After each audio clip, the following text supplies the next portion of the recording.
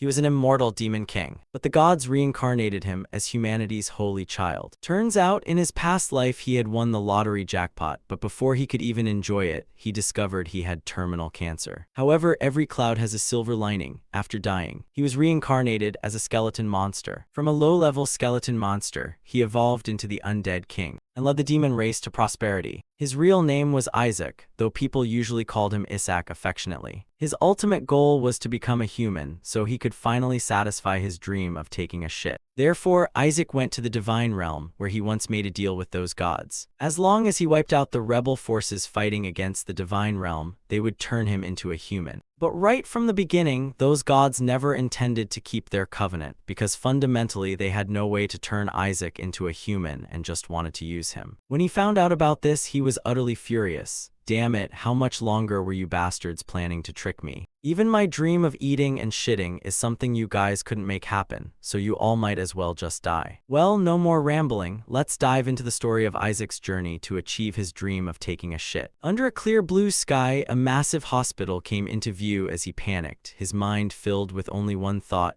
I want to live, I don't want to die. The doctor looked pensive as he announced that his illness had never been seen before and would be named after him. Pausing for a moment, he continued in a regretful tone, saying that he had at most 6 months to live. Clutching his medical record tightly in his hand, he felt heartbroken as those words echoed endlessly in his head. People around him began to whisper when they saw his unusual behavior, but he just felt completely hollow. He couldn't believe it, wondering why life had to be so unfair. He had worked his fingers to the bone, only just getting his life slightly stable, and now he was about to die. Wandering aimlessly down the street, he was suddenly yanked back by someone whose hurried voice warned him to be careful because this place was dangerous. But he no longer cared, collapsing right onto the ground and letting negative thoughts consume his mind. Staring bitterly at the lottery ticket rolling around on the floor, he thought how ironic it was that he had just won the jackpot. Kneeling flat on the ground, he shook and desperately begged fate, crying that he still wanted to live and didn't want to die yet. Clutching the lottery ticket tightly in his hands, he could only pray for a miracle to happen. But then the surrounding scenery changed. Although he had begged to live, he never expected to exist in the form of a skeleton. Looking down at his new body, he could only curse the heavens, asking if he seriously had to be reincarnated as this.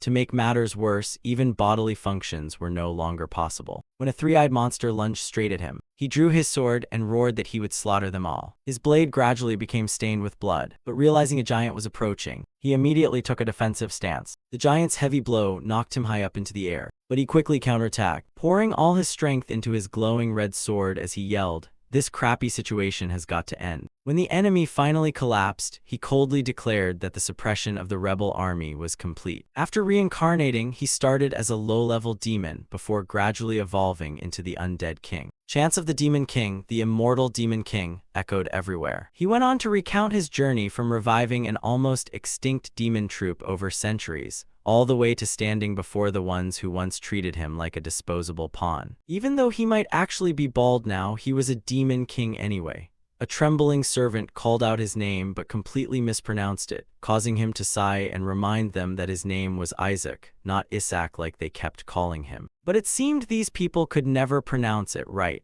Uninterested in continuing a meaningless conversation, he simply told them to take care of themselves. And when someone anxiously asked where he was going, he replied coldly that he was going to collect his reward. He desperately craved to achieve his ultimate goal of becoming a human. Looking up toward the celestial realm, he declared that he had eliminated all their enemies and, according to their agreement, they needed to keep their promise to turn him into a person. But instead of keeping their word, they hesitated, whispering among themselves that they hadn't expected him to complete the mission in such a short amount of time. Some of them even muttered about forcing him to do unpaid labor for a while longer. Hearing that, he instantly flew into a rage. "I can hear every single word you know," he shouted before gritting his teeth and reminding them that they had promised to turn him into a human if he defeated all the enemies. Seeing them still hesitate, he gnashed his teeth in anger and cursed under his breath. Right at that moment, one of the leaders of the heavenly realms smiled knowingly, asking if he could do just one more task. His anger exploded. "Even if I'm a skeleton, you guys should know where to draw the line," he bellowed. "You bastards made me do hard labor while you actually had a way to turn me into a human all along, right?" The more he spoke, the greater his fury grew, and now, even facing divine beings, he didn't feel a shred of fear. He panicked, seeming to realize something, while the person beside him chimed in to remind him that they shouldn't have trusted him from the start. The other guy arrogantly wondered why they even had to compromise with a lunatic like that. He shouted angrily, asking if that was all they could do. Aside from summoning taboo spells, they couldn't create or destroy a damn thing. As an undead entity, he couldn't even live a proper life, yet they still wanted to exploit him.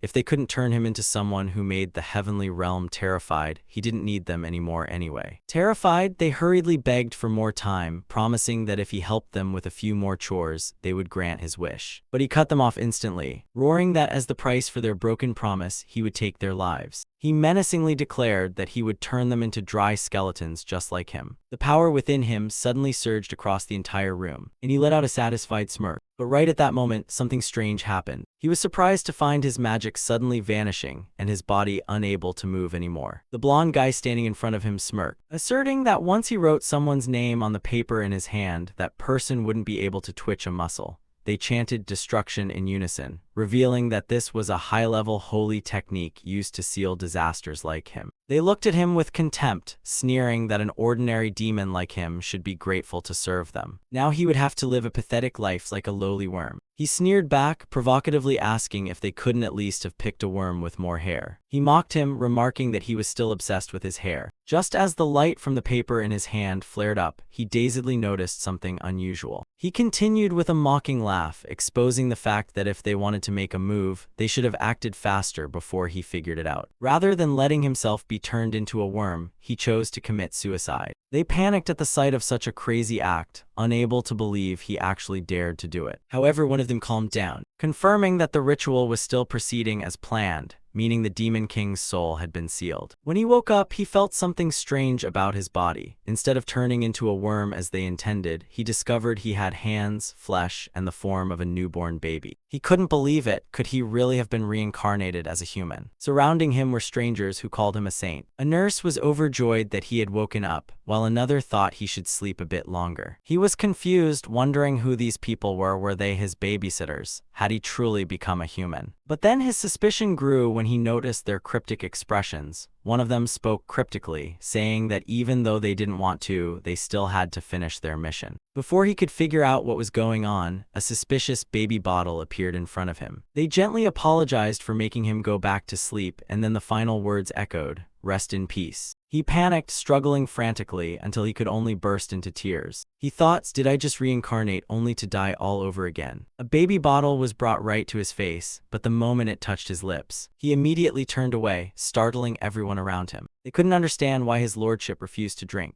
Turning his back, he thought to himself that he had just returned to being human, so there was no reason to drink this suspicious stuff. But then he wondered why he even had to become a human in the first place, while his caregivers looked bewildered, not understanding why he wasn't acting like a normal baby. If this kept up, would he even be able to sleep well? Someone absent-mindedly called him Isaac, making him start. Wasn't that his real name? But they mistook it for Isaac. He gradually realized the truth. He had been sealed away. But for some reason, he had been reincarnated into a body with the exact same name. He gave a bitter smile, inwardly despising those who had sealed him. They thought they were so great, yet they were careless enough to fail at locking him away. While he was lost in thought, the baby bottle was shoved into his mouth again, and he immediately resisted, leaving the people around him flustered as they exclaimed that even as an infant, he was unexpectedly strong. He thought to himself, is this vegetable juice? It tastes awful. He suspected whether this was an assassination plot using this disgusting concoction. How ironic he had worked so hard to become human, only to face this now. Elsewhere, inside the holy temple of the holy nation of Helen, an old man smiled craftily, firmly believing that child couldn't have survived. In front of him was Emperor Alexander, who coldly asked if he seemed very happy. The old man respectfully bowed and explained that the Eshua family had come to greet the saint candidate, because the Holy See couldn't possibly ignore the saint. The emperor smiled cryptically, nodding in agreement that since this concerned the saint, they should inspect it personally. But he also warned that if any trouble happened after handing the saint over to the Holy See,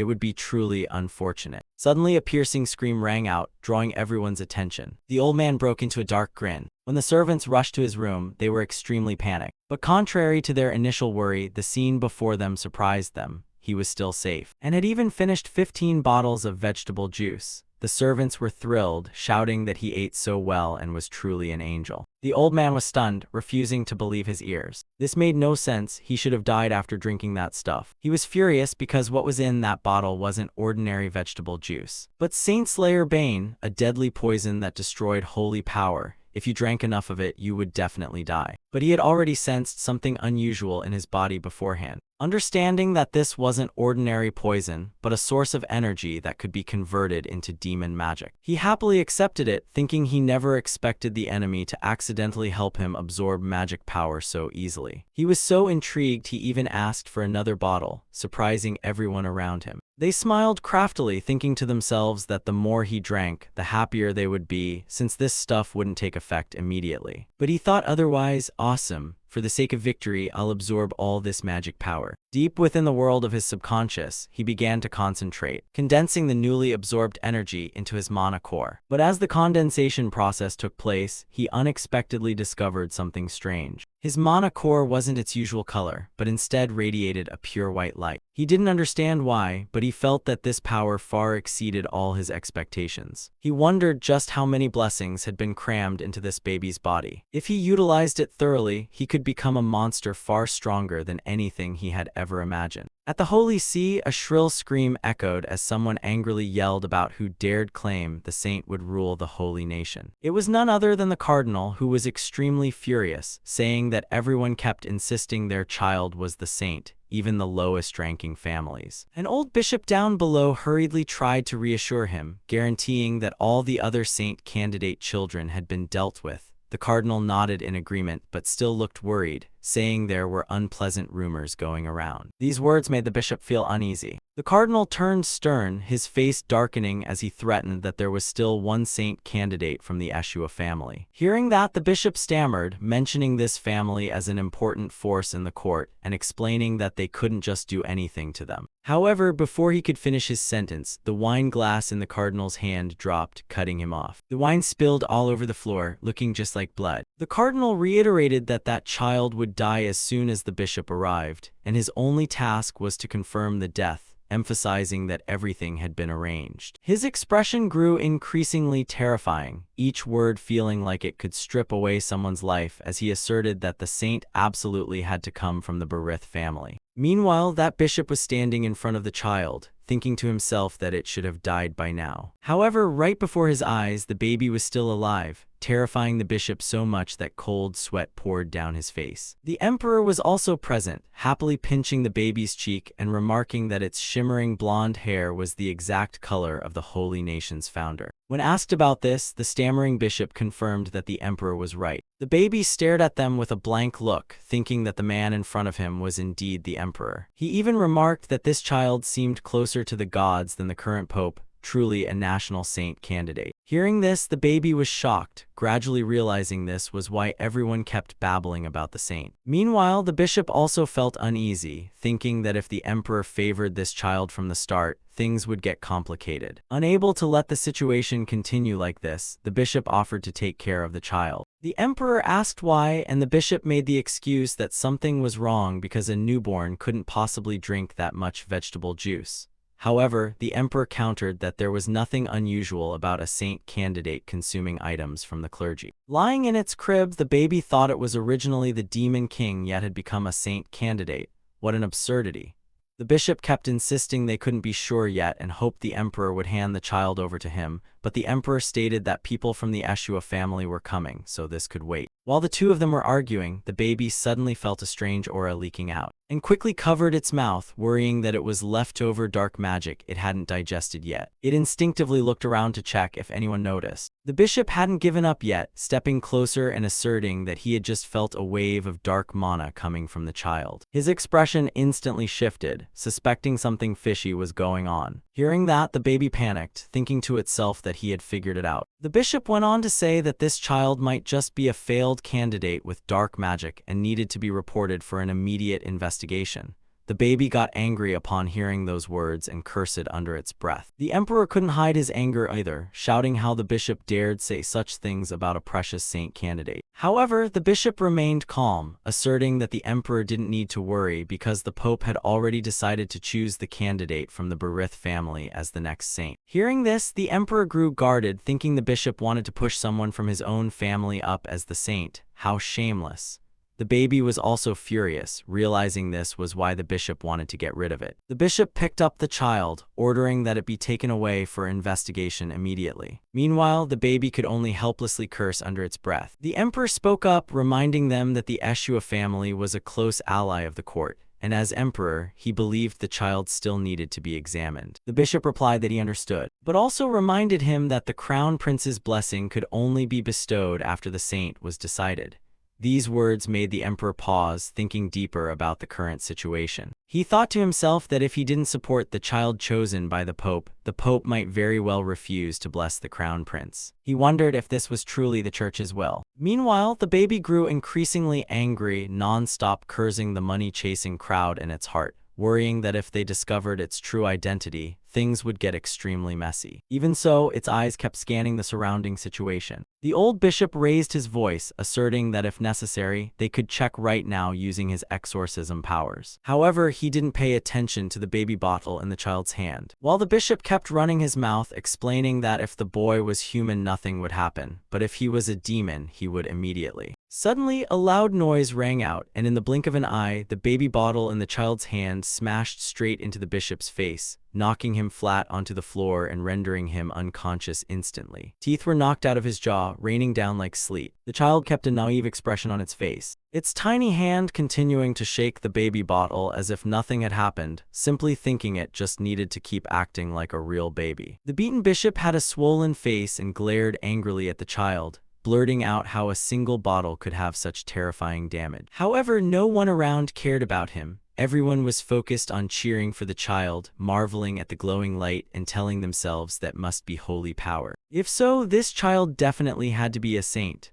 The child kept an innocent look but felt somewhat panicked inside, admitting it could feel holy power within its body, but what actually was this source of strength? Not letting itself think too much, the baby happily shook the baby bottle one more time and directly landed another hit on the bishop's cheek. It wanted to see what else the old man could do to it. The beaten bishop panicked as he thought, shivering in his heart as he repeatedly wondered if this was some form of dark magic. Faced with this series of events, the emperor couldn't stop laughing joyfully, and the surrounding guards were equally excited. Isaac was extremely pumped, repeatedly bashing the guy in the face while increasing the durability of his weapon.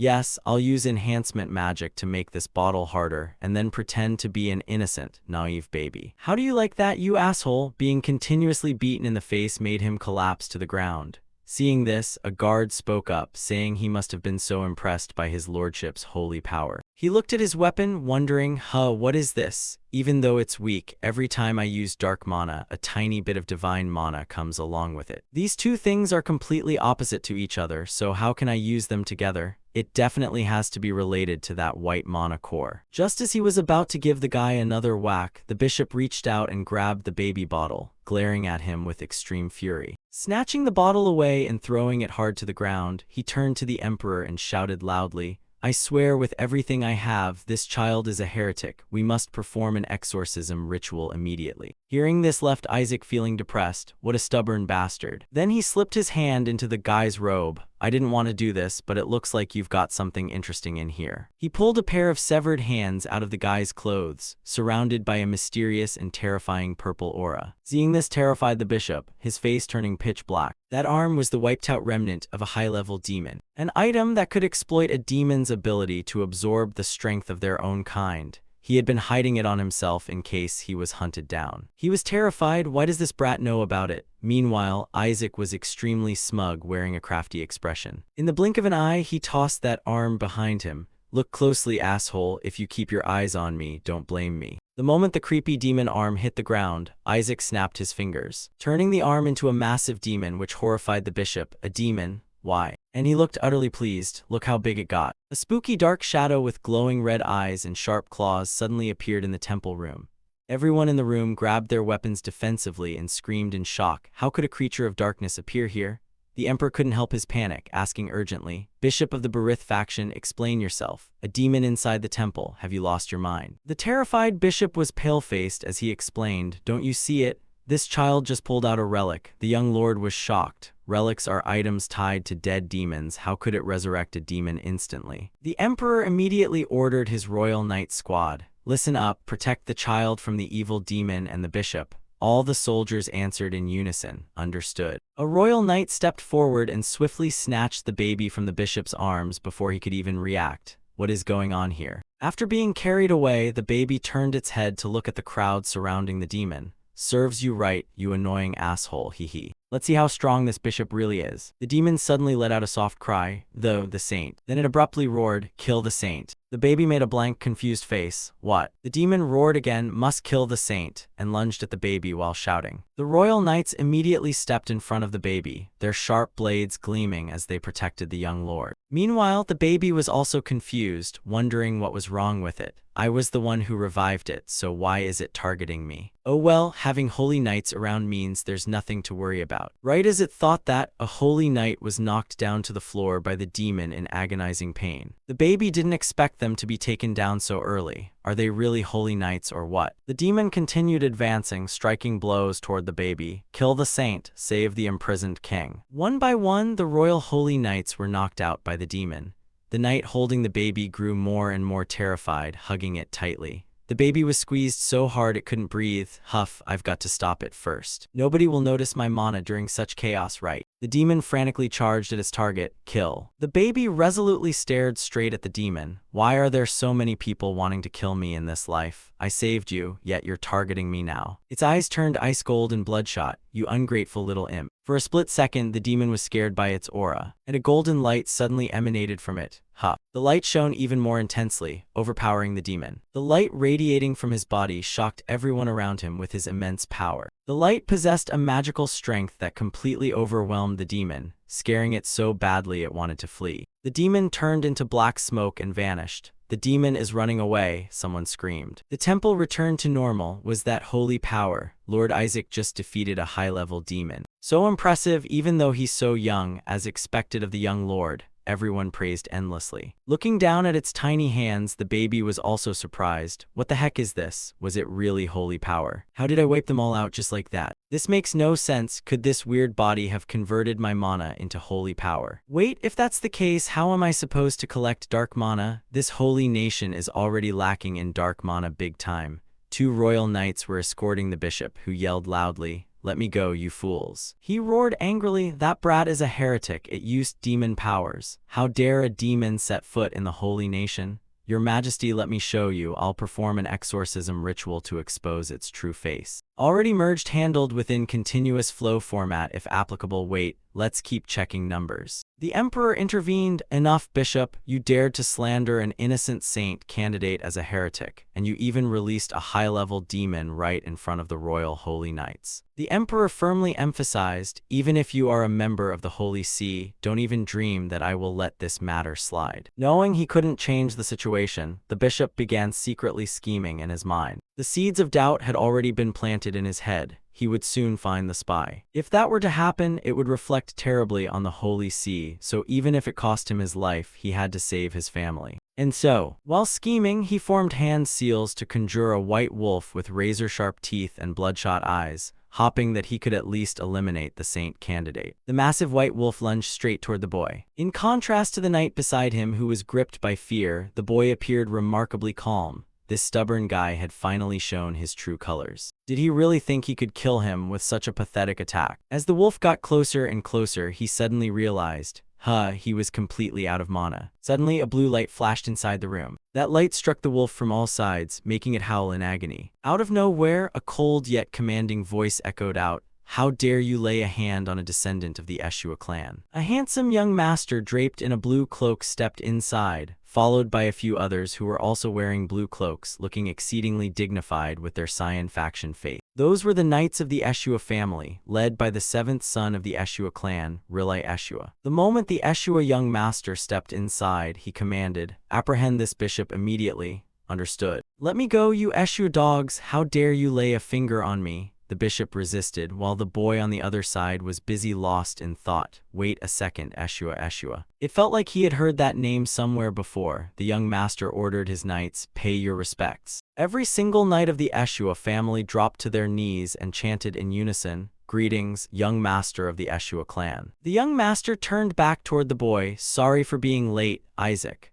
Looking at the young master's imposing figure, the boy couldn't help but compare. Seeing how disciplined and formidable this guy was, he was probably even stronger than the royal knights. I can't say this makes up for past mistakes, but this is a small gift I'd like to give you. As he spoke, the young master instructed a knight to pull something out of his coat pocket, something sparkling. Oh, is it gold? A gold bar. Presenting it, the knight said, this is a model of the skeleton demon king being executed. Hearing that introduction, Isaac froze in place. Before he could even collect himself, they started eagerly showing off. We also have a model of him being burned alive. Would you too like the one where he gets crushed? It got to the point where his head was spinning. Our young master is so adorable. How can he be this cute? Isaac was so mad he could cry. How in the world was he supposed to survive in this insane family? All around him, everyone was still carrying on, with no end in sight. Just look at the way he's admiring it, so precious. He loves it so much he's crying tears of joy. Suddenly something clicked in his mind. Wait, Eshua, now he remembered. They were the holy maidens who had repeatedly tried to defeat him. He recalled his past battles where a girl had introduced herself to him.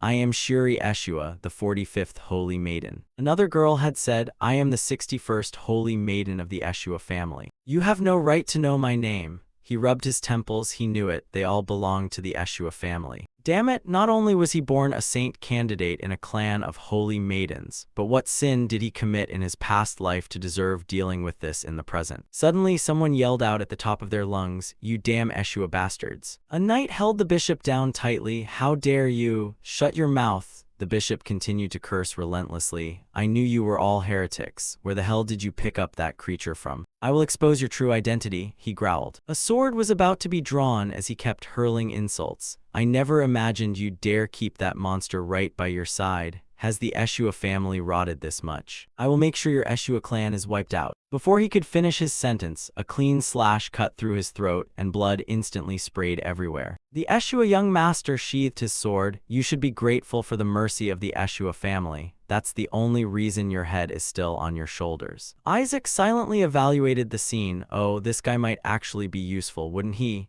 He was ready to cut down a bishop just for badmouthing his family. With a good enough excuse, he might even attack the Holy See itself. The knights beside him worriedly reassured, young master, you don't need to listen to those words, you only need to look at and hear good things.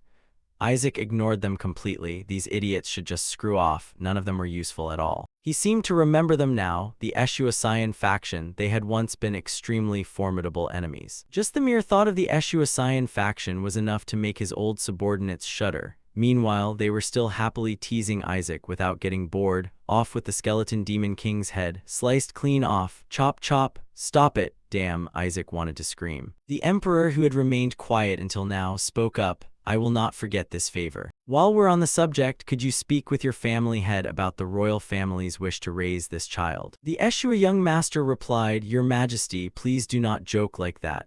Isaac's eyes lit up. Oh, am I catching the eye of the royal family? The emperor tried to persuade him. Forces both inside and outside the Holy Kingdom will target this young master. Surely you realize this, right? Of course, the Eshua family is by no means weak, but are you certain your current Saiyan faction is capable of protecting this child? The young master hesitated for a moment, and Isaac perked his ears up. What are they talking about? The emperor continued. Especially when the Pope hasn't accepted this child either. The boy shares the exact same hair color as the founding emperor. What's more, the skeleton demon king might be hunting him down as well. Hearing this, Isaac was startled. Wait, I am the skeleton demon king. Why the hell would I hunt myself? The young master interrupted, holding Isaac tighter in his arms. Forgive me, Your Majesty. Since this child belongs to the Eshua bloodline, we will raise him as our own family member. Whether it is the Pope or the skeleton demon king, the Eshua family is more than capable of handling it all. In fact, I believe the former holy maiden Melissa would be thrilled to meet the skeleton demon king again.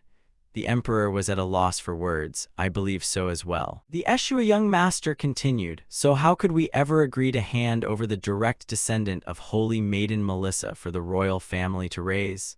Another old acquaintance of Isaac's was mentioned. Wait, Melissa. His final nemesis before storming the heavens was Melissa, the toughest, craziest holy maiden he had ever fought. Not only was he born a saint candidate in a holy maiden family, but he was also a direct descendant of Melissa. What in the world was wrong with this life? What even is a holy maiden? After being defeated by the skeleton demon king countless times, they decided to create the ultimate weapon, the holy maiden. Grow stronger, holy maiden, the skeleton demon king must die. A staff crafted by God to punish evil, a warrior of holy light representing the illumination of the holy kingdom and the highest rank a knight could hold. With the overwhelming combat prowess of the holy maidens, people thought the skeleton demon king would soon be defeated. Offensive and defensive power rivaling gods, ferocious survival instincts, self-sacrificing attacks, beautiful beings who grew even more powerful over long lifespans. However, the skeleton demon king was ruthlessly brutal.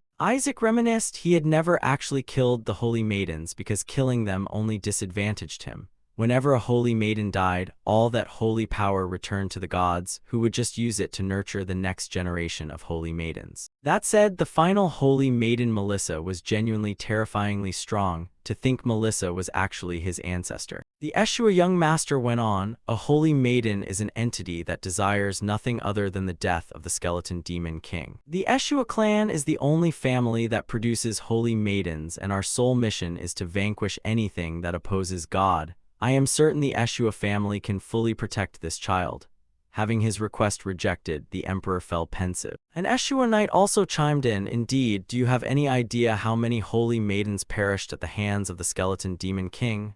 Isaac scowled. Nobody even did anything to them, who even touched them. They were still listing off the demon king's crimes. The skeleton demon king once locked a holy maiden inside a labyrinth after deeming her unworthy of his presence. 5 holy maidens died of sheer despair. Isaac felt terribly wronged. I literally let her go. How was I supposed to know she was that bad with directions? For crying out loud, they should have gone to an infirmary instead. The Eshua young master reassured, it's all right, there's nothing to worry about. Even if you are cursed, we will do whatever it takes to protect you.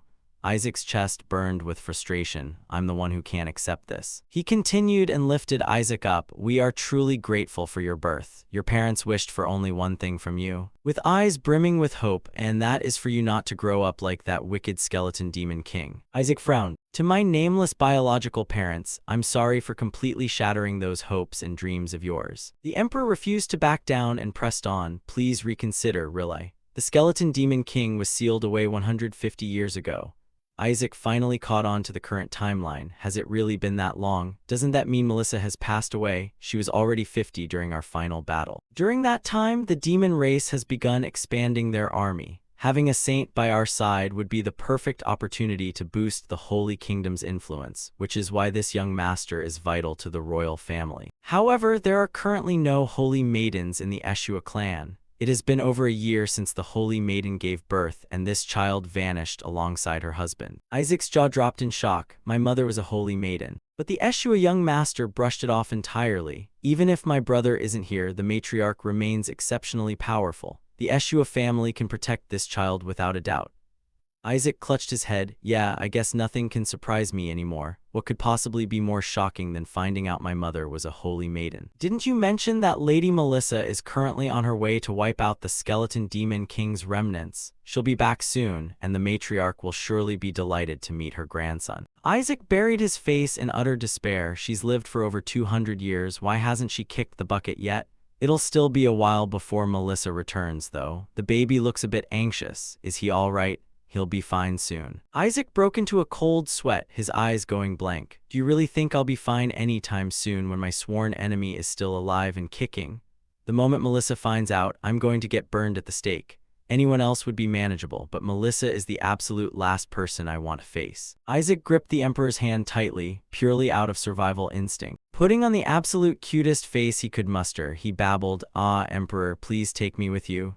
Oh, look at this child. The two began their tug-of-war again. Ah, look, even the boy wants to come with the royal family. He's just being overly friendly, Your Majesty. The emperor pulled Isaac toward himself. The royal family can provide so much for him. Even if the Eshua family specializes in raising holy maidens, they hardly have any experience raising a saint. The Eshua young master refused to give in. This child is destined to become an exorcist knight, and no clan trains exorcist knights better than the Eshua family.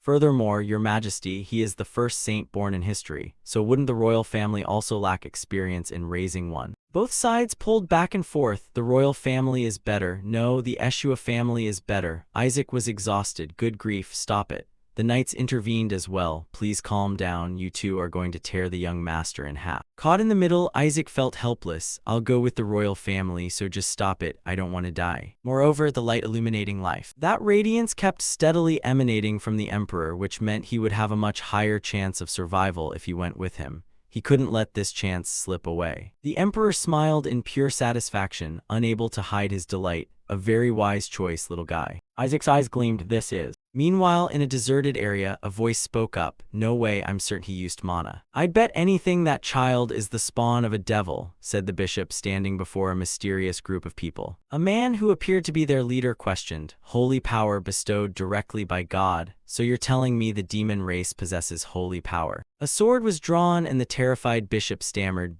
but I'm certain it was mana. How could I possibly confuse mana with holy power? The leader replied coldly, the Holy See has rendered its final judgment on your claim. The moment the cardinal finished speaking, the blade slit his main artery, sending blood spraying everywhere. With bloodshot eyes, the executioner read the sentence, for the crime of blasphemy against the divine. Another person suggested, I'll go assemble an assault squad.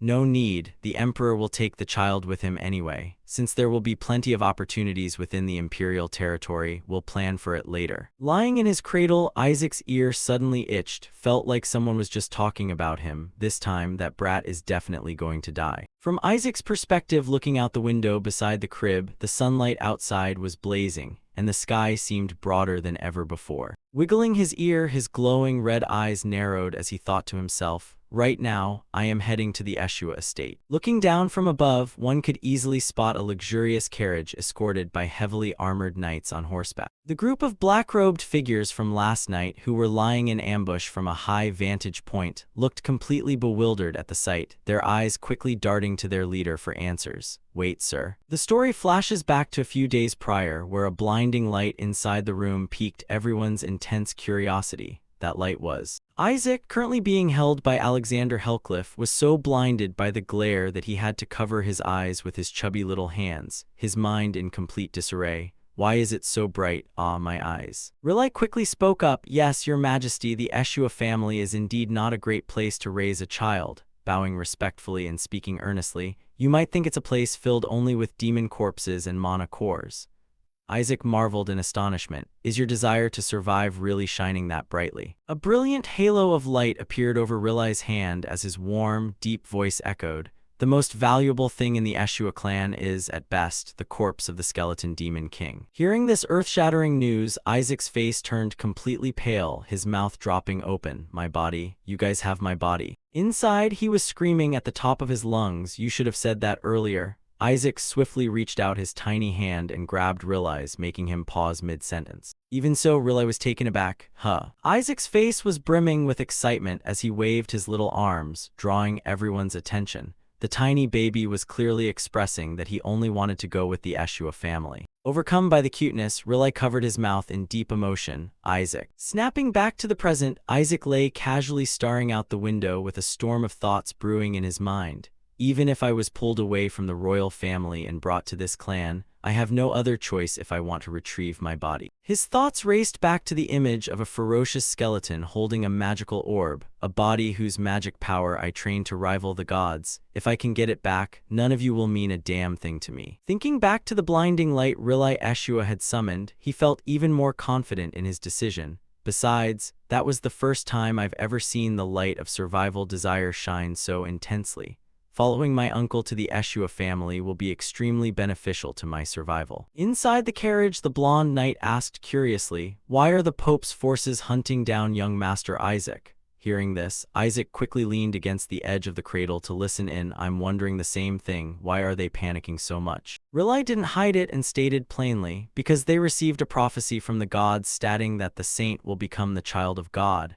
The two went on chatting without realizing he was eavesdropping, meaning he will become the next pope.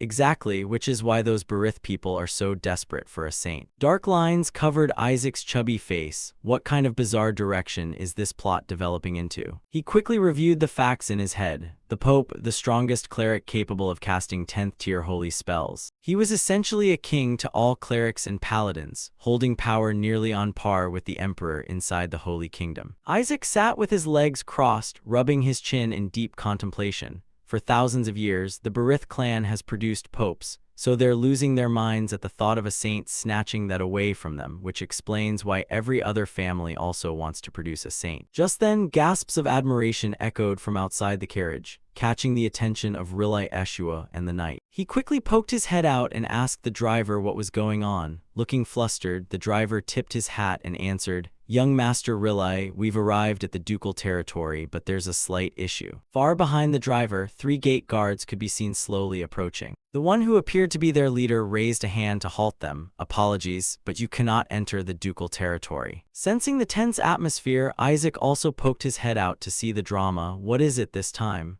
Rilai flared up in anger and barked, "Do you dare claim you don't recognize the Eshua family crest? What kind of training did you people even receive?" The lead guard smirked, baring sharp fangs as he hissed, "Of course you can't enter." The moment the words left his mouth, he lunged forward with hands transforming into deadly claws, ready to strike. "We must eradicate the child carrying the Holy Maiden's bloodline." The knights were horrified by the sudden transformation. Demons. Isaac, who had been leaning against the frame watching, jumped in fright. "What the hell is this? I clearly ordered them never to attack human territory. What on earth is the new Demon King doing?" The red-haired demon laughed mockingly, pointing his finger and declaring, "Listen well, lowly humans. Our revered king has ordered the death of all saints and holy maidens without hesitation." Hearing this, Isaac was utterly speechless. He knew it. A new demon king had taken the throne. The red-haired demon continued his drawn-out speech. "In the name of our great skeleton demon king, King Isaac, we shall execute the saint."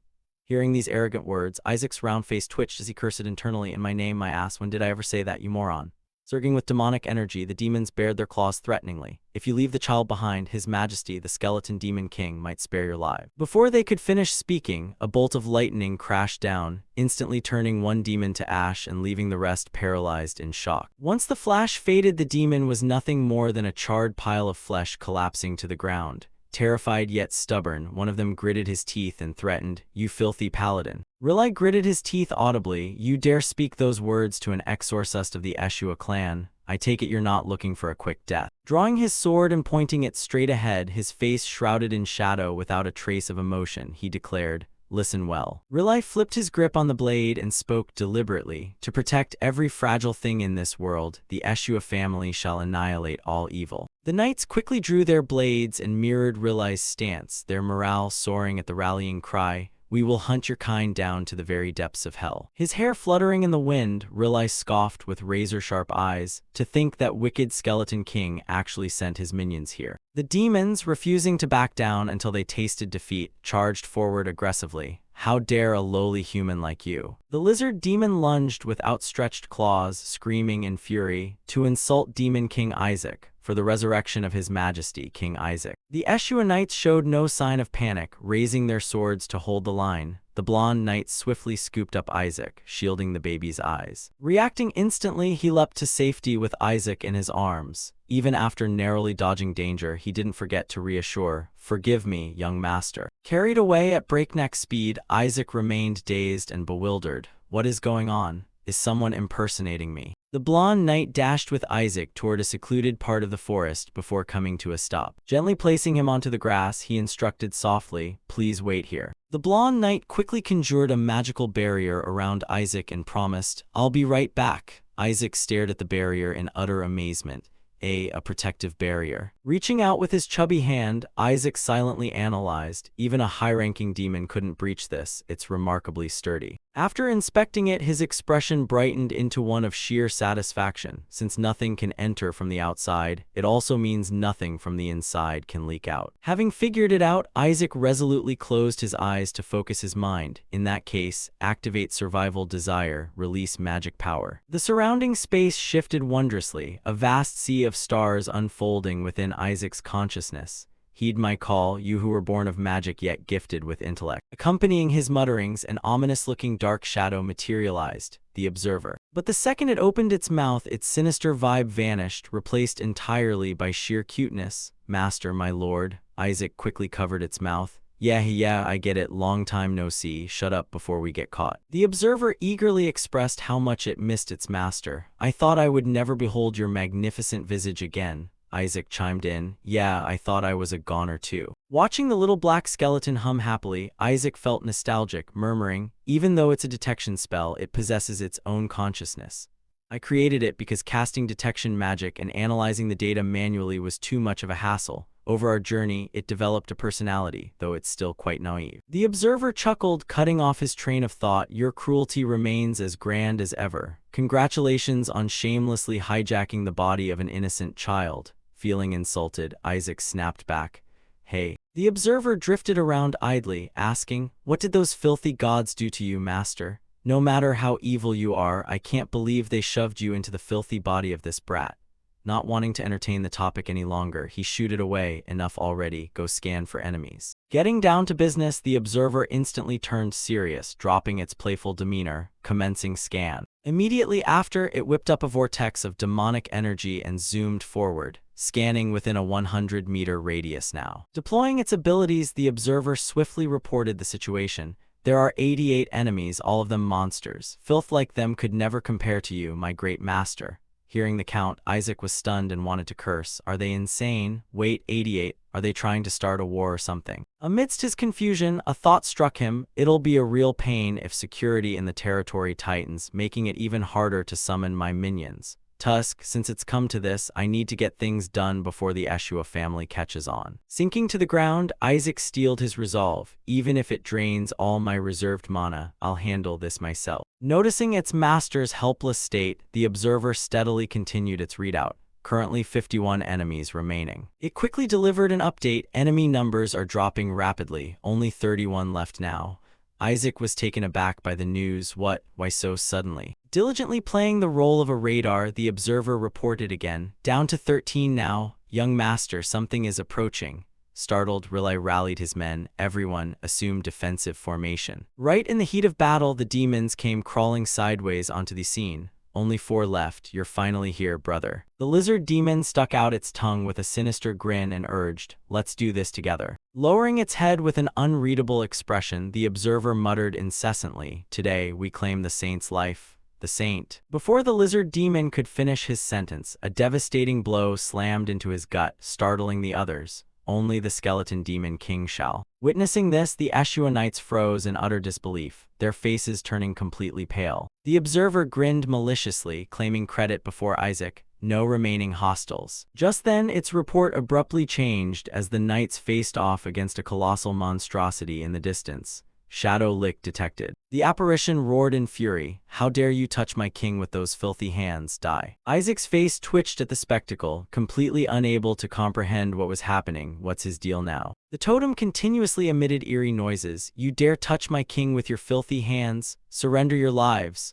Watching this, Isaac turned pale with fright. What the hell is wrong with him now? Murderous intent flared in the totem's eyes as it rasped, my king, my one and only master. The totem radiated overwhelming bloodlust, screaming, and you dared trap him inside the body of a lowly child. Because Isaac had freed him, all the twisted adoration the shadow lick harbored for him erupted all at once. It warned everyone present, do not dare lay your repulsive eyes upon this child. The totem roared again, I'll gouge your eyes out. Seeing this, the flustered blonde knight turned to Riley, young master, what is it saying?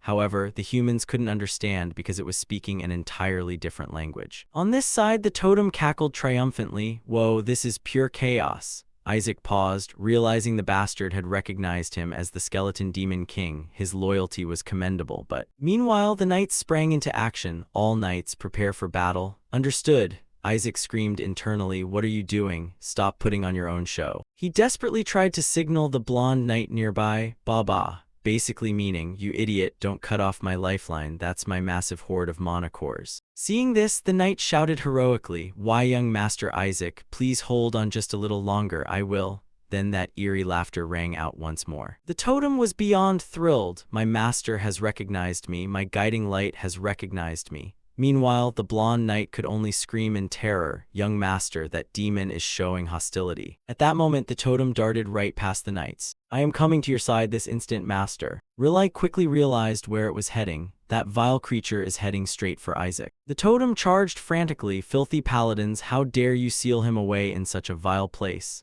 Seeing this, Isaac panicked. "Great, I've caught his eye." Feeling helpless, he thought, "I can't let my mana core get exorcised." Isaac did everything he could to convey the message. "Start by breaking this protective barrier." At that, the totem let out an ecstatic laugh. It zeroed in on Isaac's protective barrier. "I have received your command." The blonde knight shouted in a panic, "Young master, the spell shield." Riley was equally frantic, while Isaac wore a satisfied smile. Escorted by the totem, he praised it. "Well done." Isaac reached out with both hands to grab the totem. "Now stop causing a scene and take a rest." Before it could even understand what was happening, the totem was spun around, "Master," and sent flying into the distance with a single throw, leaving behind only a fatting cry. "Ye." Seeing this scene, Riley went pale with shock. Could it be? Isaac remained leisurely in place, deducing that it had totemized the demon. The blonde knight couldn't help but exclaim in delight. He totemized a demon on his very first attempt. Isn't he extraordinary? The others joined in praising Isaac. "That is a holy art only those at the level of a cardinal or holy maiden can use." Isaac thought to himself, "That wasn't a holy art, I used mana." Riley deduced that was definitely the holy art of totemization, but even with such a high-tier holy art, it's strange that I couldn't sense any holy power from it.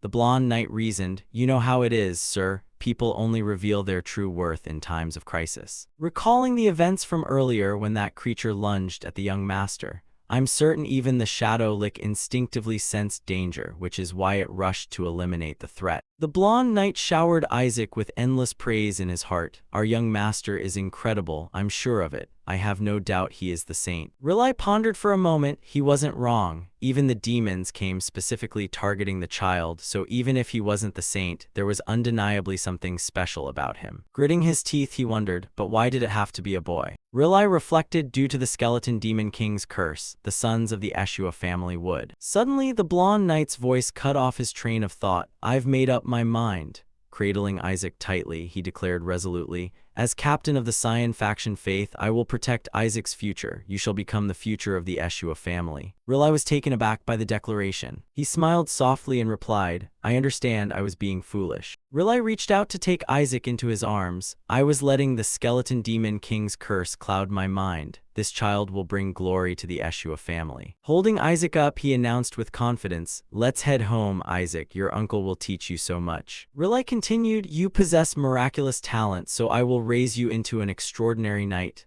Isaac thought to himself, "I'm not becoming any of that. Just return my body once we get home and we're even." Riley dropped another line that left Isaac dumbfounded. "Even if you won't live for long, your uncle will protect you at all costs." He stared blankly. "What the hell?" Riley declared, "Your name will echo across this continent." Isaac vehemently protested, "Baba," meaning, "Wait a minute, I feel like you just said something super alarming." On the other side, Riley misunderstood. "Yes, I knew you'd love it." Isaac screamed, "I don't." Riley suggested, "Once we get home, your uncle will start by teaching you how to curse that dishonorable skeleton demon king."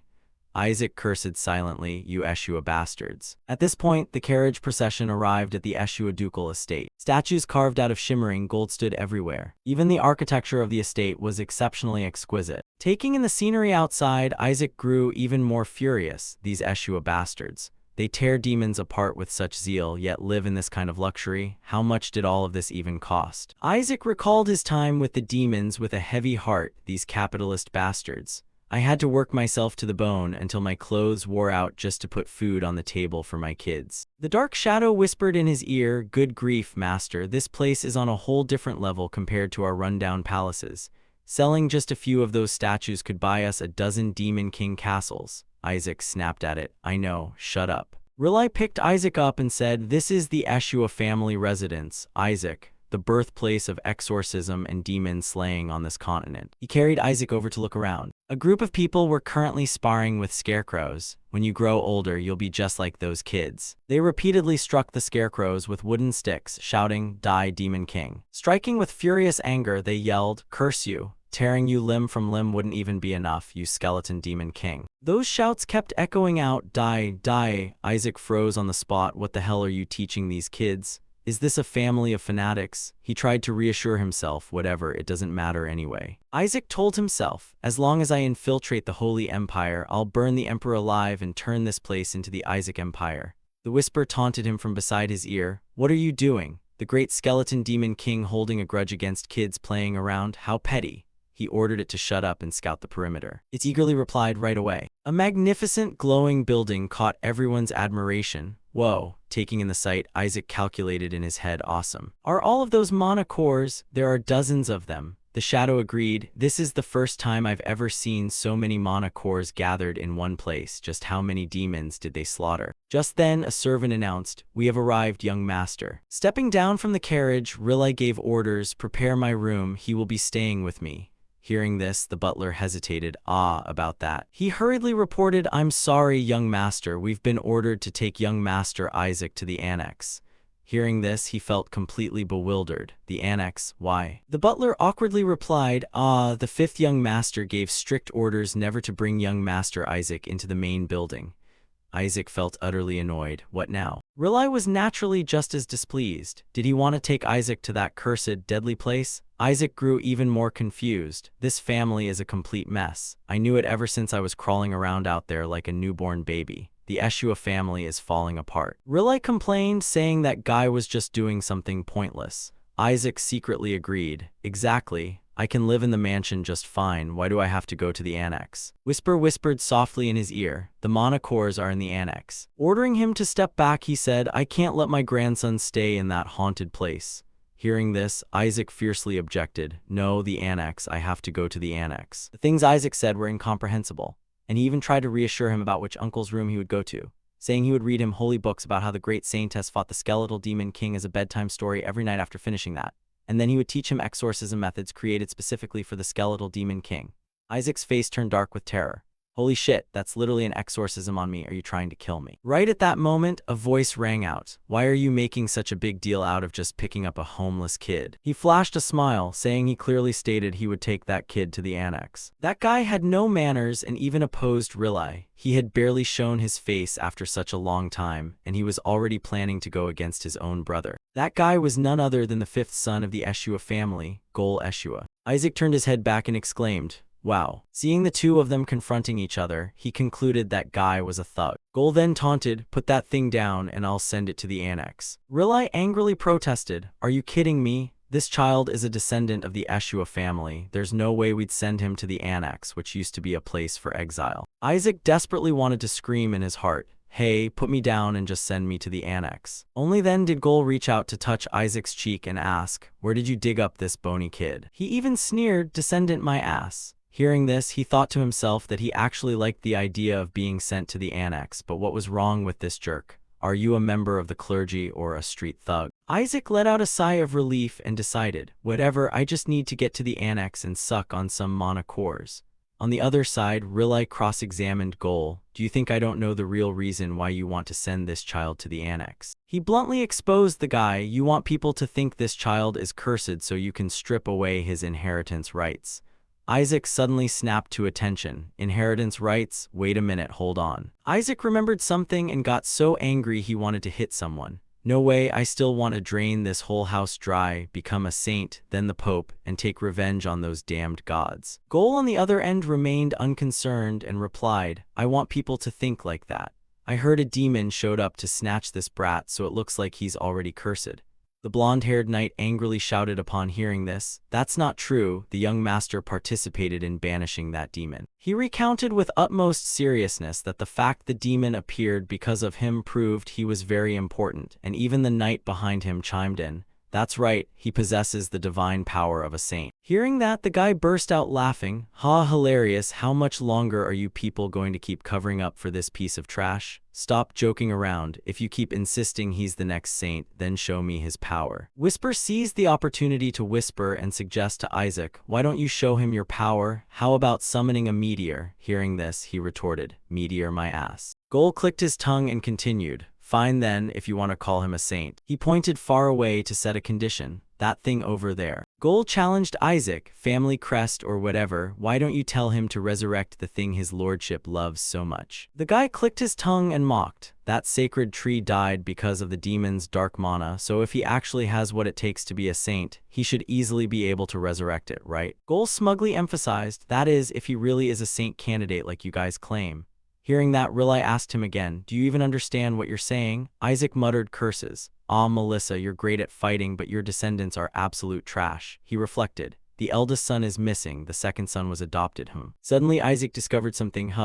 Whisper whispered in confusion, what's going on? While watching, Isaac grabbed it. What else are you thinking about? Leaving it bewildered with no idea what was happening. Before it could understand anything, Isaac threw it flying in that direction. Go over there and get everything for me. Whisper was in utter panic. Wait a minute. Riley was trying to talk some sense into that guy Gol, a tree that has been dead for 70 years, yet you expect a baby who can't even speak yet too. While they were still talking, something bizarre happened. Even Riley was immensely shocked seeing the scene before him. What the hell is this? The sacred tree had turned lush green again, completely different from the withered tree from just moments ago. Looking at the tree from top to bottom, they gasped in astonishment. It's been resurrected. Gol froze on the spot, utterly amazed as he said, even when using purification and recovery magic, it was still withering away and he panicked and pondered, what on earth is actually going on here? Isaac smiled with confidence. It's really nothing much. He felt extremely proud of himself, wearing a confident expression as he thought,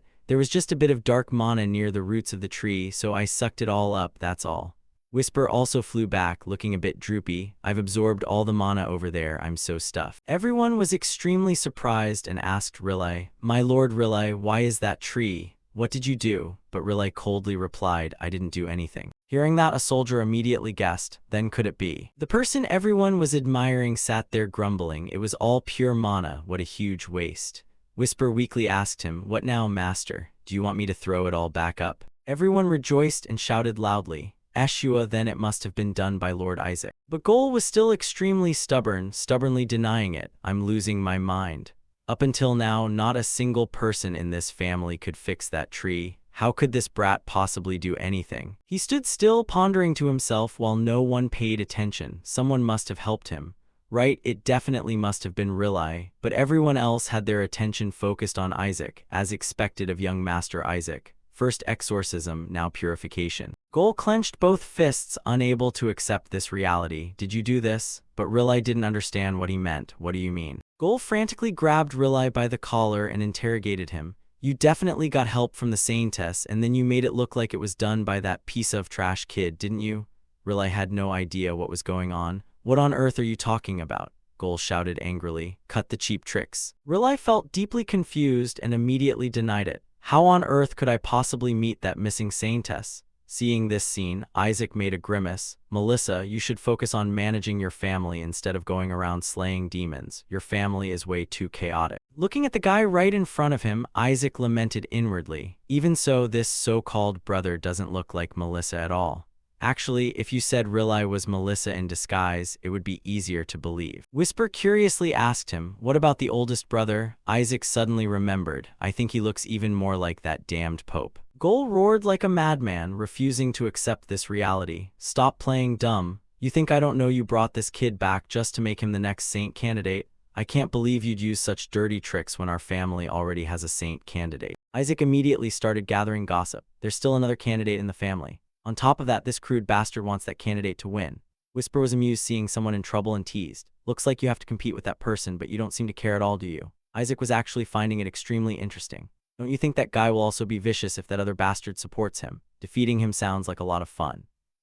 Whisper reluctantly found that reasonable. Riley frowned and challenged him. So are you saying we should just abandon the kid? The child is our nephew and also the eldest brother's son. He has the right to lead this family. Hearing that, Gol found it utterly grating to the ears. Nonsense, eldest brother. He ran away while the family was in danger. He grabbed Riley as he spoke. You still dare to mention that eldest brother? You only just informed us of this kid's existence now. Isaac felt this drama was well worth watching, so this is why I was discriminated against.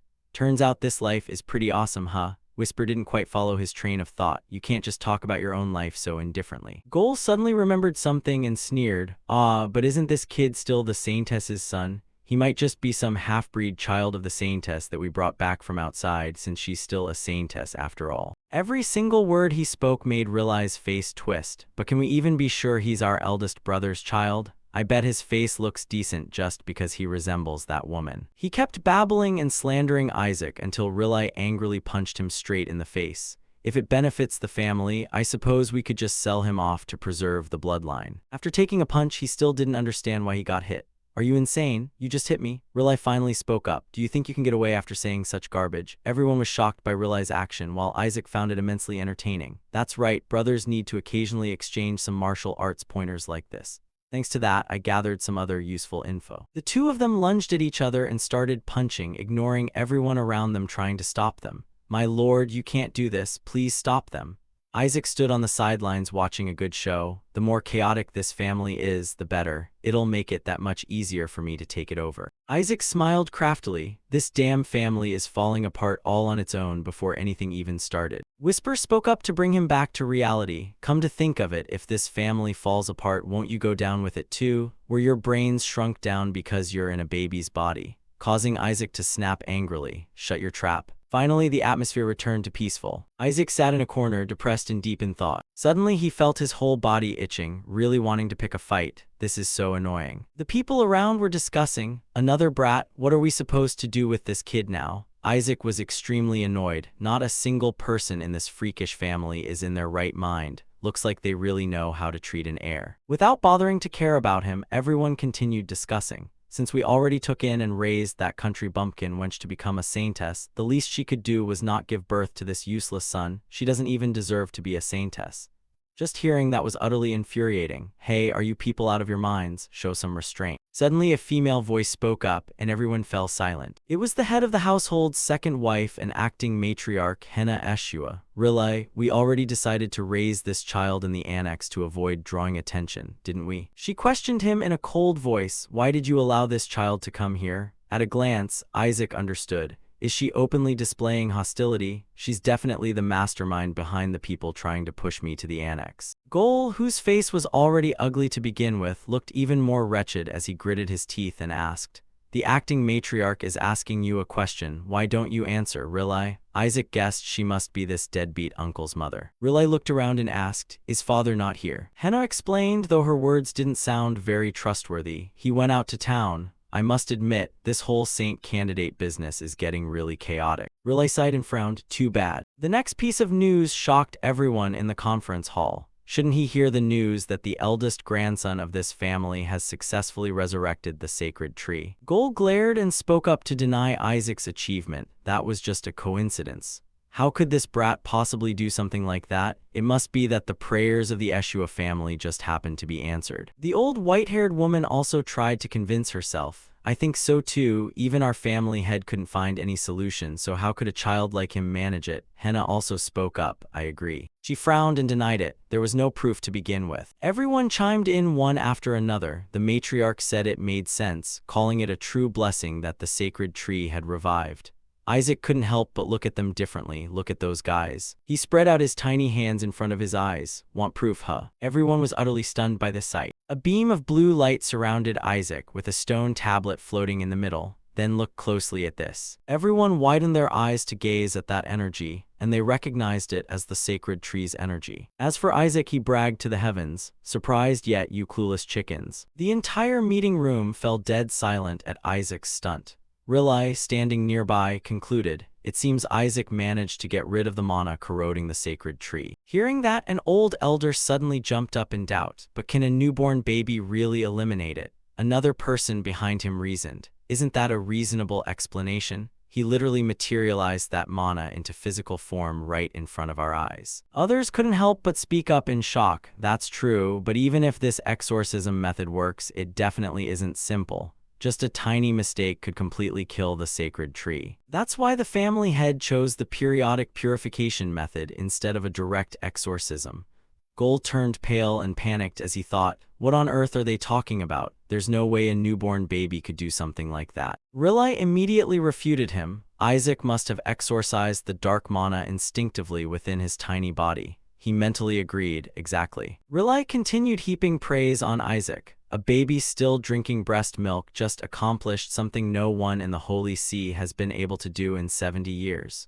Gol freaked out internally, wondering, what on earth is he talking about? Then he slammed his hand hard onto the table and questioned, Elders, do you actually believe this absurd story? He acted like a madman trying to convince everyone, a newborn baby doing an exorcism. He doesn't even know how to speak yet. If outsiders heard about this, they'd definitely laugh right in our faces. Isaac brushed off Gol's words and scratched his ear dismissively, while Gol gritted his teeth in criticism. Look at him. Even the fact that he belongs to the Eshua bloodline is totally unbelievable. What if the truth is that he came from some nameless family? Suddenly, Rilai expressed his stance seriously. Respected elders, please listen to me. This child will definitely become a saint. Not stopping there, he further remarked, the boy could even become the next pope. He crossed his arms and approved internally, exactly right. Then Rilai abruptly lifted him high up into the air and declared, and above all, this child will destroy the skeletal demon king. Isaac immediately gritted his teeth uncomfortably and thought, what the heck? Stopping at the previous sentence would have been fine. One of the elders gasped in astonishment. The skeletal demon king? Another person, upon hearing the name, angrily cursed, that vile creature.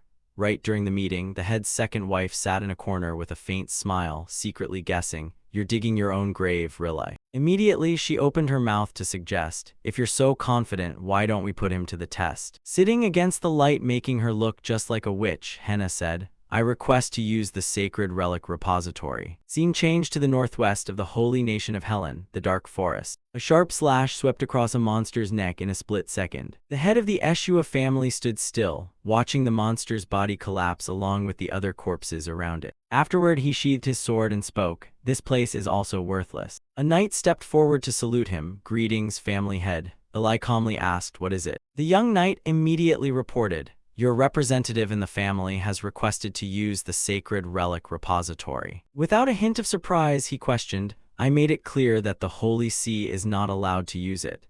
The knight replied further, that is not a request from the Holy See. Hearing this, Eli turned his head to listen to the knight's announcement. Your grandson successfully resurrected the sacred tree, so the acting matriarch wants to see if that child has the qualifications of a saint. Eli then shifted his feet back around in confusion. What do you mean? His gaze filled with the cold majesty of a head of household as he asked, why is there a saint in our family? Half of his face lowered as he coldly ordered, I do not allow it. Only a saintess can survive entering that place. Tell them to avoid unnecessary conflicts. Then he waved his hand, expecting the knight to carry out the order without exception. But suddenly another voice cut him off, telling them to just go ahead with it right after. Melissa leisurely walked over and asked, you just said it was Isaac, right? Melissa was the matriarch of the Eshua family and also the former saintess. She let out a gentle, praising chuckle mixed with a hint of mockery. Resurrecting the sacred tree, isn't that impressive? Melissa continued explaining, since the repository has already been opened anyway, why don't we send all the saint and saintess candidates in there? The knight cried out in panic upon hearing this. What? Then he wondered, but if we do that, what if a child from another family manages to take some precious item? Eli remained silent, while Melissa smiled and answered, I certainly hope so. Even the best saintesses of past generations couldn't take anything out of that repository. A chest seemed to appear in her mind. Who knows, if someone manages to take that item, maybe they can find the skeletal demon king and wipe him out. Melissa's gaze suddenly turned calculating as she wondered, then shouldn't we reward that person too? Then she ordered the knight to relay the message. Whoever brings out the best treasure from the repository will be granted a reward that even the Pope cannot buy. Hearing the matriarch's words, he felt somewhat worried. That person will receive the family heirloom. Melissa brought her hands slightly forward and declared, and they will be personally taught the demon race's sacred rites by me. Her face filled with confidence as she clenched her fist and promised, whichever child succeeds in getting it can have whatever they want. The Sacred Relic Repository was a place that didn't just store sacred relics, but also kept ancient secret techniques dating back thousands of years. Through generations, the saintesses took on the duty of guarding the vault. Therefore, people often said the Eshua family were the masters of this repository. Since only children under 10 years old were allowed inside, the repository was often used as a rite of passage for sane test candidates. Upon turning 1 year old, these children would enter and choose an item. People would predict what kind of power the Saintess would receive based on the item the child brought back. However, the repository was an extremely dangerous place. Even Saintess candidates could hardly avoid life-threatening risks when entering. After numerous unfortunate incidents, the repository was sealed off. Returning to reality, Whisper's voice rang out, "Let's see." It said with amusement, "If my master manages to survive and bring back the treasure," while Isaac annoyedly cross-examined it. "Why are you recounting that story?" Then Whisper guessed, "But aren't you also looking forward to it, master?" He babbled a response implying, "Of course." Then his face turned malicious and excitedly exclaimed, "They say the corpse of the skeletal demon king is in there." Suddenly a hand hugged Isaac's body and curiously asked, "Are you excited, young master?" A knight embraced him and gently announced, "The matriarch has opened the repository for all candidates." Hearing this, his mind went blank, all of them. Afterward, the man joyfully tossed Isaac high into the air to encourage him. "All the descendants of the 5 prestigious families will be going. Even though that cursed Pope's family will be there too, I'm sure you'll win no matter what, young master." Whisper flew beside him and remarked, "Looks like they're blowing this way out of proportion." While being cheered on, Isaac felt a bit more confident hearing that. That's fine too. The more people there are, the easier it is for them to get distracted, and then I'll be able to take back my body much more easily. Right at that moment, another hand hugged his body and reminded him, "You have to be careful, Isaac." Riley smiled as he looked at his nephew and revealed, "The demons captured from the battlefield will be guarding inside." Hearing this, he blankly thought to himself, "There'll be danger because of demons guarding the place." Although it sounded scary, Isaac confidently smirked and thought, if they got captured that easily, they must be around level 6 at best. "I'll just use overwhelming," and while he was deep in thought, Riley placed him down on the bed and warned, "Level 8 demons aren't easy to deal with." Immediately, Isaac switched to angry grumbling, "What the hell? Why are level 8 demons in there?" The knight from earlier spoke up to chime in, "Even so, that level 9 dragon is probably the worst one." Riley casually replied, "If we're talking purely by level, yes." Whisper on the side sighed in dismay, "This whole Eshua family must be out of their minds. There's a dragon in a place where a bunch of kids are going." Then it wondered, "But at least you know a lot about dragons, right, master?" Seeing his master's expression, it spoke up loudly, "What is it this time?" Isaac bit his finger, shaking with panic as he thought, "Oh crap, the danger level of dragons is on a totally different tier." "Ah well, I did scam those guys a few times." Whisper helplessly asked, "Specifically, how many of them?" Suddenly, terrifying and fearsome dragons appeared in his mind, along with furious voices echoing in his ears.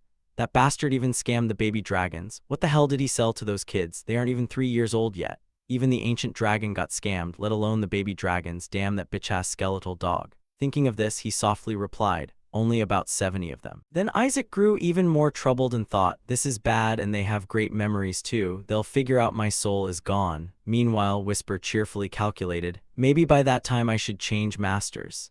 Hearing that, he clenched his teeth and scolded, "I can hear you, you know." After an internal battle, Isaac pressed both hands onto the cushion and concluded, "Looks like I'm out of options." Thinking about the treasure chest, he regained his fighting spirit and calculated, "So there are level 8 demons and a level 9 dragon in the sacred relic repository, but my current self can barely handle level 6 demons." While calculating, Isaac's face grew even more sinister. "To fight them, I need to plunder all the mana cores of the Eshua family. Off to the annex we go." The atmosphere returned to peace. The door remained tightly shut. Isaac was still sitting outside the door. Seeing him looking so serious, Whisper lowered its voice and asked, Master, are you okay?" Seeing Isaac's haggard face with lips drier than the Sahara Desert, Whisper sympathized, "You look like you're about to be exorcised." Isaac felt some regret over his actions. Damn it, if I only knew how to control holy power, I could have easily learned all the holy arts by now. Can someone summarize this for me? I haven't even been weaned yet. He suddenly got an idea, or maybe I can mind control them and force them to teach me. Whisper on the side kept babbling, "Master, are you planning to use dark magic in the center of the clergy? Do you want to get exposed as a demon and cause the Eshua family to collapse?" Hearing this, Isaac was left blankly amazed by its imagination. What on earth happened to your personality over the last 150 years? He returned to the book in his hand. "With just this kind of theory, I don't understand a single thing." Seeing this tired expression, Riley picked him up. "Are you tired?" Riley smiled and said, "Must be because too much happened today." Isaac jutted his chin out in agreement. No kidding, kids my age need to sleep 16 hours a day. Riley carried him away while the servants cleaned up nearby. Riley gently flicked his finger across Isaac's forehead, and instantly all of Isaac's energy was restored. He happily thought this holy spell. His gaze gradually turned improper. Awesome, next let's use attack magic. Uncle Whisper helplessly said, please just lie still. It reminded him, remember your goal. Today you need to get to the annex. You have to figure out a way to chase these people away. Isaac suddenly realized, oh right, the annex. Thinking is doing, Isaac flopped down. I need to get rid of this crowd quickly. Whisper gave that performance a 1 out of style points. Who would even fall for that terrible acting? Yet they actually fell for it like a pair of ox. Lord Isaac fell asleep so fast. What a wonderful child. He does everything so quickly, leaving Whisper bewildered. Are you people out of your minds? You actually fell for that? Then they prepared to leave just as he wanted. It's late, we should get going, right? Yes, anyway I need to practice too. Whisper threw its hands up. What a fascinating bunch of people. Just as he was feeling pleased, Isaac suddenly perked up his ears to listen. The relic is dangerous anyway, you should go put it away properly, making him eager to eavesdrop again. What? Riley carefully instructed, it's very precious, that's Isaac's first relic, so keep it safe. Yes, my lord. Inside his heart, Isaac was screaming, I still need to resurrect that relic, you can't take it away. But this protest was ineffective, I'll display it in the most prominent spot.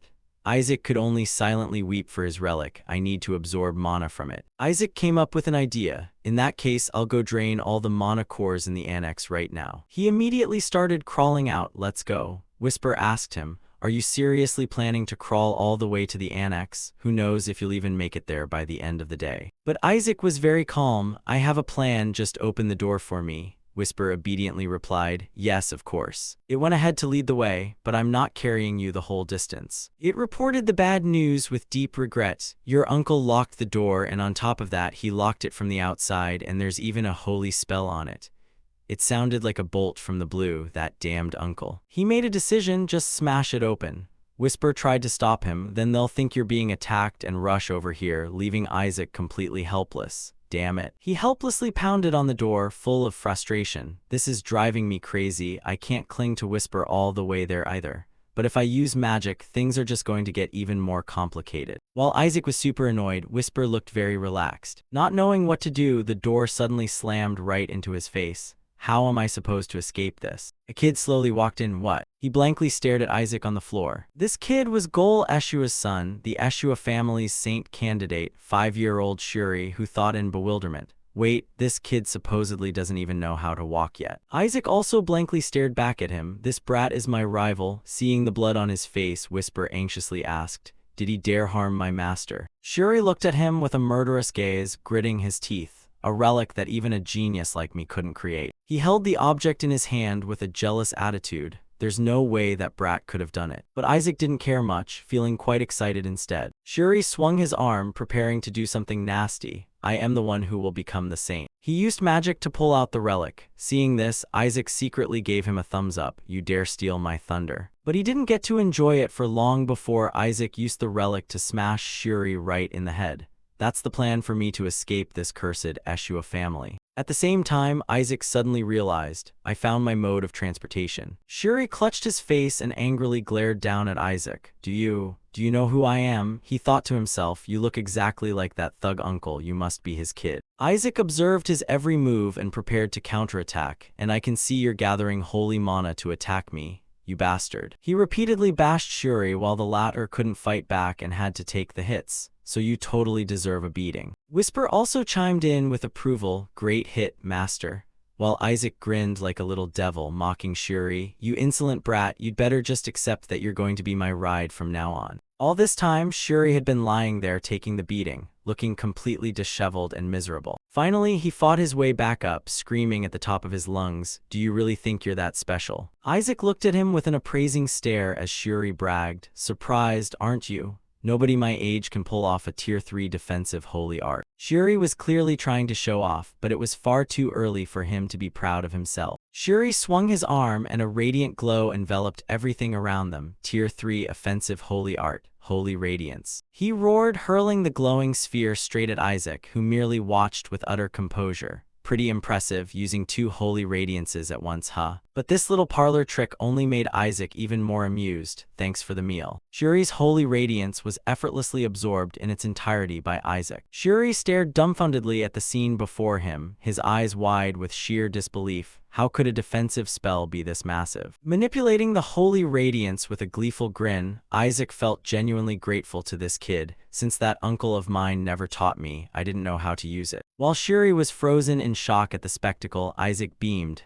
Thanks for showing me the ropes, though. Staring at the overwhelming holy radiance right before his eyes, Shuri could hardly believe it. No way, this is impossible. Before he could even wrap his head around what was happening, Isaac continued to command the holy radiance. A torrent of blinding light surged violently toward Shuri, throwing him into complete panic. Wait, hold on. Shuri's agonizing screams tore through the air, prompting Whisper to ask out of curiosity, Master, as much as I love watching this, is it really okay to kill someone from the Eshua clan? Isaac sighed internally. Who said I'm killing him? Seeing the kid curled up completely unharmed without a scratch on him, Isaac gently explained, the attack didn't even hit him. Only then did Shuri realize he was unscathed, shouting in equal parts embarrassment and fury, You little bastard. You didn't even hit me, so why did you scare the crap out of me like that? Gritting his teeth, Shuri barked, No matter how many offensive holy arts you throw at me, you can never defeat a saint candidate like me.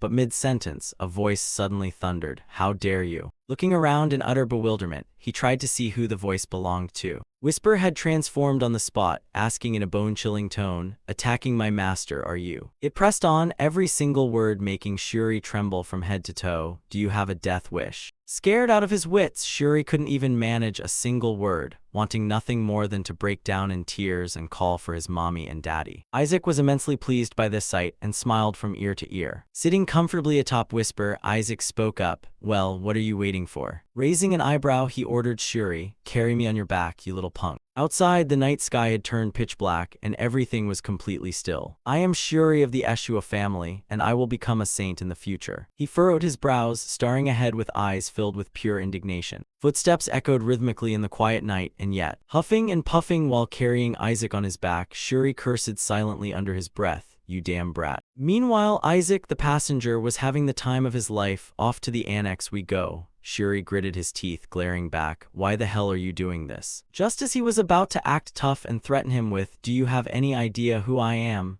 Whisper materialized right beside him to set him straight. You'd better move your feet before I tear you into 100 pieces, you lowly worm. And just like that, Shuri was forced right back into being a cowardly mess. That's right, just focus on making it out of here alive first. Trembling all over with tears welling in his eyes, Shuri whimpered softly, Somebody please save me. The moon shone brightly tonight, lighting the way for Isaac to get up to no good. Enjoying the ride, Isaac cheerfully directed the boy beneath him. To the left, I said left. The moment things didn't go his way, he leaned down to nag, Do you want to die? Focus. Thoroughly baffled and panting heavily, Shuri asked, Where on earth are you trying to go in the dead of night like this? Then all of a sudden he froze in his tracks. Taking in the sight ahead, Shuri's face went completely dark as he stammered, This is. They had finally arrived at the second annex of the Eshua ducal estate. Pure dread flooded Shuri's mind, the haunted annex. He looked up at Isaac in sheer disbelief, his thoughts racing. Why did this crazy brat drag me all the way here? Several people have already lost their lives here, and the family had explicitly banned anyone from entering. Whisper and Isaac, on the other hand, were thoroughly thrilled. Looks like there's quite a lot here. Looking at the building, Whisper marveled. It must take decades of life and death training to amass this massive amount of mana. Isaac grabbed Shuri, demanding he step inside. Let's go, kid. But Shuri resisted. You want to go in there? No way, we can't. The adults said it's forbidden. Whisper popped up again to intimidate him. Shut your mouth and lift your feet, you filthy insect, sending cold sweat pouring down Shuri's spine. Shuri stepped inside. Because the room was completely bare of furniture, every little sound they made echoed loudly throughout the space. While Shuri was completely out of breath, Isaac was busy scoping out the surroundings. Looks like the inside is in even worse shape than the outside. Suddenly something peculiar caught his eye. Noticing a faint mist drifting about, Isaac thought in surprise, wait, is that? Whisper immediately chimed in to explain, This entire place has been sealed off, master. Every door is protected by something resembling a barrier. Hearing this, Isaac grumbled in annoyance. What a pain. Drenched in sweat, Shuri tentatively suggested, "Hey, how about we head back? Everything here is locked up anyway." But things didn't go his way at all. Isaac yanked his hair, making Shuri yelp in pain. What the hell? Wincing in agony, he pleaded while trying to pull Isaac's hands away. "Quit pulling my hair, will you?" Looking at the portraits in front of him, Isaac was slightly surprised. Stepping closer, he realized they were the previous family heads. Looking at the paintings, Shuri asked smugly, "Are you trying to compete for the position of the next family head now too?" At this point, he added self-righteously, "It's completely pointless because that position is going to be mine anyway." Before he could even finish gloating, Isaac snapped his fingers, instantly obliterating the ancestral portrait Shuri was so proud of. Shuri's eyes nearly popped out of his head in sheer panic. As Isaac kept destroying the others without stopping, Shuri screamed in utter horror, "Those are our ancestors. Are you insane? Why are you doing that to the former family heads?" Frowning, Isaac casually explained, "Well, they shouldn't have placed barriers over these portraits in the first place, should they?" Letting out a sigh of relief, Whisper smiled, "The barrier is broken, master," which made Isaac break into a wide grin. Splendid. He quickly hopped down to the ground. "Let's move." Seeing this, Shuri asked inquisitively, "Hey, where are you going?" Isaac curled into a tiny ball and rolled forward, leaving Shuri asking in total disbelief, "Hey, have you completely lost your mind? After causing all this chaos, where do you think you're rolling off to?" The sealed door was swung wide open by Isaac. Looking at the scene inside, he felt deeply satisfied. Absolute perfection. Isaac immediately crawled inside and ordered, "Whisper, lock the door," sending Shuri into another wave of panic. He desperately scrambled after Isaac like someone chasing after their crush. "Hey, stop, please stop. What on earth are you doing?" As the door slowly closed, Isaac flashed a smirk at Shuri, "A little brat like you doesn't need to know," while Shuri's furious shouts echoed from outside, "You damn little monster." Once everything was settled, Isaac finally sat down and let out a long sigh of relief. A brilliant glow wrapped around his entire body. Time to begin. Outside, Shuri was still banging wildly on the door. "Get out here right now, hurry up. I'm telling the adults everything." As he was trying to convince Isaac to come out, a shadow loomed right behind him. "I'll tell them everything, and you're gonna get kicked out of here for good." The clan members had already gathered behind his back. Riley called out softly, "Shuri." He asked in a chilling tone as Shuri spun around, "What are you doing here?" He rushed to explain, Uncle, you got here just in time. Isaac, that monster, he..." But the white-haired elder furiously cut him off. "What do you think you're doing, Shuri? You clearly knew this annex was forbidden. What were you thinking, bringing Isaac to a wretched place like this?" Completely taken aback, he stammered in a small voice, "Excuse me." She snapped at him with a loud scolding. "Do you have any idea how many people saw you running all over the place with Isaac on your back? On top of that, there are traces of offensive holy arts in Isaac's room." She coldly interrogated him, "Are you prepared to take full responsibility for all of this?" Shuri was at a complete loss, having no idea how to explain himself. "No, I didn't bring that brat here. And yes, some of those attack spells were mine, but..." Riley knelt down and gently admonished him, "Shuri, you went too far this time. Regardless of the reason, the fact remains that you caused trouble for a baby who hasn't even been weaned yet." He asked sternly, "Where did you lock Isaac up?" leaving Shuri so wronged he could barely speak. "I didn't lock him up anywhere." He uttered words that nobody would ever believe. Isaac went in all by himself. Standing up, Riley knocked on the door and called inside, "Isaac, are you in there? Did Shuri lock you in?" While everyone else shook their heads in exasperation at the uncle's blind faith. Riley was growing increasingly anxious, given the dire situation. The moment the door opened, the sight of Isaac sobbing uncontrollably met his eyes. Isaac. The white-haired elder was equally worried sick about him. "Are you all right, Isaac? Good heavens, the poor child looks awful." Riley rushed over to scoop him up, gently stroking his head to comfort him. "Thank goodness you're all right. He looks pretty terrified, but it seems nothing bad happened to him." With that said, he cast a distinctly hostile glare toward Shuri. He coldly instructed, "You need to reflect on your actions." Utterly helpless, Shuri had no idea how to defend himself anymore. "No, that's really not it. Seriously, I..." Meanwhile, Isaac was having a blast, even sneakily flashing a tiny thank you gesture behind their backs. Isaac gave him a provocative, triumphant smirk. "Thanks to you, kid, I just had myself a sumptuous feast." That smug look drove Shuri absolutely crazy with rage, that little bastard. Seeing this, the old woman grew worried about him too. "Why does it look like the boy's blood pressure is spiking like crazy? Must be because it's too cold out here for a child so young to already be like this." A faint blue glow flickered in Isaac's little hand as he smiled, thinking to himself, This truly exceeded all my expectations. I managed to absorb an amount of mana equivalent to a century of hard training in just a single go. Clenching his tiny fist around it, he thought, yes, with this massive amount of mana. Chuckling to himself with immense satisfaction, his entire body trembled with pure excitement. I can finally set that plan into motion. But to Rilai, it just looked like the poor baby was shivering in terror. Isaac must have been so frightened. Later, at the main estate of the Eshua clan, Rilai's voice rang out, "Isaac, there's someone I'd like you to meet." Isaac looked up, his eyes full of curiosity. Turning to the person beside him, Rilai said, "This is Asili. From now on, she will be taking on the role of your personal caretaker." Asili introduced herself with crisp professionalism. "My name is Asili Lasher, a holy knight of the Eshua clan." Isaac glanced at Asili, who knelt respectfully on one knee. "I solemnly swear to serve you until my very last breath." He made a deadpan face, thinking to himself, are they assigning someone to keep an eye on me because of what happened earlier? Then placing his hands on his hips, he babbled pompously, "Da-da," roughly translating to, "Hey, you there." Da-da-da, basically meaning, "You're fired, get out of my sight." As he spoke, he even put on an intimidating face to try and scare her off. Both Asili and Rilai stared in utter amazement at the baby sitting on the table. Stepping closer to him, she called out softly, "Lord Rilai, may I pinch his cheeks just this once?" Her face flushing with pure adoration, while Isaac thought to himself, why are there so many crazy people in this family? Rilai retrieved an object from his coat pocket. "Ah, that's right, Isaac. Here, I have a gift I'd like to give you." It turned out to be a worn, vintage ring resting inside a very plain box. Isaac froze, silently judging, did this uncle pick this up from the trash? Meanwhile, Whisper's face beside him showed utter disgust, backing him up. "I thought I misheard, but who knew the rumors about the Eshua family facing a financial crisis were actually true?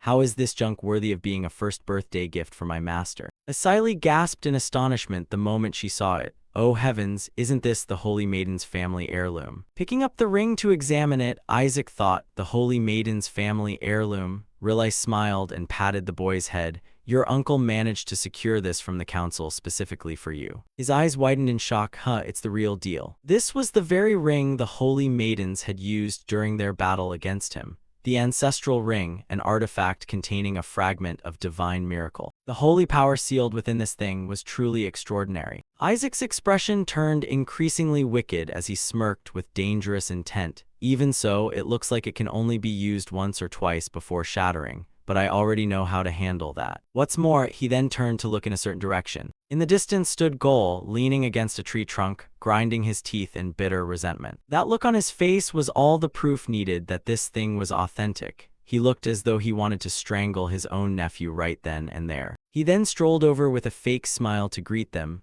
"Aha, Isaac, my precious little nephew." Putting on a hypocritically warm facade, Gol cooed, "Oh, look at how adorable you are. I hope you're feeling right at home here." Isaac was temporarily struck with utter revulsion. What in the actual hell is this? Gross. Has this guy lost his mind or something? Meanwhile, Gol, hiding daggers behind his sweet smile, cursed internally, "Damn it, things just got a whole lot more complicated. I intentionally broke the blessing device in the relic repository so this brat wouldn't receive a blessing, but who would have thought they'd give him the Holy Maiden's heirloom instead?" Thinking back to when the white-haired elder negotiated with Rilai, "Since Isaac can no longer receive a blessing, to be fair, we shall bestow this upon him."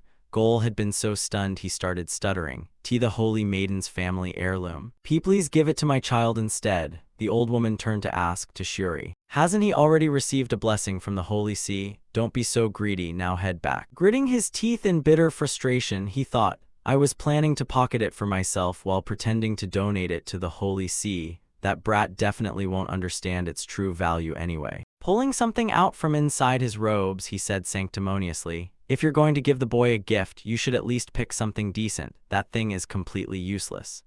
Annoyed, Rilai retorted, "Useless? Are you seriously calling the Holy Maiden's heirloom useless, brother?" Opening an extravagant golden box, he continued, "Isaac is my beloved nephew too, so how could I ever give him something useless?" Inside the opened box lay an exquisitely sparkling ring. This ring has been directly infused with countless blessings from the Holy See. So holding on to this will be far more beneficial for the boy when entering the relic repository. This is a treasure so precious that you, Riley, could never hope to possess. Isn't that right, little one? Now hand over that filthy, worn-out ring. Isaac flashed a deceptively sweet smile and delivered a sharp slap right across his face. Get the hell out of here. Grabbing the fancy ring box, he hurled it away too. Take this stupid junk reeking of that rotten Pope with you. Get lost, the whole lot of you. Goal shrieked in horror. What are you all just standing there for? Go find that ring right now. Watching everything unfold, Riley thought to himself, that ring looked thousands of times more precious than the trinket I gave him. And yet the boy still chose mine. Reaching out his arms, he called warmly, Isaac, my precious nephew. From now on, I will give you the very best of everything this world has to offer. Asili cheered along. Young Master Isaac is simply the best.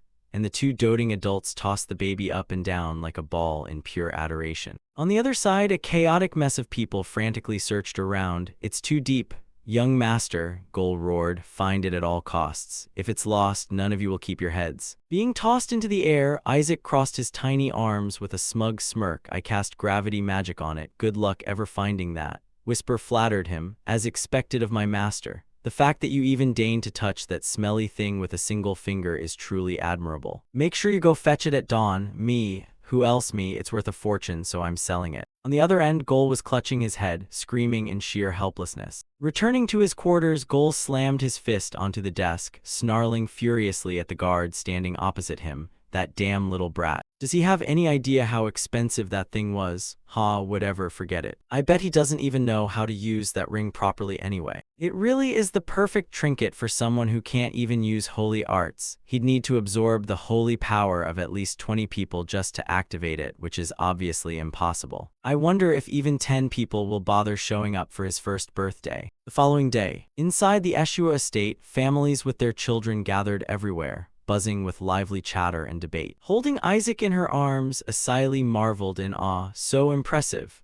Over 148 saint candidates have arrived to attend, and counting the nobles and attendants, around 4,000 people have gathered today. It looks like every ducal clan plus dozens of Marquis families have shown up. Even the emperor is here, and foreign nations have sent their saint candidates too. Isn't it wonderful? Meanwhile, Isaac was fast asleep in her arms, sleep-talking groggily. Waking up, he thought to himself, why are there so many saint candidates? Did those lazy gods just scatter them everywhere? Whisper replied from beside him, they're totally the type to do something like that. Stroking his chin in thought, Riley mused, what a surprise. I honestly thought nobody would come, thinking this was a trap. A voice calling out from the doorway interrupted their conversation. How could they think that, my friend? Long time no see, Riley. The newcomer was the president of one of the empire's top 3 merchant guilds and Riley's close friend, Count Simon. Surprised, Riley greeted him. Simon, you came too? He chuckled. The rumors have spread across the entire empire, so of course I had to come. Everyone knew it wasn't a trap and decided to attend. Besides, aren't those frail little boys of the Eshua clan participating as well?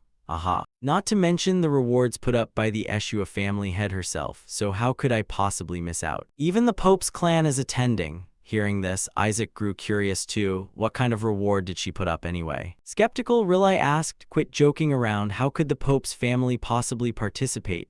Simon shrugged nonchalantly. Just a guess. There's no way those obnoxious, stuck-up snobs would set foot in Eshua territory, except for our Berith clan, who doesn't look down on everyone else as filthy commoners. Simon, keep your voice down. Why, my son Aeon is a saint candidate too. This event is hosted by the Eshua clan after all, so the Pope's family has no reason to come here. You should think carefully before speaking, a figure said, opening the door and stepping inside. Paying no mind to those who always looked like they had just stepped in filth, the newcomer interrupted. As the ancients said, there is nothing more dangerous than a vulgar friend. Good grief, the wisdom of the ancients is truly never wrong. Simon was scared out of his wits. Riley nervously called out the person's name, Cardinal Berith. Berith flashed a dangerously arrogant smile as he spoke. I never expected the weaklings of the Eshua clan to host an event like this. I hope this fragile child brings back something from the sacred repository to save your family's face. I was quite curious to see what the child daring to claim to be the Eshua family's saint candidate looks like. Yet now I don't see the little brat anywhere. Well, regardless, this is an opportunity for you all. I offer my sincerest prayers in the hope that this saint candidate might elevate your clan's reputation. Dazed, Rilai thought to himself, could this be a scheme orchestrated by the Holy See? The fact that the number of saint candidates suddenly spiked from 25 to 148 in just a single week was bizarre to begin with. The only explanation was that the Holy See deliberately turned a blind eye to saint candidates suddenly appearing out of thin air. Everyone would push for their own children to become saint candidates, but once those kids entered the repository, they would inevitably try to eliminate weaker competitors. They could very well harm the boy in all the chaos. Thinking of this, his fists clenched tightly on their own. He turned back to look at Isaac. If that happens, Isaac will be in grave danger. Meanwhile, our protagonist, cradled securely in Asili's arms, was nonchalantly picking his nose with a face full of question marks. Aside from their striking appearance and their clan's prestige, the sons of the Eshua family were utterly useless. However, to those coveting the extraordinary genes of the Eshua family, or those trying to curry favor with the Pope's clan, those who despised the Holy Maiden's lineage, the child of the Eshua clan was the perfect prey. Let's slip this to the Eshua brat as a little prank. It won't kill him, but it'll render him completely incapacitated. Mix this potion into his water and use the holy poison. Let's teach that brat a lesson about the cruelty of this world. Humiliate him right in front of everyone, and announce to the whole world that the Eshua child will never be able to become a saint. Meanwhile, Isaac was chugging down bottle after bottle handed to him by those kids in one go. Wiping his mouth with immense relish, he thought, awesome. Watching this spectacle, the kids whispered to one another in utter terror, guys, I'm getting really scared.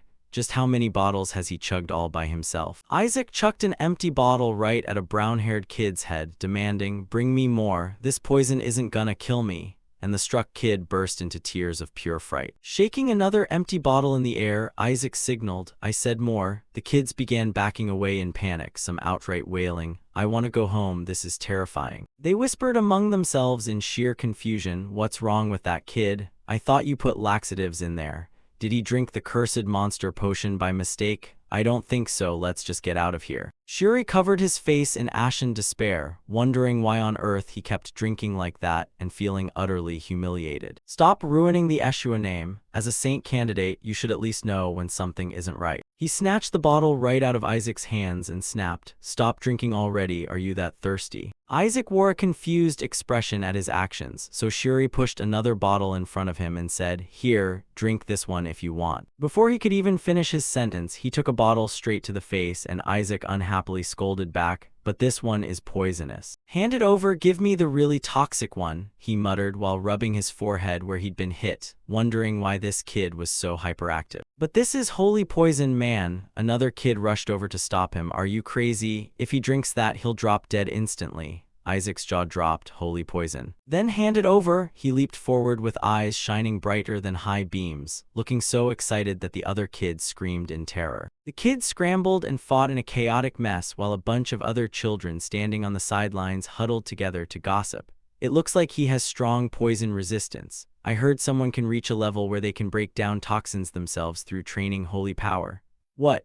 Are you saying this kid has already reached that level? Then why is he looking for poisonous bottles? Could he be trying to make sure no one else accidentally drinks them since they're so dangerous? Shuri sat in a corner, heard this, and sneered to himself. Total nonsense. Then a voice rang out. Really? Are you implying that kid is sacrificing himself? Kina Barith scoffed mockingly. Shuri's eyes went wide with surprise. Kina Barith, why is this guy here? He had never heard anything about the Pope's family participating. The white-haired boy standing over there was none other than the direct descendant of the Pope's family, Kina Barith. The other kids started chattering noisily. Wait, isn't that Kina Barith? Why is someone from the Pope's family inside the Saintess's relic repository? Good grief, I guess we already know who the winner is.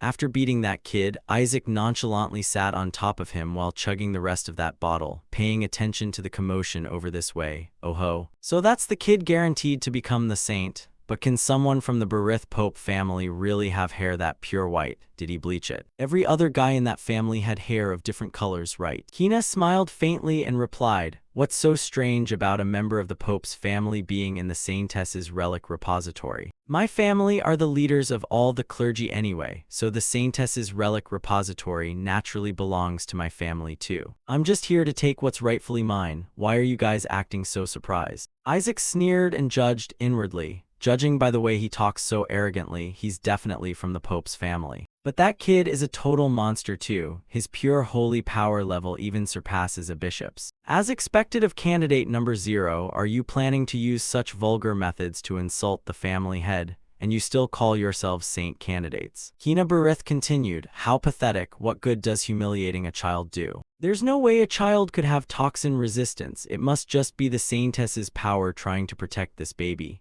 Then he walked closer, half knelt down, and smiled at him. Isaac sighed and thought to himself, I guess stupidity is hereditary after all. Kina summoned his holy power, smiled gently, and said, how pitiful, it's okay, let me detoxify you. The surrounding kids chattered noisily. He can already use a purification holy spell at this age. Look at that amount of holy power, it's definitely at least level 5. Isaac looked at this guy with a face full of utter contempt. Oh, who is this little brat trying to show off to? Isaac looked at this guy with a face full of utter contempt. Oh, who is this little brat trying to show off to? Then he smiled and landed a loud, crisp slap straight across Kina Barith's face. Kina stood there dazed and frozen in place while another kid screamed, did the holy power just disappear? Kina Barith turned back with eyes filled with utter terror. My holy power was nullified, no way, not against a kid like him. Isaac just played along with an innocent as a lamb expression. He stared at his own hand, having an existential crisis. Could he actually be stronger than me? That trash worm from the Eshua family. Seeing Kina glaring at him, Isaac got pissed and glared right back. What are you staring at, brat? I'm gonna smash your skull in with this bottle. Then suddenly, a figure rushed over, hugged him tightly, and shouted, no, don't do that. The drama-hungry onlookers gasped. Oh my god, is he taking care of the kid just because they're from the same family? That brat just slapped the face of the guy trying to save him. How ungrateful. Do they seriously think they have a chance against the Pope's family? Does he really think he can protect that kid? Shuri held onto a thrashing Isaac and thought to himself, you idiots, if it weren't for me, that bottle would be embedded in your skulls right now. Kina Barith recovered his arrogant, usual noble composure and said, it's fine, maybe I just startled the baby. After all, he's just an infant. Anyway, good luck, descendants of the Eshua family. You should at least try to do something to save your family's face. Shuri and Isaac gritted their teeth in pure rage. But of course, the best treasure here is going to be mine, since the Eshua family doesn't even dare to go near the skeletal demon king's corpse anyway. Shuri muttered, what an unlikable brat, what's he trying to pull, showing off like that? Isaac leaped up and shouted, making him jump in surprise. What did that white-headed bastard just say? He grabbed Isaac's arm with a shaking voice. Dude, what is wrong with you? Stop pulling my head. The family head promised to bestow the secret technique to whoever brings back the skeletal demon king's corpse. Isaac froze and whispered, his voice breathless and ragged, Melissa, you dare mess with my corpse? Isaac's face began to radiate pure fury. The kids started dispersing into small groups. Isaac sat there in a daze. I've accumulated centuries worth of mana inside my body. If I can get my hands on that, reaching level 10 will be a breeze. But now all these kids are guarding it, so there's no way I can sneak it out. Whatever, screw it, whoever gets in my way gets trampled. Thinking this, he tossed the bottle in his hand onto the ground. An elder's voice echoed, everyone gather around. You're all about to leave, so from now on, listen carefully to what I say. This sacred relic repository is a holy land. It preserves the relics of past saintesses. Hearing this, he thought to himself, here goes the history lesson again. How am I ever going to get out of here? This is fucking boring. I'm heading out first. Shuri chased after him. Hey, where do you think you're going? He used his legs to gain momentum, lunged forward with a loud boom that kicked up a thick cloud of dust, and Shuri turned his face away to dodge it. He quickly called out to the elder, Isaac just. Meanwhile, the brat rushed forward looking more thrilled than someone winning the lottery. Time to use the holy spell I just learned, the elder shouted in warning. Isaac, that's a restricted area. If you go that way, all the traps in the repository will trigger. Hearing this, the kids were scared out of their wits. Shuri ran after him following the warning. Someone stopped that kid. Inside the banquet hall of the Eshua mansion, Asili worriedly said to Rilai standing nearby, I hope the young master is okay. The host announced, we have established a connection with the inside of the relic repository. My summon is following the third place candidate, so I will provide updates to everyone. The door to the first repository is open, and the candidates are currently passing through it. Rilai was equally anxious, thinking to himself, it's starting already. Currently in third place is Ammon. Simon shouted happily, that's my boy. In second place is Shuri. Gol looked a bit surprised and proudly boasted, meaning that's my kid. And in first place is, Isaac. Rilai and Asili stared with wide, shocked eyes. The loudspeaker practically exploded as it repeated, Isaac. The elder chasing after him was coughing up blood in exasperation. Isaac, please, not that way. Then he accidentally stepped on some mechanism. If you keep running, more traps will be triggered. Boom. A bolt of lightning struck straight down onto the elder, making him let out a piercing scream. A terrified Shuri screamed along with the elder. The scene was pure chaos now. The kids were running scatterbrained in all directions, some crying out as they bolted. Mom, I'm sorry, save me. Shuri cried without shedding tears as he complained. This lunatic, why'd you run over there and cause this whole mess? The repository trial itself was already dangerous enough, and now they had to dodge anti-intruder traps too. Isaac didn't care and kept sprinting forward. He arrived in front of a gigantic door and stopped to ask, "So this is the door leading to the second repository? The second trap door has been triggered. Enter through the side door of the second repository." Shuri shouted a warning. Isaac, not that way. Whisper suddenly materialized and said, "Awesome, Master. Thanks to the mana you absorbed at the annex, I've leveled up." Isaac smiled more viciously than a capitalist. "Good, now I can make you work even harder. Damn it. Bring everything back here." With that word, Whisper shot forward. Understood. The kids outside finally regained their wits and took a break to discuss. I didn't know it was this hard. So this is why scientists are so strong, huh? A kid pointed at Shuri floating in midair. Isn't that the kid from the Ashua family? Right, his name is Sue or something. How can that guy fly? The family must have taught him in advance. That's so unfair. Shuri sighed. I wasn't taught anything, you idiots. You think I want to be floating like this? Put me down already. Whisper dropped him, making him crash face first onto the ground before reporting, "Master, I've safely secured the informant for us." Shuri scrambled up on all fours and said, "Stop this right now. I don't know how you got past the first repository's trial, the trial of choice, but starting from the second repository, a single mistake can kill you. You have to fight your fears and choose the hard path to enhance your perception of." Isaac interrupted him by shooting a bolt of lightning straight at him. "You talk too damn much. Whatever, just explain what's inside the second repository. Once you enter, remember you must never attack the enemies, understand? Do not attack them." What kind of nonsense is that? Why can't I attack my enemies?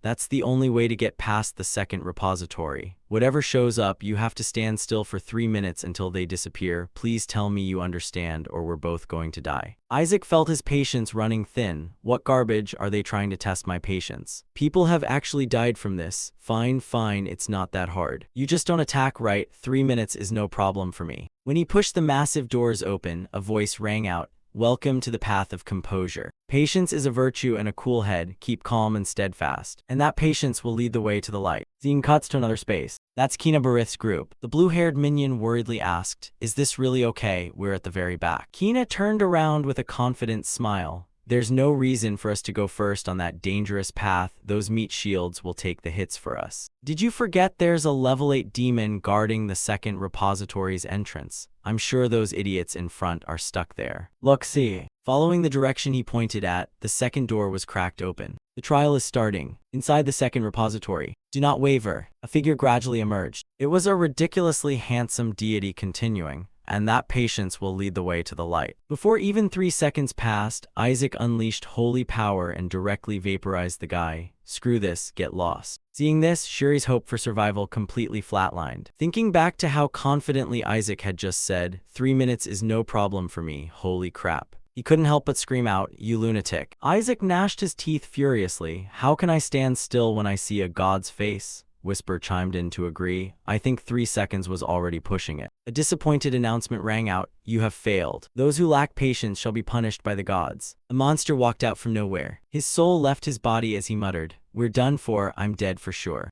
Isaac smiled maliciously, taking a stance to summon a powerful red holy power, and blasted the monster into oblivion right at the starting line. Shuri's eyes went wide as saucers as he stammered. The monster got blown to pieces like fireworks. Shuri stared in bewildered disbelief, thinking, what just happened? Its corpse turned into a pile of rubble and dirt. He thought to himself, this is supposed to be level 8. Are you kidding me? My subordinate's magic created this golem. The elite demons of the skeletal demon king, the 14 retainers. This is their unique magic. Why are they acting like dogs for the Eshua family now? Or does this place have something to do with my body? I have to go see for myself. Seeing Isaac start running off again, Shuri hurriedly asked, "Hey, where are you going now?" From behind came a smug, triumphant laugh. Aha, I never thought a descendant of the Eshua family would help us out like this. They stepped out from behind the bushes, led by a red-haired kid pointing and gesturing. See, I told you those guys knew how to get past the trial. That guy was the Crimson Faith, one of the 5 faiths, the third son of Duke Sepet, Nizer. Nizer laughed proudly. Thanks for taking down the gatekeeper for us. Now move aside. We're going to be the first ones to enter the second repository.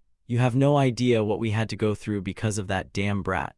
That's right, if that brat gets in first, he's going to trigger all the traps inside again for sure. Isaac didn't catch a single word, just wondering, why are there still so many of these guys alive? Nizer continued his mockery. I never thought the Eshua descendants could be so vicious. Shuri, right, you're in cahoots with him, aren't you? He stood there blankly with a face full of question marks. Me? In cahoots with who? No way, I already said no, are you even listening? Nizer walked right up to Isaac and said, everyone saw this kid dodge all the traps, right? Do you guys really think he could do it all by himself? Look at this, it's an artifact. This ring definitely has some magic infused into it. He snatched the necklace off Isaac's neck and held it up to show off. Everyone look at this. With this thing, we can dodge all the traps up ahead. Shuri, sitting over there, looked at these kids with contempt. You got it all wrong, kids. But seeing how calm he still looked, he felt terrified. This guy is not the type to let someone who stole his stuff off easily. Nizer and his gang grabbed the ring and walked off first. Stay put, Eshua. The one who brings back the skeletal demon king's corpse, something no one has ever done before, will definitely be none other than me. The kid cheered as if he had already won. While celebrating, he noticed a mystical surge of energy, making him freeze and wiping the smile right off his face. Boom, a terrifying explosion went off in the blink of an eye, mixed with piercing screams. Shuri gritted his teeth as he dodged the aftermath of the explosion. What kind of trap is this? Isaac used them as bait. Inside the smoke-filled room. In the second repository, Shuri carried Isaac on his shoulder past bodies strewn all over the place. He glanced down at them with a smug smirk. All the minds in here just blew up, thanks a lot, kids. But his eyes grew groggy as he began to ponder. Why did those kids follow me? The remaining kids watched in admiration. That baby must have some divine sensory powers. Must be, because he comes from the Saintess's family after all. Nizer acted so weird earlier, that ring just looked like some old antique. There's no way someone from the Eshua family would pull a cheap trick like that. Whisper covered its mouth and giggled. Looks like they've finally realized your greatness, Master. You're so awesome. He gritted his teeth again with a massive disapproval sign written across his face. I don't need their recognition. Shuri laughed mockingly at those naive youths and thought, you guys better run before it's too late. This kid is way more terrifying than any demon. Another figure stepped forward and spoke up. If there really is a saint, I think the most fitting person is that child. Isaac glanced sideways at him. The blonde kid kept smiling as he walked over and introduced himself. Pleased to meet you, youngest son of the Eshua family. I am Paris Julius, the second prince of the Julius kingdom. The crowd started whispering again. That's a kingdom east of the holy nation. I heard the prince there received a divine blessing.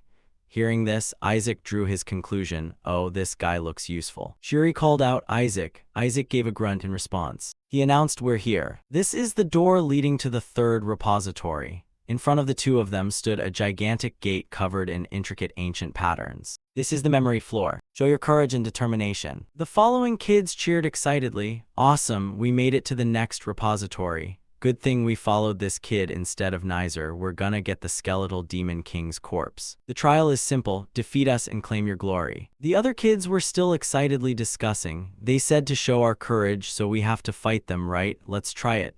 Meanwhile, Isaac was pondering, could that gatekeeper? Isaac's gaze began to turn dangerous. Must be them. This is gonna be so entertaining, he thought with great amusement. He signaled the kids to stop. Shuri broke into a cold sweat as he calculated. Isaac always makes the right calls, so that gatekeeper was lying. The first repository was about choice. Isaac just plowed straight through it. The second repository was about composure. Isaac wasn't calm at all. And this third one is about memory. That word was a hint, meaning we have to remember what happened in the first and second trials. We can't attack them. He waved his hands. Shuri, everyone back up.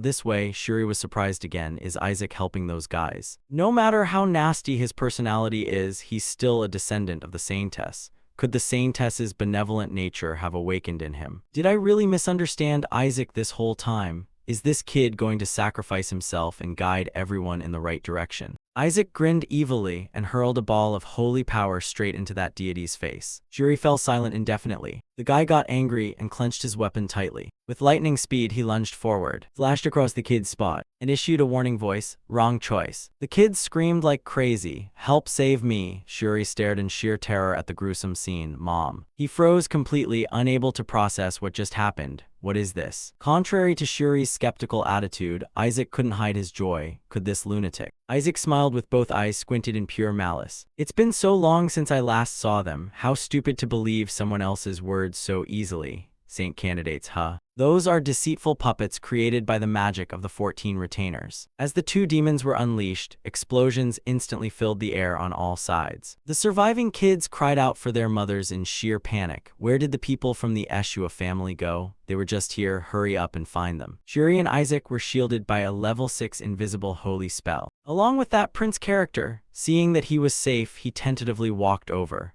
Isaac felt smug inside. This is the blessing my uncle gave me to use in emergencies, and it's definitely the right time to use it. Paris gently spoke up. "Thanks for casting the holy spell on me too, by the way." Isaac gave him a knowing look and tossed him a ring, signaling him to catch it. Paris immediately held up the ring to inspect it, and then turned around with a delighted expression to ask, "Did you give me this because I'm not used to fighting against demons? Thanks a lot, I'll never forget this kindness." No sooner had he finished speaking than Paris poured his holy power into the ring. Instantly, his holy power was drained completely dry, and he wept and wailed, "I'm going to tell my dad about this." Whisper and Isaac laughed gleefully in return, just as expected of my master. Geez, the prince really does have the most holy power of all. Shuri couldn't hold it in any longer, turned her head to look up at him, and wondered, "Uncle, what on earth kind of monster did you bring into the family?" After a moment, the kids shouted out in unison, "Is there anyone here who can use defensive holy magic? Gather up."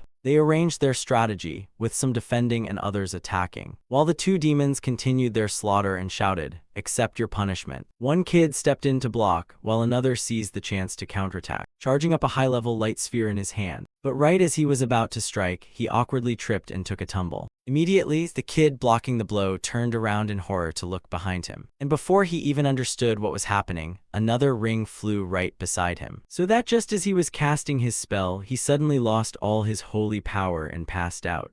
The demon currently fighting also paused to take a look, and confusedly asked his companion, "Is there anyone else here who got tricked by those guys?" Whisper flew back to report, "The ring has absorbed all the holy power from the kids over on this side." Isaac immediately commanded, "Then head over to the other side." Whisper complied and flew off toward the rest of them. Another kid instantly lost all their holy power and collapsed. Isaac muttered to himself, "Don't hold it against me, these rigged puppets won't attack enemies who have already been neutralized. So passing out after getting your holy power sucked dry is still way better than getting hurt." Having dealt with those two kids, Whisper flew back to report, "Master, it's almost done." Right as those words left its mouth, a giant fireball appeared, crashing straight into the two demons and incinerating them. Whisper didn't have time to prepare and hurriedly dove face first into the ground to dodge. Just at that moment, another kid stepped in and yelled, "Found you, Isaac." Nobody else than that white-haired kid, Kina. When Isaac saw him, he thought with annoyance, "I was wondering where this guy ran off to all this time," so he finally decided to show his face. Meanwhile, Shuri stared downward and thought in sheer terror,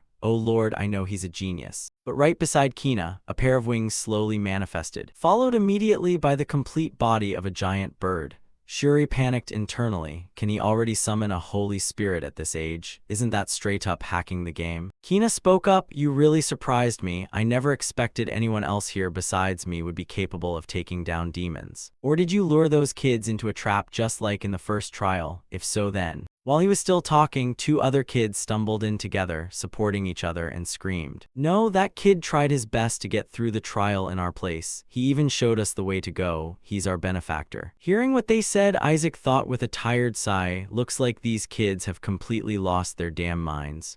Whisper chuckled, "Is this that Stockholm Syndrome people always talk about?" Kina couldn't care less, turned his head and retorted, "Benefactors? Don't you feel humiliated calling yourselves saint candidates? I never thought you'd need help from a little baby like that." One of the kids snapped back, "Hey, you've been hiding this whole time. Why are you barking so loud? Did you help with anything while we were breaking our backs searching for traps?" Then more and more kids crawled out from who knows where and started cursing him out. That's right, Isaac acts way more like a saint than you do, and once we get out of here, we're telling our parents all about this. You're always hiding from danger anyway. Everything is thanks to him, you haven't done a single thing. Everyone, let's tell our parents that following the Eshua family is way better. Hearing what they were saying, Shuri groaned internally. That's not it at all, this evil kid is just trying to take advantage of those people. While they were busy cursing up a storm, the ground suddenly shook violently. The kids instantly turned their heads toward the sound, and seeing a sphere of light rising high up over there, they huddled together and gossiped among themselves. That's the real door leading to the third archive, right? I think so, I guess so. Does that mean the second trial is already over? The light sphere spoke out again. Congratulations to the candidates for passing the second trial. I am the final gatekeeper of the Holy Relic Archive. Now make your choice, stop the trial here and pick your treasure, or continue facing the trials to reach the third archive. One of the kids immediately said, obviously we're choosing the latter. That voice instantly echoed back. Choose very carefully, stop the trial here and pick your treasure, or continue facing the trial to reach the third archive. If you pass the trial, you can find treasure in the third archive, but if you fail, you will die. Hearing this, the kids trembled with fear. Whisper reported once again, Master, judging by the demonic aura in that voice. Isaac cut him off to confirm, yeah, it's a dragon. It's been a long time since I last ran into one. Then what it said about death must be real. Suddenly regaining an unexpected burst of courage, the kids shouted, even so, I'm still going to choose the trial. We've put in way too much effort to get this far. That's right, if we can get the treasure from the third archive, we're definitely going to become saints.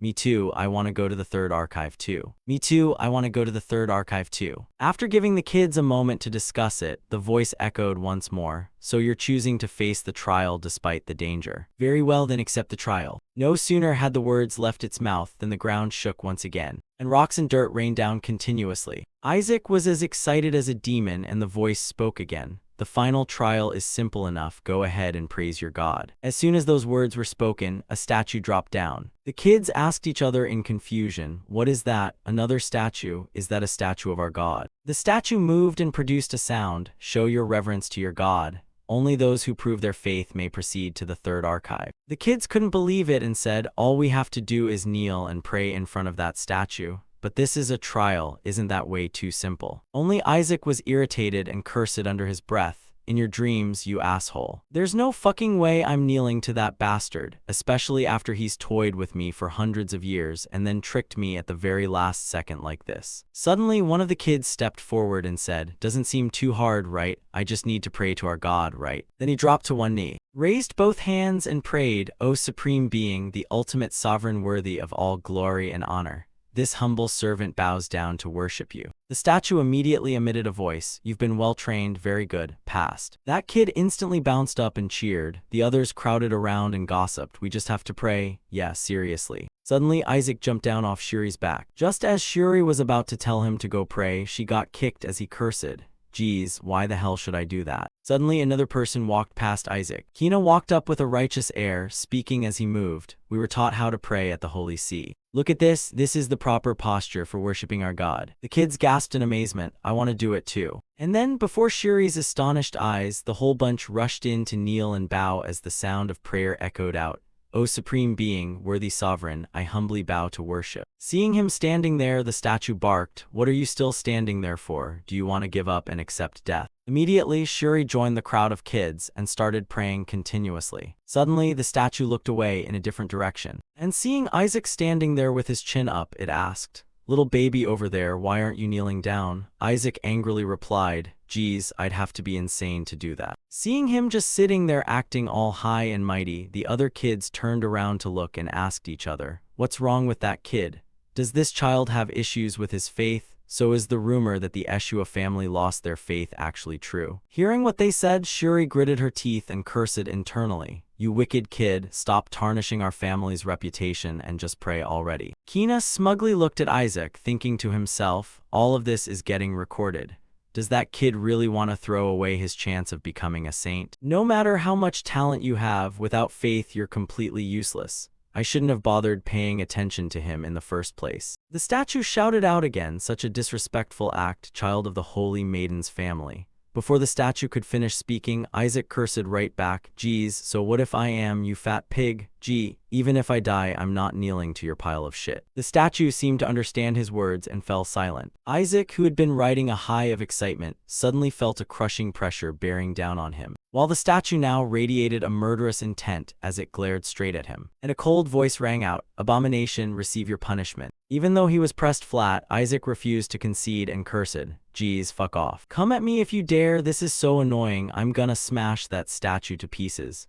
Hearing that, Whisper popped out to advise him, "Master, that's way too dangerous." But his mind was made up, and holy power quickly condensed in the palm of his hand, when abruptly the statue returned to its original demeanor and uttered, "Excellent." Isaac also dispelled the holy power on his hand, sat up, and looked at the statue in confusion. The statue spoke again, "You pass, little candidate kid, go ahead to the third archive." Hearing this, Kina screamed in disbelief, what the hell? He stood up in defiance, pointing straight at Isaac to challenge him. "You said we had to show faith to pass. That kid didn't even pray, yet he passes, don't be so absurd." The statue replied, "That little baby is the only one who met the conditions to pass through this door. He's the only one who showed his true faith to the gods. Don't you really understand? You knelt before a statue, not before the god. Is your faith really just kneeling down to an idol?" Hearing that, Shuri felt a bit dazed and thought, even though it has the shape of a deity, a statue is still just an idol. We've been tricked. The kids started buzzing with commotion again. "How does that make any sense? That statue looks just like our god from the sacred painting." "Well, the holy scriptures do mention not worshipping idols." Then the statue pointed at Isaac and said, "Look at that child.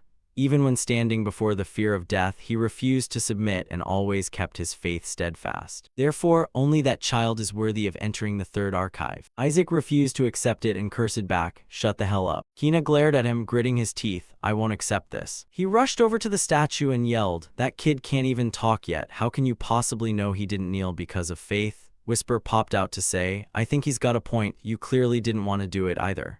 Isaac nodded in agreement. And seeing no one object, Kina shouted even louder, "Furthermore, if he has that kind of faith, then why doesn't he have a holy mark?" Hearing this, Isaac was slightly startled, and the kids also gasped and gossiped. The kid doesn't have one. I've got one right here. How can a saint candidate not have a holy mark?" Seeing everyone focus their gaze on Isaac, Kina smiled smugly, thinking maliciously, "He's the only candidate without a holy mark.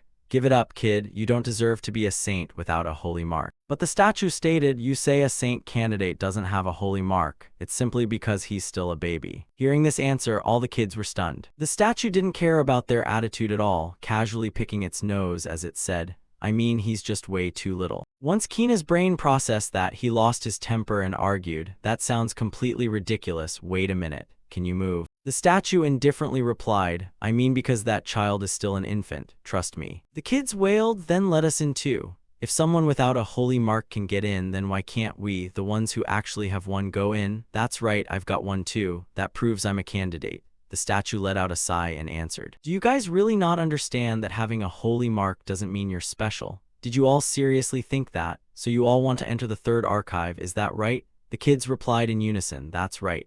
The statue mused for a moment and said, "If that's the case, then go ahead, I give you permission." Hearing that, the whole group rejoiced endlessly. "Awesome, now we can go into the third archive." Only Shuri was slightly startled, wondering, something's not right. Is he letting us in this easily? The statue continued, "I mean, if you guys want to jump into the fire like moths to a flame so badly, be my guest, I'll definitely let you in." As it finished speaking, the statue faded away, its corners of the mouth curving up into a terrifying grin. The door to the third archive also swung open. An unleashed dark mana slammed straight into the kids' faces. Some of them struggled to breathe while others started vomiting uncontrollably. And suddenly that voice rang out again. "Can you feel it? That's dark mana radiating from the skeleton demon king's corpse. Know your place, fools." I actually intended to spare those who couldn't handle the dark mana. The kids were now mostly collapsed, continuously vomiting on the spot, while only Isaac had the corners of his mouth curling up, staring inside in excitement and cheering.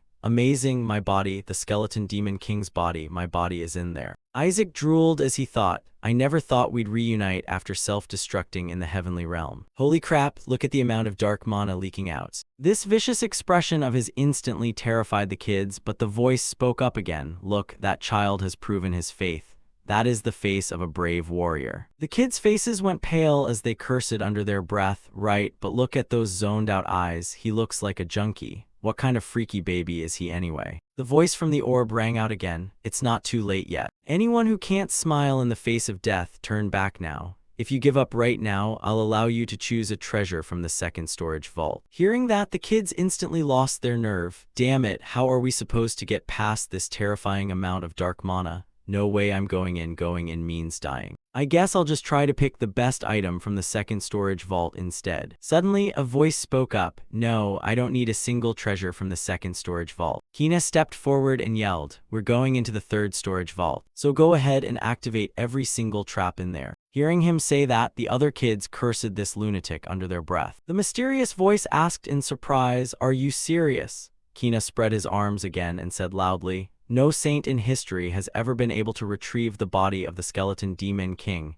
Not even the renowned saintess Melissa could manage that. The voice then praised him. Looks like you know a thing or two about the third storage vault, huh? Kina thought smugly to himself. There's no way Saintess Melissa would let these kids die. This is definitely just a test to weed out the candidates. He continued, I don't want to hear anything like us getting the treasure without running into trouble anymore. So restore the third storage vault back to its original state at the highest danger level. Only then will I be evaluated even higher than the Saintess. Hearing this, Isaac rolled his eyes and cursed under his breath. This kid really has lost his damn mind. The orb lit up and agreed. If that's what you say, then so be it.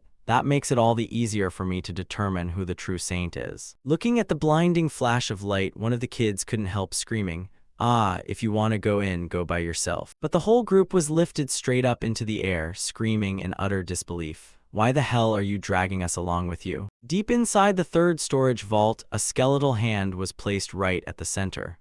Once the kids got in here, they couldn't even stand on their feet anymore. Isaac, on the other hand, was overjoyed. Oh ho, what total chaos. Whisper pointed and called out, Master, over there, pointing right toward that skeletal hand swirling with mana. Whisper said excitedly, it's your body. Isaac quietly rejoiced in a low voice, well done, my baby, I mean my body, it's absorbing the energy inside the third vault. The kids now saw it too and asked each other in terror, is that the corpse of the skeleton demon king? Just a single hand alone is giving off that massive amount of dark mana. Isaac thought otherwise, it's not the whole hand, it's just the thumb. Is that all that's left of me? The rest are all replicas. Suddenly, a huge surge of mana erupted from the hand. From within that pillar of mana, the figure of a demon emerged. The kids clutched their heads in fright once again. Ah, a demon. I thought they wouldn't show up anymore after the second trial. The voice rang out again, didn't you guys ask to turn off all the safety mechanisms? Isaac looked at the demon in astonishment. Wait a second, the demon stomped heavily on the ground, threw its head back and roared toward the sky. You filthy worms, how dare you covet the king's body? One of the kids pointed at Kina and cursed, this is all your fault. How are you going to take responsibility for this? Kina casually waved his hand, stepped forward and replied, trust me, I guarantee you'll all make it out of here safely with a treasure. He thought to himself, the 14 retainers, elite subordinates personally trained by the skeleton demon king himself, and also fools captured by the Pope's clan. I've already prepared a holy art capable of countering that guy. The treasure will definitely be mine. Thinking this, Kina's eyes glowed and a massive aura bore down alongside a commanding voice.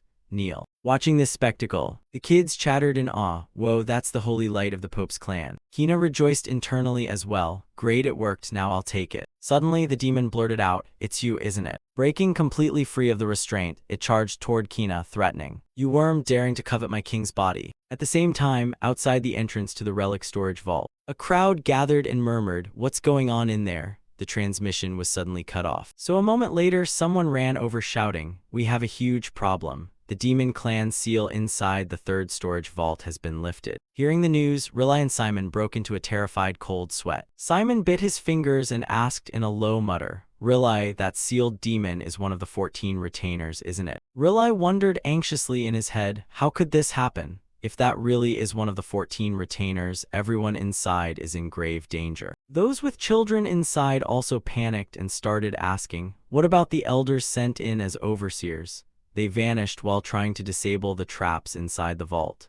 Does that mean the children inside are in extreme danger? How could mere kids handle a monster like that? We have to stop the trial and get them out. Right at that moment, a massive teleportation gate appeared outside the entrance, its dazzling light forcing the crowd to squint. Rilla stared inside in total confusion. Is the relic storage vault opening up? What is that blinding light? Someone immediately shouted, please stay back from the entrance. The leaking dark mana could be dangerous. Another person chimed in, no, wait a second, I don't sense any demonic presence at all. Has it already been defeated? Hearing them talk, Berit, who was hiding in the crowd, rejoiced silently. Well done, Kina. The crowd stirred with excitement again. You mean the demon guarding the skeleton demon king's body was defeated? Then one of the saint candidates definitely pulled it off. It has to be Kina Berit, right, as expected of the Pope's clan. Hearing their chatter, Riley could only bite his lip and endure it. While the crowd ignored him, walking over to congratulate Berit. Congratulations, Cardinal, what an outcome, truly worthy of the strongest saint candidate. Berit smiled back and replied, it seems Kina carried out his mission flawlessly. Having said that, he glanced over at Riley and thought smugly, oh, Eshua clan, this is the price for your foolish defiance against the authority of the Pope's clan.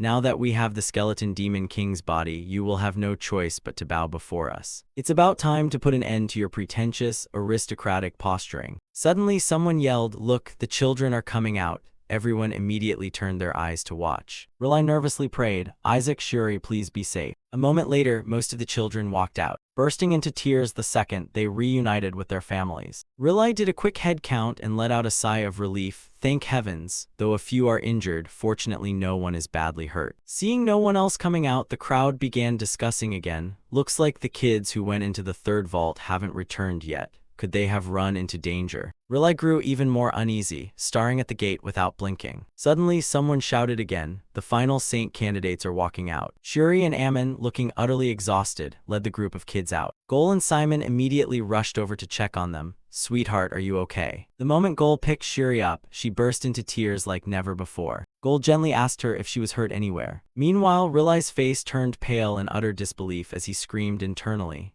where's Isaac? Isn't the boy with them? Abruptly, Berit called out, Kina, step forward. Kina looked at him with an awful expression, prompting Berit to demand, Kina, what are you holding in your hand? Where is the skeleton demon king's body? Kina stammered in sheer horror, completely at a loss for words. That is. Berit instantly lost his temper and snapped, when did I ever tell you to bring back such a useless piece of junk? Right then, another teleportation portal manifested in midair, and the crowd pointed toward it, shouting, look over there, is that a wolf? Up in the air, a wolf stood there with Isaac held in its mouth. Riley also turned around in sheer shock, exclaiming in disbelief, wait a minute, that's Isaac. As the wolf touched down, Riley ran over and called out to Isaac, while Asili called out as well, young Master Isaac. She looked at the wolf hesitatingly and said, young Master Riley, that wolf is the guardian divine dragon, holding the duty of protecting the relic storage vault. That holy dragon? Riley thought to himself in shock. She's right, that really is the divine dragon guarding the relic vault. Even though it has taken the form of a wolf, the energy radiating from it is more than enough proof that it's a sacred dragon. The matriarch, having such deep ties with dragons, summoned it to guard the sacred relic vault. Its very presence alone is immensely noble. He walked over, looked at Isaac, and wondered in confusion, what is that sound? He saw Isaac sucking on a small piece of bone in his mouth. Seeing this scene, several people cried out, Elder, could that thing he's chewing on really be the body of the skeleton demon king? Why is that kid sucking on it? Isaac did it. That child actually brought back the body of the skeleton demon king. Hearing them say that, Berit barked out again. Kina, did you hand it over to that brat? I don't think that was a wise move at all. Though I suppose it shows the mercy of a true saint, helping the clan head save face. Saying this, he shot a sideways glance toward Riley. When suddenly the wolf's voice boomed, what kind of nonsense are you spewing? No one other than this child managed to claim the body of the skeleton demon king, you fool. Hearing that, Kina grew even more terrified while Berit couldn't believe his ears. What? Recalling what happened back then, Kina was still paralyzed with horror. Why didn't my holy art work at all? The demon lunged closer and roared, you filthy worm. It blocked right in front of the kids, slamming its fist down with a furious roar. Die. The kids couldn't bear to watch and ran for their lives, while Kina stood frozen on the spot in sheer terror. With a massive boom, thick clouds of dust billowed into the air. Kina slowly opened his eyes, stunned to see that the whole group of kids was shielded by a protective barrier. Seeing Isaac's tiny arm still glowing with holy power, they immediately realized who had done it. The baby of the Eshua clan. Having missed its strike, the demon cursed in fury. You filthy priest, how dare you covet the great skeleton demon king's body? Die. It threw another punch forward. Isaac also threw a punch in a burst of rage, yelling back furiously, Gaga, you idiot, Gaga. You don't even recognize your own master. Snapping back to the present, the crowd was now looking at Berit with utter disdain, murmuring,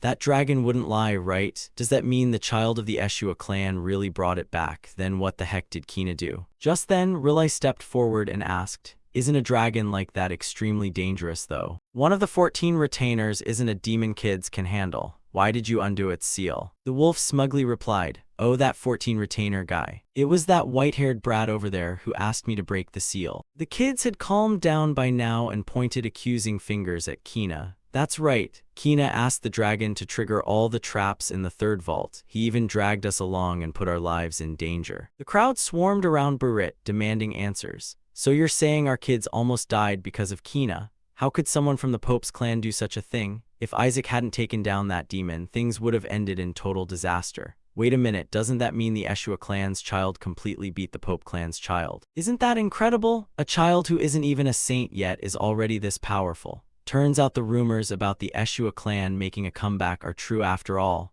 Hearing their words, Berit grew increasingly furious, gritting his teeth in silent rage. Riley, feeling both relieved and worried, thought to himself, Isaac, you really pulled off something amazing." Just then, several old men walked over to coax him. "Little guy, spit that bone out, it's very dangerous. Can you be a good boy this time?" But Isaac refused flat out, slapping their hands away. The old geezers exclaimed in shock, "Good grief, why is this kid so ridiculously strong?" Isaac smugly thought to himself, "Man, I've got so much mana right now. Not sure if it's thanks to my survival instincts, but I was able to absorb it almost instantly." Failing to pry it from Isaac, someone walked over and said to Riley, "Ha, Isaac did a fantastic job. The matriarch will surely be thrilled to hear this." Riley forced a smile and replied, "Indeed." The old woman added with a sinister undertone, "With that thing, we can finally track down the soul of the skeleton demon king using tracking magic." In the distance, Isaac choked on his own breath upon hearing that. Wait a second. Is that why they wanted my body all along? He looked at the old folks again in pure horror, their voices sounding like demons out for blood. "Hand it over. Come on, let's go hunt down the skeleton demon king and tear him to shreds." Isaac panicked, cowering backward. "What kind of crazy crap is this?" One old man even flushed red, yelling, "We can finally avenge our 150-year-old grudge. Hand it over now." But Isaac ordered the wolf to sit down, and taking advantage of the moment, he swallowed the bone right down into his stomach, quickly urging the wolf to fly away while cursing internally. "Damn you crazy freaks, I hope I never have to see your faces again." The following day, in the main hall of the clan, a group of old men gathered around asking, "Did you find it yet?" The old woman from earlier replied, "I don't think it's here." After a while, she broke down in frustration. "Why isn't it showing up?" Not far away, Isaac gritted his teeth and cursed silently. "Keep searching all day, let's see if you ever find it." Still, what happened back in the relic vault is bugging me even more. He recalled the moment he clashed with that demon, when, after being knocked back by Isaac, it blurted out in utter confusion using demonic tongue, "Master, is this mana truly yours, Master? When I heard the news of your passing, I thought my entire world had collapsed, but deep down, I always knew you would return to us. Master, I need to serve you." Master was captured, but just as it said that much, the demon vanished. Isaac tried in vain to hold it back, cursing in pure frustration. "Damn it, if you're gonna say something, finish your damn sentence before dying. I still have so much to ask you." Snapping back to the present, he rubbed his chin and analyzed. "The ones who captured him were people from the Pope's clan, right? I need to look into this." Just as he thought of that, a baby bottle was shoved right in front of his face, snapping Isaac back to reality. Riley went totally frantic, yelling, "Isaac, quick, bring more laxatives over here, the strongest kind you've got." Seeing this spectacle, Whisper laughed his head off, while Isaac made a grimace and cursed, "This damn clan, one of these days I'm gonna turn this whole place upside down." An old man wept in anxiety. "If the matriarch finds out we're all dead meat, she might even gut the boy completely." Riley calmed down and reassured him, "Calm down, elder, it'll be fine. Even though she once dissected one of her own sons, he's still her grandson after all." Bringing that up only terrified the two of them even more, dissecting even her own son. On the other side, Whisper spoke up, "Wait, hasn't Melissa gone on a pilgrimage with the clan head here?" Isaac immediately replied, "Yeah, it'll be a while before they get back, so all I need to do is absorb all the mana before Melissa returns and then make a run for it." Suddenly, the room door was kicked open by Gull. He marched in aggressively and shouted, Riley, get out here right now. The matriarch is summoning you. The moment those words were spoken, Isaac froze in shock. What? Riley was just as terrified. My mother is already back, but she has never returned from a pilgrimage this early before. Isaac broke into a cold sweat, cursing internally. Damn it, did they rush back early because of me? I haven't even absorbed all the mana yet. This is bad. Knowing Melissa's personality, she's definitely going to rip all my guts out. After a while, gold, silver, and precious treasures were laid out across the room. The elders asked in disbelief, are all of these gifts for Isaac? Riley let out a sigh. I actually thought the matriarch herself would come back.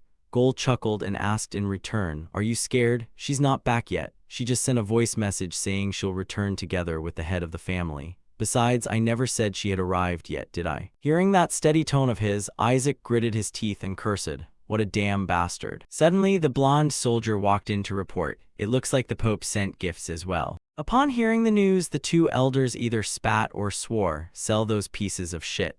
The blonde soldier was left bewildered by the scene. The Pope's envoys will hear you say that. They're waiting right outside. No sooner had the soldier finished speaking than someone walked in, smiling as he said, the Emperor cares deeply about this recent incident, so these are gifts prepared personally by the Pope's people to offer an apology and express gratitude to the Eshua family. But it seems the Eshua family isn't too fond of the Pope's gift. However, everyone is definitely going to like this one. The Cardinal said it's going to be a huge help to Isaac. Laying eyes on what was inside, the elders stammered. Could that be the king of the three armies? Isaac asked in confusion, what the hell is that? Whisper replied, it's a medal. Meanwhile, over on the other side, the old folks huddled together to discuss. A medal from the Pope? No way. Suddenly the man shouted out, Lord Riley, please accept it. It's meant for Isaac. Isaac couldn't understand it at all, looking at the guy and thinking, it's mine. Why is he handing it to my uncle instead? Riley trembled with anger and barked. Did he seriously say to hand this to me instead of Isaac? The man smiled and replied, yes, I was instructed to make sure it was handed to you. Hearing that, Riley grew even angrier. One elder couldn't hold it in any longer, jumping forward to yell, are you handing something that belongs to Isaac to another family member? Have you lost your mind? Do you know that presenting a medal to another member implies that the intended recipient is already dead? Hearing this explanation, both Isaac and Whisper were startled. The man smiled again and said, what? Oh my, please don't misunderstand the Pope's good intentions. I was instructed this way simply because he's still too little. The old man from earlier refused to give in and continued cursing. Then what about the thing on the medal's ribbon? Don't the Pope's people know that sunflowers represent a deceased recipient? The more Isaac heard, the angrier he got. Does he want me dead that badly? The Pope has gone crazy. The old woman also chimed in to curse. Damn it, does that damned Pope and his family dare to blatantly mock us over the Eshua curse? Seeing the atmosphere grow so tense, Gol stepped in to mediate. Calm down, elders, we can't be this hasty. And so he got cursed out right along with them. How the hell are we supposed to stay calm, Gol? Gol forced a smile and replied, doing this might be misunderstood as the Eshua family openly being hostile toward the Pope's family. If this gets blown out of proportion, it won't look good for our family. Halfway through his sentence, he hid the rest in his thoughts. To put it bluntly, we should just know our place. I'm sure the Cardinal did this on purpose.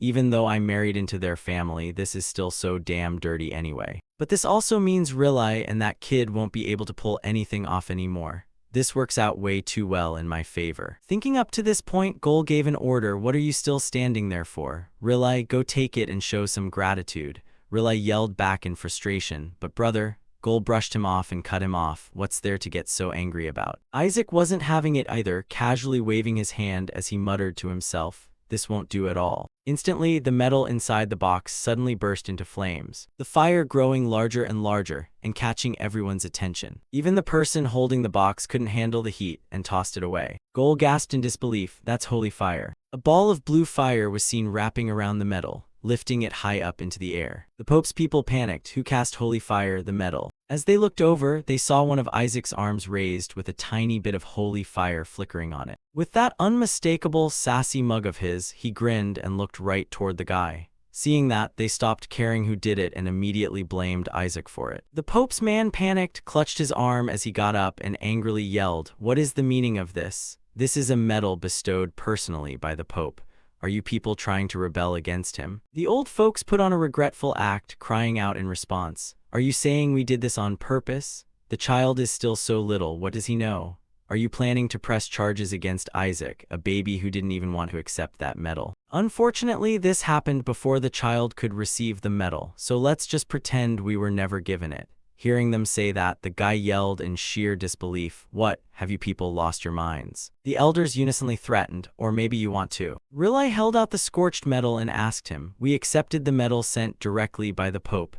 Despite the fact that it was melted by a baby's toy flame, the elders chimed in with sorrowful sighs. Did that medal really melt? Oh dear. Realizing he couldn't win an argument against the whole crowd, the Pope's man tried to patch things up. "Please hand it back to me. I must have brought the wrong item." Riley tossed it back, but the medal suddenly burst into flames again, the fire spreading onto the man and scorching him as well, ignoring the man screaming as he burned. The old folks turned back to playfully scowl at Isaac. "Oh my, our little Isaac is quite the troublemaker."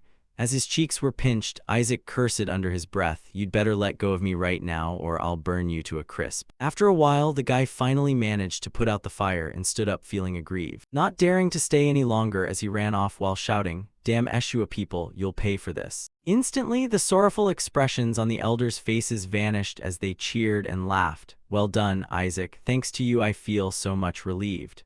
One of them specifically walked up to instruct Goal, "Throw that disgusting medal away right now." And then he threw his head back and laughed. The matriarch should have seen the look on that Pope-kissing bastard's face. The others chimed in as well. "Well done. Riley, you're the one behind all this, right? Using holy fire was such a brilliant idea." Taken aback by the question, Riley blanked out, "Huh." One of the elders walked closer and whispered, "Stop playing dumb, kid. You're the one who cast the holy fire, right?" Breaking into a sweat, Riley asked back, "Wait, wasn't it you elders?" Hearing him say that, all the elders stared blankly and started questioning one another. "Didn't you also cast a holy spell on the boy when he entered the Holy Relic Archive?" "I only cast an invisible magic spell." "What about the speed Isaac used? How did the boy pull that off?" After talking in circles for a bit, the whole group stared in one direction as if looking at a monster, muttering, "Could this child cast all those holy spells by himself?" The Ancient Codex, a legendary treasure that allows the user to instantly learn and cast the magic contained within it. Isaac recalled and couldn't help marveling. It was seriously the right call to bring this book back from the archive.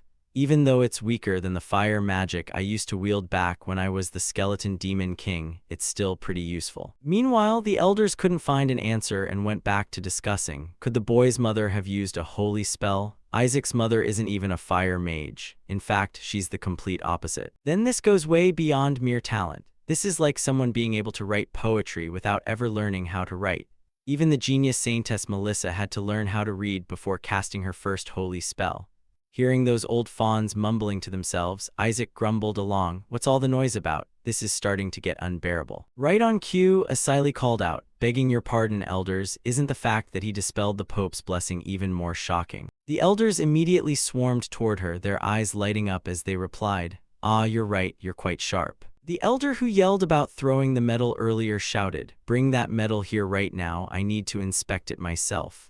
Riley replied, "Yes, Elds." Before he could even finish, he found the medal gone and helplessly cried out, "It's not here." He flew into a rage and roared, "What? It was literally right there." Standing off to the side, Goal cleared his throat and said, "I threw it away. The elder told me to do it just now, so you shouldn't have said that." That same elder helplessly ordered, "Go gather people and search for it." Goal didn't bother moving, standing still with a malicious thought. "I can't believe that kid managed to melt the Pope's medal, something made of unmeltable metal. We can't let the matriarch find out about this. Let's see how they plan to prove it without any evidence." A few days later, in the western part of the Eshua Principality, the head of the Eshua family finally returned. He ordered his descendants, "Even though the mansion isn't far now, we still can't afford to let our guard down, understood?" Looking at the layer of ice he had frozen himself, the head of the family frowned and muttered something under his breath. At the same time, inside the family mansion, the elders muttered with ashen faces, why on earth? The Skeleton Demon King's body still hasn't shown up." Meanwhile, Isaac was high on a mountain of laxatives, wearing a satisfied smile. "Thanks a lot, this feels like a tonic to me." The elders collapsed, burying their faces as they lamented. That was 3 laxative fruits plus 500 sacred fruits from the Julius family. Hearing them, Isaac remarked, "Ah, those fruits tasted great. I heard they help boost affinity with holy beasts or something." Holy beasts combat support creatures, there's no reason not to cozy up to them. I'm going to need their help to defeat the Pope and those stuck-up gods in the future. Surely the Eshua family has at least one right. Just as that thought crossed his mind, Isaac was struck with shock and disbelief. Outside the window, a giant whale was floating upward. That was none other than the Eshua family's holy beast, Terran Blom. Right at that moment, a voice echoed from outside the door. Please wait a moment, why don't you go have your meal first? Ignoring them, the head of the family pushed the door open and walked straight in. Upon seeing him, the elders bowed in salute. Greetings, family head, greetings, family head. Watching the man approach him, Isaac sized him up. Is that person the head of the Eshua family, meaning my grandfather? Oh holy crap, look at that survival aura radiating off him. I've got a really good feeling about this. Suddenly, Riley stepped in to block his path and reported, Father, please wait a moment. Slitting Isaac's open won't solve anything. Isaac thought smugly, don't worry, my dear uncle, there's no way he's going to slice me open. But the family head didn't care at all. Pointing a finger straight at Isaac as a voice as cold as ice rang out, throw him into the sea of fire. Hearing that, Isaac froze in sheer disbelief. Riley panicked and screamed, you can't do that, father. Isaac also yelled in panic, is there something wrong with my survival aura? Why are you planning to burn me? Have you lost your mind? So basically only my uncle is on my side. Riley loudly defended him, the boy is still way too little to enter the fire. Hearing this, Isaac angrily scolded, so once I'm a little older, tossing me into a fire is fine? You make it sound like getting roasted is my inevitable fate. Riley continued pleading, please reconsider, father. Gol rushed over to chime in, that's right. Granting him a reward like that is already way too generous for this kid. Isaac flew into a rage and cursed, how the hell is that a reward? Then Riley added, it's true that if we throw Isaac into the fire, we might be able to retrieve the skeleton demon king's body, and the kid might even grow stronger thanks to the fire's blessing. But please give us a little more time. Gol sneered, or forget it, slitting his open is fine too. Riley offered another alternative. How about we dunk the boy in water instead? Hearing this suggestion, Isaac lost his temper and cursed. All of you crazy bastards can go straight to hell. Gol kept flapping his mouth, that's out of the question. The shrine's fire and water are secret treasures of the Eshua family, meant to nurture a saintess. Yet you're proposing to use them on some useless, runny-nosed brat. Riley argued back, useless? How can you say something like that? Hearing this, Isaac figured out a thing or two. Judging by how fiercely he's opposing it, those things must be good for me. Gol kept running his mouth, Shuri is the one who deserves it. Think back, Shuri was the one who defeated the demon in the Holy Relic Archive. Riley argued back, what are you talking about? Isaac was the one who defeated that demon. Even the Holy Dragon spoke up on his behalf. Gol retorted, that dragon must have been mistaken. How could a kid who doesn't even know how to walk pull off all of that? Riley shouted, don't push your luck, brother, this has gone way too far. Isaac even used holy fire to incinerate the metal sent by the Pope. We saw it with our own eyes. Are you planning to deny that too? Gol brushed it off and stubbornly argued, who knows if you and the elders colluded beforehand, besides there's no evidence. Suddenly the family head spoke up to cut them off, a medal. He fished the medal out of his pocket and asked, is this the thing? The only person connected to the divines is the Pope, and an object blessed by that figure is called blessed gold. Staring at the medal in the family head's hand, Isaac was slightly puzzled. Even back when I was the skeleton demon king, I couldn't melt it this easily. How did this happen? Am I born stronger in this lifetime? Right on cue, Riley cried out in astonishment. How did you find it, father? The family head calmly replied, I picked it up on my way here. Near the bottom of Lake Elisva, I think. Hearing the answer, Riley happily declared, look, father, the boy possesses a flame strong enough to melt the Pope's symbol. Isaac also thought smugly, that's right, now you guys can prove that the Eshua family is superior to the Pope. Riley continued, the boy can even withstand the flames of the skeleton demon king.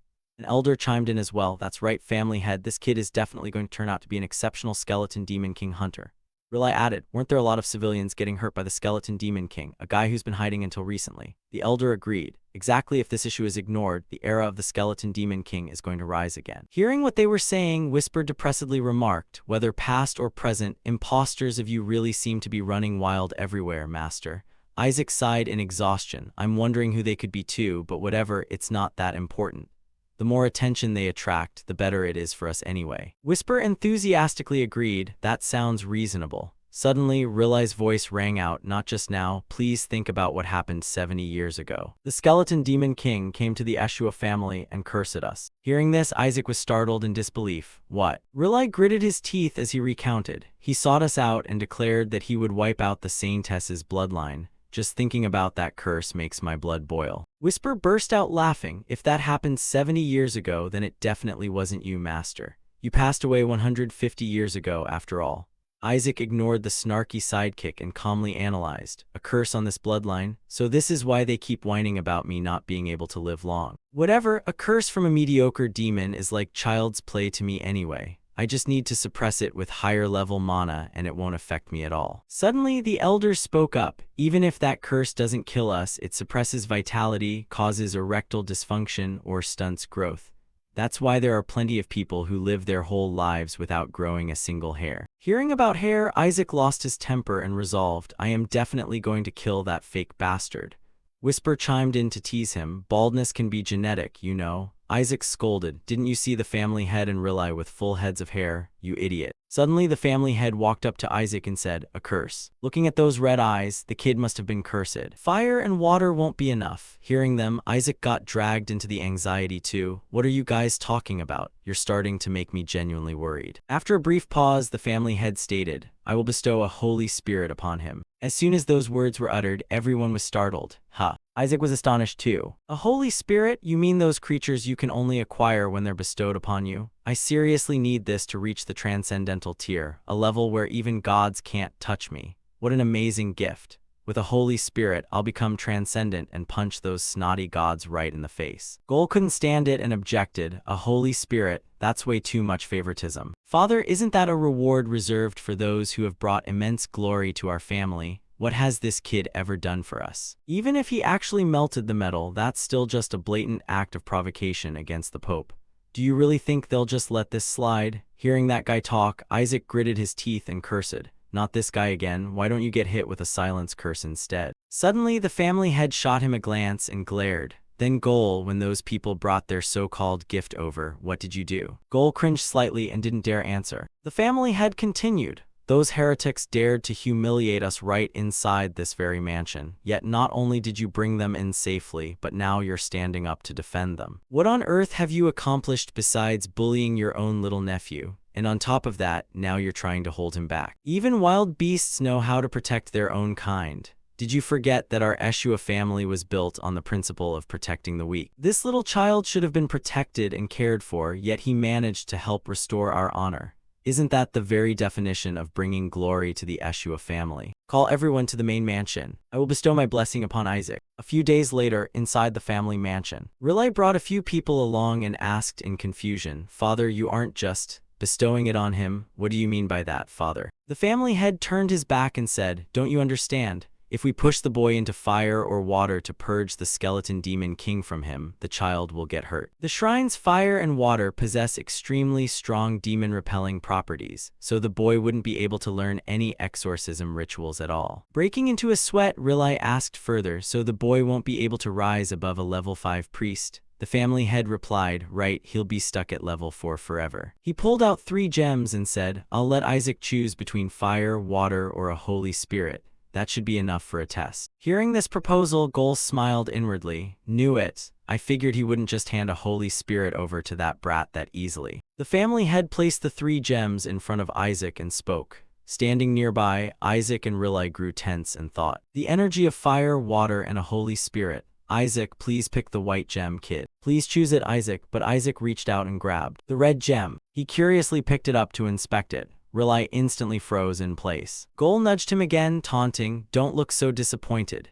Even a 4th-tier Eshua will eventually bring honor to the family name. Before he could even finish his sentence, a blinding burst of light radiated outward. The red jewel in his hand fractured and shattered, releasing an immense blast of roaring flames. The onlookers shouted in utter shock, what? Isn't that the sacred flame from the sanctuary? From within the blazing inferno, the phantom silhouette of a figure gradually manifested. Riley gasped in sheer astonishment. That's an arrogant divine being hovering in midair, glaring down upon us. The elders instinctively stumbled backward, screaming, it's a holy spirit. Gol rushed over in sheer disbelief to demand answers. What's the meaning of this, Father? Why is there a holy spirit sealed inside that jewel? The clan head remained calm, looking on as he spoke. Don't panic like that. Gol said there was only one holy spirit. The Eshua clan's origin is tied to the element of water, but for a child capable of generating flames hot enough to melt the Pope's gold. I laid a trap right inside this very test. yet it appears the boy chose correctly. Still, even this outcome exceeded my expectations.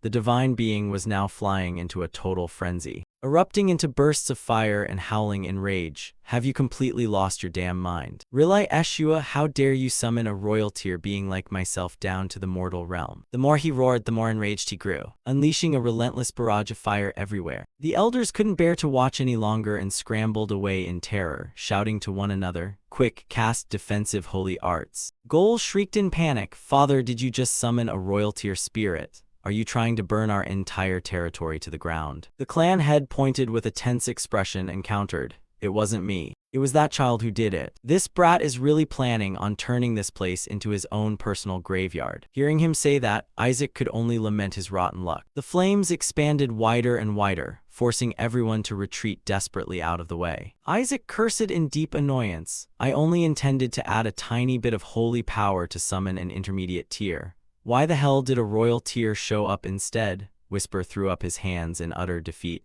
"Just what on earth were you created from, master?" Isaac grew even more baffled. "I was just wondering what I might summon if I put in a little real effort." Just as that thought crossed his mind, both he and Whisper froze in surprise, watching the divine being lose its temper entirely and charge into battle, releasing an even greater burst of flames that made Whisper exclaim with joy. "Anti-demon flame, that's the one, the flame capable of converting mana into holy power. That will be of immense help to you, master." Isaac froze with a blank expression, agreeing, "True, but how the hell do I make her submit to me?" Watching the divine being scorch the crowd, Whisper suggested, "Shall we do it the traditional way?" Isaac furrowed his brows and analyzed. "Furthermore, royal tier holy spirits are directly linked to the heavenly realm, and I can't afford to get too close to those damn gods just yet." Whisper sighed helplessly as well. "True, after all, every holy spirit shares an intimate bond with the divine." Right at that moment, a loud shout echoed over. "Good grief, clan head, please banish her quickly. That female holy spirit is so unhinged that even the gods themselves abandoned her." The clan head remained totally unbothered, rubbing his chin as he muttered, "Well, if I were despised merely for my hair color, I would probably sever ties with the gods as well. Rumor has it they can't trust anything with black hair." Hearing him say that, Isaac was surprised. "So that's the reason why this holy spirit was cast aside." Overhearing their conversation, the holy spirit snapped in pure rage, "Shut your mouths. You pathetic, frail mortals, what the hell were you thinking? How dare you summon me using a subjugation ritual?" Ignoring her stormy temper, the clan head coldly replied, "I wasn't the one who summoned you." The Holy Spirit shrieked back, "Bullshit, you definitely used your authority as clan head to summon me." The clan head didn't even bother arguing, simply pointing straight at Isaac. "It was that kid over there." Hearing that, she fell silent and stared in that direction, seeing the one he was pointing at. She roared even louder, "You lunatic, did you sacrifice an infant just to summon me?" The clan head replied indifferently, "I would never do such a thing." She pointed directly at Isaac's face and demanded, "Even if your clan were on the verge of ruin, you couldn't possibly stoop this low. What on earth did you do to this newborn baby?" But taking a closer look, she felt a sudden chill of hesitation and asked, "Wait, what the hell is wrong with this kid?" Isaac greedily reached his hands toward her, firmly resolving in his mind, "Not only is she powerful, but she's also hostile toward the gods. I must have her at all costs. I'll use you as my personal mana purifier." Sensing something was terribly off, she condensed a massive fireball, hurled it forward, and screamed, "Fine, then I'll test it myself. If this baby really is the one who summoned me with a subjugation ritual, he'll survive this blow." The blazing fireball hurtled straight toward Isaac, yet not a single soul stepped forward to block it. It was only right when the impact occurred that Riley snapped back to reality and screamed, "Isaac." Seeing this unfold, the Holy Spirit rejoiced internally. "It's far better that I give him a swift and painless end." Before she could even finish her thought, she saw that Isaac was completely unscathed, even crawling toward her with a ravenous expression. The clan head spoke up impassively, "Do you believe it now? It was indeed this milk-drinking baby who summoned you here. Now make your choice, forge a contract with this child, or refuse and face divine punishment." Hearing this, she gritted her teeth, utterly unwilling to accept such terms, and flew toward the crawling Isaac while trying to rationalize. "You think a high-ranking Holy Spirit like me gives a damn about some divine retribution? This works out even better. Since I'm already here anyway, I'll burn this entire Eshua clan to ashes and enjoy my absolute freedom." Watch your precious territory burn to cinders, you stupid whale. Right in the middle of her tirade, Isaac lunged forward, opened his mouth wide, and clamped down, stuffing the female spirit straight into his mouth in one bite. This bizarre spectacle left the entire crowd dumbfounded. They rushed over in a panic to stop him. Isaac, no, you can't eat that thing. The spirit went ballistic, screaming inside his mouth, "Hey, you crazy brat." Unable to break free, she could only wait helplessly for the outsiders to rescue her, but nobody lifted a finger, only standing there pleading, "Don't swallow it this time, sweetheart." Hearing that made her even more furious as she yelled hysterically, "Have all of you lost your damn minds this time? Just what kind of twisted way are you raising this child? Just you wait, you bastards. I'll retreat for now, but I will definitely settle this score later." Hearing that, Isaac stopped his licking and sucking. "Oh ho, planning to teleport away, are we?" Inside his mouth, the Holy Spirit slammed her fists and bellowed, "See you in hell, you sons of bitches." But absolutely nothing happened, leaving the onlookers completely bewildered. Whisper wore a smug grin, mocking playfully, "Oh dear." While she couldn't wrap her head around it either, asking in confusion, Why can't I teleport?" Suddenly, a familiar surge of energy rushed straight into her. To the onlookers, it looked like pure holy power, but the Holy Spirit cursed in sheer horror. "Holy shit, this is dark mana." The clan head forced a wry smile and explained, the boy swallowed the skeleton demon king's thumb earlier." She flew into a rage and shrieked, "What the hell are you feeding this baby?" Isaac thought smugly to himself, Holy spirits are the purest beings in the entire holy realm, essentially making them embodiments of holy power and extremely vulnerable to dark mana. Exactly as he predicted, with just a tiny leak of that dark mana, she couldn't take it anymore, covering her mouth and gagging. "Damn it, am I losing my power? I feel so nauseous." "Gag, stop it, please make it stop." The clan head still remarked indifferently, "Oh, what a shame. The skeleton demon king's power is far too overwhelming for us to get any closer." Those words infuriated her even more. You hypocrites would normally fly into a murderous rage at the mere mention of the skeleton demon king, yet here you are spouting utter nonsense. The clan head bent down to negotiate. "If you stay by my grandson's side and purify all of the skeleton demon king's dark mana, I will send you back." She lost her temper and yelled, "What kind of crazy drugs are you on? Do you have any idea who I am?" The clan head didn't care in the slightest, replying, "Well then, feel free to stay right there and get eaten alive." Waiting for a while without hearing another word from him, the Holy Spirit started to panic, threatening, "You insane lunatics, this is exactly why I hate all of you. If you weren't the descendants of the Saintess, I would have severed ties with you ages ago. Damn it all, since things have come to this, I'll use this brat to wipe out those bastards once and for all." Hearing that, Isaac licked continuously and muttered, "Gaga, those bastards, what did you just say?" After a while, unable to endure it any longer, she burst into tears and wailed, "4 days, just let me stay with this brat for 4 days. 4 days is more than enough to deal with a measly thumb." The clan head pondered silently. "Only 4 days, how boring." Still, there's no other choice. The clan head turned around and ordered, "Quickly open the gates to the East Mansion and place the child inside with the Holy Spirit.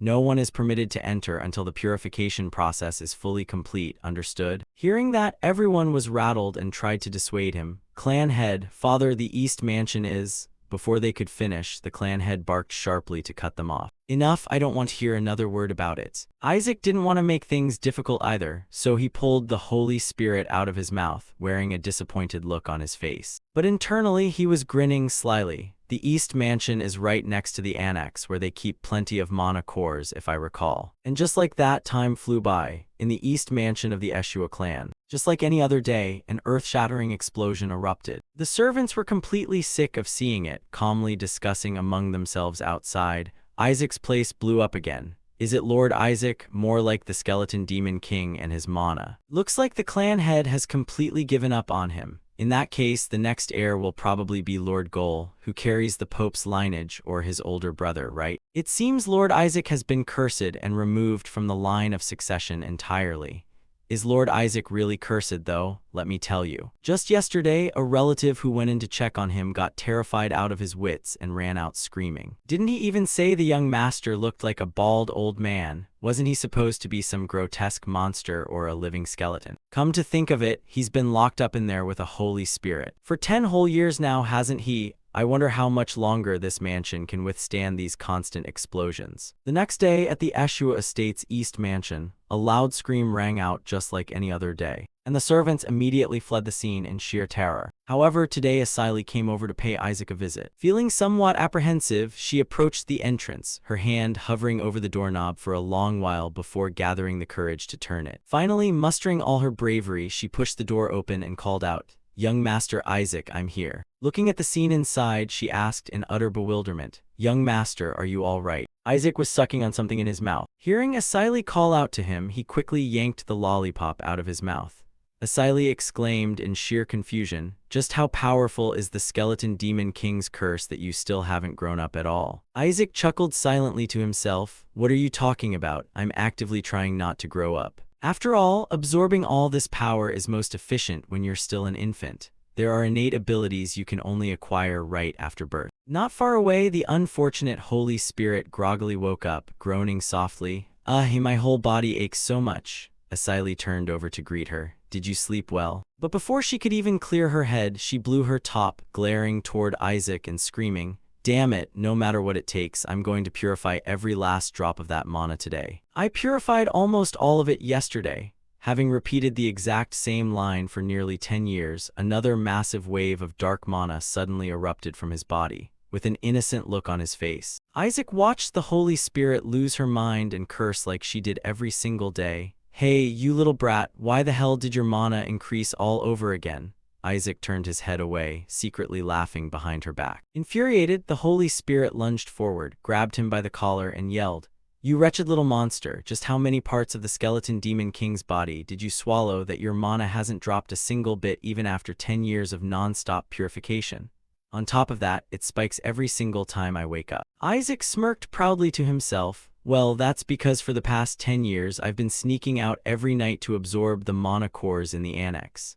Whisper added with a chuckle, "Who would have thought the annex had that many mana cores stored inside?" "Simply magnificent, Master. I thought it would take you at least 40 years, but to think you completed it in just 10. Isaac breathed a long sigh of relief as well. Finally, the exhausting process of gathering mana was over. Since he was self-taught, his theoretical knowledge was a bit limited, but he had already mastered holy arts up to the 6th tier. Seeing Isaac sitting quietly by himself, Asili worried he might be feeling down and tried to comfort him. "Don't worry, young master, the Holy See is preparing to take action." Isaac wondered in confusion, "The Holy See?" Asili added, "The subordinates of the skeleton demon king, the 14 retainers, are all going to be executed. Now that we can completely purify the skeleton demon king's mana, you don't need to worry so much." Hearing this, Isaac leaped up and shouted in utter panic, "No, are you crazy? I still have tons of things to interrogate them about, and you're just gonna execute them." Ignoring his outburst, Asili placed Isaac back into his crib, smiling as she said, "Now, have some candy and get some rest, okay?" The young master held his head in pure frustration, muttering, "That damn imposter, I need to do something about him." Right at that moment, hearty laughter echoed from outside the door. "Ha ha ha, splendid job, son." Gol was taking Shuri on a walk, showering him with praise. "Not only did you skip grades, but you're also the youngest ordained priest in history. I heard the princess will be attending this ordination ceremony as well, right? What an immense honor it is for you, the valedictorian, to be appointed as her personal guardian." Shuri beamed with pride and replied, "Of course. After all, I am your son, father. This is nothing." Gol's pride swelled even more as he burst out laughing. "Right you are, and humble to boot. My boy is growing more reliable by the day, a spitting image of me. You truly are brilliant." Before he could even finish his laugh, Shuri vanished without a trace, leaving Gol shouting in confusion, Shuri, Shuri." At that moment, Shuri was being forcibly teleported away, wailing and screaming at the top of his lungs, before face-planting hard on the floor right in front of Isaac's crib. While he was still sniffling, utterly bewildered by what had just happened, a familiar voice rang out, "Hey, Shuri." Isaac floated up, perched atop the crib's railing, and looked down condescendingly as he barked, "Do you have a death wish? Every time you open your mouth, you make up complete nonsense. Did you think your life would just end after graduating from the academy?" Shuri's face drained of color as he cursed internally, "Not this lunatic again." Isaac continued lecturing him fiercely. "You'd better remember that it was all thanks to my training that you managed to skip grades and ace that exam. And now you're strutting around putting on airs." Unwilling to back down, Shuri puffed out his chest and argued, I worked really hard too. Do you think becoming the top graduate is easy? Isaac immediately snapped back. With your pathetic level of talent, it would have been downright impossible, you idiot. Not daring to argue any further, Shuri stammered in concession. Why yeah, I guess you're right. Isaac rubbed his chin and thought to himself, maybe I should start preparing for the priest ordination ceremony too. After all, most high-tier holy arts require official ordination before they can be cast. With that in mind, Isaac hopped down and called out, Hey Shuri, I need your help. Hearing that, Shuri asked in sheer terror, Me, what is it this time? But the moment he saw Isaac's terrifying, demonic glare, he instantly switched to a flattering smile. How may I assist you? Isaac curled his lips into a smirk and said, Hand over everything you have, the prize money from the quiz competition and every bit of the allowance you received from Goal. Shuri wept bitter tears, only able to curse in his heart. He really is an absolute demon. As if reading Shuri's mind, Isaac remarked, I think so too. Ah, by the way, what was that about the skeleton demon king's subordinates being executed? Isaac pressed further. Shuri replied lethargically, Oh, that. After the incident at the sacred relic vault, they completely stopped following orders. Since they just looked like they were waiting to die, the higher-ups decided to eliminate them. Isaac asked in surprise, Really? There's no other way then? I have to get it done this year, Shuri asked in astonishment. Get what done? Isaac replied, My priest ordination. Shuri nearly burst out laughing. But upon seeing Isaac raise his tiny fist, he held back his laughter and explained, You haven't even attended the academy yet, and you're demanding to be ordained. The moment the words left his mouth, he took a solid punch right to the face from Isaac, who said coldly, Try laughing one more time, go ahead. Thoroughly dazed, Shuri replied, I wouldn't dare. A moment later, Shuri said hesitantly, Actually, there is a recommendation system. Conveniently, the academy professors are currently here. As long as you receive a recommendation letter and pass the exam, you can be ordained as a priest. But you have to perform a great meritorious deed to prove your character. Isaac immediately exclaimed, Whoa, that's the ultimate backdoor system right there. Before he could celebrate, Shuri chimed in, Too bad your personality is utter garbage. Isaac flared up, and before he could explode, whisper threw in some snark, At least this bastard is a good judge of character. Isaac gave him a swift smack, then listened as Shuri continued. You have to save someone's life to earn a recommendation. The higher their status, the better your chances. But it's not like an important person is just gonna conveniently wander into mortal danger for you to swoop in and rescue them, right? Isaac completely ignored him, silently doing the math in his head. So there's only 1 month left. He then asked, The princess is attending this ordination ceremony as well, right? Sensing something ominous brewing, Shuri still answered, Yeah. Isaac broke into a wicked, mischievous grin and said, Isn't a princess an extremely important VIP? The following day, at the Eshua Estates training grounds, Riley stood in front of the gate and shouted, Leave right now, Isaac will not be going to the capital. 2 clan members stepped forward to persuade him, Duke, this year is entirely different from the past. This time, he must attend the National Foundation Festival. This is the very year the saint candidates will be ordained as priests. Hearing this, Riley fell into a pensive silence. Seeing his reaction, the two pressed on. Over the past 10 years, while the other candidates have achieved countless glorious deeds, young Master Isaac hasn't even shown his face once. Indeed, he displayed extraordinary prowess at the Sacred Relic Vault 10 years ago.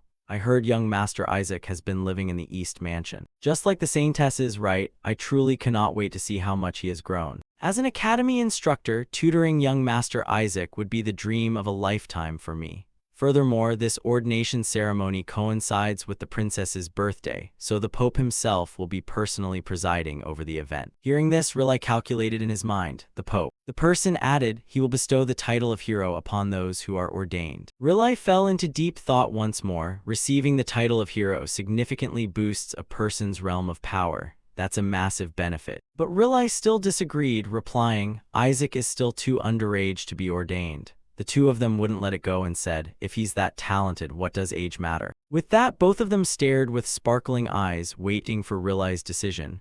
Riley clutched his head and sighed, finally giving in, fine. Hearing that, the other two lit up with excitement. But Riley gave a wicked smirk and warned, But you guys are taking responsibility for this. And so, the big boss of the underworld was back on the field to shake up the founding festival. Just like any other day, the mansion where Isaac stayed would explode a few times due to dark mana collisions. An old man stood in the distance, quietly observing the scene over there, and muttered thoughtfully, So that's where it is. Even the Pope could only summon a spirit king once, yet that kid managed to summon one through a subjugation ritual, and an exorcism Holy Spirit at that. A fire spirit with black hair, high chance that's the guardian of the heavenly realm. A Holy Spirit that couldn't become a spirit king because of its evil nature. The Pope and his family love collecting spirits. They'd surely lose their minds if they saw this. If I manage to steal this Holy Spirit and offer it to them, I'll definitely be handsomely rewarded. I've already prepared something capable of neutralizing holy mana as well. If I can suppress that kid's holy mana, the skeleton demon king's dark mana will definitely go berserk. And then I can just sneak the Holy Spirit away in the ensuing chaos. A short while later, a voice echoed outside Isaac's room. This room, Professor. He was invited inside. The servants joyfully blurted out, we finally get to see young master. That's right. Oh, young master Isaac. Just as they said, he looks no different than he did 10 years ago. Hearing the noise, Isaac turned his head, broke into a radiant smile, and shouted, come on in, my letters of recommendation. Seeing this, the group couldn't handle it and gasped, ah, my heart, we've got to take him to the academy right this instant. Only the old man forced himself to step forward, gritting his teeth as he stared at Isaac and thought to himself, this little fox dares to charm people. I'll use all my strength to drive the skeleton demon king's dark mana berserk. Isaac continued looking at him with sparkling eyes. The old man scooped him into his arms and screamed internally, now go berserk. But after waiting forever, absolutely nothing happened. He looked down and saw Isaac playfully winking and messing with him. The old man's face turned ashen with confusion as he wondered, why didn't anything happen? I released enough holy mana to make the dark mana lose control. Right at that moment, the Holy Spirit jumped onto Isaac's head and yelled, hey, you annoying brat, what are you waiting for? Go ahead and smash that damn priest already. What's the point of releasing all that holy mana? Seeing this, the old man felt a mix of relief and anxiety. There it is, a royal tier Holy Spirit, this is my chance. He pulled a cloth wrapped in dark mana out from his sleeve, leisurely wiped Isaac's face with it and said, looks like the weather is a bit too hot today. Isaac sniffed and looked surprised, what is this smell? With an ugly expression on his face, he cursed inwardly as he looked at this bastard. Over on the other side, the Holy Spirit suddenly grabbed its throat and coughed violently. Seeing this, the others gasped in surprise. Holy Spirit, what's wrong? Unable to bear it, she released a massive wave of purified dark mana. Losing control of herself, she grew in size and glared fiercely at everyone. The old man immediately shouted, is the skeleton demon king's dark mana going berserk? The others were also terrified. This is too dangerous, Professor. Outwardly, the old man acted scared, but inwardly he rejoiced. Great, now I just need to smuggle this berserk Holy Spirit out. He picked his timing and crushed the gem in his hand, condensed a fireball in his palm and chanted inwardly, soul-shattering axe. Instantly, a pillar of fire shot straight toward the struggling Holy Spirit, but the flames crashing into her body automatically bounced back, returning straight toward the old professor and leaving him utterly astonished. Immediately, he was torched by the very fire he created, screaming miserably. While Isaac thought smugly to himself, what were you even thinking using fire? The screams from inside startled Eli and Asili into rushing in, shouting, Isaac, young master. Realizing enough people had arrived, Isaac rubbed his chest and thought, is about this much good? Perfect, now there are enough witnesses. He seriously sat cross-legged to put on a show, drawing the dark mana back into his body. This scene left the panicked crowd frozen in sheer shock. They stammered in disbelief. Is young master Isaac absorbing the demon mana? That's right, he's calming the berserk state. After a moment, Isaac gazed at them with sparkling eyes, and happily thought to himself, so the mana issue is all sorted out. He snapped his fingers and commanded the Holy Spirit, you there, stop that right now. The dark mana wrapping around the Holy Spirit instantly dissipated. Seeing this spectacle, everyone gasped, blue-tinted holy power, oh my god. The Holy Spirit isn't going berserk anymore either. The Holy Spirit slowly shrank her body down and landed, looking a bit surprised upon realizing she was completely unharmed. But the others cheered wildly. Amazing, he actually controlled the skeleton demon king's dark mana, and he even calmed down a berserk Holy Spirit. With the Eshua family's blue-tinted holy power too, the Holy Spirit couldn't believe it either, wondering, what is this? Shivering, Asili walked over to Isaac and hurriedly blurted out, what a miracle. Oh my young master, you can finally speak now. I'm so proud of you. Hearing this, Isaac clutched his head in despair. Hey, is that really the only thing you care about? Ignoring the old man lying flat on the floor half burnt by the fire, everyone swarmed forward to praise Isaac. Feeling even more bitter, the old man muttered, what the hell just happened? No sooner had he finished speaking than the Holy Spirit flew right up to his face and snarled, I should be asking you that, you lackey of the yellow faith. Who's the one behind this? Challenged like that, the old man trembled and made excuses. You've got it wrong. I just came here to see young Master Isaac. The Holy Spirit snapped. Wrong. You're dressed in fire-resistant gear from head to toe, and you call that a misunderstanding. From now on, all fire spirits will cut ties with priests belonging to the Pope's family. Hearing this, the old man collapsed to his knees in despair. The Holy Spirit covered her mouth with a giggle and said, "Oh, I only did that because I was pissed off, so don't misunderstand." As soon as she finished speaking, she flew away while the old man frantically begged, "What? Please wait a moment. How could a Holy Spirit cut ties with priests linked to the divines, especially those from the Pope's family? Do Holy Spirits even have that kind of ability?" Ignoring his wails, she coldly barked, "Get lost. I cut ties with the gods a long time ago. I'm no longer bound by their rules." Seeing this, Isaac beamed with triumph. Just as the old man tried to speak up again, she cut him off and scolded, "And get out of my sight already." Then she turned back to Isaac and spoke gently, "And Isaac, you saved me with holy mana. And on top of that, you even controlled the Skeleton Demon King's dark mana. Now that the Skeleton Demon King's dark mana has been purified, our contract comes to an end, but I'll stay by your side to repay this kindness."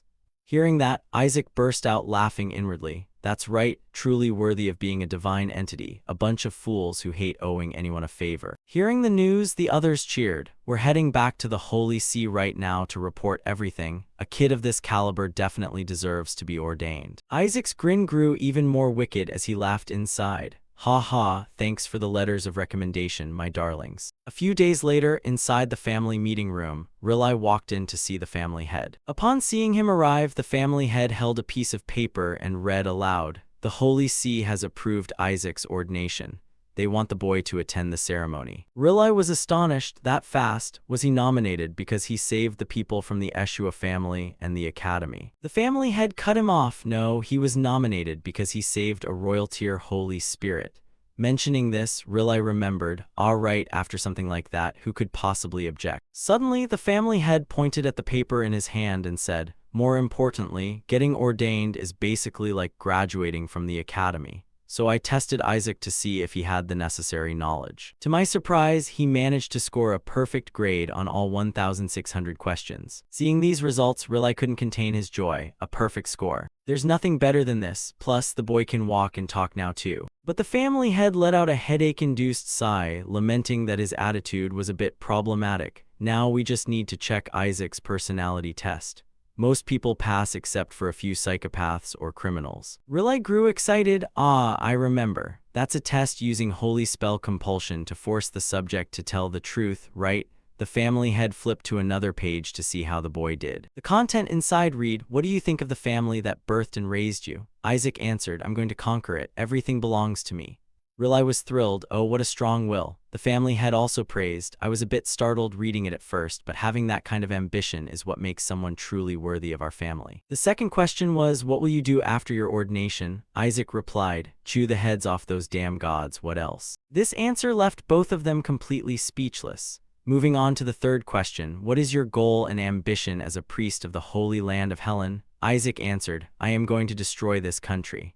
Looking at the answer, Riley's eyes bulged as if they were about to pop out. While he was standing there in a panic pointing at the paper, the family head cleared his throat and said, "Ahem, only you and I know this result. If Isaac takes another test like this again," Riley clutched his head in despair, "he'll definitely get executed for heresy." Realizing the gravity of the situation, the family head slammed his hand on the table and decided, "You're going to attend the ordination in his place, and don't let Isaac leave the house during that time, understood? This kid needs to be properly disciplined first." That evening inside Isaac's room, Whisper timidly called out, "Master, have you made your decision?" Isaac replied with satisfaction, "Absolutely." His tiny hand grabbed a bundle of cloth, and with a sneaky smile, he crawled toward the window. "I'm busting out of here." The next day, at the Roman Capital Academy, inside the Holy Magic Department, someone's voice echoed, "I heard a 10-year-old kid is getting ordained this time." The kids whispered in surprise, "For real? What did he even do to get ordained so early?" Looks like this year's graduation ceremony is going to be super interesting.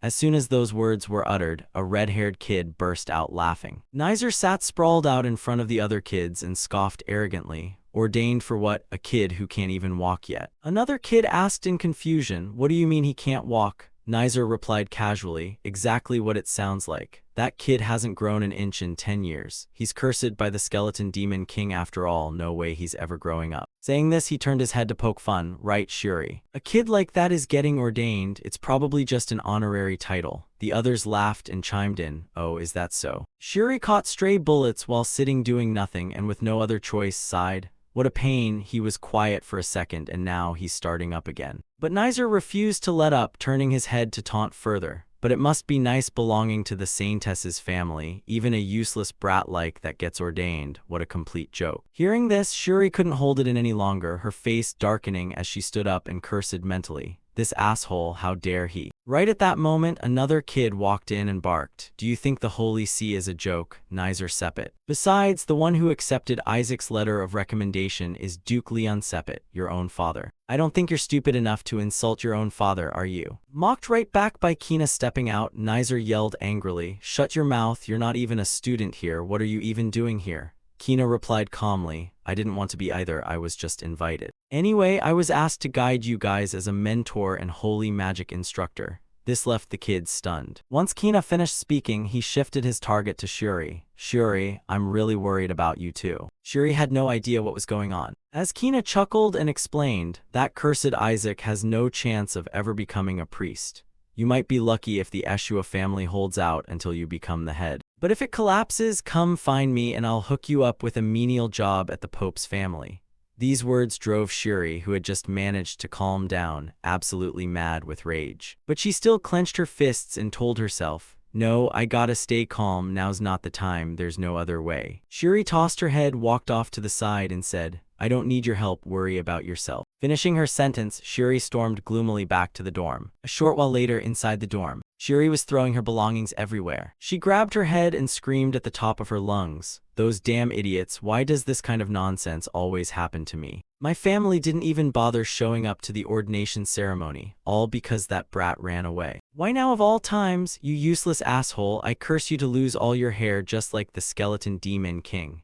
No sooner had those words left her mouth than a magic circle appeared, and a baby's arm reached out from inside. With a gloomy expression, Isaac snarled, What did you just say? Seeing the god of plague, Shuri screamed in terror. Isaac aggressively questioned her, Lose all my hair, you wanna die? Panicking, Shuri yelled, Why the hell did you crawl out from there, and how did you even get here? Isaac sat cross-legged like a little old man and calmly replied, To get ordained, obviously.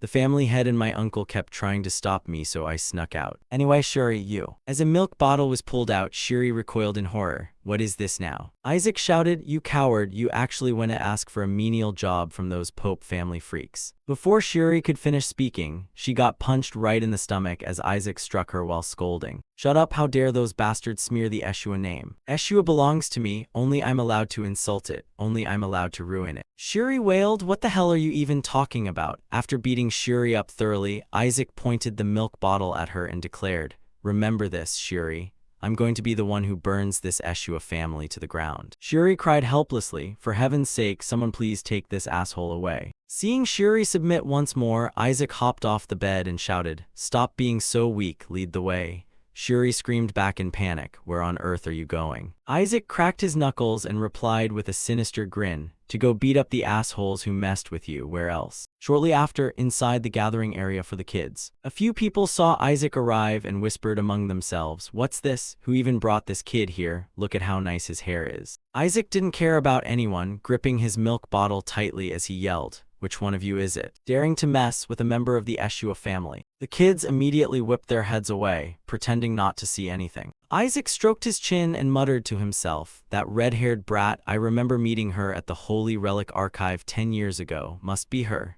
Hearing this, Shuri rushed in and yelled, Wait. She thought to herself that she had to stop him, because if he caused trouble here they'd be in huge trouble. Besides, that girl is Nizer's younger sister. Her name is Naki Sepet. Shuri hurriedly leaped forward, trying to grab Isaac, but he had already bolted away, landing right in front of Naki and shouting, You there, red hair, did you pick a fight with Shuri? Naki didn't care at all and calmly replied, I never touched Shuri Eshua, the one who did that was Nizer. Isaac didn't care either, crossing his arms as he declared, Good, so you admit it. Hearing this from afar, Shuri tore at her hair in frustration. I already said it wasn't Nizer Sepet. Are you even listening at all? On top of that, Whisper popped out to announce, Master, I sense a familiar source of energy from this girl. Isaac contentedly confirmed, yeah, it really does feel familiar. That's the energy of one of the 5 supreme deities. Seeing Isaac keep fixing his gaze on her, Naki pointed her finger right back at him and snapped, "You must be that Isaac from the rumors. One being a cursed child and the other a descendant of the Pope's clan. Looks like the Azure faith isn't going to amount to anything this year either. Sooner or later, the Eshua clan will be erased from the 5 faiths entirely." Hearing the little girl, Isaac thought in annoyance, "Look at how insolent she is, typical servants of the 5 great chief gods." Shuri couldn't take it anymore, slamming his hand down and shouting, "Isaac, you can't pick fights with a rival clan, let's go back." But his words were completely useless as Isaac raised a hand to cut him off. "Shut up, why the hell should I go back? I'm here to receive my ordination ceremony, got it?" Naki immediately retorted, "You're never getting ordained. Nizer said he's going to file an appeal to the Pope to have it revoked. How could an unacknowledged child ever be ordained in the first place?" Hearing her say that, Shuri gritted his teeth. "Why you, that bastard?" Naki kept running her mouth, "And with your attitude so far, I doubt we even need to wait for Nizer's appeal. You'll self-destruct on your own sooner or later." Seeing her go that far, a servant called out in a low whisper, "My lady, should we summon the Inquisitors?" Shuri screamed internally in pure panic. No way, 70% of the Inquisitors belong to the rival clan. Having no other choice, he lunged forward, grabbed Isaac, and barked, "Isaac, let's get out of here right now." Right at that moment, screams erupted from outside, and a massive foot, dripping with deathly aura, stepped into the room, followed by the colossal body of a giant wolf, sending the kids screaming in utter terror. A monster. While the kids were scrambling to run for their lives, Isaac thought smugly to himself, "There it is, my insurance policy." Naki exclaimed in total bewilderment, "A monster? Did it escape from the training grounds?" Her servant immediately stepped in front to shield her. "It's too dangerous, my lady, please step back." But before he could even finish his sentence, a blast of sheer force slammed into him, and his entire body was sent flying by a swipe of the wolf's paw. That very paw swung back toward Naki's face, horrifying the young girl. Right then, Isaac held up a baby bottle and shouted, "Hey, it ain't gonna be that easy." He hurled the baby bottle straight at the wolf, his face scowling as he cursed inwardly. "Damn it, I've been calling you forever and you only drag your ass over now." Taking a painful hit, the wolf instantly switched its target, baring its fangs with a low growl toward where Isaac was standing. Regaining her composure, Naki gathered her magic and screamed, "You wretched beast." But Isaac merely glared at the wolf and growled in a low voice, "Hey, scram." A commanding pressure surged out from Isaac, washing over the wolf. Recognizing the master of that terrifying aura, the wolf's eyes welled up with moved tears, and it obediently turned around like an eager little puppy, trotting happily out the door. Witnessing this spectacle, Whisper chuckled in pure amusement, as expected of my master, dragging out a soundly sleeping beast, beating it black and blue, and then kicking it away just to show off in front of everyone. Isaac crossed his arms and smirked, "I only did what had to be done." Right then, the Pope's royal guards kicked the door open and barged in. "Where's the monster? Stay away from that beast. It looks like it ran off in that direction. Contact the monster subjugation unit immediately." One of them rushed over to Naki with concern, asking, "Are you unharmed, my lady?" The moment Shuri caught sight of the Inquisitor, he scooped Isaac up, intending to slip away quietly. "Haha, well then, if you'll excuse us." Unexpectedly, the Inquisitor clamped a hand onto his shoulder to stop him. "Hold it right there. Nobody leaves until the investigation is concluded."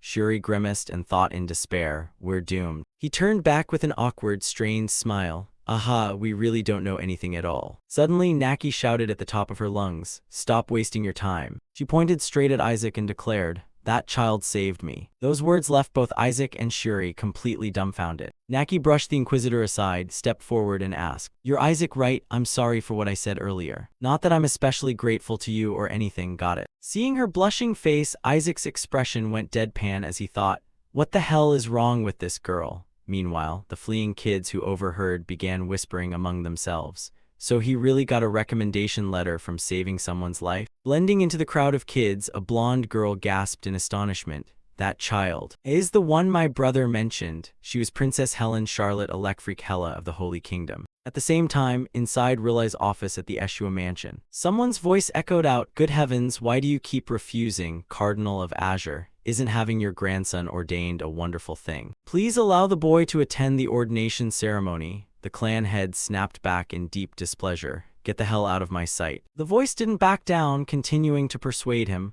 "But the Pope will be furious." The clan head retorted instantly without a care, "That's none of my business." My grandson will be educated inside the Eshua estate until he comes of age. Refusing to yield, the visitor threatened, confining a child like that will severely warp his character. Hearing that, the clan head gritted his teeth. His character was rotten from the start. There's no talking you out of this. Changing the subject, the person informed him, I'm not sure if you've heard this yet, but there seems to be a golden-haired child wandering around the academy grounds. The moment he heard the description, the clan head knew instantly it was Isaac, roaring out in fury. Rilai responded in sheer panic. Why yes, father. He rushed inside and asked, what happened?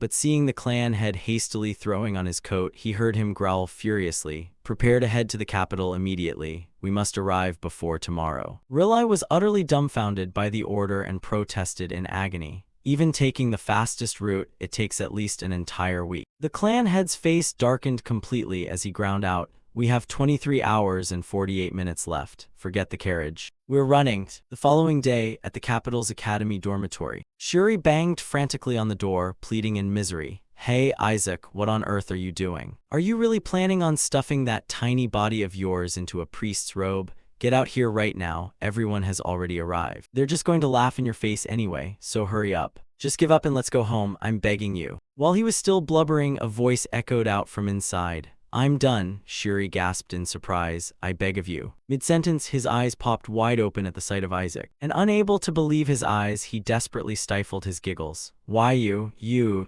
Isaac commanded, let's go. The final night of the National Foundation Festival arrived. Inside the banquet hall for the ordination ceremony, the children were all seated formally, awaiting orders from above. Suddenly a loud voice boomed, all rise. A pair of footsteps entered the grand hall, followed by the heads of the 5 great clans filing in one after another. Seeing this, Gol stood up and clapped alongside the others in the room, but inwardly gloated with vile ambition. Those are the heads of the 5 great clans. The future seat of the Eshua clan head and the title of Cardinal of Azure, all of it will definitely be mine. Right then, a panting Rilai staggered up beside him and asked, I'm not late, am I? Gol asked in surprise. Rilai. Paying no mind to his surprise, Rilai cut straight to the chase. Have you seen Isaac anywhere? Gol scowled with blatant disgust and replied, why would you look for him here? He's probably at home. Besides, don't tell me you ran all the way here on foot. Rilai admitted in exhaustion, yeah, I really did. Then do you know where Shuri is? I think Isaac is with him. Gol said, I haven't seen him yet.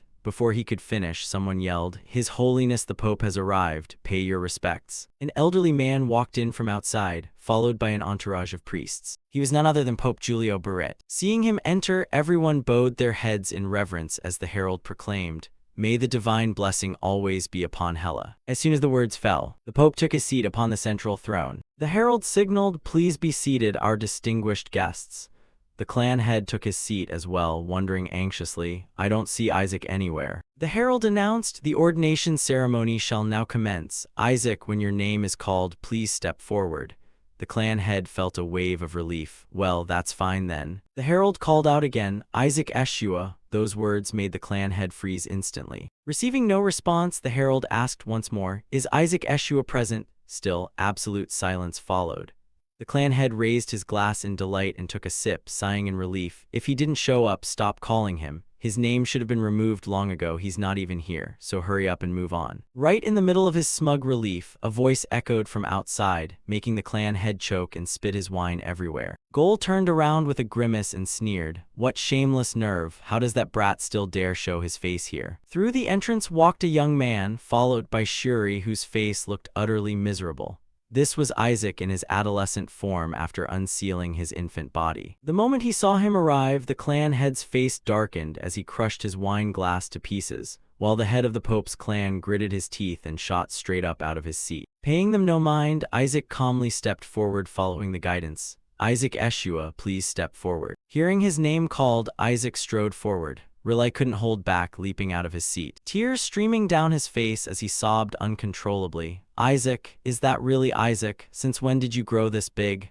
And you're even wearing the ceremonial robe I prepared for you. The crowd murmured in utter fascination. I heard he was still just an infant. Does the Eshua clan really have such a formidable youth? Could he have broken the skeleton demon king's curse already? Holy crap, he's gorgeous. Nizer shot up in sheer disbelief, yelling, "What the hell is going on here? How did he suddenly get so tall?" Isaac paid no heed to the surrounding chatter, wearing only a faint smile. But the clan head couldn't bear it any longer, gripping his chair's armrest so hard it nearly shattered as he cursed inwardly. "You damn skeleton demon king, you monster from hell, what did you do to Isaac? My grandson never smiles like that. Has he completely possessed the boy?" The crowd continued their endless chatter. Could the Eshua clan's curse finally be broken? If this isn't a saint, then what is? He looks far more blessed than cursed. Amidst the whispers, Isaac arrived right before the Pope, who calmly addressed him, "Isaac Eshua." Isaac looked straight back into his eyes, sizing him up. "So this guy is the Pope. He's clearly over 70, but the aura radiating from him is no different from a monster's. Besides, his face vaguely resembles those popes I fought in my previous life. Should I just take him out right now?" In that moment, the question from back at the estate instinctively flashed through the minds of both the clan head and Rilai. "As a newly ordained priest, do you have any words for the Pope?" To which Isaac had answered, "Kneel down so it's easier for me to chop off your head." Remembering that, both turned as pale as ash, screaming in absolute horror inside their minds. "Isaac." The clan head clenched his fists tight, screaming internally, "We have to stop the boy." The moment the thought formed, he slammed his fist down, transmuting a table into gold, then casually asked himself, "Why are my hands so slippery today?" Rilai flipped his own table completely upside down, shrieking in panic, "Cockroach, there's a cockroach." Their absurd antics left Goal completely stunned, muttering, "Have you people lost your minds?" Rilai replied as if it were totally natural, "I swear there was a cockroach, it was as big as your head." After a brief moment of bewilderment, the herald cleared his throat and continued, "Please maintain order, everyone. Next, Shuri Eshua, please step forward." Seeing their bizarre behavior, Isaac scowled and gritted his teeth in irritation. "These bastards are deliberately trying to stop me." As he turned his head back, Shuri timidly walked up as well. The Pope remained seated calmly, without uttering a single word. The herald continued to announce, "Next, the ordinands shall present their offerings unto the gods." The crowd buzzed with excitement once again. "It's finally time for the divine selection. I wonder which god will bestow their blessing upon my child." Watching a priest carry a basin of water past them, the clan head muttered in annoyance, "Most likely the guardian saint of Azure." Rilai prayed in terror, "I hope so. I mean, an evil god wouldn't pick the boy, right?" The clan head replied coldly, "If that happens, I'll dispose of it." That response left Rilai totally dumbfounded. "Huh? Dispose? You mean Isaac?" The clan head frowned and snapped, "I meant the Holy Grail. What on earth did you think I was talking about?" Down below, it was now Shuri's turn to step up. He pricked the tip of his finger with a needle, letting a single drop of blood fall into the Holy Grail. The moment the droplet landed, the water's surface transformed instantly, as radiant streams of azure light continuously spiraled into the air. Seeing this, Goal burst into hearty laughter. "That's my boy, the guardian saint of Azure has descended." Shuri ran back in pure excitement, while Isaac scowled, following behind as he pondered. "So the deity worshipped by the Eshua clan is the god of light, a destitute yet righteous god. As for me, any god pisses me off all the same." Letting out a sigh, he let a drop of his own blood fall into the Holy Grail. The moment the Pope laid eyes on that drop of blood, he was startled, visibly shaken as a bizarre light erupted violently from the Holy Grail. The single drop of blood instantly released a dense, suffocating black haze, which grew thicker and thicker until it enveloped the entire room. Seeing this unfold, both the clan head and Rilai panicked, rushing forward immediately. The clan head yelled in sheer disbelief, "Could that be?" From within the thick black fog, the visage of the skeleton demon king materialized, sending the crowd screaming in absolute terror. The skeleton demon king. As the silhouette of the skeleton demon king became increasingly distinct, the clan head could no longer hold back, charging forward with a roar. "Skeleton demon king." Dark mana suddenly swirled and coiled tightly around Isaac's body, while the clan head, looking like a demon himself with blood-red glowing eyes, threw a punch with all his might, slamming his fist down, only for the skeleton demon king to dodge swiftly, casually snatching Isaac along with him like a piece of luggage. A sinister, echoing voice rang out, "I have waited a very long time for this saint to appear." Isaac froze in surprise. "What?" The entity threw its head back and laughed maniacally. "I will destroy the Holy Kingdom piece by piece, starting with this brat." Isaac stared with a deadpan expression. "What is going on here? I have to admit, he looks exactly like me in my past life. It's utterly creepy." Suddenly, Whisper popped out, laughing his head off. "What is with this imposter? My master is supposed to look way more pathetic and idiotic." Isaac snapped in fury. "Hey, you bastard." Meanwhile, the Pope and the other clan heads were gathering their power, launching successive spheres of energy straight at the skeleton demon king, unleashing an explosion that forced the Eshua clan head to retreat. Rilai shouted frantically, "Fall back quickly." Flying into a rage, the clan head gathered his immense power, conjuring a colossal white serpent that lunged forward, opening its gaping maw to bite off the skeleton demon king's head. Yet in an instant, all its holy power was completely drained and absorbed. Unscathed, the skeleton demon king stood leisurely, chuckling, "Clan head of Azure, because of my curse, you probably can't unleash your full strength, can you? Wouldn't it be better for you to just stand obediently still?" The clan head raised his head and shot back, "I originally had no intention of acting, just in case I accidentally destroyed this place."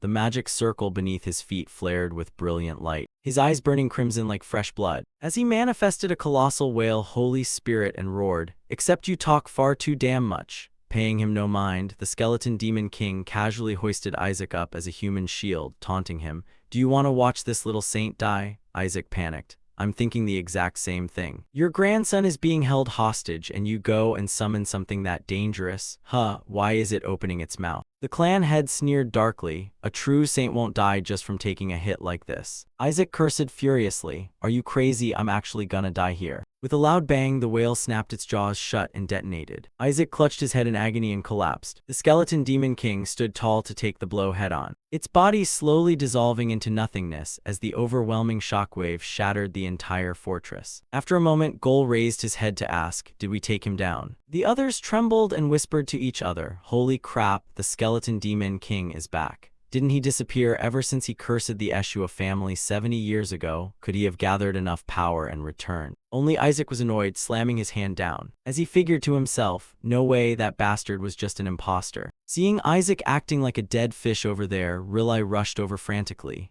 "Isaac, are you all right?" The people in the hall gossiped noisily. Even as a member of the Eshua family, how is he completely unscathed after taking a hit like that? Didn't the skeleton demon king call someone a saint just now? Is he actually dead for real? Probably. The Azure family had already dealt with him using the whale holy beast, didn't he? Hearing them talk, Isaac became annoyed. How could he possibly be dead? That was just an illusion. Hearing that, everyone in the hall jumped in fright. Whisper flew over anxiously and reported, "It looks like he created it as a clone and sent it over. But there's one rather strange thing." Isaac bowed his head in discussion. "You felt it too. He used my mana. Could my mana core have fallen somewhere? If there's a piece of my bone inside the Saintess's holy relic archive, then it's not entirely out of the question.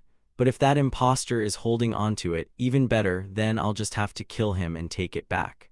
The more he thought about it, the more sinister Isaac's expression became. Seeing this reaction, the family head let out a sigh of relief, thinking to himself, "Just now, if I hadn't attacked, he probably would have conveniently finished Isaac off too." He threw a cautious glance toward the friendly-looking Pope over on the other side, filled with endless bewilderment. But why? The Pope was also racking his brains in frustration, wondering. Unbelievable, the supreme deity that the Yellow Faith has yearned for thousands of years, a deity standing even higher than the 5 supreme gods, actually wants to choose an Eshua kid. He also cast a sideways glance toward the Eshua family head and Isaac. At that moment, the family head walked over to call him, and he turned his head to reply, "Yes." The family head reached out his hand and said, "Come here, let's go home. My grandson defeated the curse of the skeleton demon king, and on top of that, he grew up looking this handsome." Isaac felt a chill run down his spine. Why is his smile so creepy? The family head coaxed him with a dark expression. "Grandpa will buy you some candy." Isaac screamed in sheer terror, "There's no fucking way I'm going with you. You look like you're about to drag me straight to a slaughterhouse." Suddenly, Kina stepped forward and shouted, "Duke, it's not time for Isaac to go back yet." Before he even finished speaking, dark mana surged wildly throughout the grand hall. Demonic beasts poured out from who knows where. Seeing this, Kina stated, "There's still unfinished business here." The family head stood with his arms crossed and watched.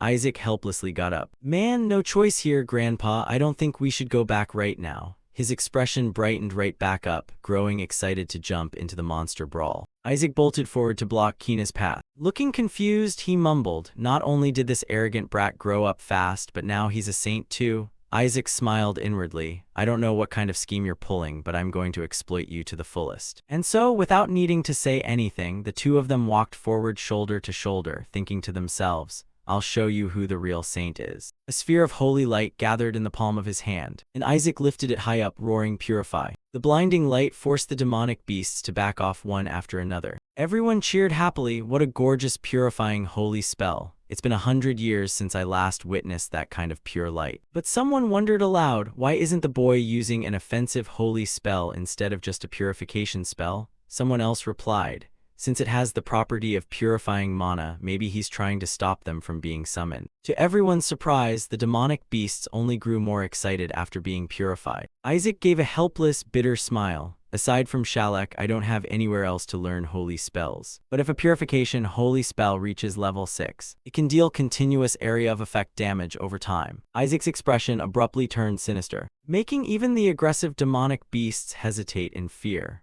Isaac muttered to himself, above all, the reason I need the purification holy spell right now is... Suddenly, Kina cut in. Step aside, you can't handle those guys with your kind of holy spell. Isaac smiled and gestured with his hand. Kina thought with immunity, he barely manages level 5 holy spells and yet he's acting all high and mighty. You might be considered a once-in-a-century talent. But with that level of talent, you're no match for me. He condensed a sphere of energy and yelled, watch closely, you have to use a powerful holy spell and attack from multiple directions if you want to take them down. To everyone's surprise, the energy sphere he was gathering suddenly flickered out without a trace. Seeing this, Isaac quickly covered his mouth to hold back his laughter. Kina forced himself to cover up his embarrassment. Didn't you learn about those monsters? They have extreme regeneration capabilities, so you have to obliterate them in a single strike. Hearing this, Isaac couldn't hold it in anymore and burst out laughing, then stepped forward with a grin and said, looks like an idiot like you really doesn't know a damn thing, huh? Kina clenched his fists in fury, thinking, I should have just let the Azure family head drag him back. Looking at this bastard's face just pisses me off. Isaac continued, those guys were just decoys. Kina looked confused, decoys. Isaac walked over to another corner and said, their true body is right here, huh? He channeled energy into his palm, revealing an invisible bug. Isaac called out, found you. Kina crossed his arms and challenged, what the hell are you doing with that bug? Without answering, Isaac thrust his hand forward and impaled the bug to death. Instantly, the dark mana burst outward and spread everywhere. Twirling a wooden stick in his hand, Isaac explained, it secretly poisons everyone nearby. So it's super dangerous. If you get poisoned slowly, you won't even realize you're dying off bit by bit. Right at that moment, one of the kids couldn't take it anymore, clutching their head and crying out, ah, what is this? Isaac reiterated, the skeleton demon king already said it earlier, didn't he? That he's going to wipe all of us out. Kina finally remembered. While Isaac smiled like a demon, if his target is this holy country, then his very first step is to eliminate us, the apprentice priests. Everyone immediately understood and shouted to each other, anyone who got poisoned, use a holy spell to cleanse it right now. Go find those hiding bugs. Isaac looked happy, but his expression suddenly dropped as he saw endless holy light shooting upward from the hall below. And he stammered in panic, wait, if you clear them all out like that at once, the dark mana is going to scatter everywhere and envelop the kids.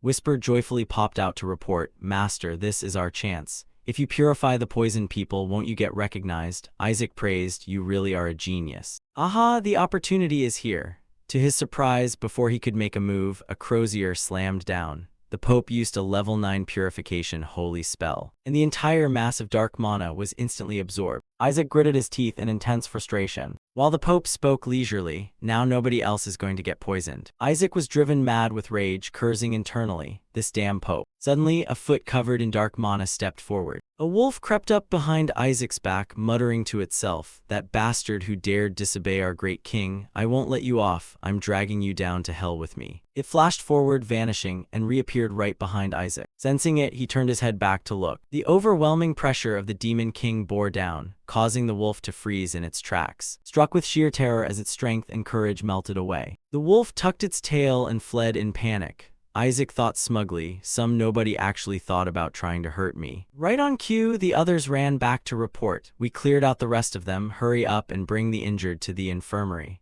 Only Kina's face darkened as he watched the scene just unfold, finding it completely unbelievable. Just a single glare was enough to scare away that monster. No way, how could he possibly do that? That's something only someone on the level of the Pope could pull off. Isaac didn't care, yawning lazily as he walked away. The appearance of the skeleton demon king at the ordination ceremony threw the entire holy country into chaos. The skeleton demon king had returned, only to flee after being defeated. Who was the saint the skeleton demon king mentioned? Inside the meeting room, the Pope said calmly, "It seems there's something wrong with the chalice. An illusion summoning magic was engraved onto it. We're currently investigating the origin of that chalice, so please wait for the results." The Blood family head immediately asked, "You mean the appearance of an outsider is the issue?" Barit replied, "That's right. It's one of the causes, but the main problem is the holy country's barrier protected by the holy dragon." The next day, inside the Eshua family, Isaac held a newspaper and thought to himself, a weakened barrier is why the demon race managed to infiltrate, and since the holy dragon is tied to the royal family, the Pope has zero responsibility. What a bunch of sleazy bastards. Suddenly, a sarcastic voice sounded from behind. "My dear grandson, reading the newspaper now, are you?" Gol clapped his hands together and smiled. "Congratulations, my grandson, you got ordained." Isaac helplessly thought to himself, what on earth can I do to deal with this asshole? It feels like the family had deliberately made him act like this. Beside him, Riley cheered enthusiastically. "Oh, Isaac, since you can speak fluently now, why don't you read the poem, The Curse of the Skeleton Demon King?" Isaac screamed internally, "Quit pushing that stuff already." Right at that moment, the family head opened the door with a gloomy face. He walked over and said, "Perfect, both of you are here. Isaac, step outside so we can talk in private for a bit." Isaac stood up in agreement. "Sure thing." The room door quickly slammed shut. The family head looked around thoughtfully and erected a level 3 absolute soundproof barrier around the three of them. The family head sat down and replied, "Just to be safe, this is about Isaac." Riley broke into a sweat and asked, "What on earth are you going to say that requires a soundproofing spell?" Both of them sat down anxiously to listen. Leaning forward with a grim expression, he said, "I believe Isaac was chosen by an evil god during the recent ordination ceremony. The deity that chose Isaac is definitely no ordinary entity. It seems to be a mark that has never appeared in the history of ordination ceremonies. The Pope and the Yellow Cardinal were the only ones who saw that mark, and the Pope tried to assassinate Isaac." Hearing this, Riley couldn't help blurting out, "What? The Pope did that?" The family head sighed and confirmed, "That's right, unless he was chosen by an evil god, there's no way he would have taken such an action." Gol pondered for a moment and said, "Could it not be an evil god, but rather the deity worshipped by their family instead?" This question led all three of them to a single answer, the yellow faith. Seeing everyone silent, Gol continued, "Ah, they hate impure things, you see. I mean when others get involved with things belonging to them. So if someone from Eshua gets chosen by a deity worshipped by the Yellow family, they're definitely not going to let it slide. If the Pope already reacted like that, then the deity who chose him is undoubtedly connected to the Yellow family. Or perhaps even a deity that even they have never been able to summon." Riley chimed in anxiously, "If it's Isaac, he's totally capable of it."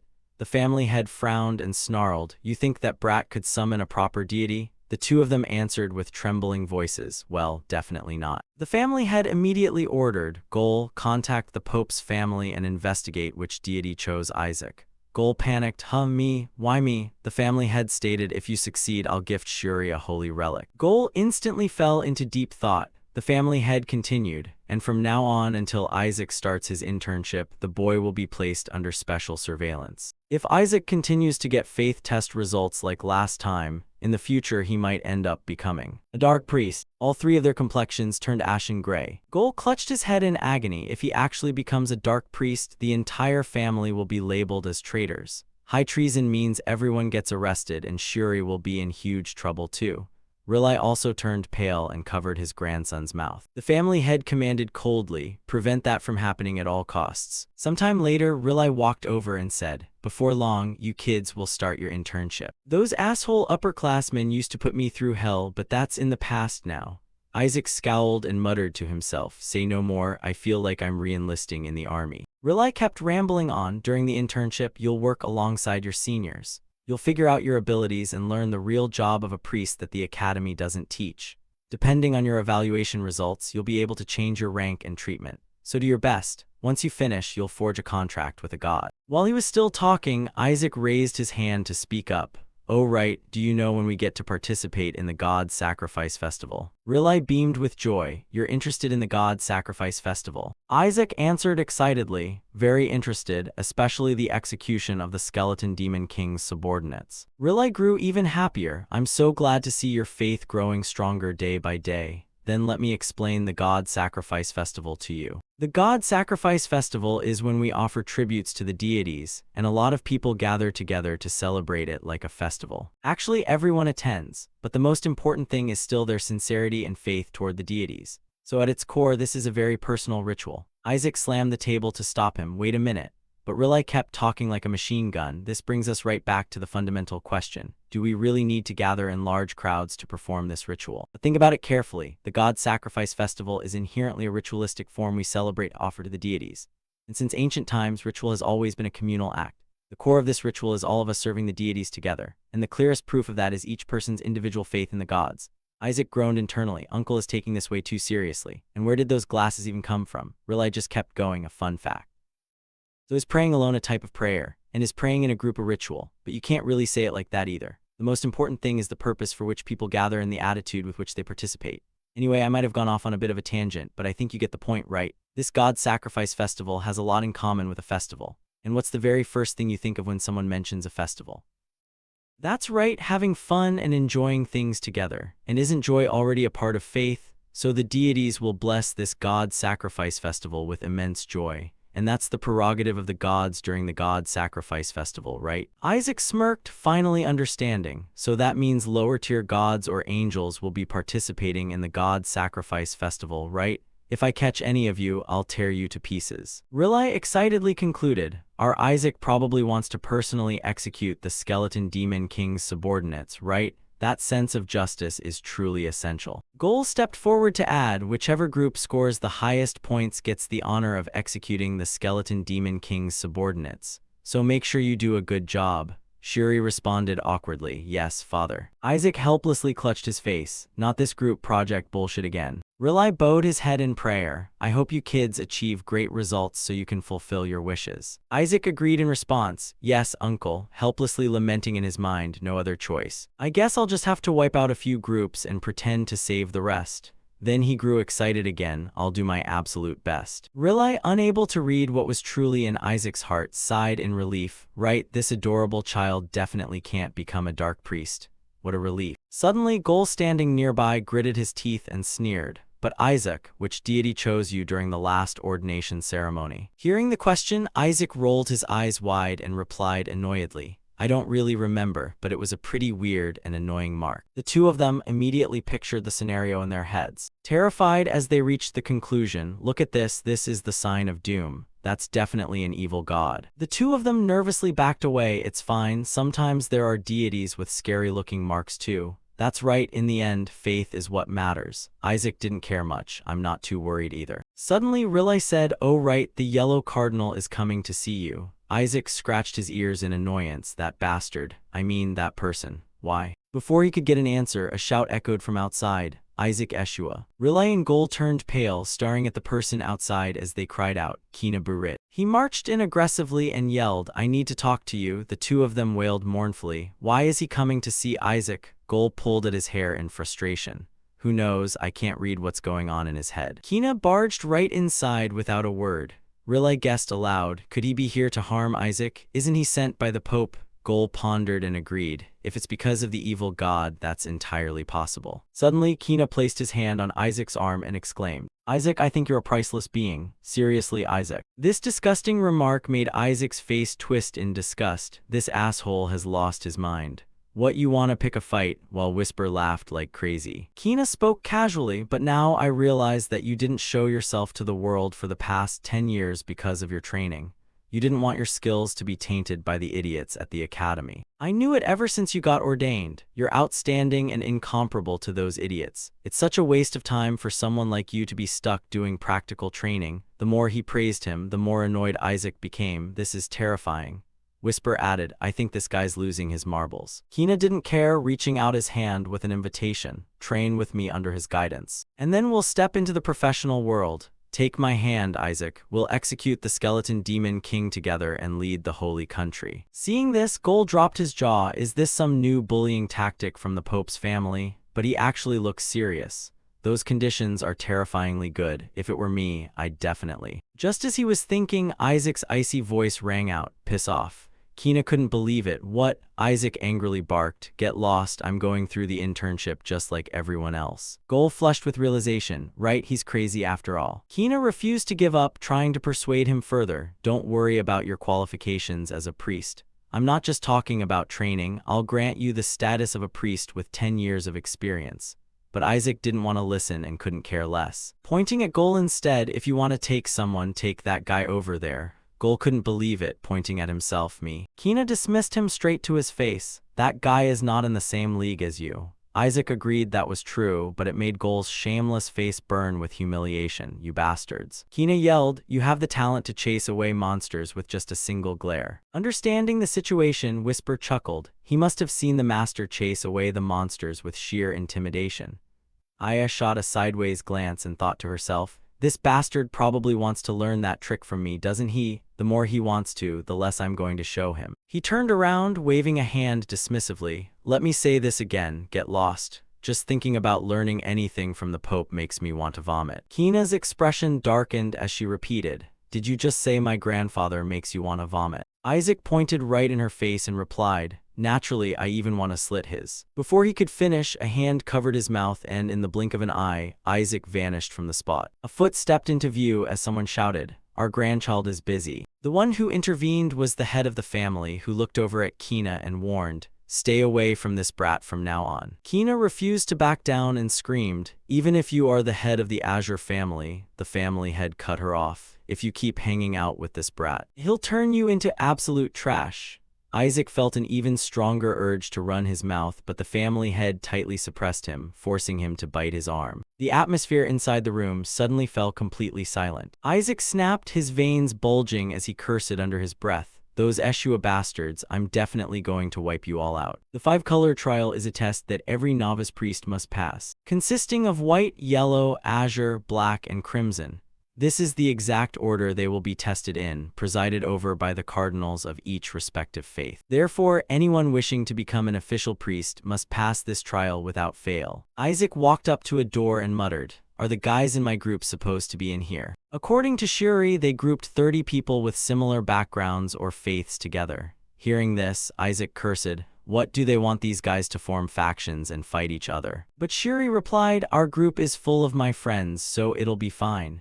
Having his information thoroughly supplemented, Isaac offered praise. Looks like sending you to school early actually paid off, Shiria. Then he pushed open the door, a smile of absolute resolve on his face. I'll use these guys to pass the 5-color trial and rescue my subordinates. First things first, I need to leave a good impression. While he was still grinning from ear to ear, someone yelled out, he's here. The gloomy crowd stared daggers at Isaac and whispered among themselves, tie that bastard up. This statement left Isaac bewildered. A few guys jumped forward to interrogate him. You're the one who's been bullying Shuri for the past few years, right? Let Big Bro teach you some manners. Just think of this as playing nicely with your seniors. If you dare tell Shuri about this, you're dead meat. Seeing this, Isaac lowered his eyes and sighed. These guys are hopeless. The golden-haired guy saw Isaac's submissive look, stepped forward and smiled. That's right, just treat this as a cozy little gathering. Right as he was speaking, Isaac pulled out his baby milk bottle. Clutching their stomachs in laughter, the group pointed at it and mocked. Is that a baby rattle? Haha, looks like the rumor that he was a baby just a moment ago is actually true. Just hang him up somewhere random. Before the words even left his mouth, he took a baby bottle straight to the face, sending fresh blood spraying everywhere as he flew backward, unconscious, leaving his accomplices completely stunned. What the hell? What is going on here? Has that bastard lost his mind? Isaac didn't care in the least as he stated, you need to be close to get a high score, right? So let's do some team building exercises. And get to know each other, my dear friends, though this face of mine is a bit too gentle. Isaac felt these guys had strayed too far into depravity and needed divine light to cleanse their sins. Seeing the milk bottle in his hand, his classmates screamed in terror, followed by rounds of joyful teamwork so loud the sounds echoed throughout the entire building. A moment later, Shuri irritably pushed open the door and snapped, Isaac, I don't get this at all. Is this what you call team building? He only saw Isaac making the others stack up into a human pyramid so he could sit on top of them, leaving Shuri completely speechless. Seeing Shuri walk in, they pitifully begged for rescue. Shuri, isn't this guy related to you? Shuri awkwardly looked away. Thanks for playing with my cousin.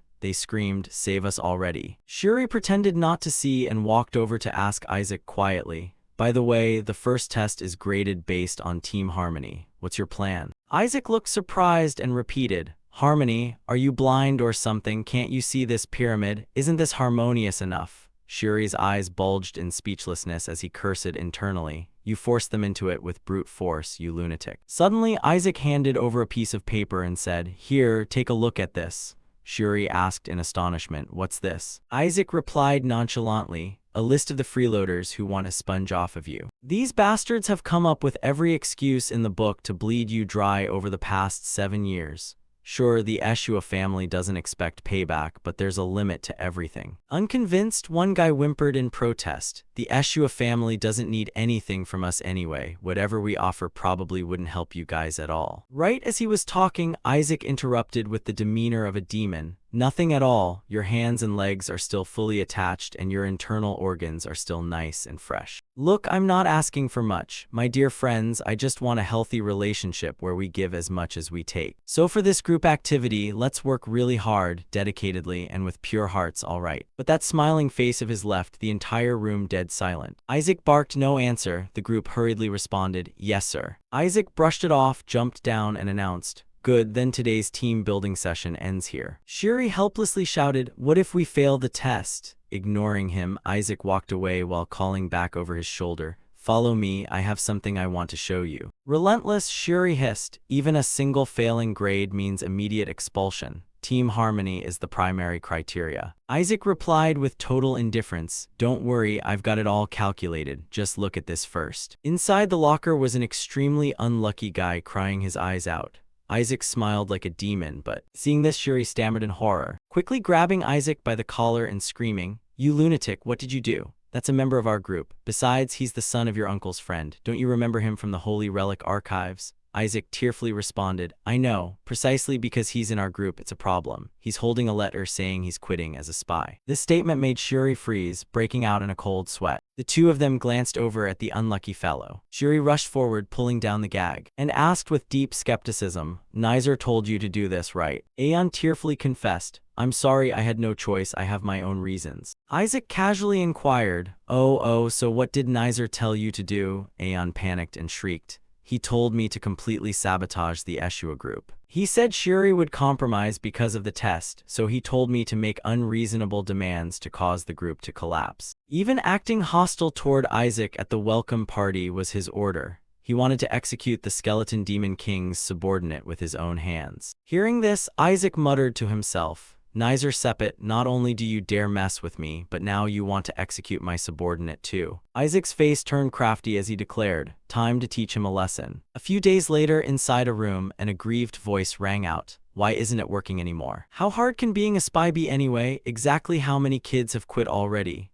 A young boy lowered his head in embarrassment and replied, "Sorry, we had some team building sessions, so I had to skip out." Hearing this, Nizer interpreted it differently. Team building, but with no other choice, he had to let the kid go. "Fine, whatever, get out of my sight." Seeing this, the remaining people in the room tried to comfort him. "Forget it, there are still 3 people in the Eshua group loyal to you. As long as they stay in there, your win is guaranteed." Nizer gritted his teeth and cursed under his breath, "That bastard is such an eyesore, I need to deal with him soon. Even my own father is paying attention to him. Does he actually want to invite him to the family estate? Whatever, as long as today passes. Those Eshua people are going to get cut today anyway." Having reasoned it out, Nizer took the lead and walked outside. At the center of the building, an elder's voice echoed evenly, "Welcome to the 5-color harmony. The white faith has cast its spell through words, and the most important things between teammates are harmony and faith. Therefore, the first theme of the 5-color harmony will be evaluated via a vote."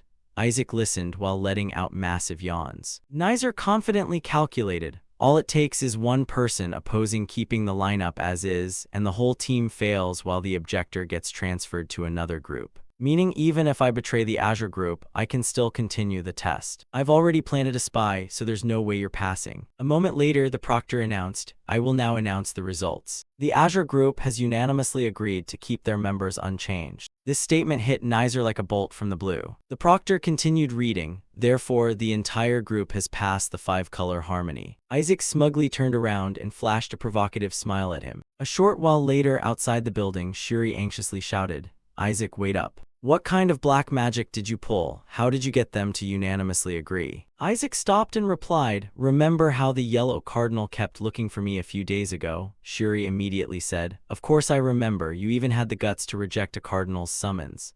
Isaac snapped, you trying to die? Shuri lowered his voice, sorry. Isaac continued his story. Anyway, I told him if he wanted to meet me, he had to bring out the yellow medicine.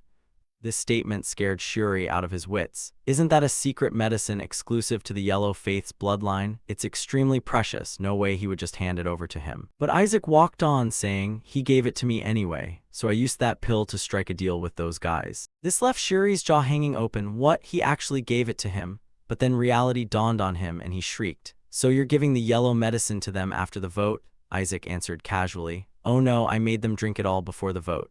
Disbelieving, Shuri scolded, what if they betrayed you anyway? Isaac grinned cheerfully, it's fine, I believe in my teammates. Shuri listened to all of this in a state of existential dread. Weird, could he have actually turned over a new leaf? If that's true, I guess I'm glad. Until he pushed open the door, revealing a bunch of kids inside crying and begging, please, we did everything you asked, please give us the antidote, my stomach hurts so bad. Shuri screeched, what antidote? Isaac finally perked up and added, I trusted they wouldn't dare betray me. Shuri's eyes widened in horror. What the hell did you do, you lunatic? Don't tell me you gave them poison instead of the yellow medicine. Isaac brushed it off. It was real yellow medicine. Kind of like a bootleg recipe. 93% flour, 5% skeleton demon king's mana essence, 1% laxative, 0.5% hair extract, and a whopping 0% yellow medicine. Shuri helplessly yelled. You could have got more than that just by washing a real yellow medicine pill in water. Isaac beamed. Well, it's about time they paid back their debts after sucking you dry for years. Shuri listened in despair, clutching his head. While the kids turned pale and tearfully begged, save me, I can't take it anymore, we already passed the 5-color harmony, please give us the antidote. Seeing how pitiful they looked, Isaac softened up. He walked over to the neighboring locker to rummage around and said, all right, fine, I am a man of word after all. Let's see, where did I put the antidote? Ta-da, found it. Shuri turned green in the face and cursed internally. You're out of your mind, that's a used diaper you wore, who stores an antidote in a diaper. Isaac waved the diaper around and asked, well, who should I give it to first? The whole mob lunged forward to grab it. Suddenly, the door was shoved wide open. Nizer walked in furiously, screaming, give me back my people, you bastard. I don't know what bribes you used to get my men killed. But right as he was speaking, he cast a disgusted look toward Isaac. And the grievously abused victims pounced on Nizer like absolute fiends. Before Nizer even understood what was happening, he yelled, I won't let this go. That was also his last sentence. After that, only his screams and the others echoed, stop touching Isaac, why are you suddenly jumping out to protect him? What did you do to them? Letting them beat him to their heart's content, Isaac finally stepped up to interrogate him. I heard you told them this. In times of crisis, what people look for is overwhelming power. But you're wrong. The most important thing to them right now is saving their own lives. Nobody can fight off death. Nizer grew paler with every word, glancing at the shivering group, unable to ever look at Isaac the same way again. Experiencing an existential crisis, he asked himself, are those even human eyes? A while later, inside the holy office, Burrit was working when he heard a knock and casually called out, come in. Seeing the servant push open the door and enter, Burrit let out a sigh. It took 7 days just to meet a novice priest. How insolent. To his surprise, the servant awkwardly reported, I'm sorry, but Isaac said he won't be coming. Annoyed, Burrit gritted his teeth. He took the yellow medicine and still won't come. The servant nervously recounted, that's what he said. And he asked me to pass along a message. Burrit darkly asked, what message? The servant replied, next time you want me to come, send a massive chunk of gold. This statement made Burrit snap his pen in irritation. And he shrieked shrilly, by any means necessary. Bring that brat before me. Shortly after, Nizer walked down the hallway in a huff, endlessly ranting, that bastard. Even so, it's not like I got nothing out of this. My people reported that he has something he cannot let the investigation inspectors see. If I investigate, I'll find the clues and strip away his identity with my own hands.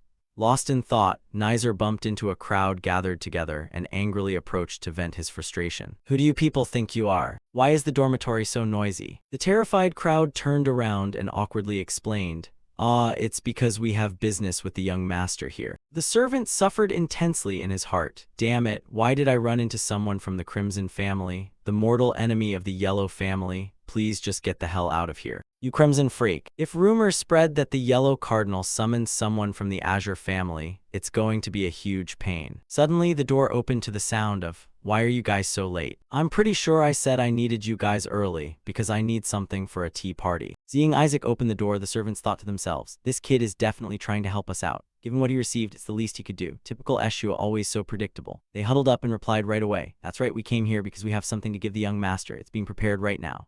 Isaac instructed, "That's right, a social gathering requires refreshments, so bring it before the day is over." The servants respectfully complied. But these words falling on Nizer's ears sparked a new idea. A social gathering, huh?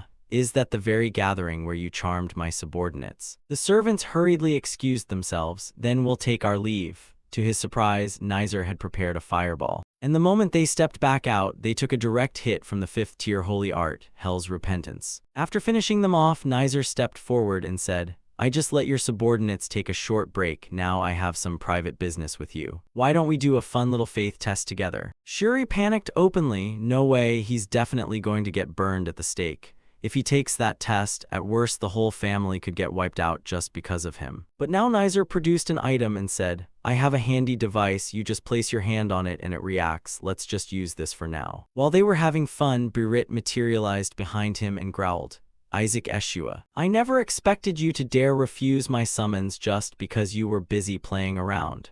This terrified Nizer, who was standing right in front of him. Looking down, Birit interrogated, "Do you think I'm a joke?" Nizer apprehensively turned his head back to look at Cardinal Birit. Glancing down, Birit added another charge, "You're even cozying up with the Crimson family. A brat from that family dares lay a hand on my men." Isaac stood there in silence like he was watching a play, ignoring Nizer turning pale with fright. He panicked internally and cursed, "What the hell is this bastard on Birit's side?" On top of that, Isaac shouted out, "I'm sorry, Lord Cardinal, but as you can see, young Master Nizer here told me not to fraternize with people from the Yellow family, so I couldn't respond to your summons in time." This statement terrified Nizer out of his wits. Birit had always targeted him, but losing his patience now, he screamed, "When did I ever say that, you bastard? Not to mention, what do you mean a cardinal summoned you? I thought no bishop was allowed to contact trainees during the probation period. Could a cardinal actually?" He blurted it out, leading Birit to irritably cut him off. "Oh, is that so?" Aya covered her mouth and giggled.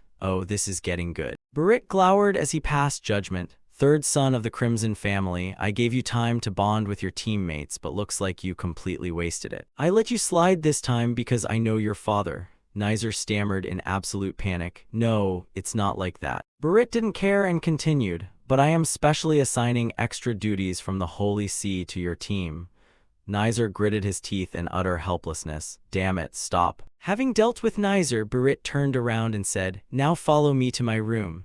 Suddenly, Isaac changed his mind and smiled. My apologies, dear Yellow Cardinal, but the Crimson Cardinal called for me first." This statement froze Nizer in his tracks as he was walking away clutching his head. Leaning casually against the doorframe, Isaac stated, "What can you do? I've already got plans. I'll meet with you if the conditions are better, though." Birit couldn't believe it and asked, "The Crimson Cardinal just called for you?" Isaac replied nonchalantly as usual, "Yes, the Crimson Cardinal just called for me." Standing beside him, Nizer was completely stunned. He clearly hadn't said a single word yet. How on earth did this kid know? If things went on like this, Cardinal Birit was going to despise him. His evaluation score was practically down the drain, so he had to get out of here first. And so, stepping up to explain on Isaac's behalf, he said, "That's right. I mainly came here to summon Isaac, so if you'll excuse me, I'll be taking him along." Birit knitted his brows. Did this mean the intimidation tactic Nizer feared hadn't worked? Flustered, he tried to add, "Cardinal," but the man cut him right off. "Well, it can't be helped then. If you had a prior appointment, there's nothing I can do. Go on." Nizer let out a deep sigh of relief. Even Cardinal Birit wouldn't want to pick a fight with his family, after all. Suddenly, Birit paused and added, "However, it remains a fact that you caused trouble for the Yellow Clan. Therefore, starting tomorrow, I will be assigning you extra chores." Hearing this, Nizer cursed under his breath, "Damn it." But he quickly reassured himself, "It's fine. As long as I deliver this guy to my father, the cleaning duty will just be. To his shock, Isaac had already vanished into thin air and the room door was shut tight. Losing his cool, Nizer snapped, "Where the hell did that brat go?" Breaking into a nervous sweat, Shuri pointed inside and said, "Isaac went to sleep. He said that if you want to grow taller, you've got to go to bed early." Nizer ground his teeth in pure frustration, helpless as he screamed internally, "Damn it, it's only 2 in the afternoon, you bastard." He barged right in and yelled, "Hey, wake up, please just get up already." But Isaac was already fast asleep, dead to the world. Seeing someone trying to wake up this harbinger of doom, everyone else in the room panicked and shouted, "Holy crap, get that guy Nizer out of here now." 3 days later, he still couldn't escape the endless floor scrubbing. Mopping away, Nizer muttered darkly through clenched teeth, "Isaac Eshua, I swear I'm gonna kill you." Who on earth could possibly endure 18 hours of cleaning every single day? He recalled when he used the calm orb to plead for help from his father, only to get chewed out. "An incompetent fool who can't even bring me a single brat dares to ask for my help." Choking with indignation, Nizer had nobody to confide in. His teammates were constantly whining about getting low scores, and even his own father couldn't care less about helping him. If he wanted his father's help, he had to bring that kid back with him. In that case, he needed to meet him first. The kid had to show up for prayers sooner or later anyway, so he would just wait for him in the prayer room.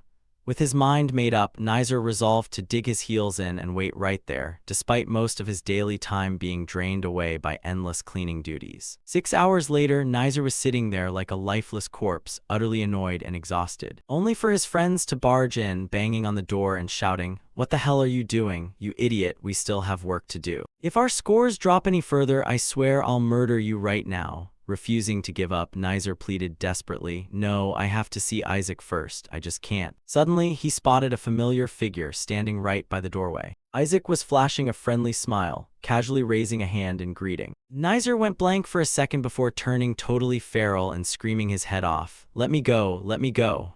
But his teammates refused to loosen their grip no matter what. Watching the spectacle unfold, Shuri sighed in utter disbelief. "You really are a devil, aren't you? Did you seriously show up right now just to mess with him?" Isaac grinned from ear to ear, clearly having the time of his life. "Come on, it's no big deal, just dropping by to say hi." Puzzled, Shuri asked, "Wouldn't meeting with the Crimson Cardinal have been way more beneficial for us, though?" Isaac threw the question right back at him. "Why's that?" Shuri immediately explained, "Because Cardinal Barrett would never help us become king." Completely clueless, Isaac echoed, "King, why's that?" Feeling totally exasperated with him, Shuri pleaded, "Please at least familiarize yourself with the grading criteria, will you?" Isaac frowned and snapped back, "Shouldn't you have told me that crap earlier?" Shuri had no choice but to break it down. King means an irreplaceable genius, Queen represents the talents capable of protecting the nation, Bishop is a model student, Knight is a capable student, Pawn is an average student, and Skeleton is completely useless.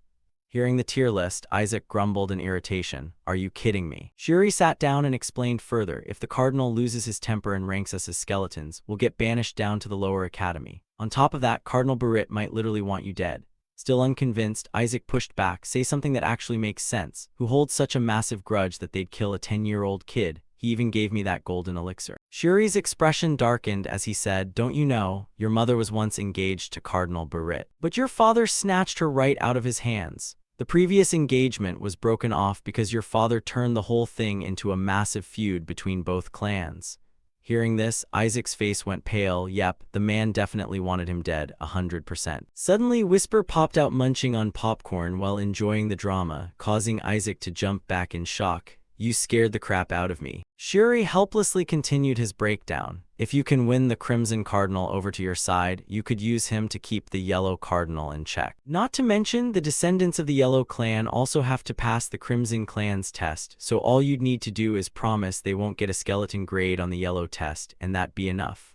Right at that moment, a small magic circle lit up inside the room, and a hand reached out behind Isaac's back. Utterly oblivious, he muttered to himself, "Fair point, maybe I should go meet him just once and see." The second the words left his mouth, that very hand clamped tightly over his face. Surprised, Shuri turned around. "Huh, what did you just say?" But seeing the empty room, Shuri screamed at the top of his lungs, "Isaac." Meanwhile, inside Barrett's personal office, an earth-shattering explosion erupted. Annoyed, Isaac demanded aggressively, "Hey, Mr. Kidnapping Me, what the hell are you doing?" Realizing where he was, Isaac sheepishly scratched his head with an awkward chuckle. "You always act so high and mighty, yet you actually sent your lackeys to kidnap me." Thoroughly irritated, Barrett turned around and snapped, "You brat, I have something to discuss with you." Isaac instantly cut him off. Yeah, of course you do. Didn't you drag me all the way here just because I've been ignoring you this whole time? Barit suddenly bellowed, Isaac Eshua. Freezing in place, Isaac looked up, instantly met with Barit's earnest expression and deeply sincere voice. I want to adopt you. Isaac was completely dumbfounded, having never seen this coming. What did he just say? Adoption meant coming under the Yellow Clan, didn't it? Did he seriously want him to join the Yellow Clan? What the actual hell? Was he mocking him, or was this some brand new scheme to control the Eshua clan? Seeing Isaac remain silent, Barit clarified plainly. There are no hidden motives here. I am simply proposing that you leave Eshua and become the adopted son of the Barit clan. Listening to this only made Isaac more and more suspicious, raising endless red flags. Why on earth would you do that? Is it really just because that fake skeleton demon king called me a saint? Whatever your angle is, it doesn't even matter. Thinking up to this point, he hesitated before opening his mouth. But if I become your adopted son, what's in it for me? That question caught Barit completely off guard. Isaac slyly spread out his hand, demanding, if you want to negotiate, the least you could do is state your terms clearly, right? Disbelieving, Barit wondered to himself, is he seriously trying to negotiate with me at his age? He solemnly listed them out. I will grant you everything the Eshua clan cannot. The Pope's family can compensate for whatever shortcomings you may have. Before he could even finish, he was cut short by a burst of laughter. Except the Eshua clan isn't lacking a single thing. Barit rubbed his chin thoughtfully, feeling a bit awkward. I heard Eshua is trying to keep you locked up inside the mansion, aren't they? The Azure faith demands immense patience and the suppression of one's true nature, meaning you will face countless restrictions. Our Yellow Clan, on the other hand, will never meddle in your affairs. What's more, we will fully support anything you ever want to do. But Isaac still wasn't buying it. Still sounds like a pretty weak deal. Unless you're planning to back me as the next successor to the Barit clan, that's nowhere near enough. Astonished, Barit asked, I heard your eyes were set on the position of saint, yet now you're aiming all the way for the papacy itself. If you truly wish to become pope, wouldn't switching over to the Yellow Clan be far more advantageous? Isaac casually shot back, still, I am an Eshua, if you think I'd flip sides over just this. Cutting him off with a tempting offer, Barit said, a territory bearing your name, complete personal sovereignty, a vault overflowing with gold, a private army under your command, total tax exemption, and an estate grander than Eshua's. I will even bestow upon you the full privileges of a direct bloodline descendant. Slightly swayed, Isaac rubbed his chin.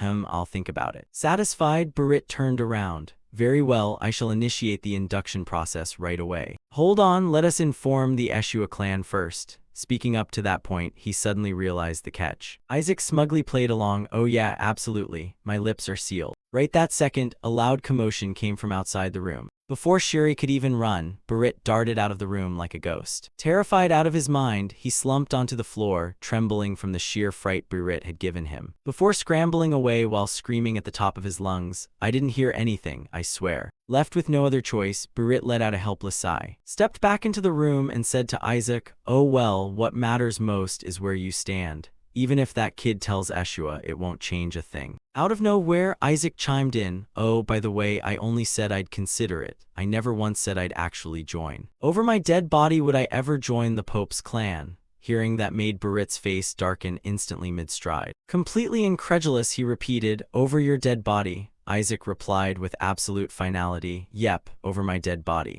Losing his temper, Barit growled through gritted teeth, you truly take after your mother. From your looks right down to the way you speak. With a single word from me, you will be excommunicated and never be allowed to serve as a priest again. Forget becoming pope, you won't even be recognized with the title of saint. With the pope's absolute authority, I can banish you from ever stepping foot into the Holy Kingdom.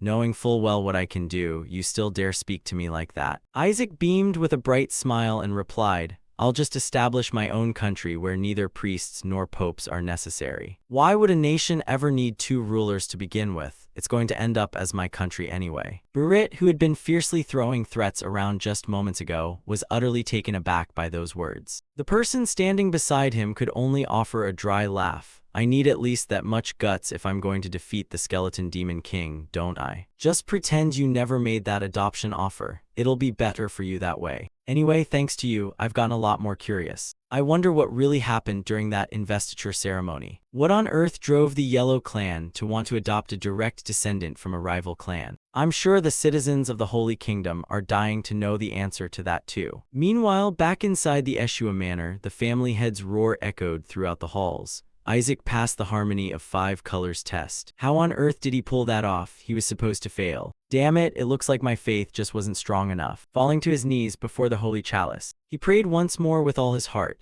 I beseech thee, O my God, divine sovereign over heaven and earth, please make that damn grandson of mine fail. Watching this unfold, Riley stood nearby, completely speechless. When other kids take exams, their grandparents pray day and night for them to pass, but in this house, they pray for him to fail. Meanwhile, the second son of the Eshua clan, Benjamin Eshua, couldn't hold back any longer and blurted out, Riley, what on earth happened to our family while I was away? Since when did the Azure Faith start placing curses on people? Riley could only offer an awkward chuckle, making Benjamin even more curious. Is Isaac really that much of a troublemaker? Flustered, Riley waved his hands dismissively.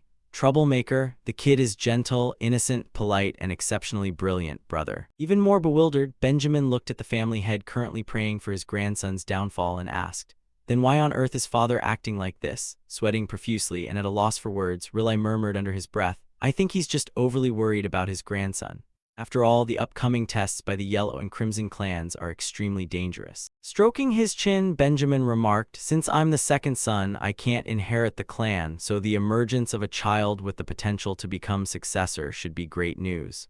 Why do I feel so uneasy, though? Just then the family head walked over, scratching his head in bewilderment. How strange. Anyone hit by that blessing should have become so overly zealous that they'd collapse and stay unconscious for 3 straight days. Why didn't it work on that brat? Hearing that, both sons were left utterly speechless. Doesn't that sound way more like a curse? We think it's definitely for the best that it didn't work. Suddenly, a voice called out from the doorway. Even so, I believe that child still means the world to you, grandfather. Turning around, they saw a young woman offering a polite bow. Greetings, clan head uncle. It was the saint candidate Lee Eshua. Delighted, Riley exclaimed, oh, Lee, you're back. Lee greeted them with a gentle smile. How has everyone been? But nobody seemed to care. The family head simply kept muttering to himself. Still, how in the world did that brat pass the Harmony test? There's no way he should have been able to. The Pope's family is showing far too much interest in Isaac. If they're truly targeting his life, it'd be best for him to just give up and return home early. If his investiture were postponed for a year or 2, it wouldn't be an issue. But the kid is simply too outstanding to delay the ceremony. While everyone was wallowing in gloom over the situation, Benjamin walked over to the desk, eyed the letter lying on top with curiosity, and asked, Father, who sent this letter? The envelope looks far too luxurious. It doesn't look like our family's correspondence at all. The family head let out a heavy sigh. It's from your 4th brother. Surprised, Riley chimed in, Noel, he actually sent a letter. Opening the letter, the family head read aloud, Hey, when are you finally going to step down as clan head? You're already on your deathbed, so why haven't you handed over the position yet? That's literally what he wrote. This is exactly why we need to properly discipline him. No matter what, we cannot let your brother take over the family. Riley immediately agreed. I second that. The family head instructed further, if he still falls short of qualifications, Riley, you will be the next clan head. But Isaac passed the Harmony test, so perhaps there is still hope. Right at that moment, the Holy Spirit of Fire flew back into the room, cursing the very second it crossed the threshold. Hope my ass. Looking up, the family head asked, what happened? Shalak shook its head and vented in pure frustration. That bastard is going around beating other kids with his baby bottle. What kind of lunatic uses healing magic just to beat people up even harder? The family head cleared his throat. Yep, sounds just like Isaac. Questioning his very reality, Benjamin could only mutter, well then. Shalak added he even poisoned and threatened his own teammates just to pass the test. Grimacing in distress, Riley groaned, good grief. Yet the family head remained surprisingly optimistic. It's fine, as long as the Pope's family doesn't find out. Before the words could fully leave his mouth, Shuri slammed the door open and screamed at the top of his lungs, Grandfather, we've got a huge problem. Cardinal Barrett just offered to adopt Isaac. Every single face in the room went pitch black instantly. Holding back his temper, the family head asked, and what did Isaac say? Panicking, Riley tried to reassure him. Father, Isaac is a member of the Eshua clan. There's no way in hell the boy would ever betray us. But Shuri instantly crushed both of their hopes. He said it was awesome. Riley lunged forward, grabbing him by the collar to interrogate him. What do you mean by that? Shuri, what exactly did that man use to bribe Isaac? Miserably, Shuri replied, an obscene amount of money to the point where no human being could ever say no. Gritting his teeth, Riley cursed under his breath, damn it all. The surrounding servants began whispering among themselves. As expected, money really can buy anything. You're totally right. Clenching his fists until his veins bulged, the family head let out a low, menacing growl. Those rotten dogs. This old man is still breathing, damn it. And they dare have the audacity to snatch away a member of my family. Meanwhile, over on Isaac's side, massive piles of gold and treasures were being delivered. Staring at the mountain of valuables, the surrounding students were left completely slack-jawed in awe. All this gold is from the Berit clan, word is it's all for Isaac. So the rumors about Isaac being tight with the Pope's family are actually true. Isaac let out a sly, hidden smirk. Calling this hush money would be a lot more accurate. Besides, gold is just gold. Out of nowhere, Shuri leaped out waving a flag and declared, Isaac Eshua is a devout follower of the Azure faith. Isaac stood completely frozen. What the hell? Why did the clan head send him, that cheapskate old geezer? As Isaac walked up, Shuri handed him a crumpled letter. Frowning, Isaac unfolded it to read the contents, only to find a single, solitary line, you are family to me. This left him even more thoroughly baffled. What kind of circus act is this supposed to be? Just as he was scowling and about to rip the letter to shreds, a voice rang out, why are they here? Startled, Shuri turned around. Screaming in sheer shock, Lady Lee. Startled out of his gloomy mood, Isaac turned his head back in utter disbelief. Did the female clan head come here as well? The crowd looked toward the entrance only to see two women stepping inside, sending the students into a buzzing frenzy. Those are the saintesses of the Eshua clan. Look, it's Melissa. Isaac's expression soured completely as he cursed internally. Holy crap, what is Melissa doing here? Does she have any idea how much agonizing effort I put into avoiding her? I gotta find a place to hide now. Suddenly, someone in the crowd gasped. Whoa, that looks ridiculously real. That's a projection from a communication orb, isn't it?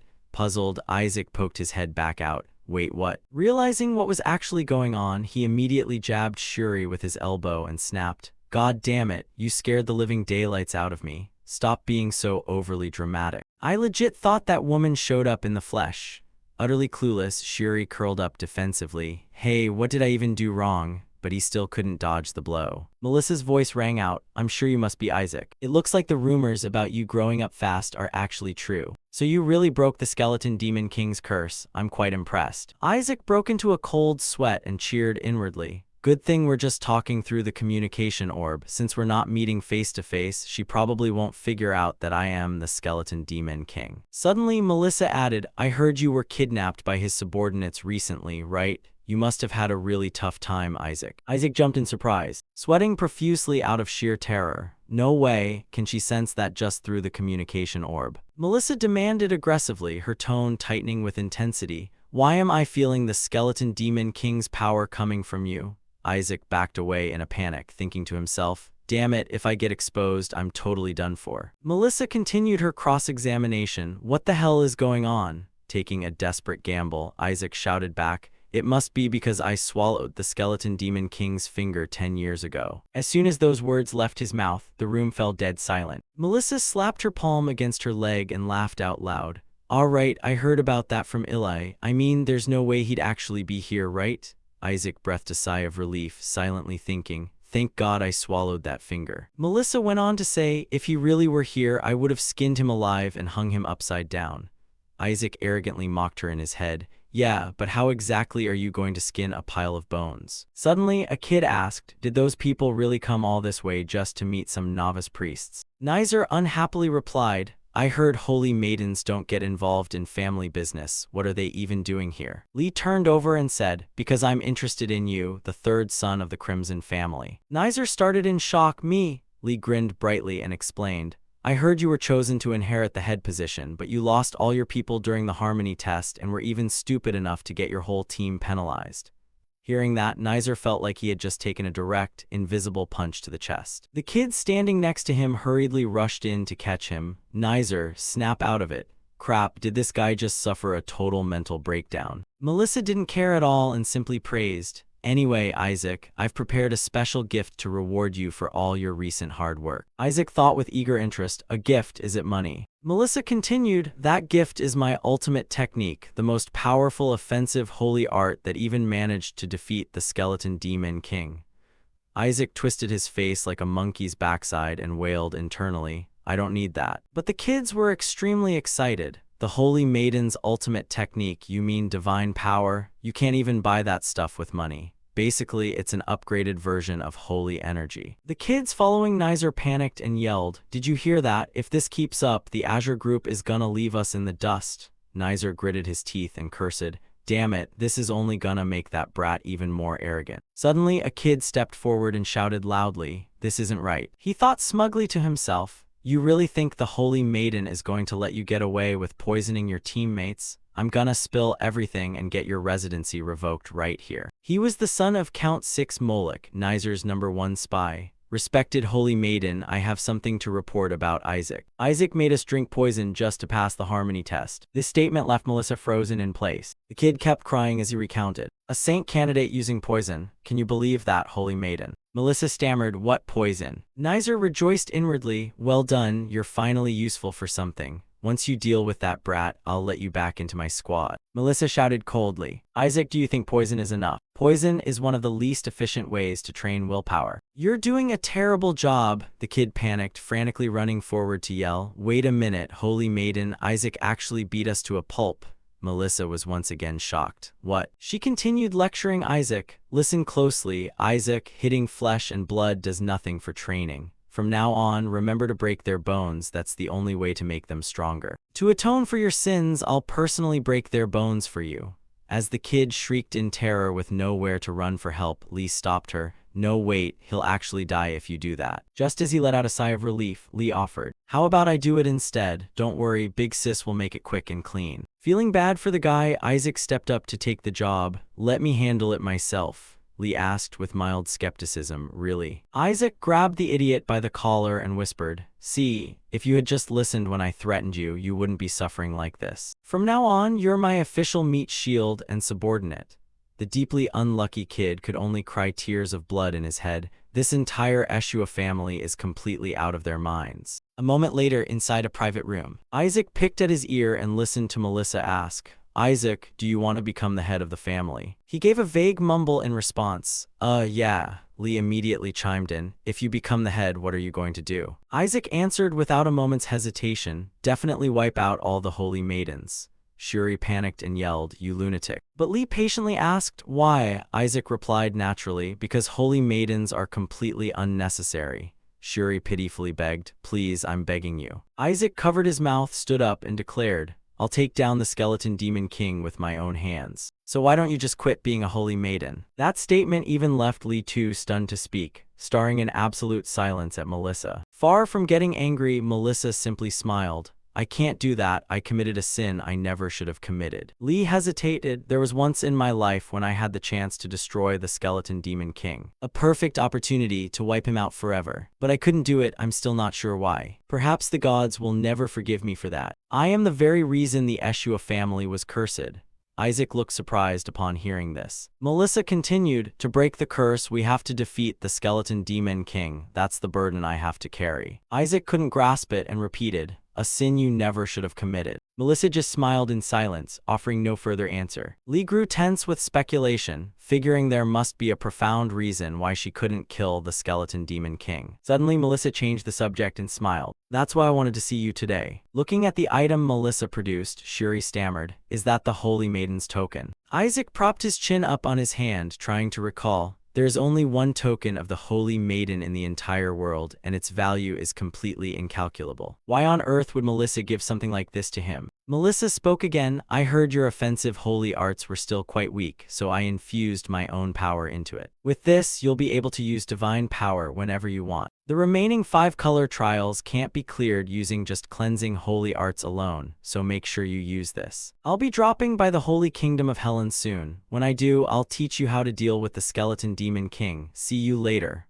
The moment those words finished, she vanished. Isaac gritted his teeth and cursed mentally, just drop dead and don't ever come back, do us all a favor. Lee also stood up and announced, well, I need to get going too. Isaac stood up to leave as well, but Lee paused, turning back to ask softly, Isaac, tell me, do you have a monocore? Isaac's face turned an ugly shade of pale. Did this brat figure out that I created a monocore? Even Melissa didn't notice, so how does she know? Should I just kill her right here? But Lee tapped her chin and muttered, or maybe I'm mistaken. The thing inside there is a monocore from the annex, right? Isaac quickly played along. Ah yes, a monocore, right, exactly. Isaac clutched his chest and silently panicked. Oh crap, I totally forgot I still haven't absorbed it yet. I thought I could break the seal with holy arts, but it's still not working. What the hell even is this thing? Nothing seems to work on it. Suddenly, Lee took off her necklace and said, you can break that seal using this necklace. Joy lit up Isaac's face as he respectfully raised both hands to accept it.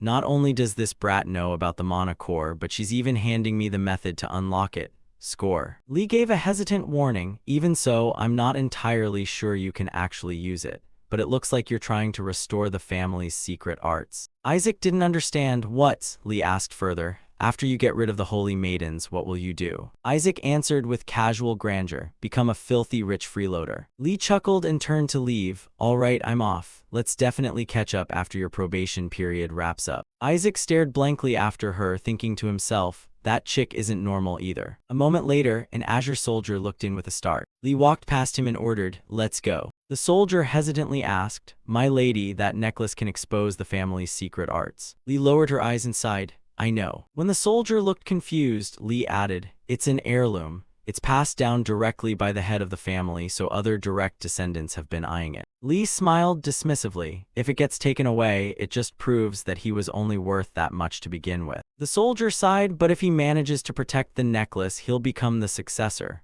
Not caring much, Lee smiled brightly, still better than him coming to the Holy See. Recalling Isaac's words from earlier, definitely wiping out the holy maidens, taking down the skeleton demon king with his own hands. She couldn't help bursting into laughter once more, looking expectantly out the carriage window and murmuring, make sure you actually pull it off, Isaac. Meanwhile, Isaac's eyes were practically glowing with dollar signs. That night, heavy rain poured outside the Burrit estate. Inside, a servant's voice echoed, oh my lord Gol, it's been a long time. Gol replied coldly, been keeping well. The servant answered respectfully, very well. How are things over at the Eshua family, my lord? Gol said dismissively. What do you think? They're still a bunch of trash as usual. The servant chimed in agreement. Figures, the Eshua are all hypocrites. This statement made Gol hesitate slightly. Truth be told, he was also afraid he might grow soft on them. But deep down, Gol thought differently. Something definitely must have happened during the investiture ceremony. The priest in charge of Isaac's investiture ceremony had been found dead in the monster forest. Was the matter serious enough to warrant silencing him? On top of that, the Yellow family actually wants to adopt Isaac now. There's no way they'd do that unless they've all lost their minds. There are too many weird things going on here. Damn it. Even though my mother belongs to this family, if I dig too deep, I might just lose my life. A moment later, inside the family's secret vault, Gol gave instructions. I want to rest for a bit. Don't come in until I call.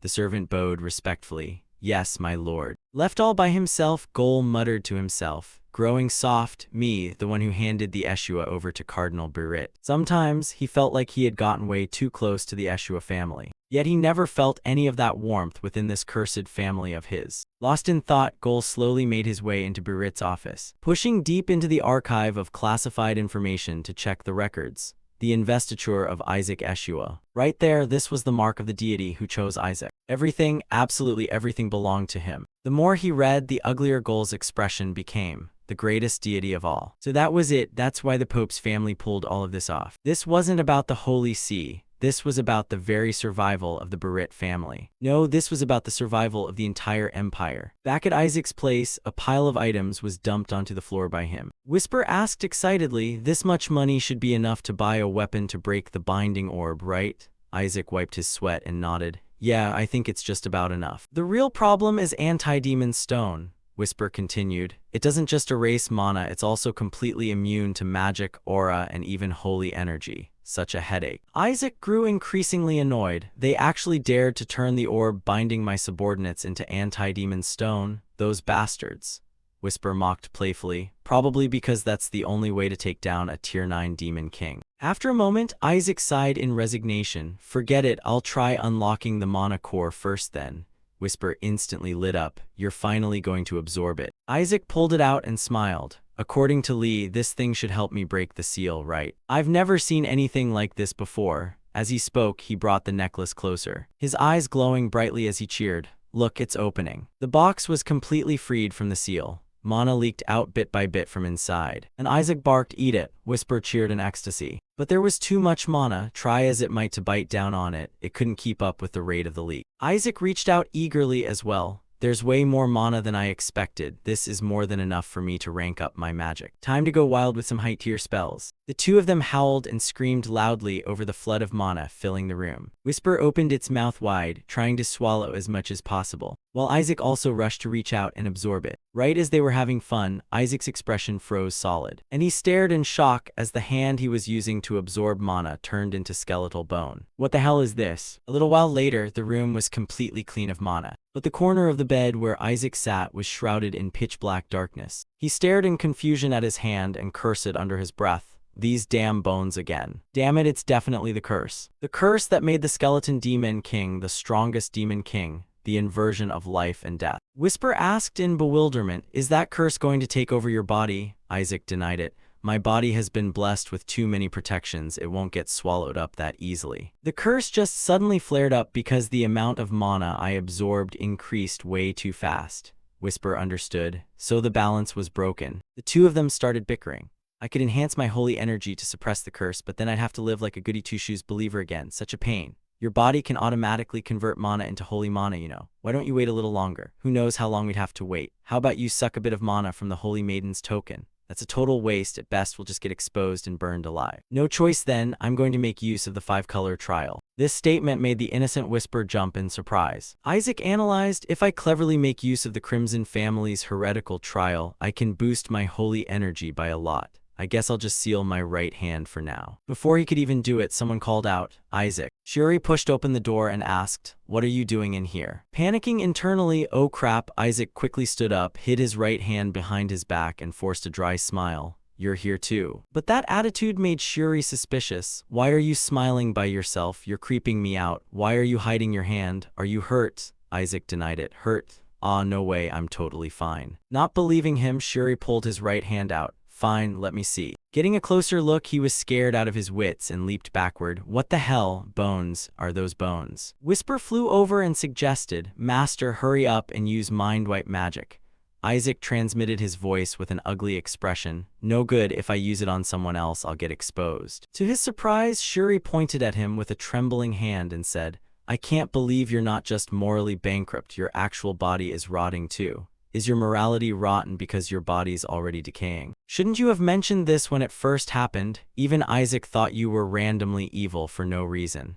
That statement startled Isaac. What? His brain immediately started spinning. That's just how the Eshua family curse goes. Either you're born useless, or you're talented with a massive physical handicap. Shuri clutched his head and wailed. Our ancestors had people like this before. But how come you're both disabled and morally bankrupt? Being peppered with questions, Isaac gritted his teeth and cursed in his head. Should I just murder this guy right now? But Shuri was genuinely worried and said, first things first, we need to report this to grandfather and get you cured. Even if you don't have long to live, there's gotta be a way to stretch your lifespan.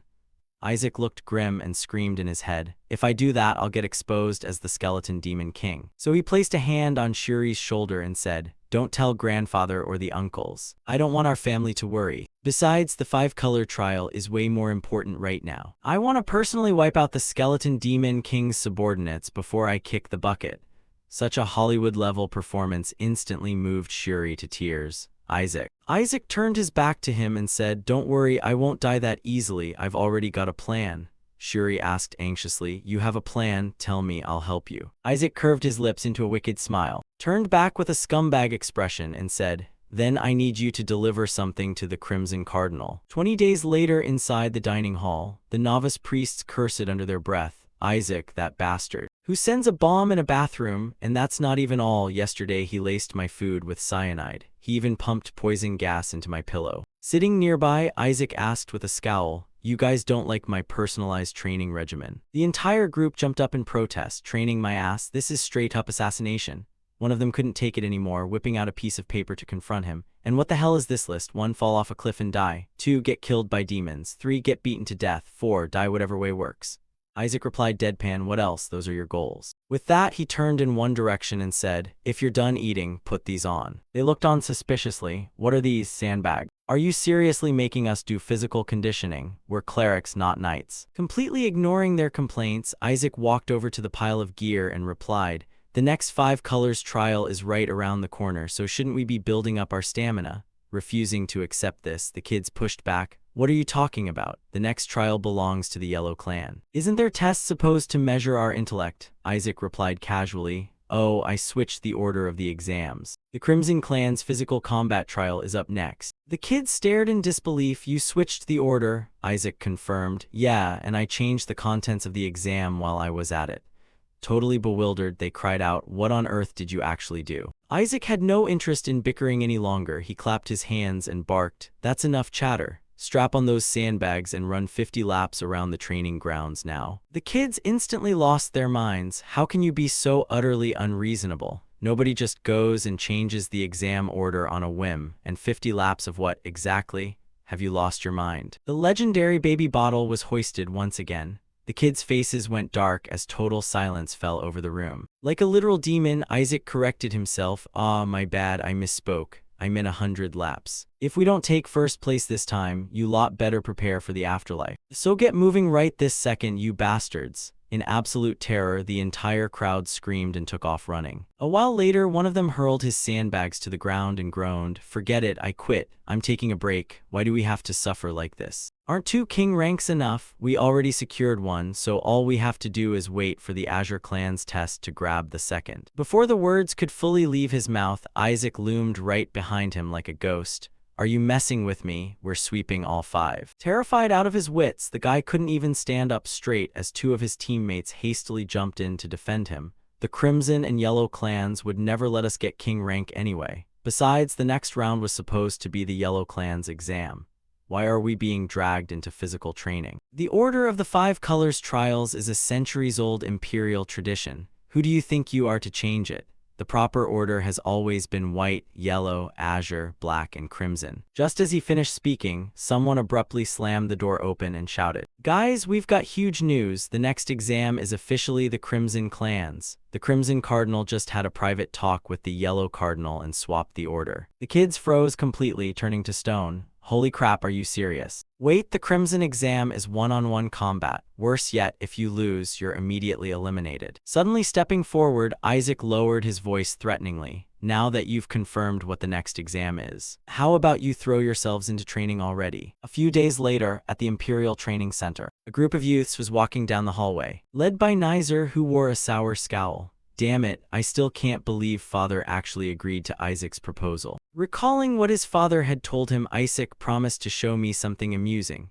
Attack him and force him to go all out. Nizer couldn't help but feel resentful, especially now that it was no longer a duel, but a team battle instead. Whatever, an Azure team led by Shuri Eshua is hardly anything to worry about. Aside from Isaac, the rest of them are total pushovers. There's no way the Crimson Clan, a family bred for combat, could ever lose. Bolstered by that thought, he stepped out onto the grounds with full confidence and rallied loudly. Let's move, boys. Time to fight and wipe the floor with them in seconds. But the moment he arrived at the arena, his expression twisted in pure shock. Up on the high balcony sat the 2 cardinals. But the Crimson Cardinal wasn't even looking at the stands, gazing off in another direction instead. Over on the opposing side, Isaac's squad marched forward, with Kina unexpectedly standing among their ranks. Flashing an innocent smile, Isaac explained to the proctor, about that, my usual food tester came down with a stomachache this morning. So luckily I managed to find a substitute. Since she's technically an apprentice too, it shouldn't be a problem, right?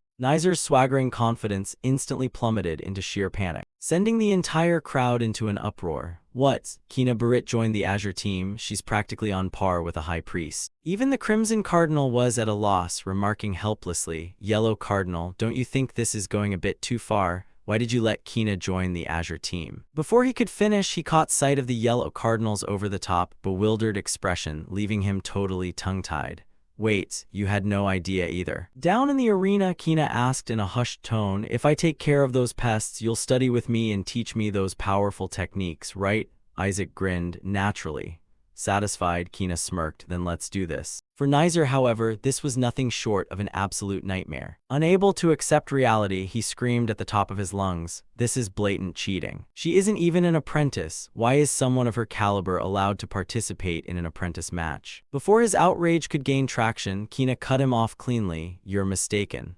I turned down my promotion to High Priest, and relinquished all associated privileges as well, which means I can remain an apprentice longer, just like Isaac Eshua." The audience stood with their jaws on the floor, breaking out in cold sweat. Sensing the suffocating tension hanging over the arena, Kina turned toward the proctor and asked, "Has the referee reached a decision yet?" Clutching his head in distress, the proctor stammered, well, Kina Burit is still officially recognized as a low-ranking priest, and she hasn't taken any 5 colors trials yet. So there are no rules prohibiting her from participating."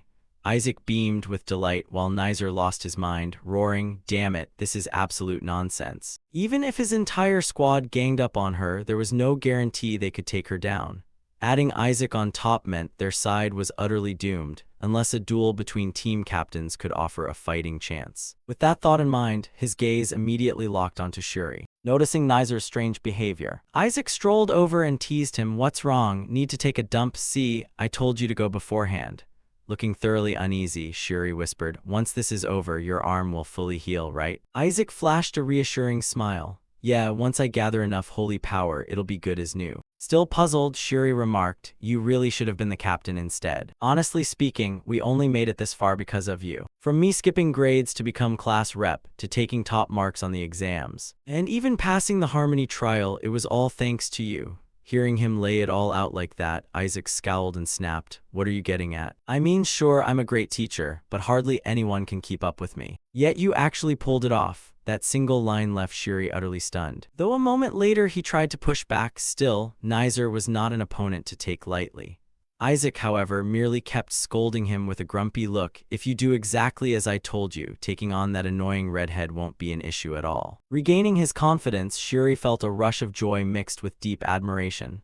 "Isaac." But before he could finish, Isaac's tone took a sharp turn. "And if you lose, I'll personally skewer you myself, got it?" Shuri's mood instantly plummeted off a cliff. "Wait, what?" Moments later, the proctor shouted across the arena, "The match will begin in 5 minutes. Both teams prepare for battle." Watching from afar, Asili offered an anxious prayer. "Lord Isaac, even with Kina on their side, I feel the odds are still heavily stacked against both Isaac and Shuri. Those Crimson Clan scoundrels. How dare they use destructive divine arts on little kids?" Down in the arena, the apprentice kids on Isaac's side looked like rabid dogs straining against their chains, literally bound by their collars. Isaac casually held the end of the leash with a chuckle. "Easy now, not yet, don't rush it." Watching the spectacle left Rilai utterly baffled. Hesitating, Asili murmured, "That looks more like an Azure Clan divine art, doesn't it? Lord Isaac actually asked me to teach him the spirit awakening art." Rilai could barely believe his eyes. "That monstrosity is supposed to be spirit awakening." Flustered, Asili replied, I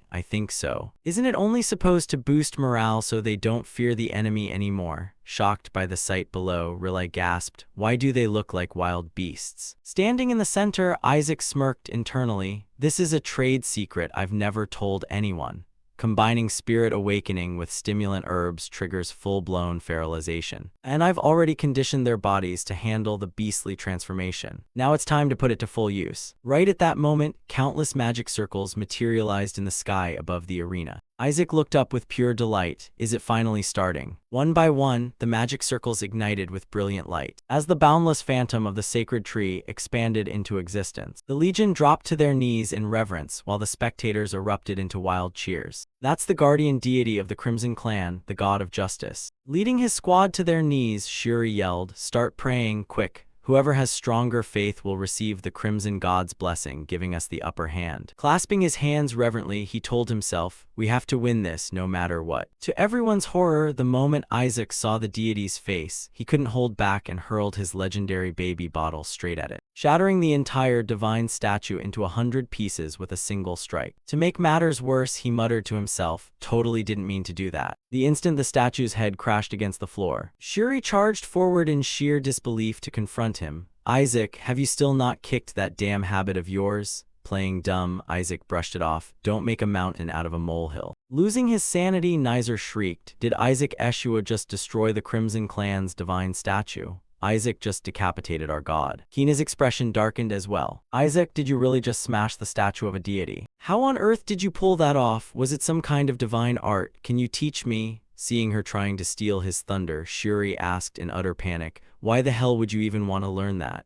Besides smashing a god's head. Kina turned around annoyed. So what? Aside from the Yellow Clan's god, none of the other deities matter to me anyway. Speechless, Shuri wore a resigned, hollow smile. May the gods have mercy on this one too. Suddenly, Shuri lunged forward, locking his arm around Isaac's neck and shouting, Isaac, you bastard, you were just testing the arena's floor durability, right? This is absolute madness, you better apologize right now. Visibly exasperated, Isaac groaned, fine, I'm sorry, okay. With that, everyone turned their eyes up toward the balcony where the two cardinals sat. The Crimson Cardinal smiled and muttered under his breath, that brat truly is an unpredictable nuisance, though watching him break will be quite entertaining.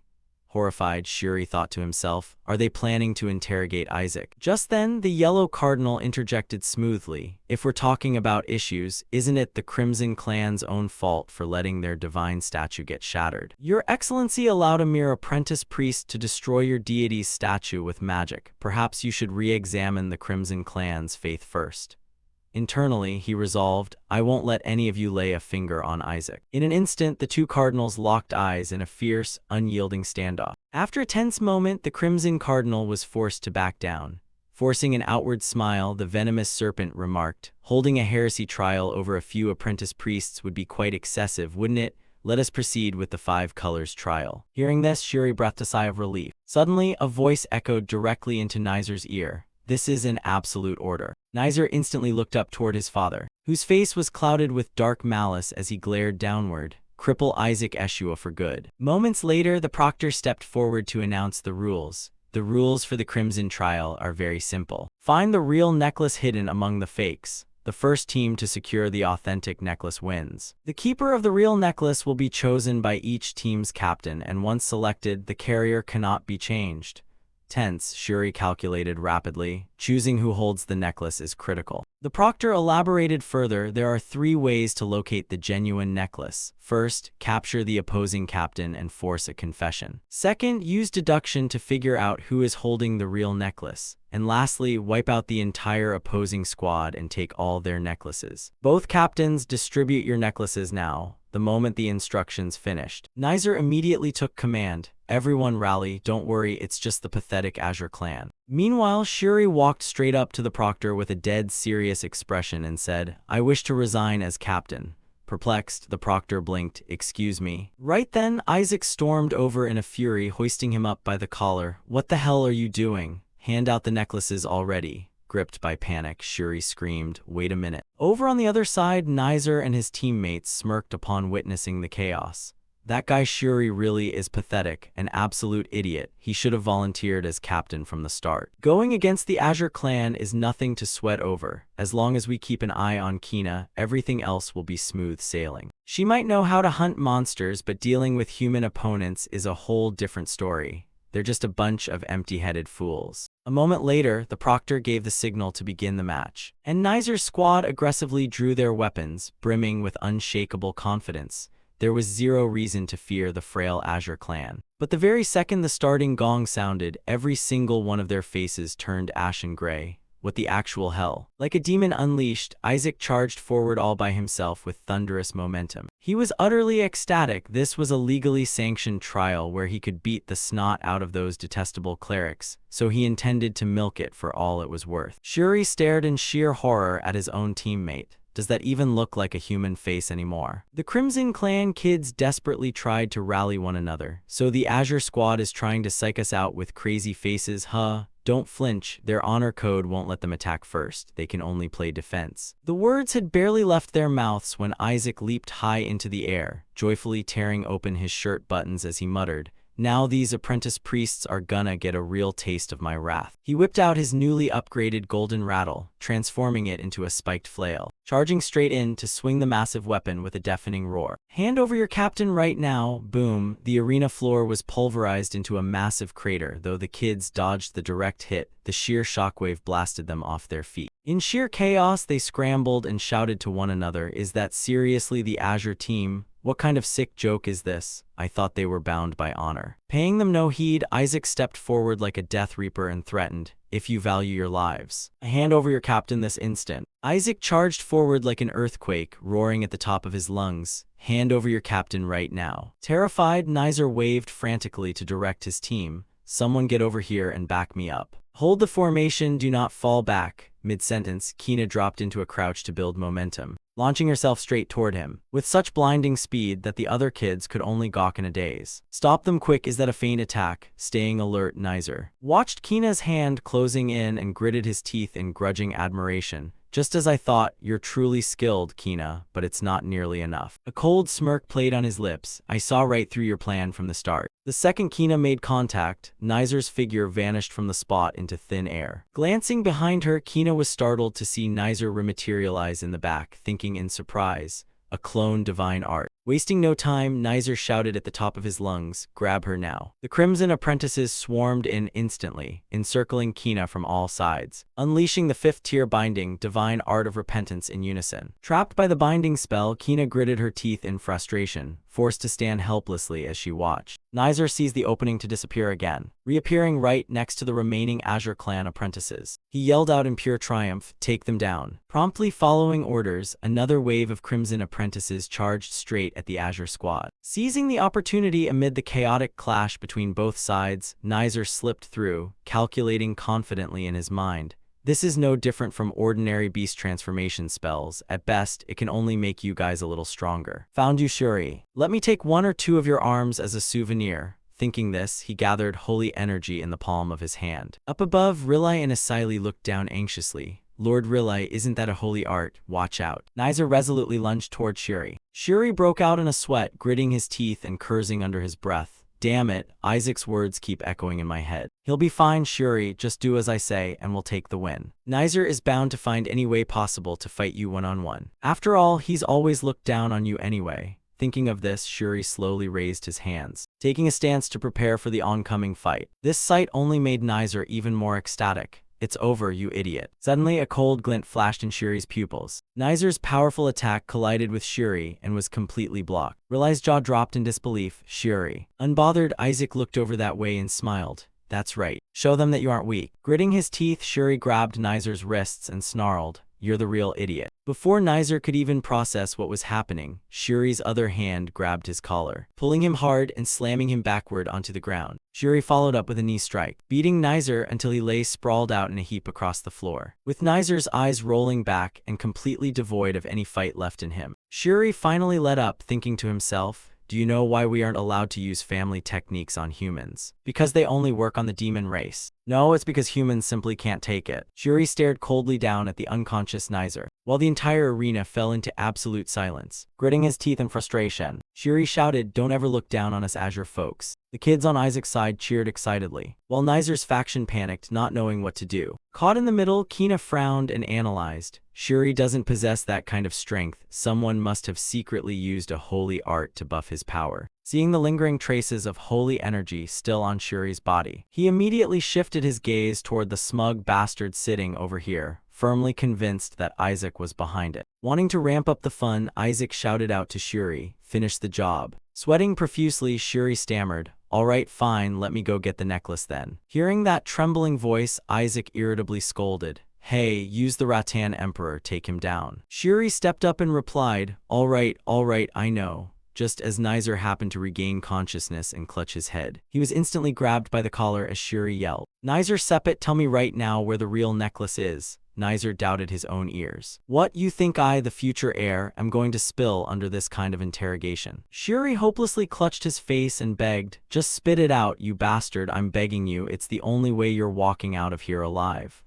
Nizer experienced an existential crisis. Is this guy completely out of his mind? Enraged, he roared, "Shut up, you crazy lunatic. I've trained through all kinds of torture to inherit the family. How could you?" Right as he was yelling, Shuri coldly stood up, raising his foot like a grim reaper demanding a life. Seeing this, Nizer turned deathly pale, stammering incoherently, "Wait." Instantly, a heart-wrenching wave of pain struck him, making him jump straight up. Up in the stands, the spectators trembled in cold sweat. "What kind of terrifying sound is that?" Can someone from the Azure family actually pull something like this off? This is horrifying. Shuri gritted his teeth hearing the gossip, while Isaac's amusement was plain for everyone to see. Down in the arena, Nizer's miserable screams echoed continuously. His face distorted beyond recognition from the torture. Looking grim, Shuri reminded him, "I told you to confess faster." Nizer's cronies rushed over to rescue him. "Shuri, you bastard." Kina immediately stepped in to block them. "Stay right where you are." He lightly tapped his toe against the floor, casting a wide-range paralyzing holy art, and the entire spectator stand lit up with the brilliant glow of a magic array. Nizer fumed with bitter rage. Damn it, did they intentionally pretend to get caught? Did they even know where the necklace was hidden beforehand? But how did they? Shuri was also sweating bullets, muttering, "All right, fine, let me go get the necklace." Nizer instantly darted his eyes in another direction, glaring at Isaac's smirking face as he screamed internally. Could he have calculated all of this from the start? Nizer's stubborn lackeys crawled over, still refusing to give up as they cursed. "You planned all of this just to force Nizer to talk, but no matter what, Nizer will never tell you anything." Isaac raised an eyebrow and shot back, "What are you talking about? Don't all of you know where the necklace is hidden anyway?" With that, he pulled out the ancestral ring, its unique holy energy-absorbing effect gleaming on his finger. Seeing this, the kids frantically begged, "Wait, I'll talk, I'll tell you where it's hidden." But Isaac didn't care. He swung his mace down directly on top of them and barked, "Talk about what, let's get started." A moment later, Isaac fished out a ruby-studded necklace, stepped on top of Nizer's lackeys and yelled, "Found it!" The proctor immediately declared the Azure team the victors. Cheers erupted endlessly. All hail the Azure faith. But Shuri couldn't bring himself to care, staring blankly at his own hands in an existential daze as buzzing whispers filled the air. So the rumor about the Azure faith making a comeback is true. They even managed to drag the Pope's grandchild onto their side. Rilai also clenched his fists in excitement. "Well done, Isaac Shiria." Suddenly, a kid walked up behind him and called out, "You must be thrilled that the Azure team won. How about giving the winners, those who blessed this arena with such a magnificent performance, a proper reward?" The newcomer was the Crown Prince of the Holy Kingdom of Helen, Shabli's Electric Helen. Seeing the Crown Prince, Rilai hurriedly bowed in respect. "This humble servant greets the second son of the Holy Kingdom." The Crown Prince offered casual praise. "You really have some exceptional grandchildren. What do you say if I gift them official priest robes?" Rilai gladly accepted on the spot. "Of course, Your Highness. That way the kids will shine even brighter in the upcoming trials. Apparel bestowed by the royal family is practically a family heirloom." The Crown Prince cheerfully proposed, "Then would it be all right if I dropped by when the tailor arrives?" Rilai looked slightly awkward. "Yes, aren't Your Highness very busy? You don't need to." The Crown Prince smiled as he cut him off. "I just want to meet them in person." Rilai wondered doubtfully to himself, "They're just two novice priests, why on earth does he want to meet them?" Then the Crown Prince added, "All right, consider this a small bonus. You'd better advise your youngest grandchild to drop the Yellow Faith trial. The Pope is actually looking to kill Isaac." The moment those words dropped, Rilai anxiously looked down toward the arena, seeing Isaac standing safely down below, and let out a sigh of relief as he whispered, "Thank you for your concern, Your Highness, but it'll be fine." A short while later inside the lounge, the kids' joyful voices echoed, "Hey, did you hear? The Crown Prince is going to gift us robes." "Really? On top of that, we achieved a King tier ranking this time. Looks like we've really made a huge name for ourselves." Amidst the crowd, Isaac glared ahead with a grumpy expression and snapped, "Hey, aren't you going home? The trial's over, I don't need you anymore." Kina continued calmly sipping his tea, as if he hadn't heard a thing. His servant anxiously advised, "He's right, you need to go back. The family head is looking for you." Irritated, Kina slammed his teacup down onto the table and barked, "No, you're the one who told me to join the Azure family, remember?" This statement turned the servants' faces deathly pale, leaving them speechless. Isaac pouted in rebuttal, "When did I ever say that?" Kina answered serenely, "Last night." Isaac angrily scolded, "Stop making things up, that was just to pass the Crimson trial. Who gave you permission to officially become an Azure priest?" This left Kina temporarily at a loss for words. The servant let out a sigh of relief, but the very next second Kina counter-argued, "I don't care, I've already agreed to become an Azure priest, so I'm staying right here." The servant, who had just calmed down, instantly raised his guard again. "Master." Kina turned to give instructions, "Tell my father I'm not coming back yet." An Azure servant angrily cursed, "Just get the hell out of here already." Kina's yellow servant panicked, "Master." But Kina had made up his mind, muttering to himself, "He definitely used a holy art on Shuri yesterday, but what kind of strength was that?" On top of that, the crown prince is going to gift them robes. Gifting robes is basically a declaration of ownership. All 5 faiths are under the Pope's thumb. Is the crown prince actually rebelling against the Pope? Thinking this, Kina slammed the table and declared, "Anyway, I want my reward for helping you out in the Crimson Trial, but since you're busy, I'll just stay here with you."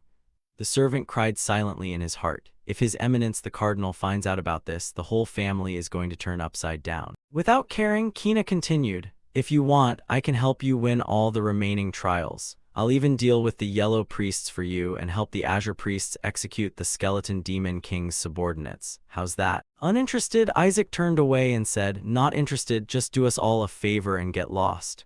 That attitude drove Kina mad. "What? You said you'd teach me. I'm not going anywhere until you agree to teach me. Drag me out yourself if you're so good." Having said his piece, he laid down on the floor to throw a full-blown tantrum right in the middle of the room. Isaac was at his wit's end. "Hey, are you stupid? I was just using you. Beat it." But Kina stayed right where he was, refusing to budge. "Say whatever you want, I held up my end of the bargain, I'm getting what you promised." Isaac irritably yelled, "I said that's for later, I'm busy right now, get out before I change my mind." Kina got pissed off too and challenged, "Are you going back on your word?" Having no other choice, he cleared his throat and compromised. "Fine, I'll wait. Once the probation period end." Before he could finish, Isaac cut him off. "I'm out of patience, deal's off. Besides, I've already got a disciple way more obedient than you." Refusing to accept this, Kina popped back up. "An obedient disciple who?" Isaac pointed behind him. "Who else? Obviously Shuri." "Right." Kina immediately shot a withering glare straight at Shuri. "That guy? Yeah, him." Unconvinced, Kina stomped his foot and demanded, "You mean to tell me that guy is better than me? If I prove I'm better than him right now, will you teach me?" Dragged into it out of nowhere, Shuri wailed in despair. "Why am I getting dragged into this?" With his usual cynical smirk, Isaac propped his chin up and replied, "Depends on how well you perform." Hearing that, Kina immediately rushed over and stared intensely right into Shuri's face. The next day in the Holy Banquet Hall, the kids sat down to eat, their eyes wide as they whispered, "What is that?" The Azure team's seating arrangement is seriously top tier. Their food looks totally different from ours too. I heard their room got upgraded as well.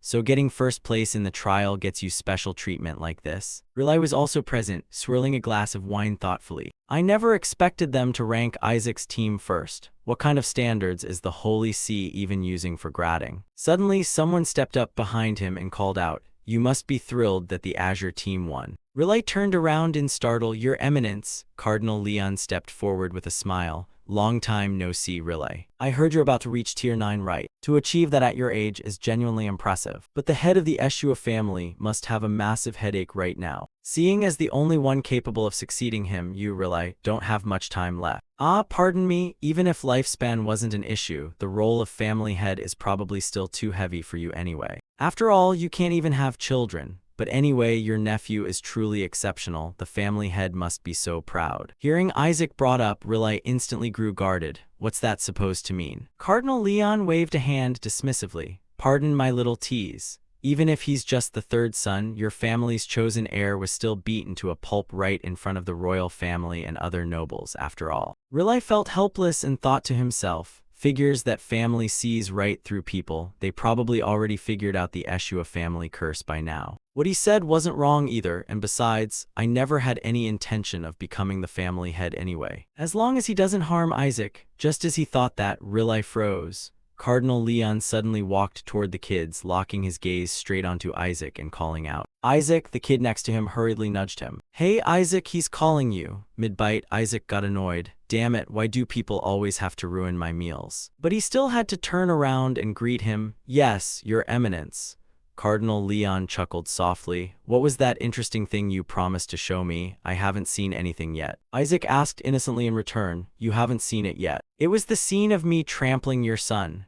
The moment those words left his mouth, the entire room plunged into dead silence. Unbothered, Isaac pointed right in his face and asked, "Well, what do you think? Did you enjoy the show?" Shuri shrieked in terror and stammered, "Why would you say something like that to the Crimson family?" Isaac brushed it off and argued, "What? Why? I'm afraid his jaw's gonna take a trip out of town."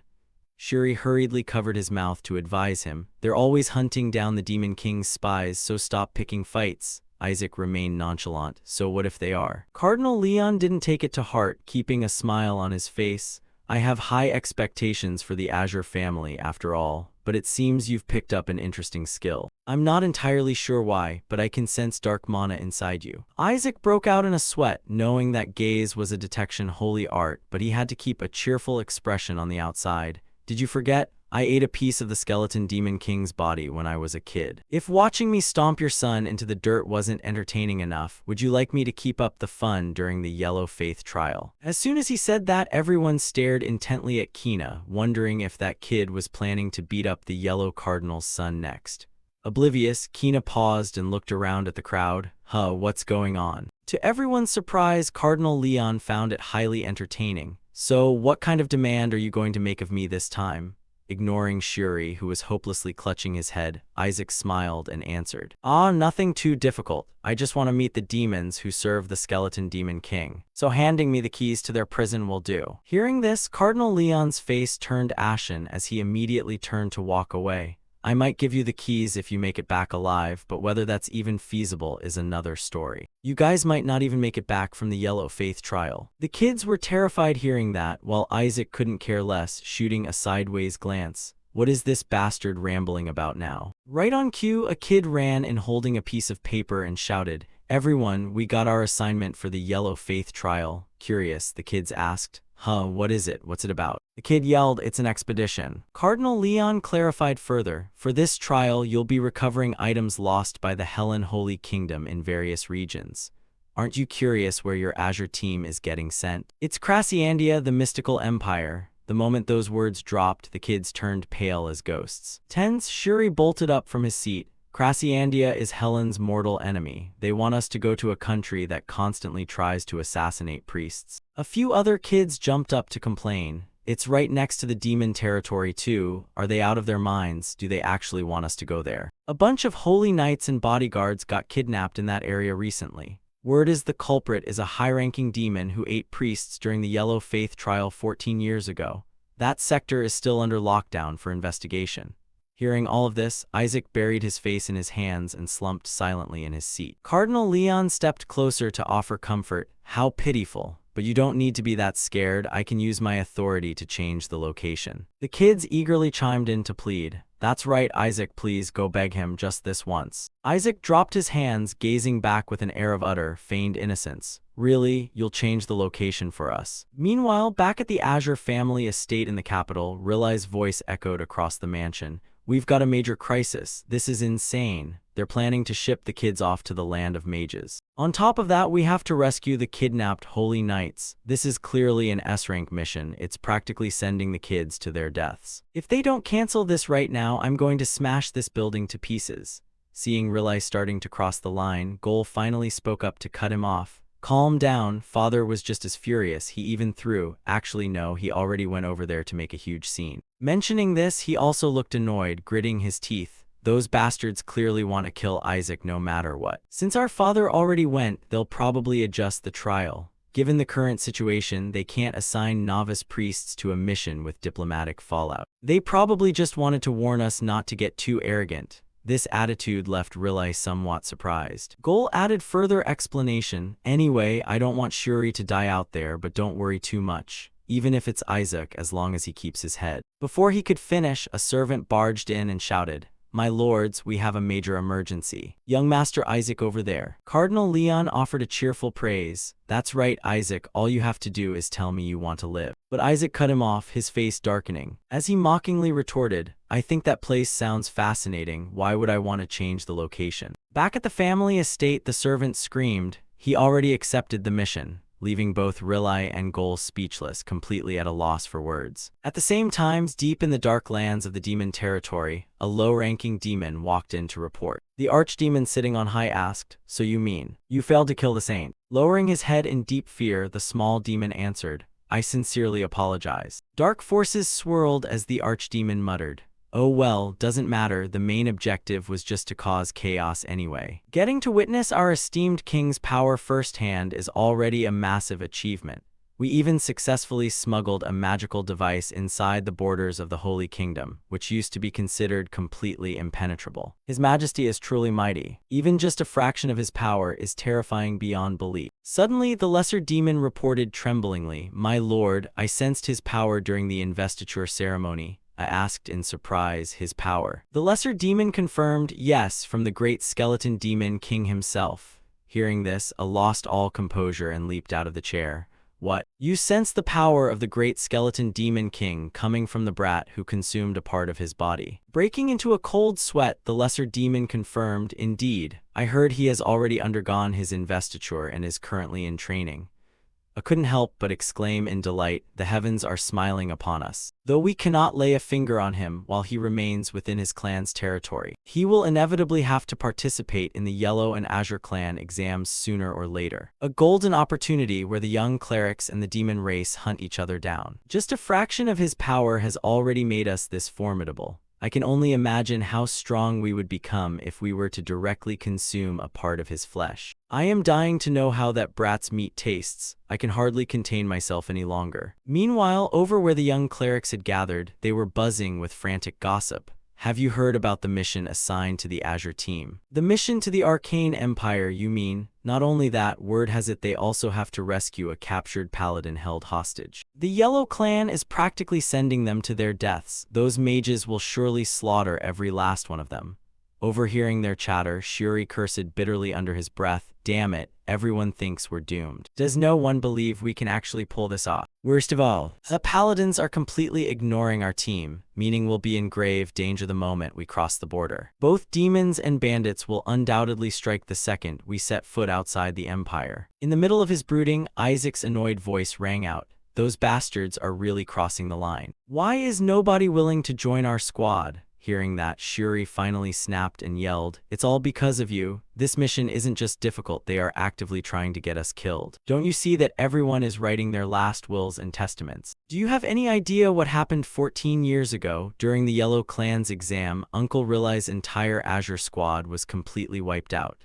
Yet none of this seemed to register with Isaac at all. Recalling the smug face of the Yellow Cardinal, Shuri seethed inwardly. That vile cardinal, how dare he pull such underhanded tricks? If we reject the mission, he'll oppress our squad, but if we accept it, we're walking into certain death. Whatever, if I succeed, no one will ever look down on me again.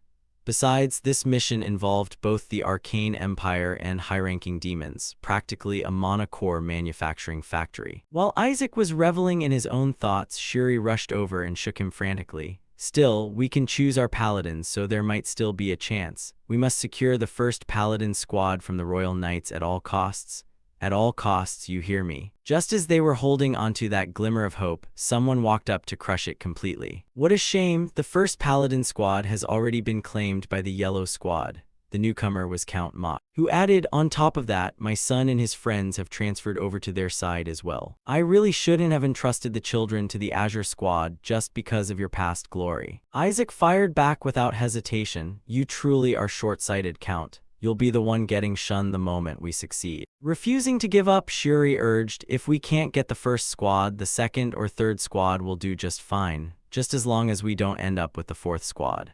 But Isaac paid him no heed. Musing aloud to himself, recruiting paladins, where are those pretty folks hanging out? In a flash, he bolted off, leaving Shuri shouting anxiously after him, "Great job, Isaac. Make sure to sign a contract with the second paladin squad." Instead, Isaac walked over to negotiate with the administrator, leaving the official completely dumbfounded. "Say what?" Paying him no mind, Isaac turned back toward his team, flashed a confident grin, and gave a solid thumbs up. Clueless, Shuri returned the thumbs up, sighing inwardly in relief. Did he actually pull it off? Much to their dismay, the administrator's announcement shattered that fragile hope instantly. The Azure Squad has selected the fourth Paladin Squad. Isaac casually sauntered back with a broad smile. "Hey, great news. I just signed a contract with the strongest team." The entire group lost their minds and screamed, "Are you totally insane?" The fourth Paladin Squad is known as the Errand Squad. They've never been acknowledged within the Holy Kingdom and are even humiliated with courier duties. Even though their combat prowess surpasses the Royal Knights, they harbor immense contempt for the Church. Moments later, the moment Isaac returned, the Thunder Clan head immediately confronted him. "Explain yourself right now." What in the world were you thinking? Instead of rushing to reply, Isaac gave an awkward smile and thought, he looks genuinely pissed. Whisper chimed in right away, he wasn't even this furious when you wrecked the entire house. Reading the room, Isaac decided to wrap things up with a smile. I should probably give him an answer he wants to hear. So he explained, if I were to ask for a mission change, it would tarnish the honor of the Eshua clan, and naturally I would never want that to happen. Before he could even finish his sentence, the clan head cut him off sharply. You dare speak to me of honor? He clearly wasn't buying it. Just as Isaac was wondering what to do, the clan head added, someone who wields dark mana like you has the nerve to lecture me on honor. What's with that face? Did you really think I wouldn't notice? I tolerated it because I considered you special, but now I can no longer trust you. Putting on a dramatic performance, Isaac began to speak with trembling emotion. I loathe the skeleton demon king so deeply that I want nothing more than to tear him apart. Watching the show, Whisper was utterly shocked. Wait, what kind of lie is this now? Isaac let out a torrent of grievances. I lost my parents and was cursed, all because of that wretched skeleton demon king. Not to mention, our entire clan is being looked down upon simply because we failed to defeat him. The humiliation keeps me up at night. I will destroy that skeleton demon king no matter what it takes. The only reason I harness his power is to investigate him from the inside. I will kill him with my own hands, and I will do whatever it takes to achieve that. I must protect the Eshua clan at all costs. If I were to abandon our honor and continue living pathetically, the Eshua clan would be shrouded in disgrace and eventually fade into history. Inwardly, he added, so that I can take complete control of this family later on. Hearing the whole speech, the clan head was completely swayed, thinking, the boy truly isn't lying.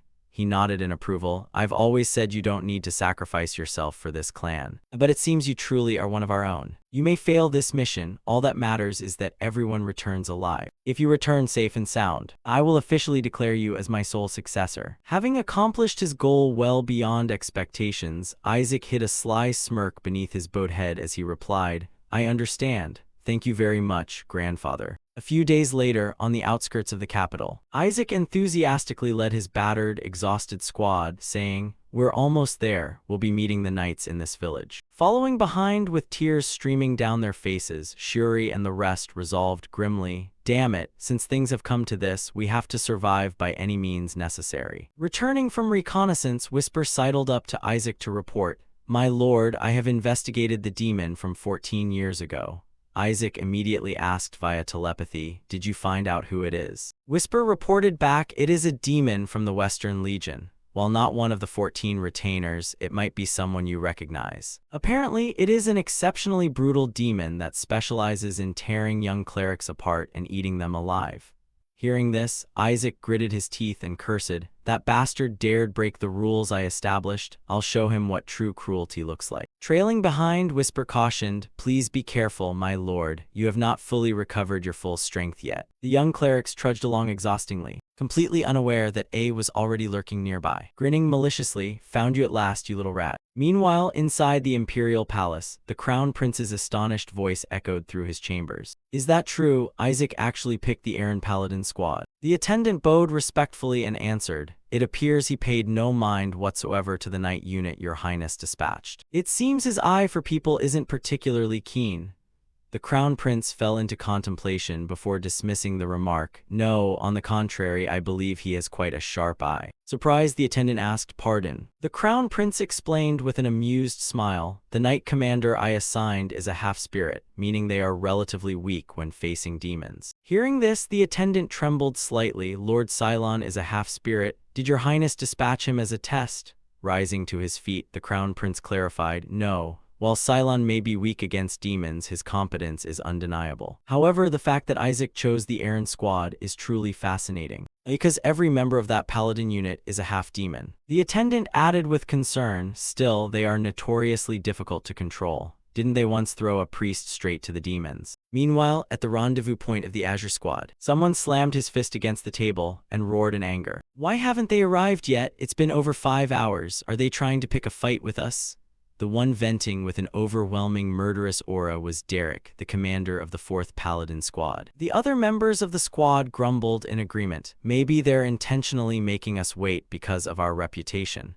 For the Azure clan to be this late, there must be an underlying reason. We can't let those filthy clerics look down on us. Right in the middle of their angry shouting, Isaac casually materialized with a relaxed smile. A pleasure to meet you, Commander Derek. Seems like we arrived a bit late. Startled by someone appearing right beside him out of nowhere, Derek leaped backward. Immediately regaining his stance, he launched a sharp rebuke. I heard the Azure faith is exceptionally strict about punctuality. Do you have any idea what time it is? Isaac sighed with an air of helplessness. Nobody wanted this to happen. We were ambushed by bandits along the way, and my arm ended up broken. Almost as if someone hired them to attack us. Even so, I rushed here as fast as humanly possible, since making everyone wait would be terribly impolite.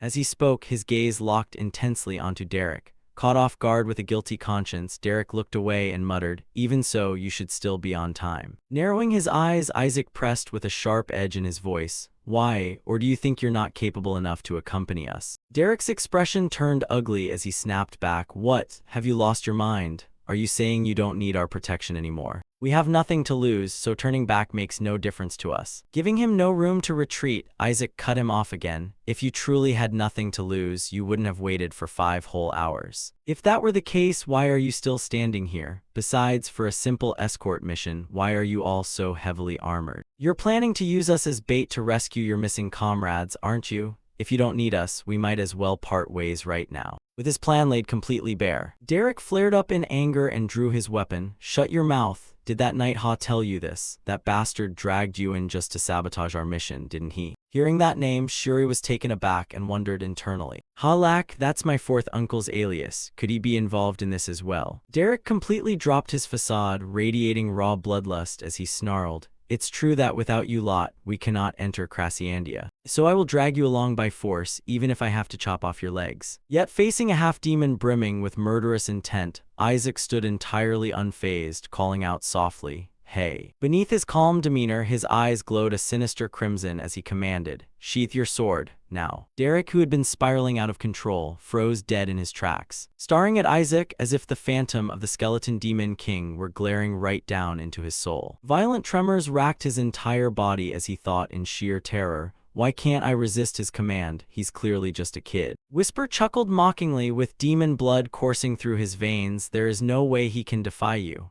Smirking, Isaac replied via telepathy, submitting to the strong is pure demon instinct. That's part of why I chose them in the first place. As for Derek, unable to control his own body, he was forced to yield and slide his sword back into its scabbard. Acting as if nothing had happened, Isaac turned to his squad with a smile. All right, let's move out.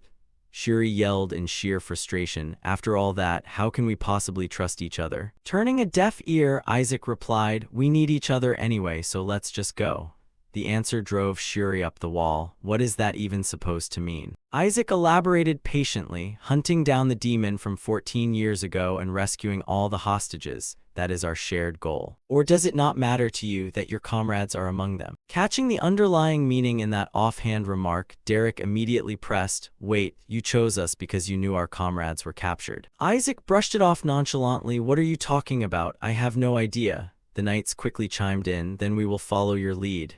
Isaac smiled back. Naturally, I knew you would. One of the young clerics stepped forward anxiously. So what's the plan? You have one, right? But Isaac echoed indifferently, a plan? How could we possibly trust demons? They're going to betray us eventually. Do you know why they were relegated to courier duties in the first place? While he was speaking, demonic energy suddenly surged from Derek's body, his hands enlarging into beast-like talons, as he lost his sanity and lunged straight for Isaac. The moment he grabbed the collar of the kid standing nearby, the surrounding apprentices scrambled backward, screaming in terror. I knew something would go wrong. We can't trust them. Restrain him now. Unfazed, Isaac whipped out his baby bottle and smacked him across the head with a sharp thwack, barking, snap out of it. Losing control already, are we? Derek instantly regained his senses, looking thoroughly embarrassed. As he apologized sheepishly, I'm sorry, I usually don't transform this quickly. It felt like something was pressing down heavily on my head. Several members of the night squad chimed in. Perhaps we're being affected because we're so close to Crassiandia's territory. My body feels strange as well. Suddenly, Derek exclaimed in awe, still, I've never reverted back to human form this fast before. Just one strike brought me completely back to normal. You really are incredible. Rubbing his nose at the compliment, Isaac chuckled inwardly. Of course. Because I was the one who caused it in the first place. Not wanting to waste any more time, he threw his gear over his shoulder, took the lead, and said, "If everyone's ready, let's go." Suddenly, a thick black demonic aura billowed out from the bag on his back as he shouldered his gear and led the group forward. Isaac opened it, and upon seeing that it was just a tiny bird, his face twisted in annoyance. "What is this? Are you playing some kind of sick joke?" The bird still stubbornly kept its eyes squeezed shut. Whisper chimed in with a cunning smirk. "This little guy's a pretty good actor, huh? Bet it won't open its eyes unless we offer it 30 million. Isaac looked even more menacing, pulling out a baby bottle and holding it up. "Should we grant its wish?" Terrified out of its wits, the bird snapped open its eyes and scolded, "Damn it, the Blood Master is so ruthless. Why'd they have to send me to find this bastard of a priest?" Hearing that title, Isaac froze in surprise. The Blood Master. "You mean one of the high demons sent you?" A moment later, Whisper erected a barrier and reported, "The barrier is set, my lord." Isaac held the bird in his hand, deep in thought. "The Blood Master is one of my subordinates, and if I recall correctly, he's currently locked up beneath the Holy See. It seems he heard about me and sent this thing to get in touch.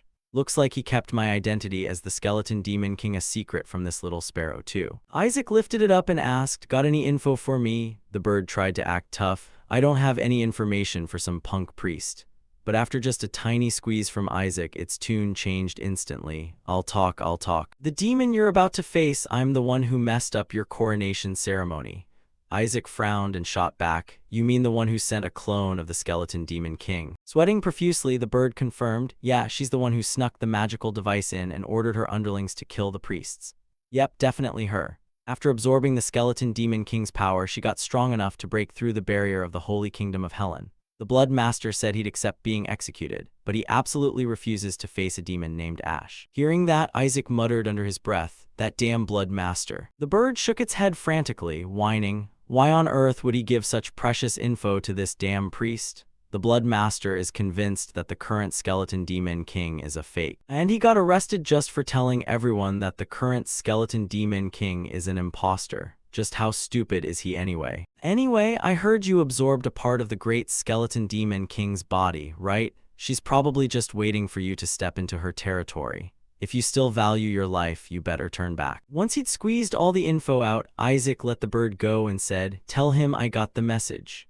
Too terrified to even look back, the bird shrieked as it flew off, "Don't go dying on us or my master will be sad." Right on cue, a grumpy Shuri marched over and yelled, "Hey, where the hell have you been? We've been looking everywhere for you." Though I gotta hand it to you, I'm actually impressed. You ordered food from the local inn for us, didn't you? This question left Isaac totally baffled. "What food?" Without missing a beat, a young woman stepped forward to explain, "We prepared it to serve everyone. Please dig in." This sight took Isaac by surprise. But inside, he couldn't help chuckling to himself. He honestly thought she'd wait. Who would have guessed she'd show up here on her own doorstep? Moments later, murmurs broke out among the kids. "Hey Shuri, what's wrong with Isaac? He's totally overreacting." But Shuri just looked entirely fed up and said, "Just leave him be." Meanwhile, Isaac kept barking petty demands. "There's dust in my water. Go get me another glass. I don't like square plates. Switch it out. The food's all cold, it's too salty, and I hate the sound of your breathing." Stop breathing. Disguised as a servant, Ash had to swallow her resentment and obey. Yes,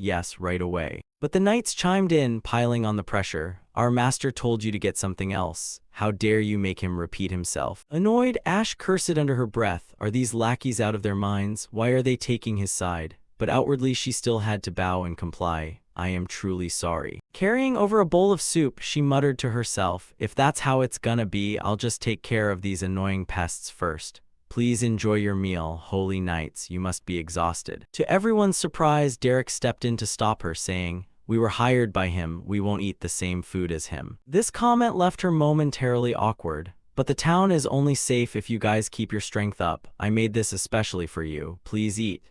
Inside, her patience completely snapped as she swore, "Damn it, just eat the damn thing." Before she could deal with them, Isaac had to stick his nose into it. "Why don't you eat it first? How do we know you didn't poison it?" Wearing an ugly expression, Ash turned her head back to look at him. Before she could even defend herself, the young knight Terrence stepped in to block him. "Hey, enough is enough, we're completely fine. Why are you bullying her? You don't have the right to bully her, we'll prove her innocence ourselves." No sooner had the words left his mouth than the whole bunch grabbed the bowls of soup and chugged them down. And sure enough, all of them passed out cold on the spot. Only then did Isaac flash a grin and stand up. Makes things easier for me anyway. I was planning on knocking them out first regardless. Whisper flew over to check on them and asked, should we call upon the Holy Spirit to cleanse them? Unbothered, Isaac replied, leave 'em be, they need to learn a lesson. Suddenly, Whisper's expression shifted, and with a joyful report, Master, this poison is a special type that converts sacred mana into dark mana. Isaac spun around, thrilled. Are you serious? It'll turn this disgusting holy mana into dark mana. Whisper happily confirmed, 100% it's a parasitic toxin. Losing his mind with excitement, Isaac's inner capitalist awakened.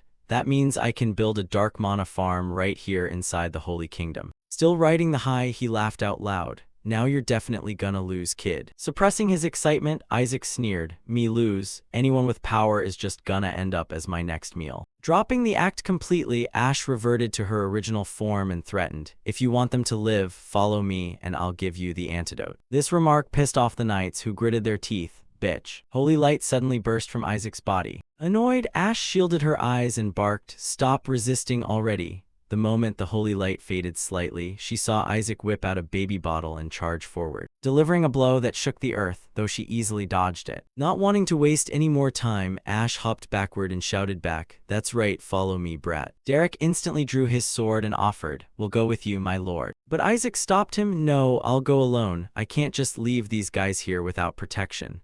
They'll only survive if you guys keep channeling mana into them. This double-entendred statement completely misled the knights, who choked up with emotion and swore, don't worry, my lord, we'll take care of these priests. The moment the words left his mouth, Isaac was already gone. He dashed forward at lightning speed, whispering to himself, thanks a lot. Because of you guys, I'll be able to harvest way more mana in the future. Isaac chased after her until nightfall before finally stopping. Ash was waiting for him, and seeing him arrive, she taunted. Talk about a brave idiot. You actually dared to come here all alone without any bodyguards. Isaac gritted his teeth and fired back. Yeah, real stupid of me. You dare talk about eating these people without even realizing who I am. This caught Ash completely off guard. What? His form shifted as dark demonic energy radiated from his entire body. Isaac commanded, kneel. An invisible pressure crashed down upon her, making it impossible to control her own body, forcing her to drop to her knees instantly. It felt less like facing a mere priest, and more like standing right in front of the skeleton demon king himself. What is this mana? Why does this brat have the demonic aura of the demon king? It's definitely because he ate a part of his body, the body of our dear demon king. Just you wait, your majesty, I'm gonna gut this brat and set you free. With that, she unleashed her full power to attack. Isaac didn't even bother lifting a finger, as dark mana slowly solidified bit by bit, and the color drained from Ash's face entirely. The phantom manifestation of the skeleton demon king solidified, suppressing her downwards, and instantly smashing her flat into the ground. With a dark expression, Isaac spat out, idiot.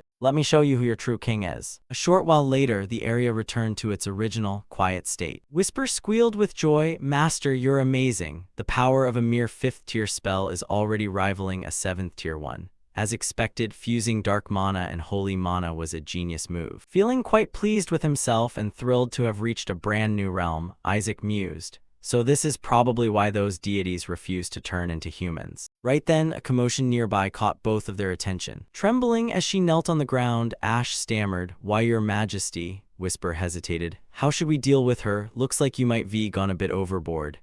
Indifferently, Isaac asked back, Is that so? He gave a casual wave of his hand right in front of him. Terrified out of her mind and not even daring to lift her head, she begged, Your Majesty, this humble servant has committed a capital crime. Please let me give you the antidote. Coldly, Isaac cut her off. We'll deal with that later. For now, go round up those holy knights you kidnapped and bring them back here. I'll give you 1 minute, and most importantly, I want a top score on this exam. So aside from rescuing the holy knights, I also need hard evidence. Turning ice cold, a confused Ash asked, What evidence? With a sinister grin, Isaac answered, Evidence that I successfully eradicated a demon. 2 days later, inside a residential house, a grimacing Shuri grumbled, Damn it, what on earth happened to that guy Isaac? Derek awkwardly reassured her, We already sent people to tail him, so don't worry too much. Lord Isaac isn't someone who gets pushed around easily. But Shuri didn't care, growing even more anxious. Something definitely happened. Why else would those mages keep coming by looking so dead serious every single time? You should know better, aren't they normally never like this? Derek frowned as he analyzed. There were a few bloodstains along the path we think he took, but that doesn't mean he's dead. Mid-conversation, Isaac walked in through the front door and called out, "I'm back." Shuri gave her usual deadpan response, "Oh hey, welcome back." Once their brains finally caught up, both of them bolted up and screamed, "Hey, you bastard, are you okay?" Isaac tossed over a bloodstained cloth bag and said, "Here, the antidote." Curious, Shuri asked, "What's inside?" Mysteriously, Isaac replied, "Ah, that's super important, so you better hold on to it tightly."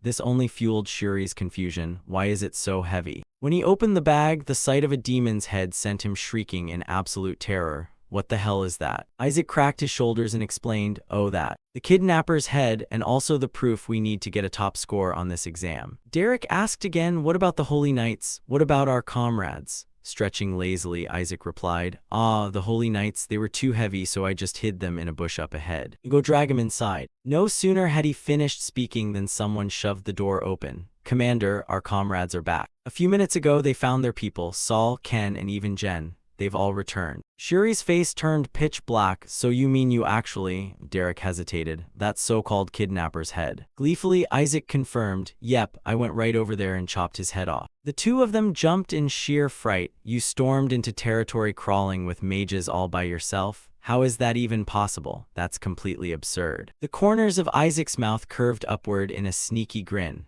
"I gotta cook up a really believable story now." He quickly began. "Well, actually, they must have heard word that we were coming here on a mission. So they planned to kidnap us and then fake saving us from the demon clan to bargain with the Holy Kingdom." "Yeah, exactly. That drugging hag we're talking about, a proper mage here. She probably wanted to drug us and sell us off to the Mystic Empire. I mean, we're so valuable, can you blame him for trying to human traffic us? Seriously, how could anyone treat people like that, right?" The moment I threatened to report this to the Holy See, she caved instantly and even got scared shitless by a kid like me.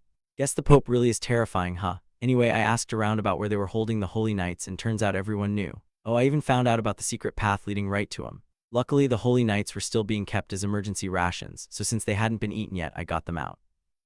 There was a demon guarding them, but since it was fast asleep, I just took care of it. The two of them stood there totally blank-faced, having listened to his entire rant. So Isaac pulled out the baby bottle and asked, "What, don't believe me? Want me to reenact it for you?" Both of them immediately backed down. No, it's fine. Whatever actually happened doesn't really matter. We totally believe you." Unable to hold it in, Shuri scolded. "Still, that was way too reckless. What if something had happened?" Puffing out his chest and turning on the acting mode, Isaac said, "Couldn't help it. Beats picking a fight with all those mages. If we fought, casualties would have been guaranteed, but as defenders of the faith, I couldn't let that happen." Those words moved Derek to tears. "You truly are a saint." Knowing the truth, Shuri yelled out, "You're talking absolute garbage." Before she could finish, he cut her off. "Watch your mouth." Completely out of options, Shuri clutched her forehead and sighed. "Ah, fine, at least you made it back safely. Those mages came looking for you and they genuinely looked worried that you'd been kidnapped."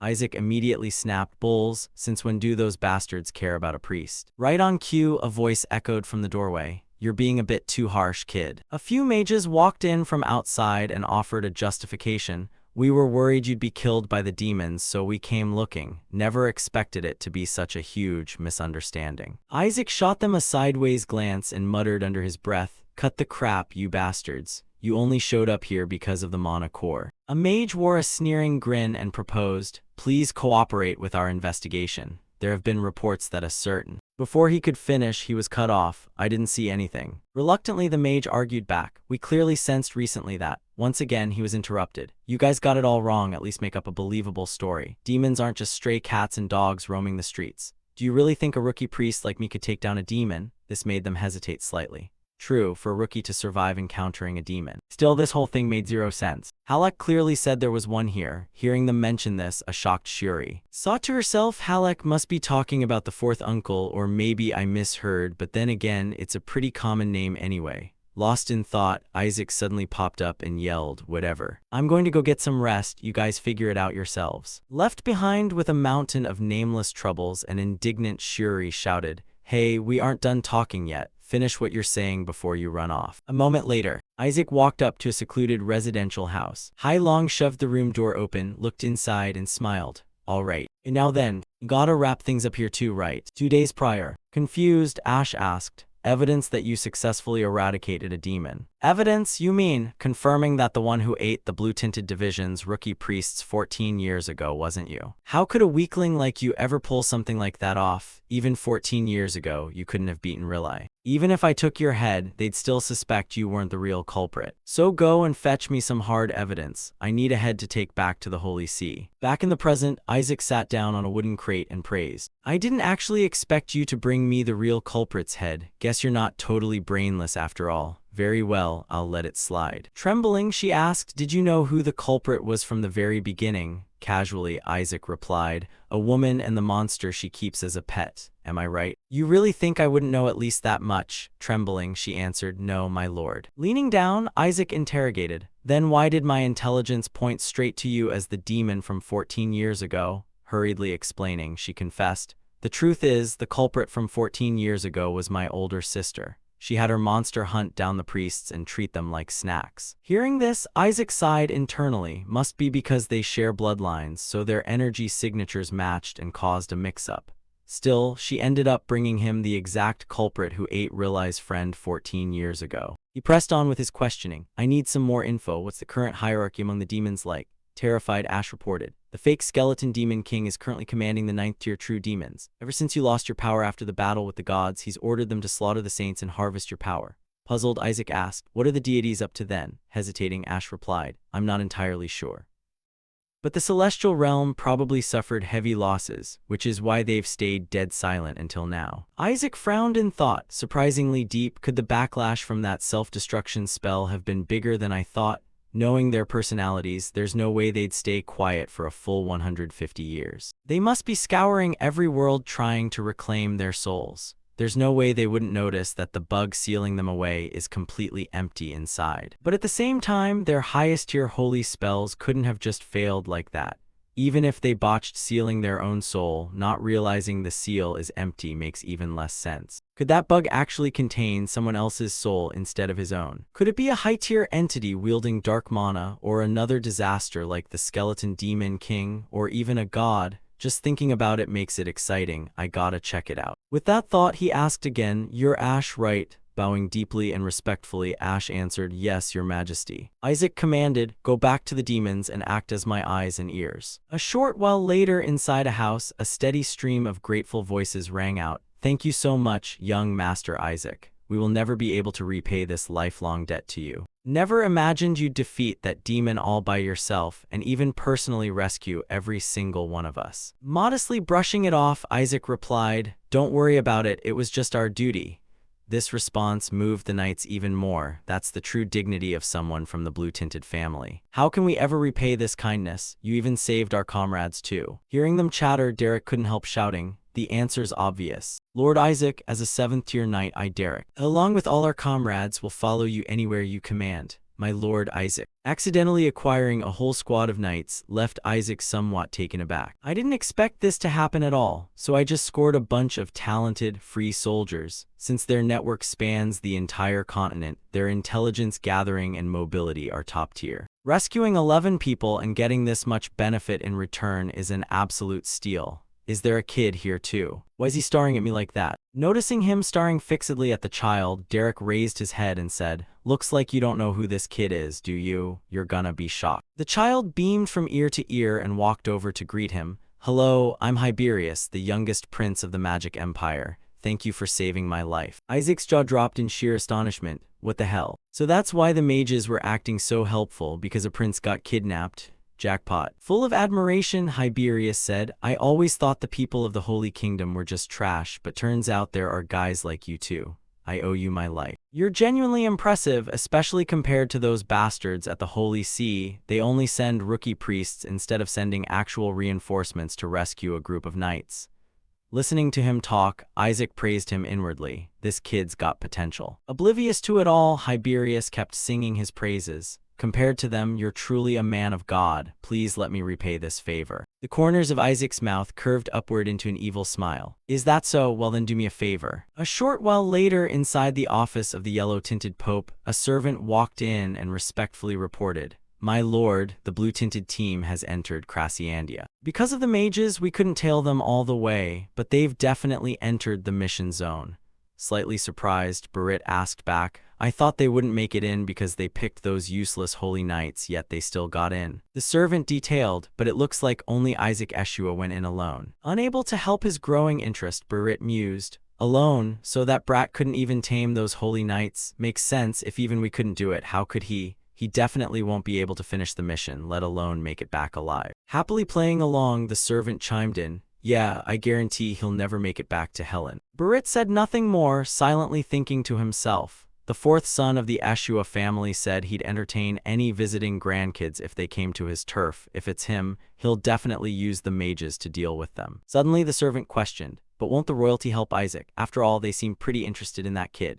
With a smile, Barit analyzed, they won't have the spare bandwidth. Crassiandia is a disputed zone between the Holy Kingdom and the Magic Empire. If something happens there that the Magic Empire can exploit, it'll turn into a disaster. Even by some miracle he succeeds, we have to make sure he never returns. Understood. The servant bowed, yes, my lord. Things were going entirely too smoothly, bringing a wave of joy to Barit. I can already picture the look on those blue-tinted bastards' faces when they get mocked. Little did he know, over on Isaac's side, he was flashing a sinister grin as well. If that's what they're thinking, I'm gonna hit him where it hurts. Allow me to introduce my secret weapon to screw over the Holy See, the youngest prince of the Magic Empire. The group of priests in the room stared in dead silence. Unhappy, Isaac snapped, what? Why are you all looking at me like that? Outraged, Shuri went off on a tirade. You're out of your mind. What kind of idiot introduces the enemy country's prince like that? To everyone's surprise, Hiberius had a knack for this, scratching his head and laughing. That's why I hid my identity. Sorry for shocking you guys. You bunch of moron priests, Shuri asked skeptically. You didn't kidnap him, did you? Hiberius chuckled. Kidnap? No way. Mentally facepalming, Shuri cursed under her breath. You're definitely getting kidnapped right now, you dumbass. But Isaac was thoroughly enjoying the process of collecting this new lackey. With this, the Holy See is totally screwed. We didn't just save some holy knights. This is definitely gonna force them to honor us. Beyond exasperated, Shuri muttered, aren't we the ones who are screwed? Suddenly, a booming voice echoed out, rule number 1 of politics is making the other side owe you. Just saving the prince means the Magic Empire already owes us a massive debt. Shocked, the group stared over. Why would you say something so straight to the prince's face? You lunatic. To their utter disbelief, Hiberius instantly agreed. As expected, you truly are a brilliant strategist. Helplessly, the whole crew gave up. Is this kid out of his mind too? Grimacing, Shuri tried to press further. So you're planning to openly announce you rescued the Magic Empire's prince and waltz right back home with your head held high. Lowering his voice, Isaac said, keep it under wraps for now. That's why I gathered everyone here. The yellow-tinted faction is definitely gonna lay a trap to ruin our mission. So what do you think will happen if the Magic Empire's prince walks right into that trap? Hearing this, the group turned pale, while Hiberius grew wildly excited and cheered. You're a genius. If you want, I'm ready to jump straight into the fire for you. Unable to hide his excitement, Isaac rubbed his hands together. Let's go slap those yellow-tinted bastards across the face. A moment later, Isaac sat down to discuss things seriously. It would be fine if we were the only ones caught in this trap, but what if even the youngest prince of the Magic Empire gets dragged into it too? Naturally, there will be a thorough investigation from both the Holy Kingdom and the Magic Empire to uncover who's behind all this. So then, the ones who set the trap, the yellow faction, how terrified do you think they'll be? Still skeptical and suspicious, Shuri asked, I get the gist of your plan, but Cardinal Barit isn't foolish enough to act so blatantly that he'd expose himself as the culprit. Isaac dismissed the concern at once. It doesn't matter because he has accomplices. Shuri asked in confusion, accomplices? Don't tell me you're planning to use those mages. Isaac denied it. They're a pain to deal with, so I only plan to sabotage their plans a bit. But if we clash directly, it could turn into a diplomatic incident. Feeling even more stuck, Shuri asked, then what are you going to do? Isaac broke into a wicked, cunning grin. Scam them, of course, what else? Before Shuri could even process what was happening, Hiberius sprang to his feet and cheered in support. Big bro is absolutely right. The priests all stared at them in utter bewilderment and glared over. What kind of nonsense is that? Have these guys completely lost their minds? Suddenly, a violent tremor shook the ground. Panic broke out as everyone rushed to the windows to look outside. What is that? What's going on? In the distance, a dark column of black smoke billowed into the sky, leaving the baffled priests wondering among themselves, did that happen over by the mage's camp? Before anyone could figure out what happened, Isaac's shout echoed loudly. First strike successful, you damn mages, how dare you try to take my mana cores, go to hell all of you. With that, he bolted straight outside, leaving a terrified Shuri screaming behind him, you lunatic. Over at the mage's camp, chaotic chatter erupted in panic. That bastard has gone totally insane. We're under attack. All the stored mana cores have been destroyed and the magic circle tools are completely smashed. Could an apprentice priest really have done this? Did they find out about our ambush plan and strike first? We have to attack those priests. Before they could make a move, Isaac rushed in and yelled, hold on. From now on, I'm handing him over to you. With that, he dragged Tiberius forward to use him as a human shield. The kid played right along, screaming at the top of his lungs, you bastards, how dare you attack us? The mages turned pale with fright, freezing in their tracks. The youngest prince, it's really the youngest prince, your highness. Why are you with those priests? Please come this way, we'll escort you safely. But before they could finish speaking, Isaac cut in aggressively. You bastards, if you value this kid's life, hand over everything you've got. Tiberius chimed right in, didn't you hear him? Gritting his teeth, Isaac hissed out every single word. Give it all up. Watching from afar, Shuri was completely at a loss for words. Dear gods, please just take this lunatic away from me. The Joshua were well known as the Blue Faction, one of the 5 great factions.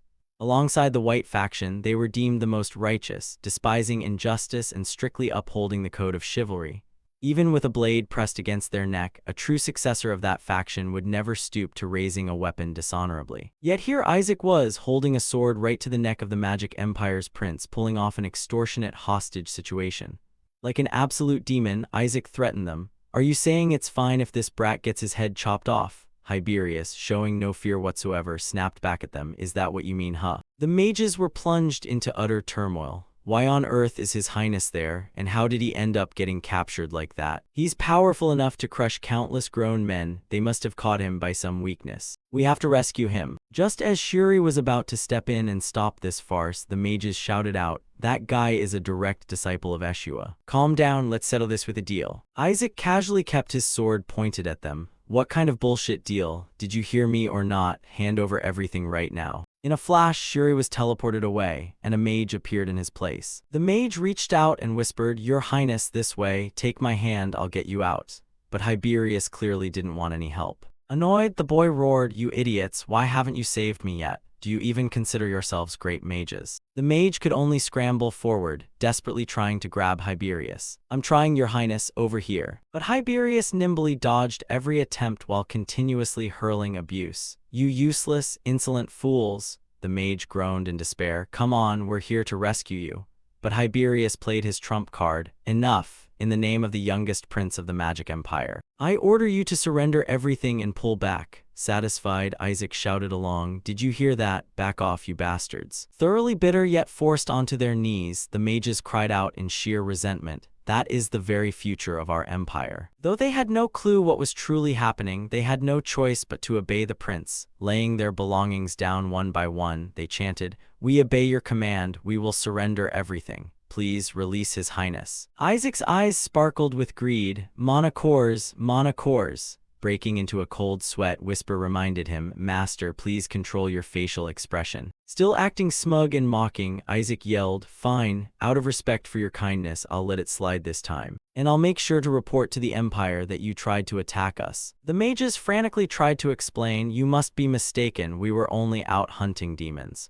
But Isaac showed no mercy. If you were hunting demons, why did you bring weapons specifically designed to capture priests? If you don't like it, get ready to carry your prince's corpse home. The mage could only grit his teeth and curse inwardly. Damn it. Isaac urged them on. What are you waiting for? Not retreating yet. Tiberius barked an order as well. Get the hell out of here now. A short while later, inside an ordinary house, piles of mana cores were bouncing and clattering everywhere. Isaac practically swam in the mountain of mana cores, laughing out loud in sheer ecstasy. Mana cores, sweet mana cores. Standing beside him, Tiberius praised him with wild excitement.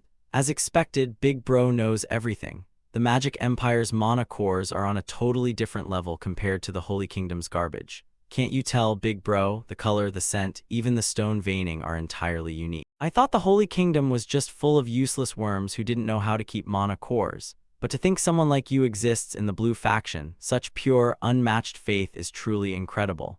Hearing Hiberius's absurd praise, Isaac had an existential crisis, realizing he had run into yet another lunatic. Hiberius kept cheering obliviously. "Big bro, just say the word, and once we're back at the capital, I guarantee the blue faction will receive a massive reward." Isaac nodded in high approval. "Oh, now that sounds great." Hiberius added, "Big bro, have you ever considered switching over to the Magic Empire? We'd never treat you poorly."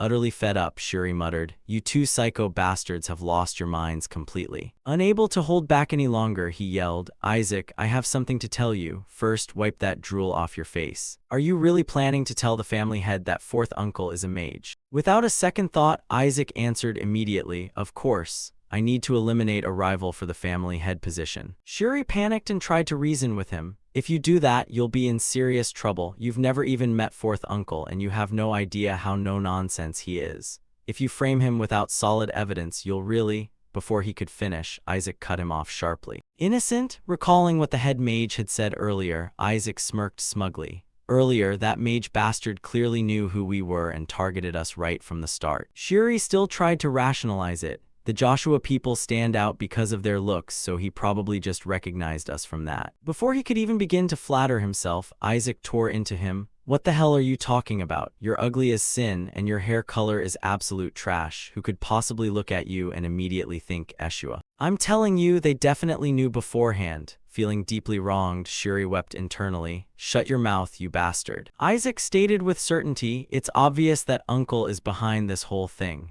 There's no way they could have known that a direct descendant of Eshua was among the apprentice priests." "Wake up, Shuri. The guy you call uncle just tried to have you killed. Do you really think your father will just sit back? He's probably raising absolute hell by now." Shuri firmly denied it. "He probably doesn't know yet, but that huge commotion by now must have." Right as he said this, the realization hit him. "Don't tell me this bastard already." Isaac confirmed proudly, "Yep, I've already turned everything upside down. The blue faction, the yellow faction, the royal family, even the Holy See, they're all probably in absolute chaos right about now." A few days later at the Holy See, Cardinal Burit's terrified screech echoed through the halls. "What did you just say?" The priest standing next to him couldn't help but repeat. "The apprentice priests of the blue faction have returned safely." The servant bowed respectfully and confirmed, "Yes, they should be on their way to the capital right now. We also checked, and it appears their numbers are even greater than when they first departed."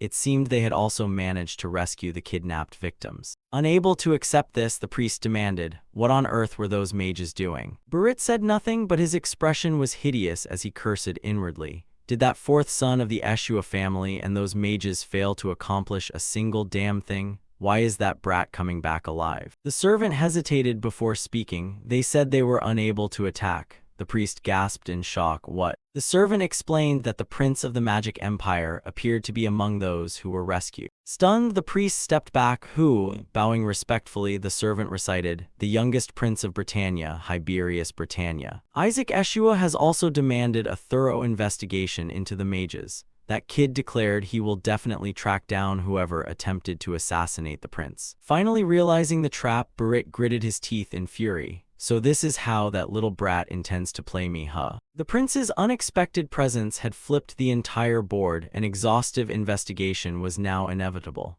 If that happened, not only would Burit be left helpless, but he could even be framed for the attempted assassination of the prince. What rotten luck, both that father and son are absolute curses. While he was still stewing in rage, another person burst through the door and shouted, "Cardinal, we have terrible news. The head of the Eshua family has arrived in Burit's territory and is causing absolute chaos. He's demanding an immediate audience with his fourth son." Burit's face darkened as he cursed under his breath. Now even the grandfather shows up. God damn it, all three of them are. At the same time, in Helen, the capital of the Holy Kingdom, the head of the blue faction received a letter from Isaac reading, "Grandfather, I almost died out there. Fourth uncle tried to kill us with the help of those mages." The family head instantly blew his lid. How dare that insolent brat? Imagining the scene, Isaac held his head and chuckled softly to himself. That was classic grandfather. He knew the old man was someone to mess with, but he never expected him to go and pick a fight right under the Pope's nose. Having stayed silent the entire time, Asili finally spoke up. "My lord, I want to sincerely thank you for avenging my brother. He was murdered 14 years ago."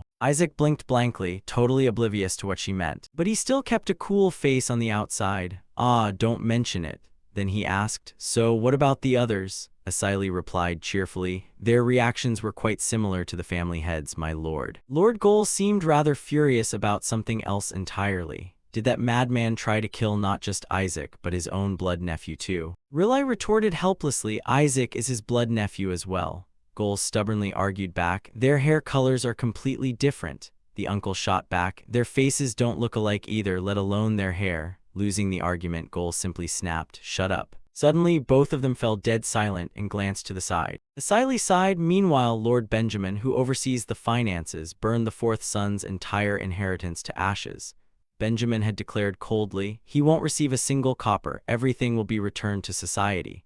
Hearing this, Isaac felt the pain of loss on their behalf. "Why didn't you just give it to me instead?" Asili summarized, "All descendants of the Eshua family will gather for the new year. Truth be told, it makes me feel quite uneasy. It seems that person is actively looking for a chance to kill you, my lord. He appears dead set on seizing the position of family head, so he wants to eliminate you early on." Unbothered, Isaac cut in, "Don't worry, I have no intention of dying." "Still, it's strange. Another place should be in absolute chaos right about now too. Why are they still keeping so quiet? They should have arrived by now." Just as he said that, a slip of paper came fluttering into the room. Isaac snatched it and tore it open, calling out, "They're here." Instantly, a glowing crimson magic circle materialized right before his eyes. Shocked, Asili gasped, "A holy summoning art." Staring intently at the circle, Isaac taunted, "You seem to be in quite a rush, aren't you? Going so far as to use a holy summoning art." The red cardinal stepped out from within the circle, grabbing Isaac tightly by the collar as he threatened, "You said you'd show me something interesting." Unfazed, Isaac replied casually, "Looks like my lovely Magic Empire prince is performing quite well. I thought you'd be pleased with him." Those words made the red cardinal grit his teeth in sheer frustration. Reluctantly, he released his grip on Isaac's collar. "What were you thinking, bringing the prince of the Magic Empire all the way here?" Isaac brushed off his shoulders nonchalantly. "What? I did that to help you out." With a bizarre tone, he repeated, "Help me, you say?" Unconsciously, memories resurfaced in his mind. Indeed, he had found it quite appealing at first. This was a rare opportunity to squeeze gold out of them. Back when he read the letter Isaac sent regarding the mages, they may have attempted to harm the prince. As the Red faction specializing in interrogations, please investigate who stands behind all of this.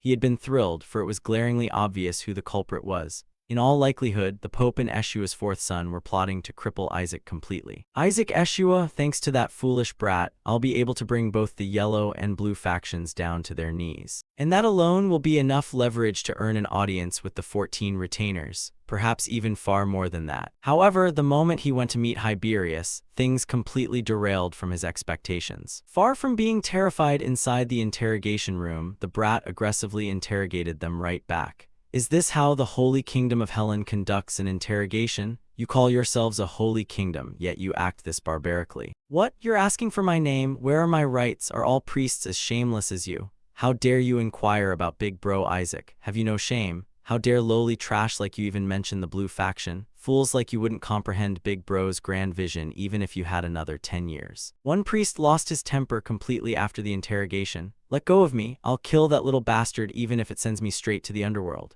Sweating profusely, the man beside him held him back. "Calm down." Meanwhile, the Red Cardinal was left speechless. Did that little brat demand this interrogation just to intimidate the Yellow faction? He handed over the prince solely to protect the Eshua family from taking the fall for their fourth son.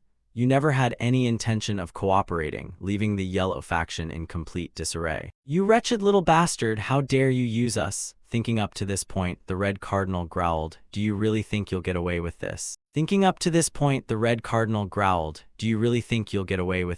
Isaac was rather annoyed seeing his people put through so much trouble. Yet he flashed a bright, beaming smile and countered, "What? You don't look annoyed in the slightest. Don't you actually enjoy watching your subordinates suffer?" The Red Cardinal froze for a brief moment, then broke into a savage, twisted grin. "How strange. No one has ever noticed that before." An invisible, suffocating pressure radiated outward into the room. Unable to bear the crushing weight, Asili fell to her knees, while the Red Cardinal's voice turned pitch black and chilling. "Did the head of the Blue faction tell you that? You know what? Making an apprentice priest vanish isn't all that difficult. I really wonder who could have told you." Unmoved by such hollow threats, Isaac cut him off once more. If you've had your fun, isn't it time to pay up? Cardinal Leon Sepet. Curling his lips into a sinister grin, the cardinal reached a threatening hand toward Isaac. Seems you haven't learned anything other than finding faster ways to get yourself killed, have you? Watching the scene unfold, Asili screamed in sheer terror, "Run away quickly." But Isaac casually snatched an item tucked right inside the cardinal's sleeve and showed it off smugly. "Thank you very much. This is more than enough to cover my fee." Only then did the suffocating pressure finally dissipate. Leaning down, the red cardinal asked, "By the way, I'm quite curious. Did you truly take down that monster all on your own? How could a mere apprentice priest pull off such a feat?"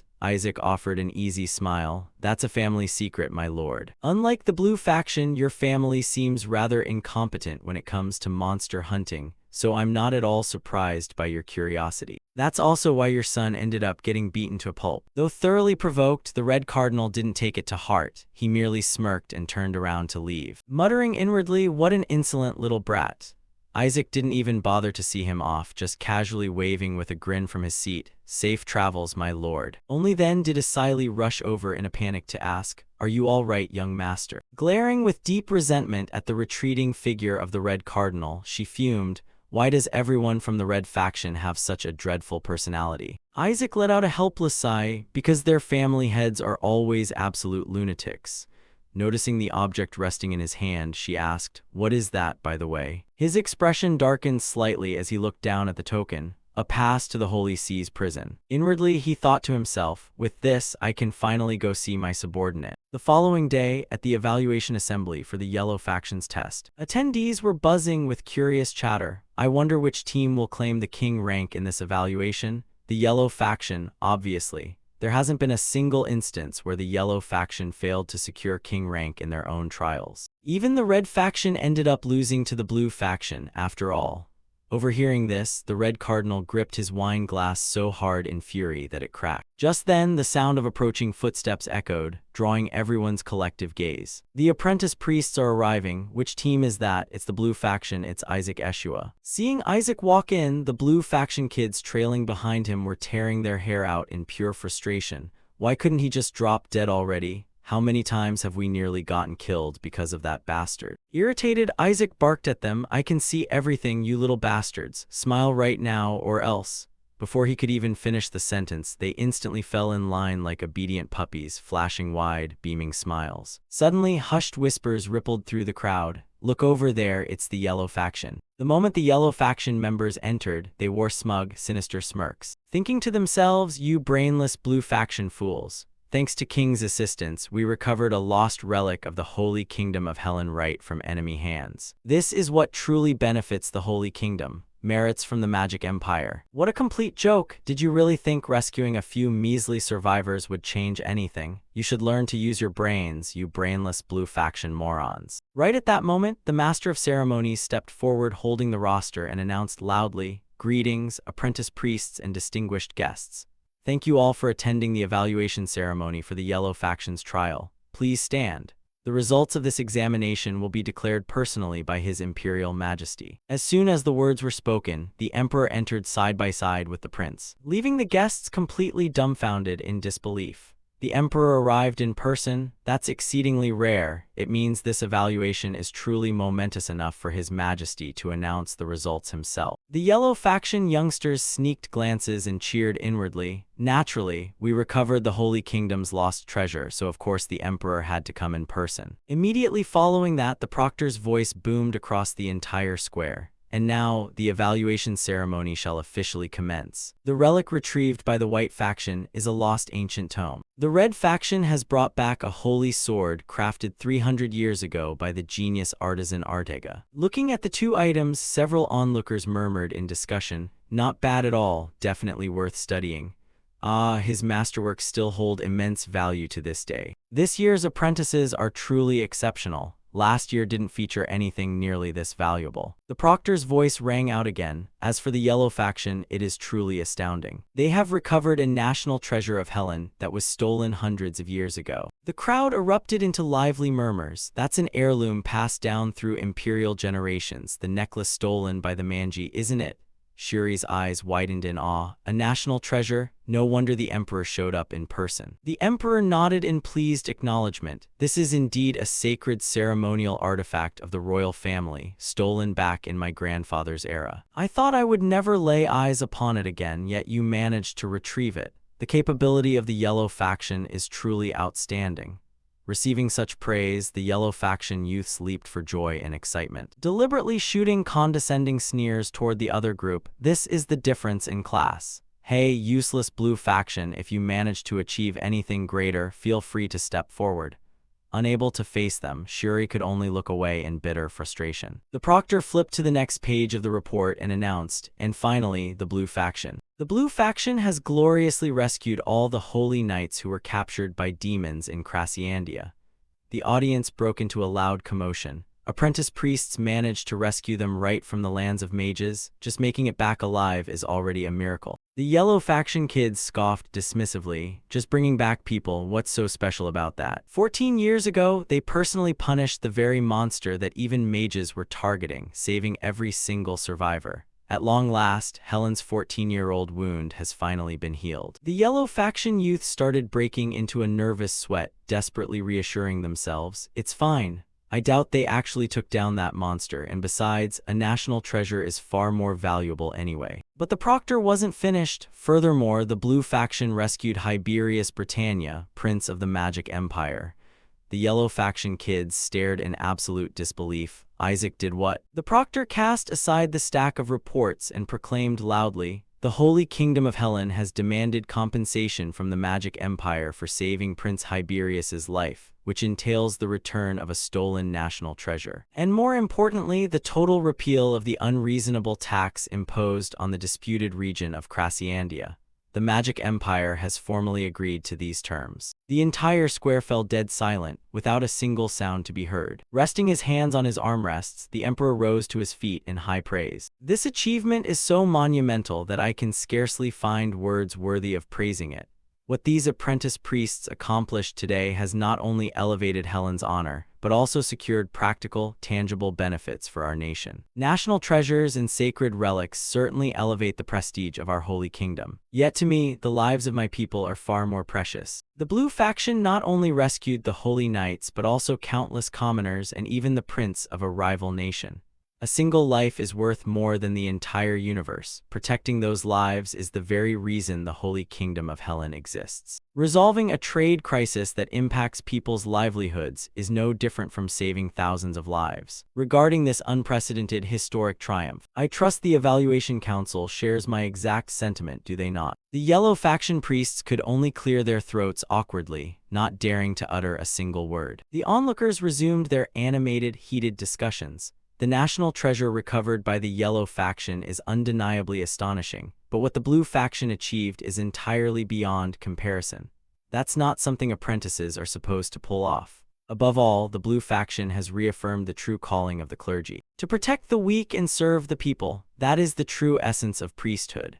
While other teams merely brought back items to restore past glory, whether by chance or deliberate design, the Blue faction has rendered an immense service to Helen. Sitting at the front, Kina gritted her teeth in frustration. If it wasn't intentional, there's no way Isaac could pull off all of this. Because they saved the townspeople, the Yellow faction had no choice but to award the king rank to the Blue faction. Everything played out exactly as Isaac had calculated. To let the murmurs die down, the Emperor stepped forward and declared, "Now, I will announce the final results. This year, the trainees have shown exceptional talent, especially the Blue faction. Despite the danger, they didn't give up and risked their lives to save their teammates. Such a feat of bravery will serve as a shining example not only for their peers, but also for their seniors. Therefore, the victory in this Yellow faction trial goes to the Blue faction." Hearing this, the kids beamed and hugged each other in celebration. A little while later, inside the Blue faction's dorm, the head of the Blue faction walked quietly down the corridor. His face flushed with excitement.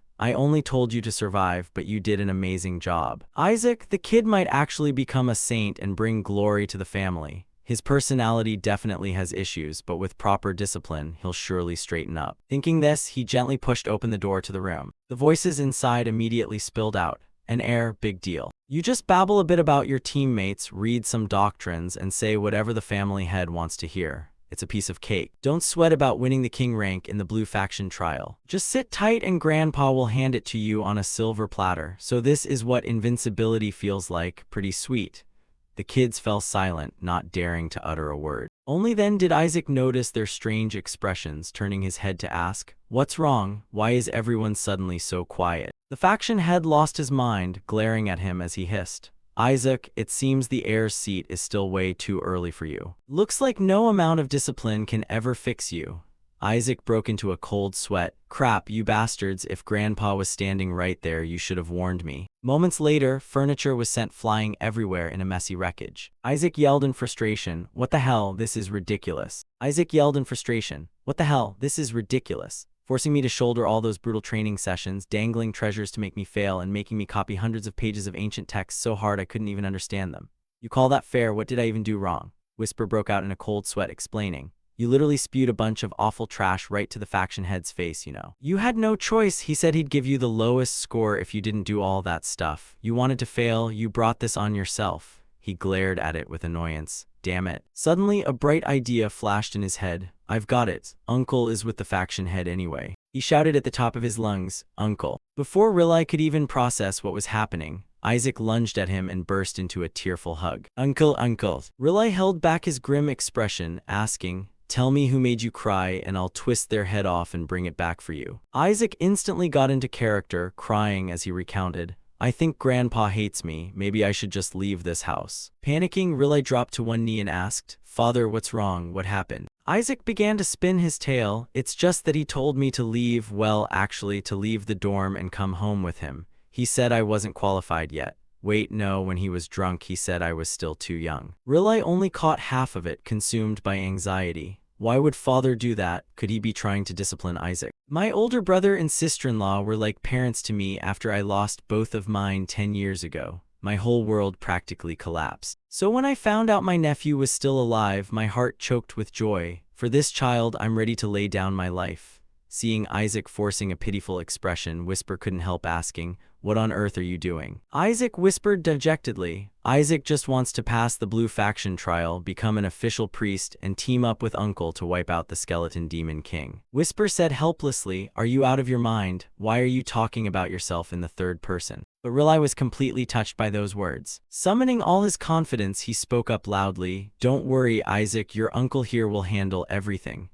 Isaac stopped crying and looked up. "Really?" Riley patted his chest in assurance. "Of course, I'll help my precious nephew breeze through that stupid trial like a walk in the park. Piece of cake, don't worry about it." No sooner had Isaac finished speaking than Riley bolted out of the room. Whisper asked skeptically, "But the trial is tomorrow. Can Riley really pull that off?" Isaac said firmly, "If it's Uncle, it'll be a breeze. Besides, there's something more urgent. I need to see my subordinates before they get executed." The next day, Isaac made his way to the Holy See's dungeon. After checking the pass, a guard handed it back and said, "Verified. This is indeed the pass issued by Cardinal Red. You can visit them after 14 days.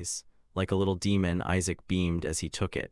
Having power is honestly the best. But he wasn't satisfied, immediately bargaining. "The execution is in less than a month. What, do you plan on letting me stare at a bunch of decapitated heads? Cut it down to a week." The guard panicked, "No way. Security protocols require at least 10 days. Just letting you visit is already a favor." Before he could finish, Isaac dropped his price again. 5 days. The guard was furious. "I said no, 3 days, fine, or should I just go in right now?" The guard anxiously tried to dissuade him. "Tomorrow, it can't be any earlier than that." Isaac finally looked satisfied, shoving him aside. "Fine, whatever." The guard was utterly bewildered. Why on earth did the faction head give his own pass to this lunatic? Seeing Isaac just turning around to leave, Whisper was slightly puzzled. "Aren't you going to see them right now?" He smirked and replied, "No, I need to pick up something after getting the king rank in today's trial. Going tomorrow is better." The blue faction trial, Riley already promised to make it a breeze for his precious nephew. Whisper teasingly echoed, "Precious nephew." He immediately snapped, "Shut your trap." "I wonder how easy the exam questions will be," Whisper joined in excitedly. If it's Riley, he probably turned it into child's play. Just like that, yesterday of the day before arrived. The host cheerfully introduced, A warm welcome to the trainee priests participating in the Blue Faction trial and to all the distinguished guests watching. The final task of the Blue Faction trial is to defeat a few monsters. Isaac's expression had turned green and gloomy ever since he walked in, whereas the trainee priests cheered the moment they saw the exam topic. It's a total piece of cake. What? Why is the exam so easy? Did you seriously talk to the family on our behalf? If we still can't pass this, we might as well just bite our tongues and die. Not to mention, the monsters we have to take down are just mere skeletons. The skeletons were trembling out in the middle of the arena. The moment they saw Isaac arrive, they cheered excitedly. It's our king, come meet us, come see us. Where have you been all this time? He's here to save us. Watching this scene, Whisper muttered in despair, looks like it's time for some fratricide. Isaac was furious, cursing that bastard Rilai under his breath. Completely oblivious, Rilai was immensely satisfied with his own handiwork. All for my precious nephew. Good luck, Skeleton Isaac. Just hearing that name made him want to cry. Weak as a slug, dumb as an ox, easily overlooked yet easily exploited, they were basically the untouchables of the demon world in priest exams. During noble lectures or even children's festivals, they were usually summoned just to get slaughtered with bone extraction. And if they died by bone extraction, they'd get sent straight down to hell. Upon death, they'd start completely from scratch. At that point, they would resurrect at level 1. Back when Isaac first crossed over into this world, he had repeated that process so many times that the gods got sick of it. You died again. This is already the 4,372,121,376 time. Recalling this, he cursed bitterly, "Damn priests in front of me, the great skeleton demon king, how dare you summon these poor souls?" The skeletons were still innocently chattering among themselves in bone rattle. Where are we? Where are we? Dunno, but our majesty is here, its majesty. The kids cheered excitedly. Isaac, use bone extraction, that way you can send them straight to hell.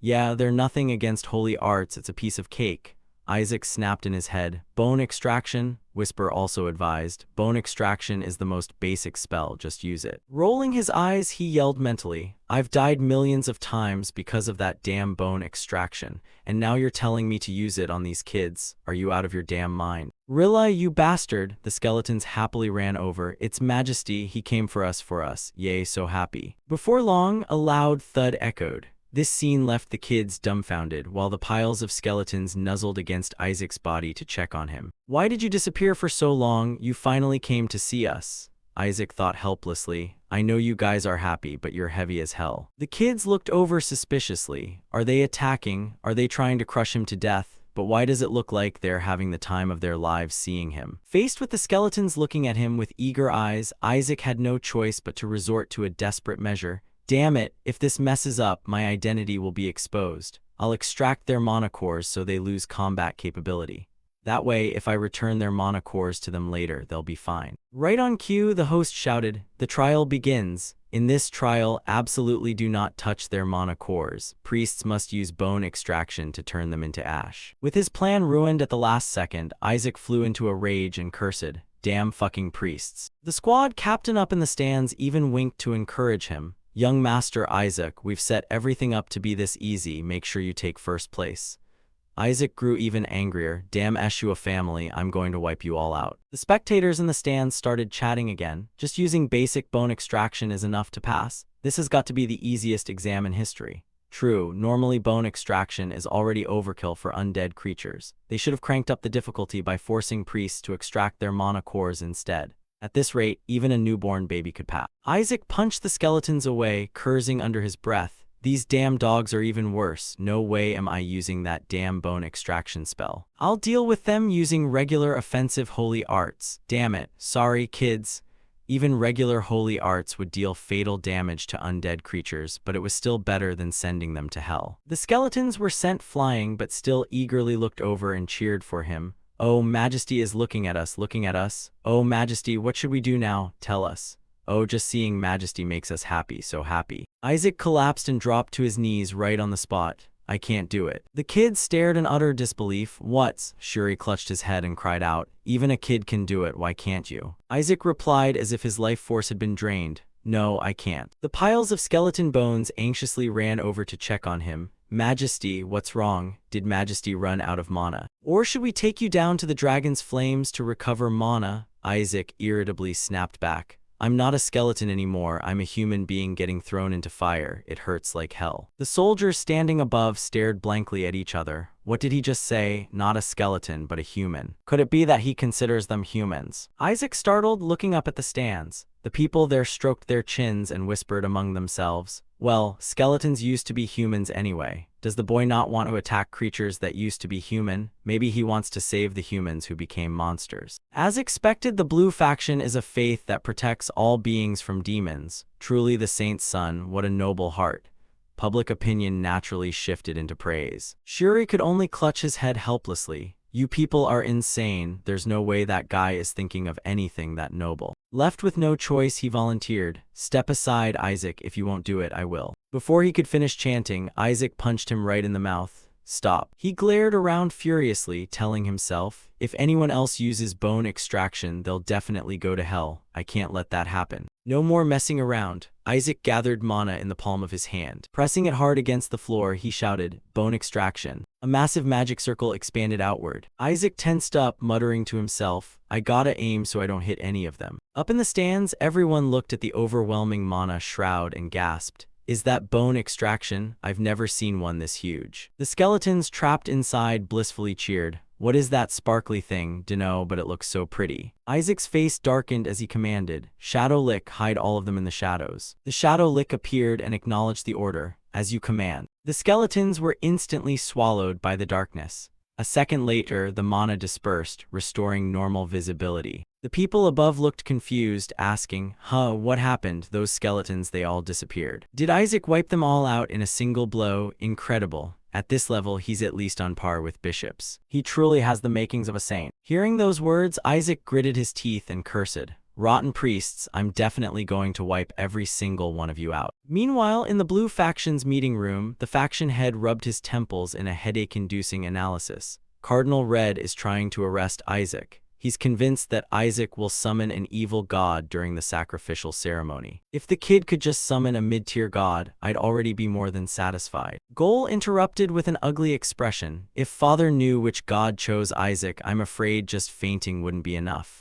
The faction head jolted. Even worse than an evil god. Goal affirmed firmly, totally incomparable. The faction head grew even more depressed. Damn it, what kind of rotten god is going to show up? Relay panicked right along with him. Could that god be at the disaster level? After a few minutes of contemplation, the faction head sighed and made a decision. Therefore, bringing Isaac back and re-educating him is the top priority. I've already sent someone to him. We should get a response soon. No sooner had he finished speaking than someone pushed open the door and announced, Faction head, I just returned from visiting young Master Isaac. Young Master Isaac is currently on his way to the Holy Seas dungeon. Those words hit the three people in the room like a bolt of lightning. Losing his cool, the faction head slammed his hands down and stood up. Why is he going there? That's the Red faction's territory. He doesn't even have clearance to enter. The man explained further, the thing is, Cardinal Red gave the young master a pass.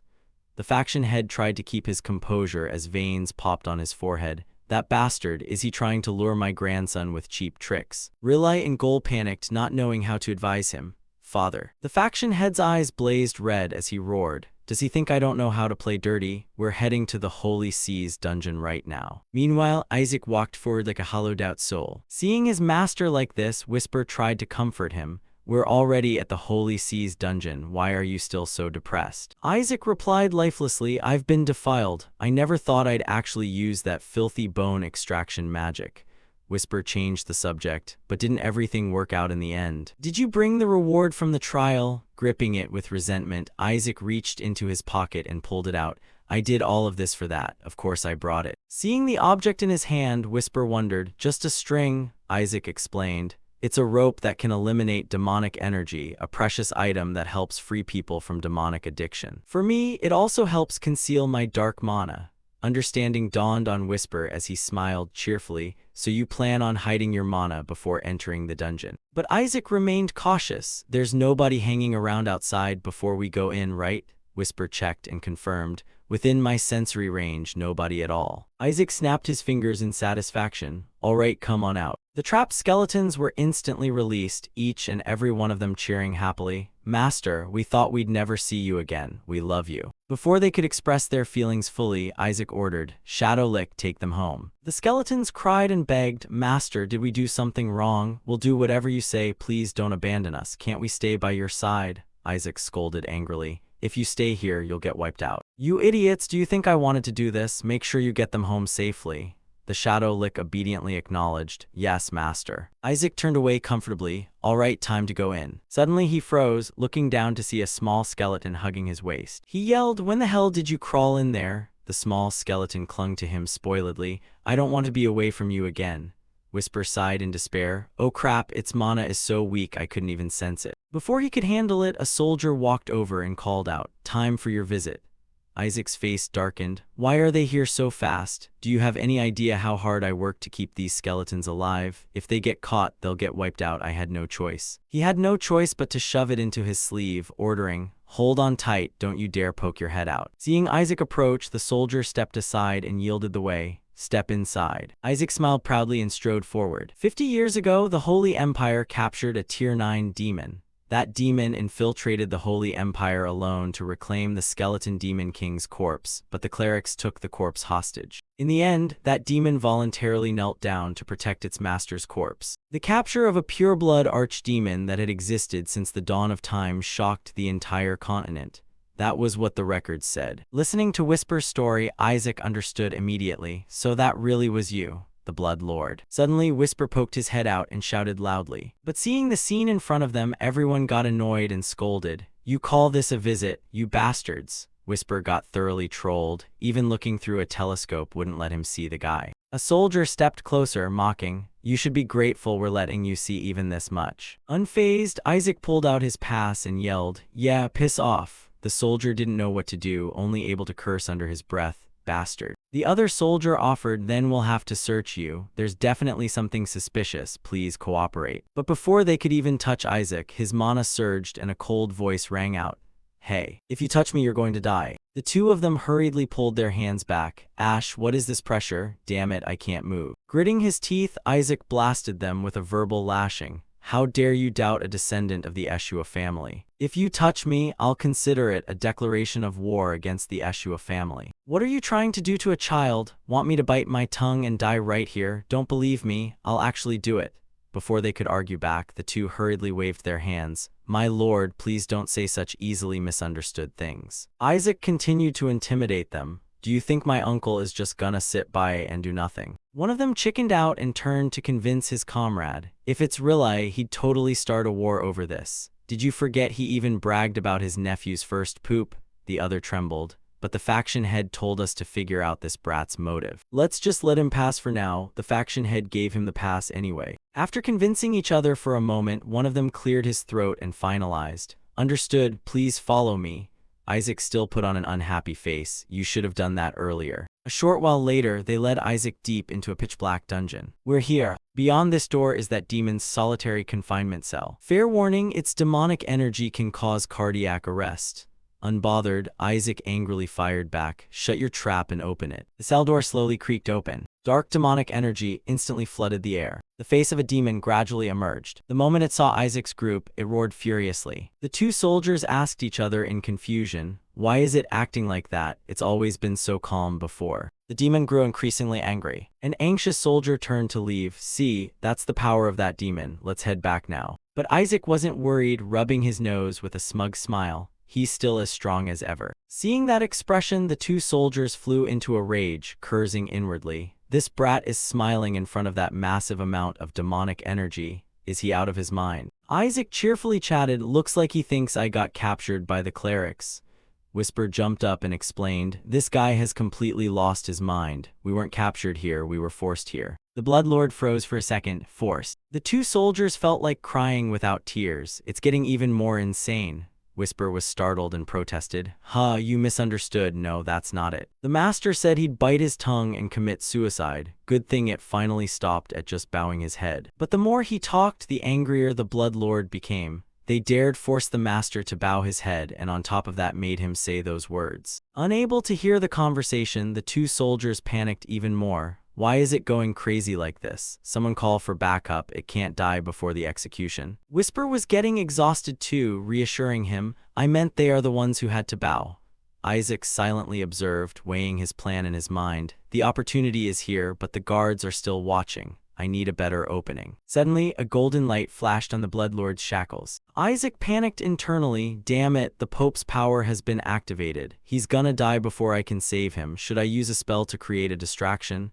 But if I use it now, I'll definitely get exposed. Before he could figure out what to do, the small skeleton crawled out and offered, Master, let me help. Overjoyed, Isaac whispered, Oh, you gorgeous little thing, go on with your tiny size. Slipping through those iron bars will be a piece of cake. Give that stone to him and he'll be able to break his cuffs. You have barely any mana, so they won't even notice you. I'm counting on you, little skeleton. Now shifting into full actor mode, Isaac clutched his chest dramatically. Truly admirable, the red faction is genuinely impressive. The two guards were totally dumbfounded by his words. Someone from the blue faction is praising us, and it doesn't even sound sarcastic.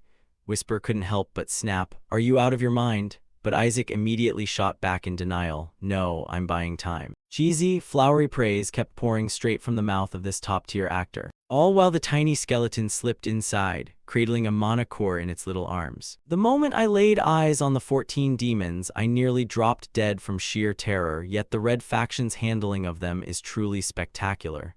The guard eyed him suspiciously. You're smiling, young master. Isaac fired back without missing a beat. Oh, I'm just smiling instinctively out of sheer terror. To think the red faction actually has men of your caliber stationed here as simple prison wardens. What a phenomenal family. With skills like yours, you'd already be Grand Knight commanders over in the blue faction. Both guards stood there completely flabbergasted, at a total loss for words. What kind of nonsense was this guy suddenly rambling about? Isaac leaned in and added, Hey brothers, to be completely honest with you, this is a top secret. The only reason I came down here is on strict orders from the family head. Surprised, they pressed urgently, orders from the family head. Isaac nodded along solemnly. It's a family trial. Truth be told, I'm right in the middle of a brutal succession war. My mission was to inflict a wound on those 14 demons. Both guards drew in a sharp breath of cold air. Good grief, that's brutal. A succession war so dangerous you could actually get killed. Isaac carried on as if recounting absolute gospel. Exactly. Gulping down their spit, the two guards whispered among themselves, This is completely insane, just like the race for the next cardinal. Who in their right mind tasks a mere kid with wounding the 14 demons? Then again, they are the Saintess's family, so I guess it makes some sense. Still, giving a task like that to a kid. Well, the blue faction has always been notoriously unhinged. Realizing the story was losing its grip, Isaac smoothly pivoted topics. By the way, have you guys ever thought about coming over to work for the blue faction? One of them, clearly tempted, asked back, Come to the blue faction, is that a recruitment offer? Just as Isaac opened his mouth to say more, he felt the little skeleton return. So he instantly clutched his forehead and let out a heavy sigh. It seems the 14 demons are still far beyond my capabilities after all. The guard immediately showed earnest concern. Are you all right, young master? Why were you so dead set on meeting the 14 demons anyway? Come, we'll escort you back outside. Deep within the cell, the Bloodlord's telepathic voice resonated outward. Thank you, my virtuous king. A short while later, the guards helped Isaac out into the open air. We're almost there. Please just hang in there a little longer, young master. Putting on a full show of deep gratitude, Isaac said, Thank you, guys. Suddenly, a foot stepped forward, blocking Isaac's path. Hold on, before you go, we need to check something. I need to inspect the token you're holding. With an annoyed look, Isaac countered. It's the token handed over by the Yellow Cardinal himself. Nizer sneered with a sinister chuckle. That token also serves to evaluate a person's faith. Did you really think receiving an item from the family head would be that easy? The lower your faith, the darker the token turns. We'd like to check its color right now. Whisper piped up with blatant excitement. The token changes colors. Sneaking in to check, it flew right back out and confirmed. It's completely pitch black. Hearing that sent a chilling shiver right down Isaac's spine, while Nizer, seizing the momentum, barked his order. Hand over the token. Breaking into a cold sweat, Isaac retorted, I'm not giving it to you. Nizer couldn't resist mocking him. What's the matter? Scared it turned blackish red? Whisper flared up and snapped. blackish red my foot, my master's token is as pitch black as his conscience. Isaac quickly hid it away and snapped, piss off, I'm not giving it to you. That only made Nizer even more confident, guilty conscience, just as I thought. But before Nizer could press the charge, Isaac struck first. You're just trying to snatch the token and frame our blue faction for losing it, aren't you? Nizer's jaw dropped. What did you just say? Isaac doubled down with utter conviction. That's definitely it. You're going to steal it and then extort a massive compensation fee out of the blue faction.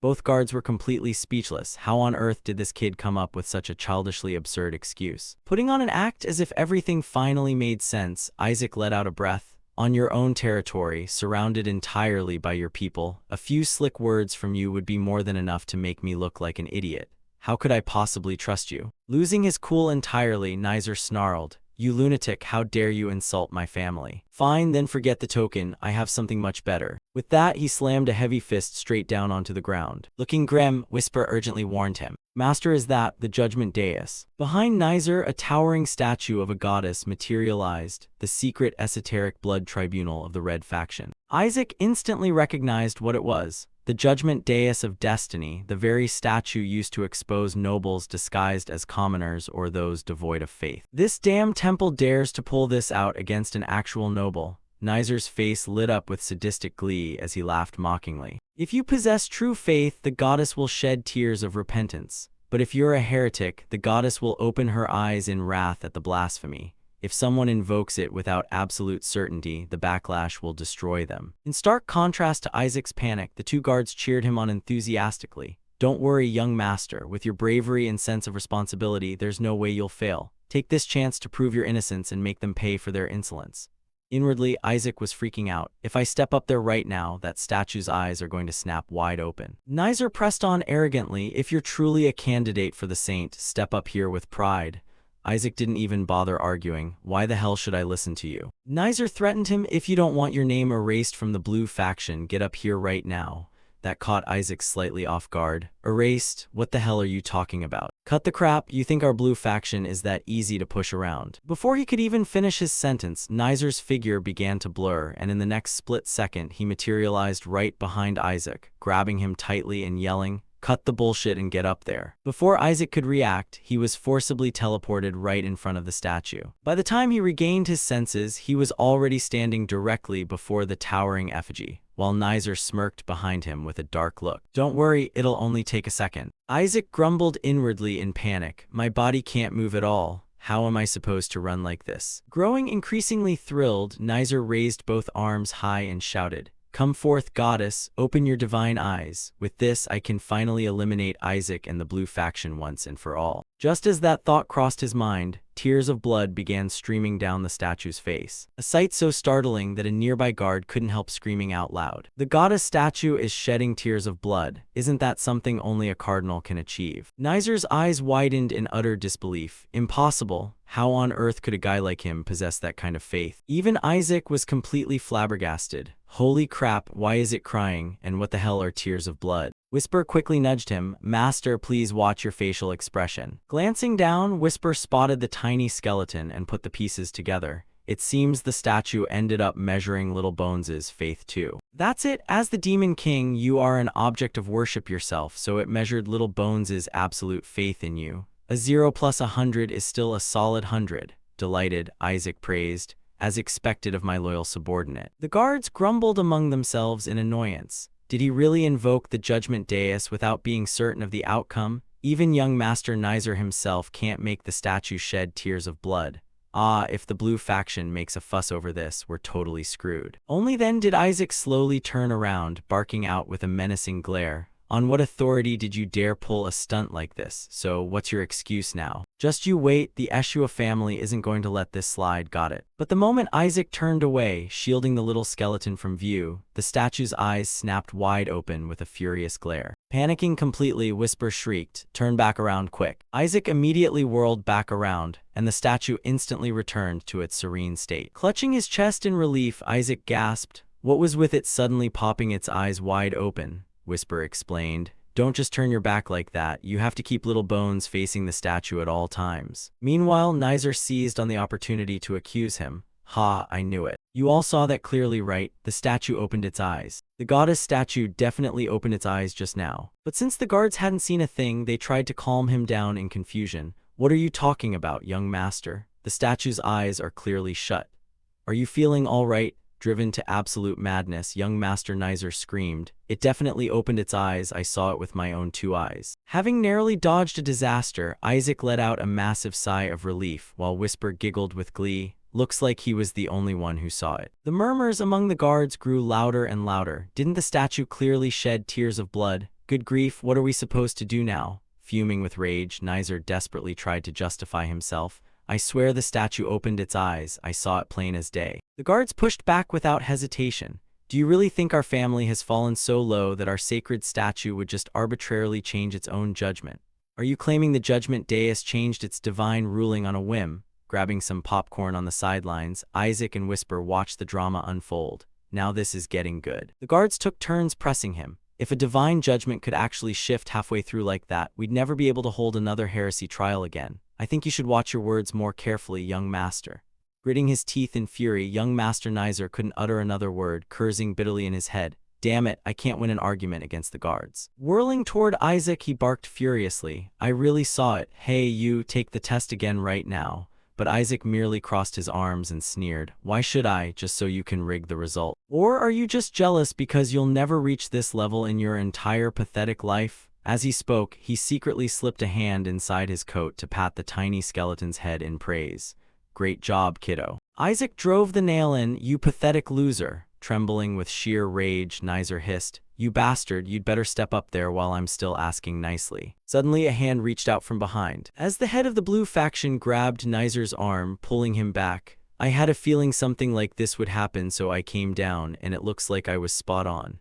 Have you lost your damn mind? You little brat. Nizer turned pale as a sheet, not daring to utter a single word, while Riley rushed over just in time to intervene. Father, if you strike him, it'll turn into a massive incident. Please, let's just head back first and file an official complaint. Before Riley could finish, Isaac instantly switched back into full victim mode, clinging onto him. Uncle Nizer hit me, sob sob. Riley instantly flew into a blinding rage, roaring, that bastard has to die. A short while later, the family head grumbled in irritation. Looks like I'll need to have a serious talk with the Red Cardinal. Wiping his hands clean, Riley chimed in with agreement. I'll draft the formal complaint right away. Shuri reluctantly stepped in to break it up. Uncle, please stop, he's practically dead already.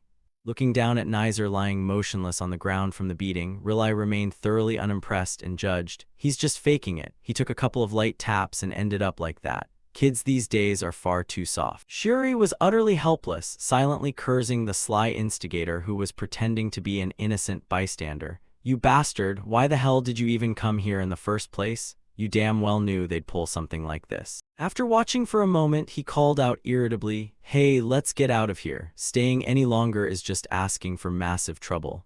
Isaac continued playing dumb and asked back, Why, like getting put on a heresy trial? Shuri nodded reluctantly, yeah, exactly like that. Before he could finish, Isaac cut in, but I was already put through one. Nizer dragged out that terrifying statue earlier and forced me to step up to it. The 2 elders, who had just managed to calm down, immediately exploded in fury once more. That little brat did what? Shuri covered his mouth in sheer horror. So, are you about to be burned at the stake? Looking thoroughly annoyed, Isaac threatened, Do you have a death wish? Suddenly, Riley spotted Nizer groggily crawling back up. His fury flared instantly as he cracked his knuckles. I'm not letting this go. The Red Faction guards hastily stepped forward to block him. Listen, Riley, the trial is already over and the results were phenomenal. Honestly, young Master Isaac passed with flying colors. We've never seen tears of blood look so magnificent. Perplexed, the family head echoed the words in his mind. Tears of blood. Right at that moment, the Red Cardinal arrived on the scene. I came after hearing reports of a commotion in the prison cells, though I certainly didn't expect the head of the Blue Faction to be here as well. The moment he laid eyes on him, the family had lost all restraint, pointing straight at his face and barking, You bastard, you showed up just in time. You were only supposed to let my grandson meet that demon. How dare you test his faith? The Red Cardinal shot back unapologetically. Wanting an audience with a subordinate of the Skeleton Demon King is suspicious enough on its own, not to mention the fact that the request came from a member of the Blue Faction. I believe conducting such a test was entirely justified. The family head's fury flared even hotter. And your third son dared to pull out the judgment dais against whom exactly? The cardinal looked visibly taken aback. What? Frowning deeply, the family head pressed with an icy tone. Are you trying to start a war? Yet the red cardinal remained entirely unfazed. Good grief, I had no idea the boy would go so far as to bring out the statue. Now then, could you please return the entry token I lent you? Irritated, the family head rolled his shoulders. You don't need to remind me, I had no intention of holding onto that thing for another second anyway. It's frankly ridiculous that you handed something like that to Isaac in the first place.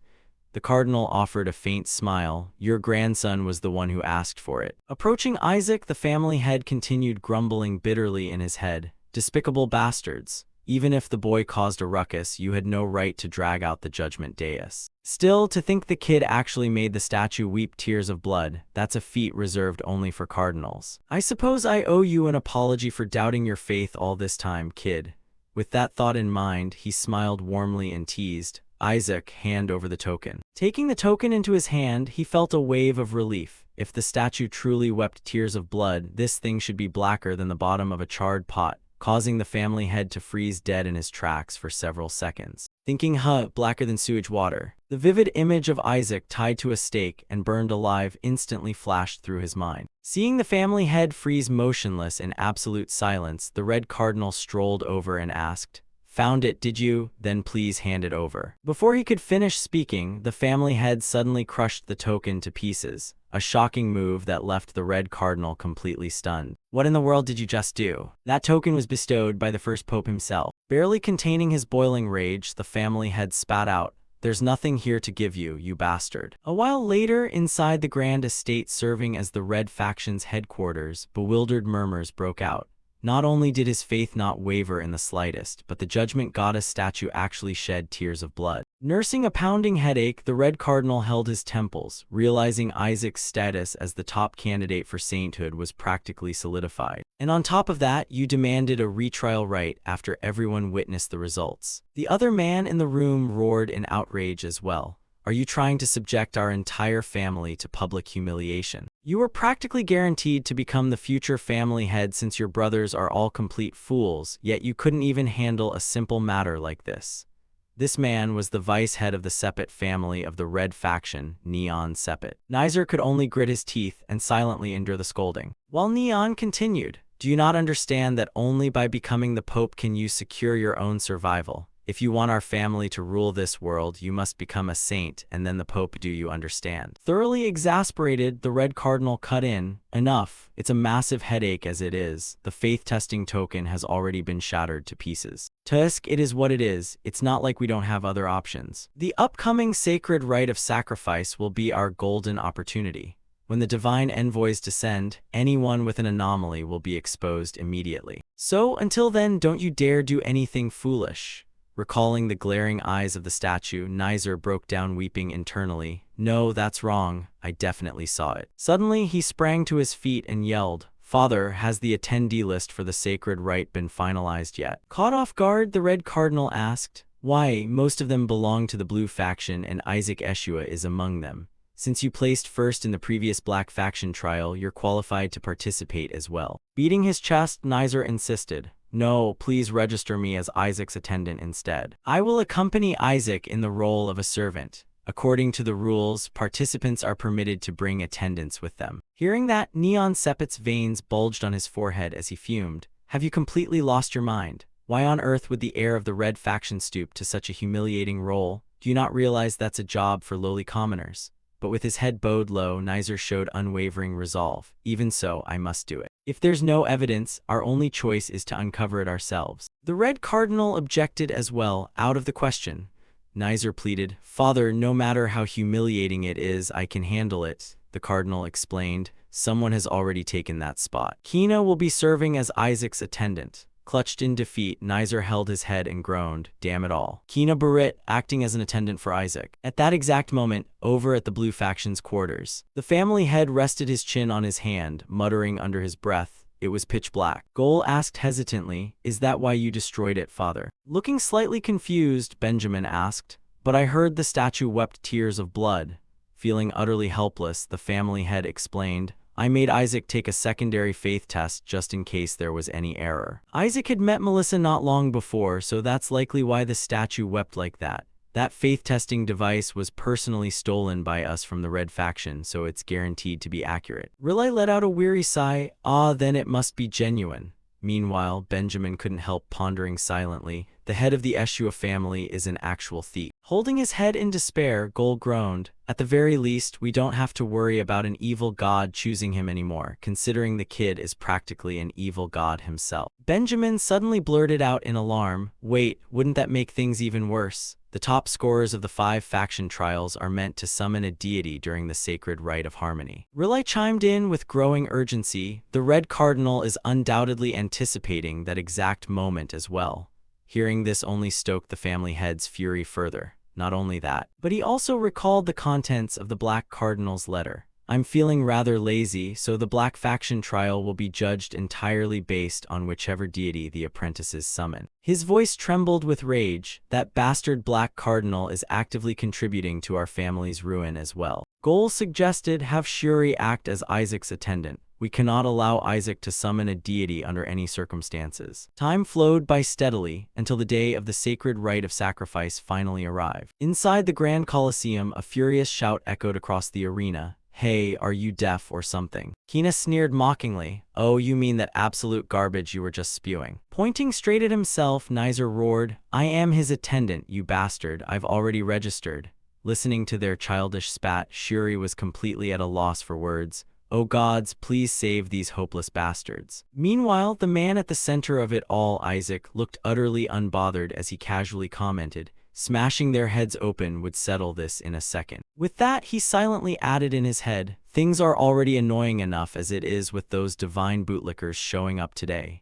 Whisper inquired with keen interest, divine bootlickers, are they really coming? Isaac thought to himself, the sacrificial offerings are typically transported by the deity's subordinates. But since today's offering is a high-ranking demon, it seems one of those bootlickers will be handling it personally. Suddenly, the chaotic scuffling of the 2 bickering youths cut him off. I'm the attendant. No, I am. Thoroughly irritated, Isaac snapped. Damn it, do you 2 really want me to use force? Shuri quickly stepped in to diffuse the tension. Hey, today is an auspicious day. Calm down. Isaac muttered listlessly. An auspicious day? Yeah, I suppose so. He silently finished the thought in his mind, because today is the day my subordinate finally walks free. Shuri was also suffering immense inner turmoil. The elders made it crystal clear to me, our family is doomed the instant everyone sees Isaac's true colors. Maybe they were right all along, he really is an evil god. Glancing over, Isaac suddenly asked, and what's the deal with you and those 2? Why is everyone so desperate to be my attendant? Shuri stammered, scrambling for words, because clergy members are expected to serve the people from the lowliest positions.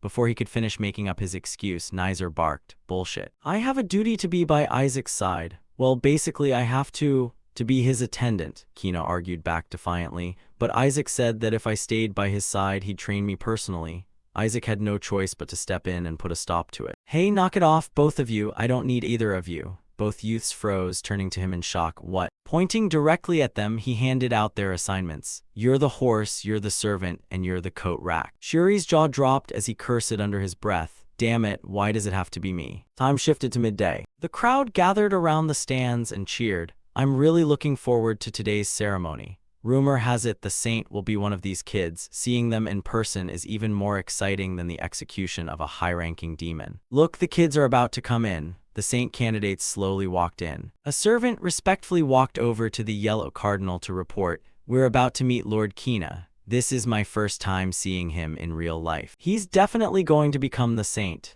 Hearing this, the servant from the Red faction visibly frowned. Become a saint, you say? People from other houses were also grumbling. Haven't you heard the prophecy? The new saint will come from the Red faction. What kind of sketchy prophecy is that? Sounds totally untrustworthy. Do you even know how rare the holy mark on Lord Kina is? Who doesn't have a holy mark these days? Hearing the servants chatting away, the Red Cardinal smiled happily. Suddenly an announcement echoed, the priests have arrived. The doors opened and Isaac led the way inside. Kina followed closely beside him holding a fan, while Nizer had to act as his mount. Shuri trailed behind carrying his robe. This sight was truly absurd. Shuri turned pale with despair, thinking, This bastard is definitely going to summon the most evil dark god. He was already an evil god to begin with. The two cardinals from the other houses couldn't believe their eyes, and the atmosphere sank into gloom. The servants' loud voices echoed out, "What is going on? Isn't the guy acting as a horse someone from the red faction? Why is Lord Kina there? Oh man, what on earth is happening?" The white cardinal couldn't help covering her mouth with a laugh. The faction head was furious and whispered, "Stop laughing," but she still couldn't hold it back.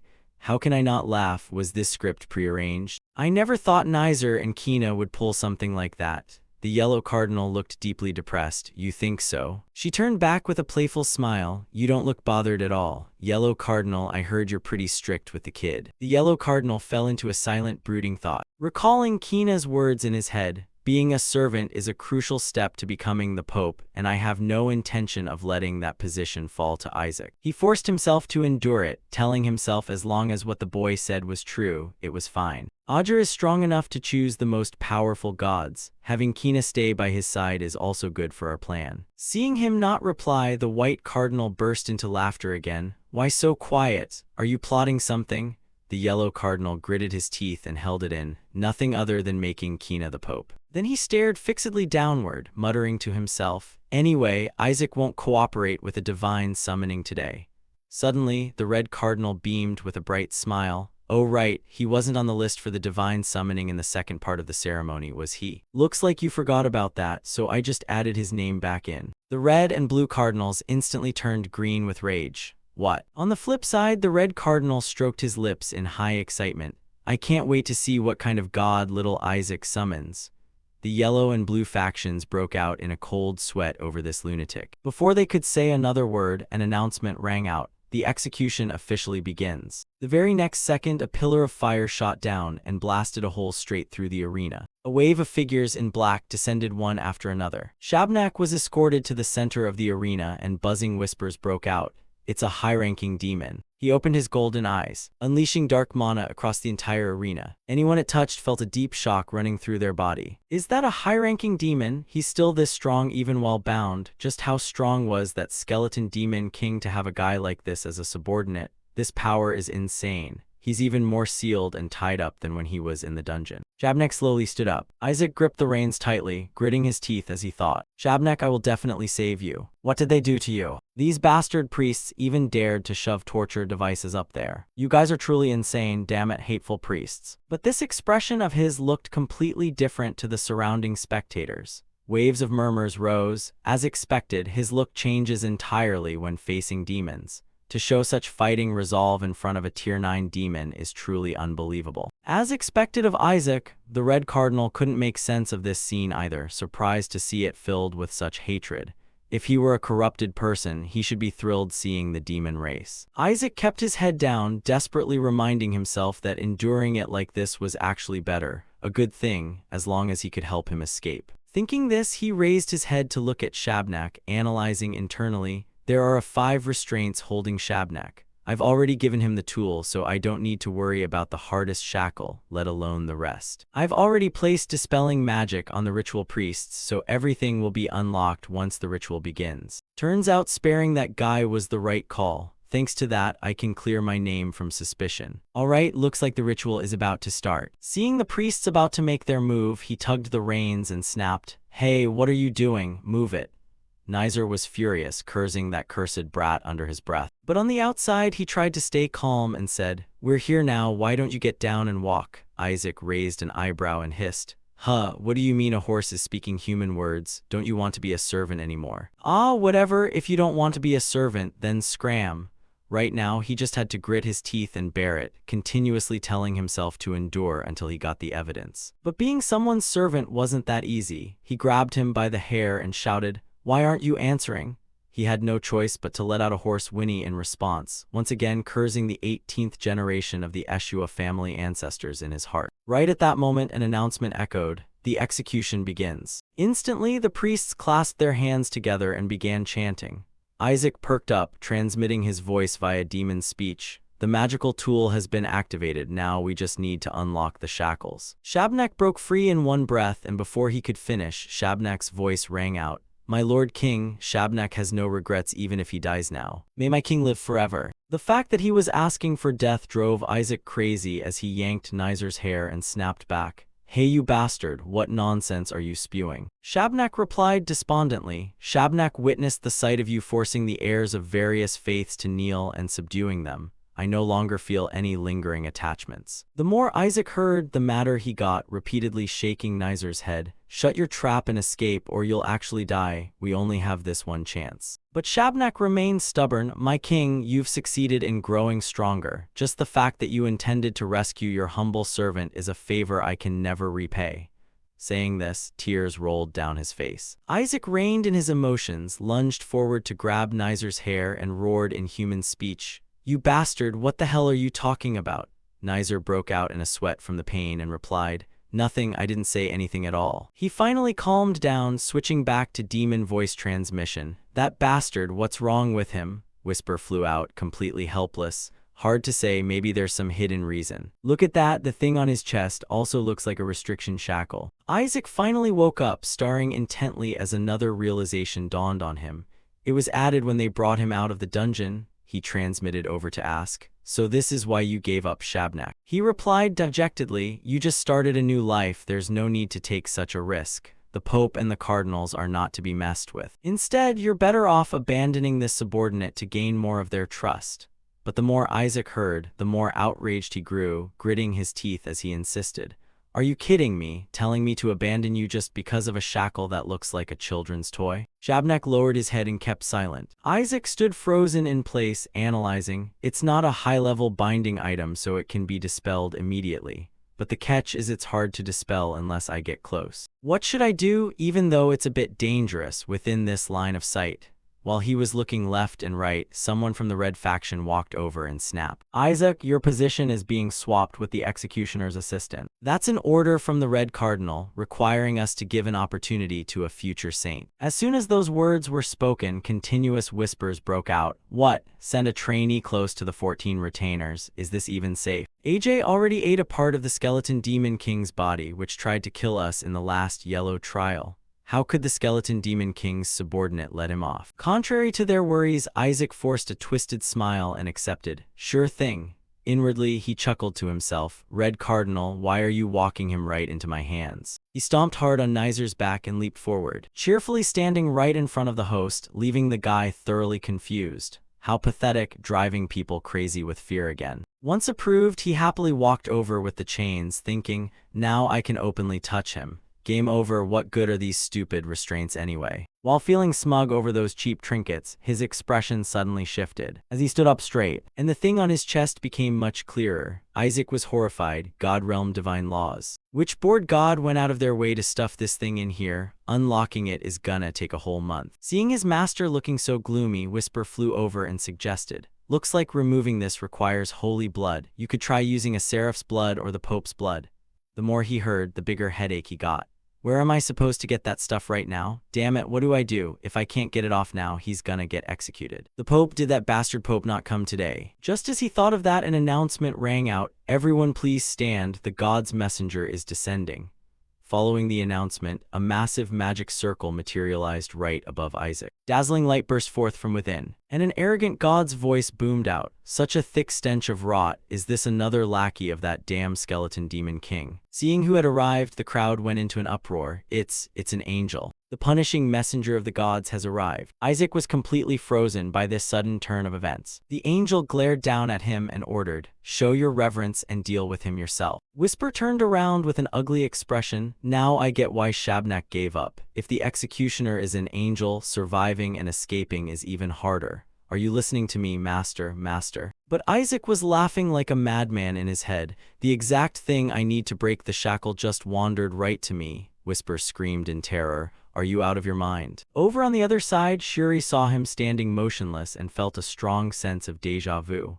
"I feel like I've seen this scene somewhere before. I've definitely seen it somewhere." Right as he thought of that, he saw Isaac gathering holy power into a sphere in the palm of his hand. Old scenes instantly flashed through Shuri's mind. Isaac blasting a hole straight through a god's projection during the 3-year-old trial and destroying a giant god statue's avatar with a baby bottle. Instantly, his entire face broke out in a cold sweat, leaving him speechless. "Oh, holy mother of God, Isaac. Hey Isaac, you bastard, stop." But it was too late. Isaac's attack lunged forward, creating a massive explosion. Before that bastard could finish his sentence, Shabnak reached out to block him, speaking as loudly as he could for everyone around to hear. "Thank you, thanks to your plan, I was able to escape safely." Seeing this, Isaac chuckled to himself. "Shabnak, you've gotten a lot more cunning since playing the spy, huh?" The stubborn jerk actually knows how to use his brain now. He transmitted instructions, now just inflict a slight injury. And bury it, Shabnak followed along, asking for a drop of blood from the god. Then he raised his voice so everyone could hear. "Now I will swallow your mana core to recover my energy." Isaac didn't expect him to put on such an act, only able to mutter internally, "Oh man, you're quite the con artist yourself." The god momentarily couldn't break free, struggling to hold his ground. "You demon, stop talking nonsense." Just as he broke free from Shabnak's grip, he immediately gathered power in his palm, determined, "I must eliminate him before he regains his strength. I will sacrifice this arrogant fool as an offering to the gods." But Shabnak moved a step faster, throwing a claw strike that pierced straight through his abdomen. A swift and clean strike before pulling his hand back. Clutching his wound, the god stepped back, quickly calculating as he looked at Shabnak's mocking expression.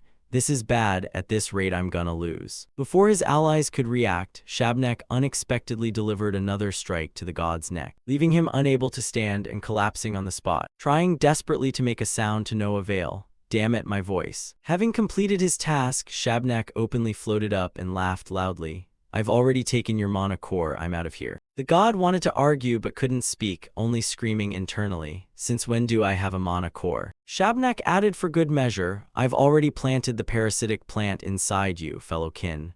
The people in the stands covered their mouths in confusion. "Fellow kin?" But with no chance to ask any further questions, Shabnak bolted away, leaving the god coughing violently and cursing internally. "What is that idiot babbling about?" Whispers broke out among the people in the stands. "What did he just say? They're saying demons are of the same kind, and he even used a killing technique on a cleric." The god was furious yet helpless, glaring fiercely at Isaac as he cursed inwardly. "Damn it, this is all because of that bastard. From the very beginning, a piece of trash like him didn't deserve to be a saint candidate. I won't let you off." But before he could act, a flash of light burst from the sky, and multiple sword beams came rushing in from all directions, accurately piercing right through his body. The next second, a figure descended from the sky. The god looked back in confusion, as Rilai stepped forward ready to slay gods and snarled, "How dare you lay a hand on my nephew?" By this time, the entire plaza was filled with a hazy blue smoke. The god hurriedly retreated to dodge, completely baffled as to why they were attacking the messenger instead of the enemy. Just as he was about to rush forward, the faction head barked, "What are you doing? Stop cutting his head off, torture him to death instead."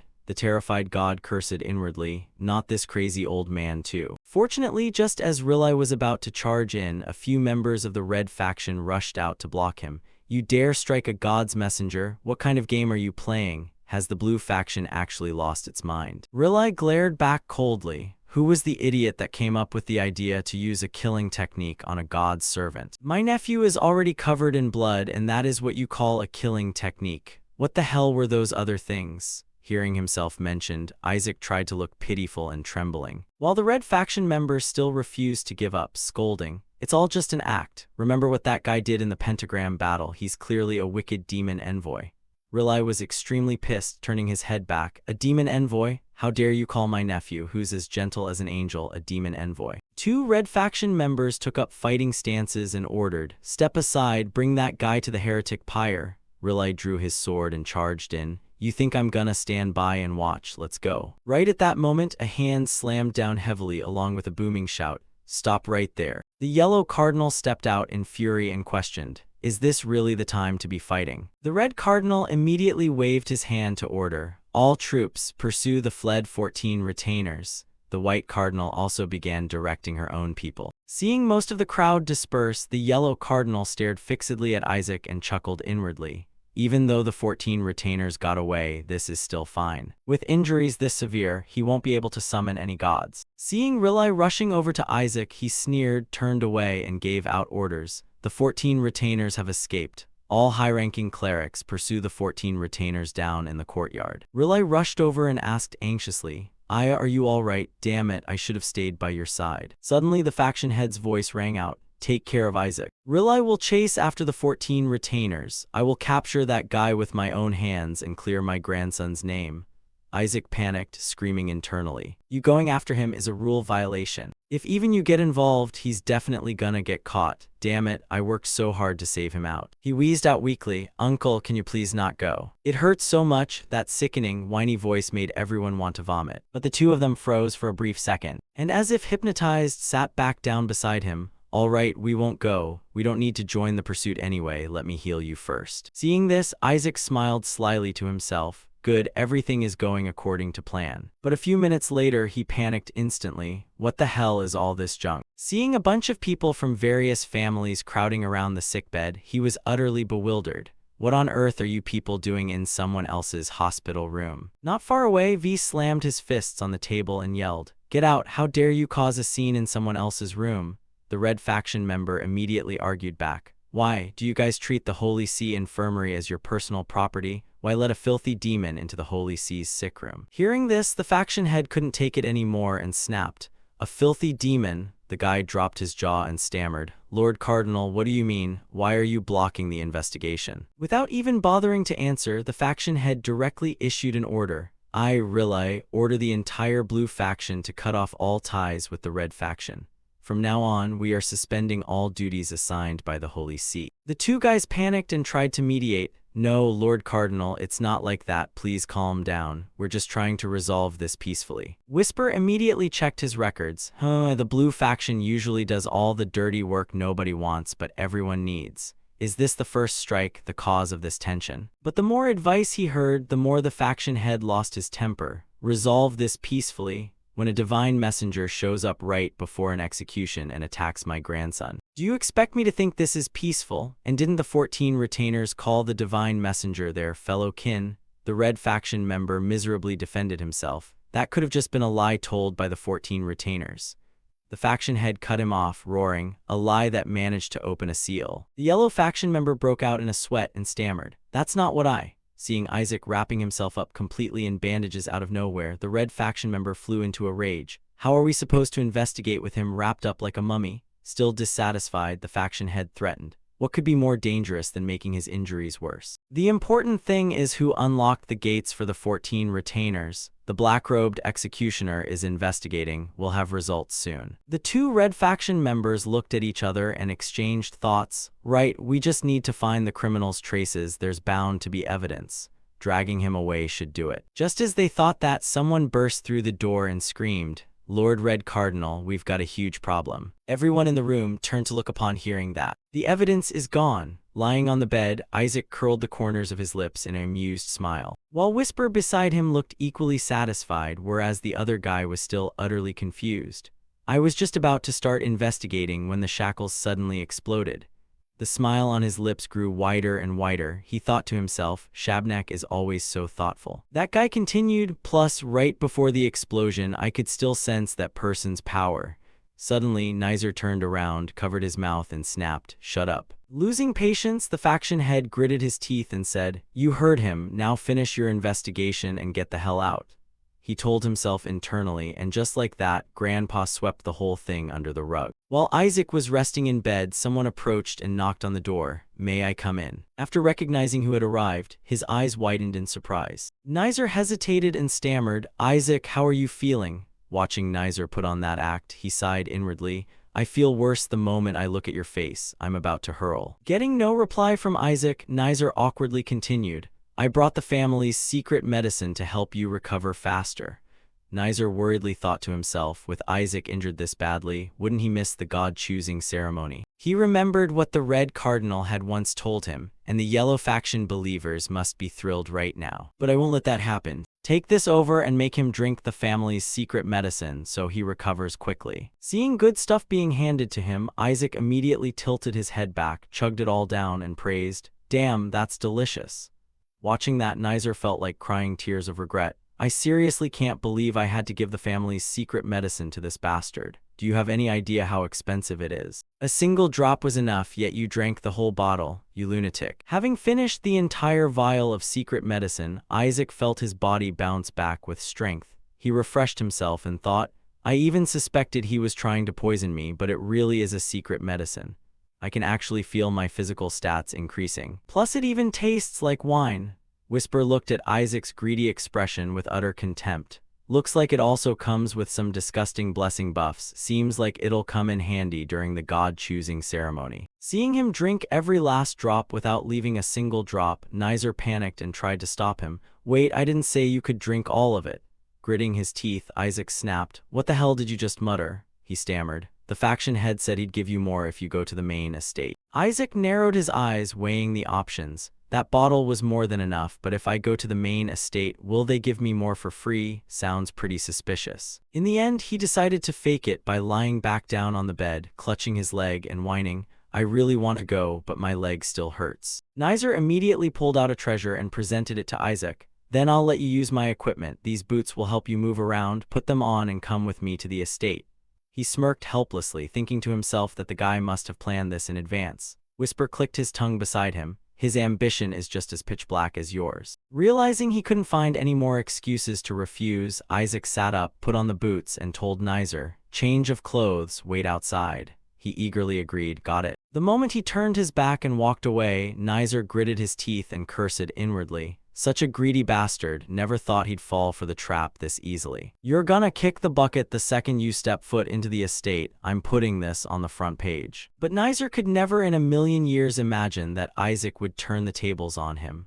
Walking over to the window, Isaac opened it and flashed a smug, triumphant smirk. Thanks, idiot. At the exact same time somewhere else, the yellow cardinal slammed his hand down on the table, roaring in fury. Those red bastards, how dare they smuggle secret medicine into the infirmary. I specifically gave him a VIP room to keep him from sneaking away, and yet they went ahead and healed him plus gave him a blessing. I have to ruin this ceremony. Both the black and red factions have completely lost their minds. We have to stop Isaac at all costs. We can't let him summon a god. Back to Isaac, the moment he spotted Gol, he switched to that sickeningly sweet, whiny tone. Oh, my beloved uncle. I've got something to ask you. Terrified, Gol thought to himself, he's gone completely insane, before hurriedly spinning around to leave while stammering, I'm super busy, ask me later. Just as Gol took a few steps, a strange sensation washed over his body, making him scream in panic. Isaac giggled, I think you know the answer. Gol snapped, know what? Playfully he asked, which god do you think I'm gonna summon? Swallowing hard, Gol instantly figured out Isaac's intention.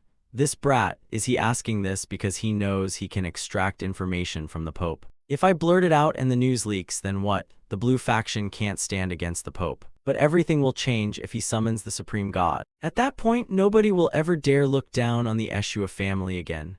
While happily lost in his own thoughts, Isaac's voice snapped Gol back to reality. I'm giving up on the god-choosing ceremony. Startled, Gol shrieked, what did you just say? Crossing his arms, Isaac pouted, I figured I'd summon an evil god anyway, that's why you refused to tell me. Besides, what if a real evil god actually shows up? Gol tore his hair out in sheer frustration.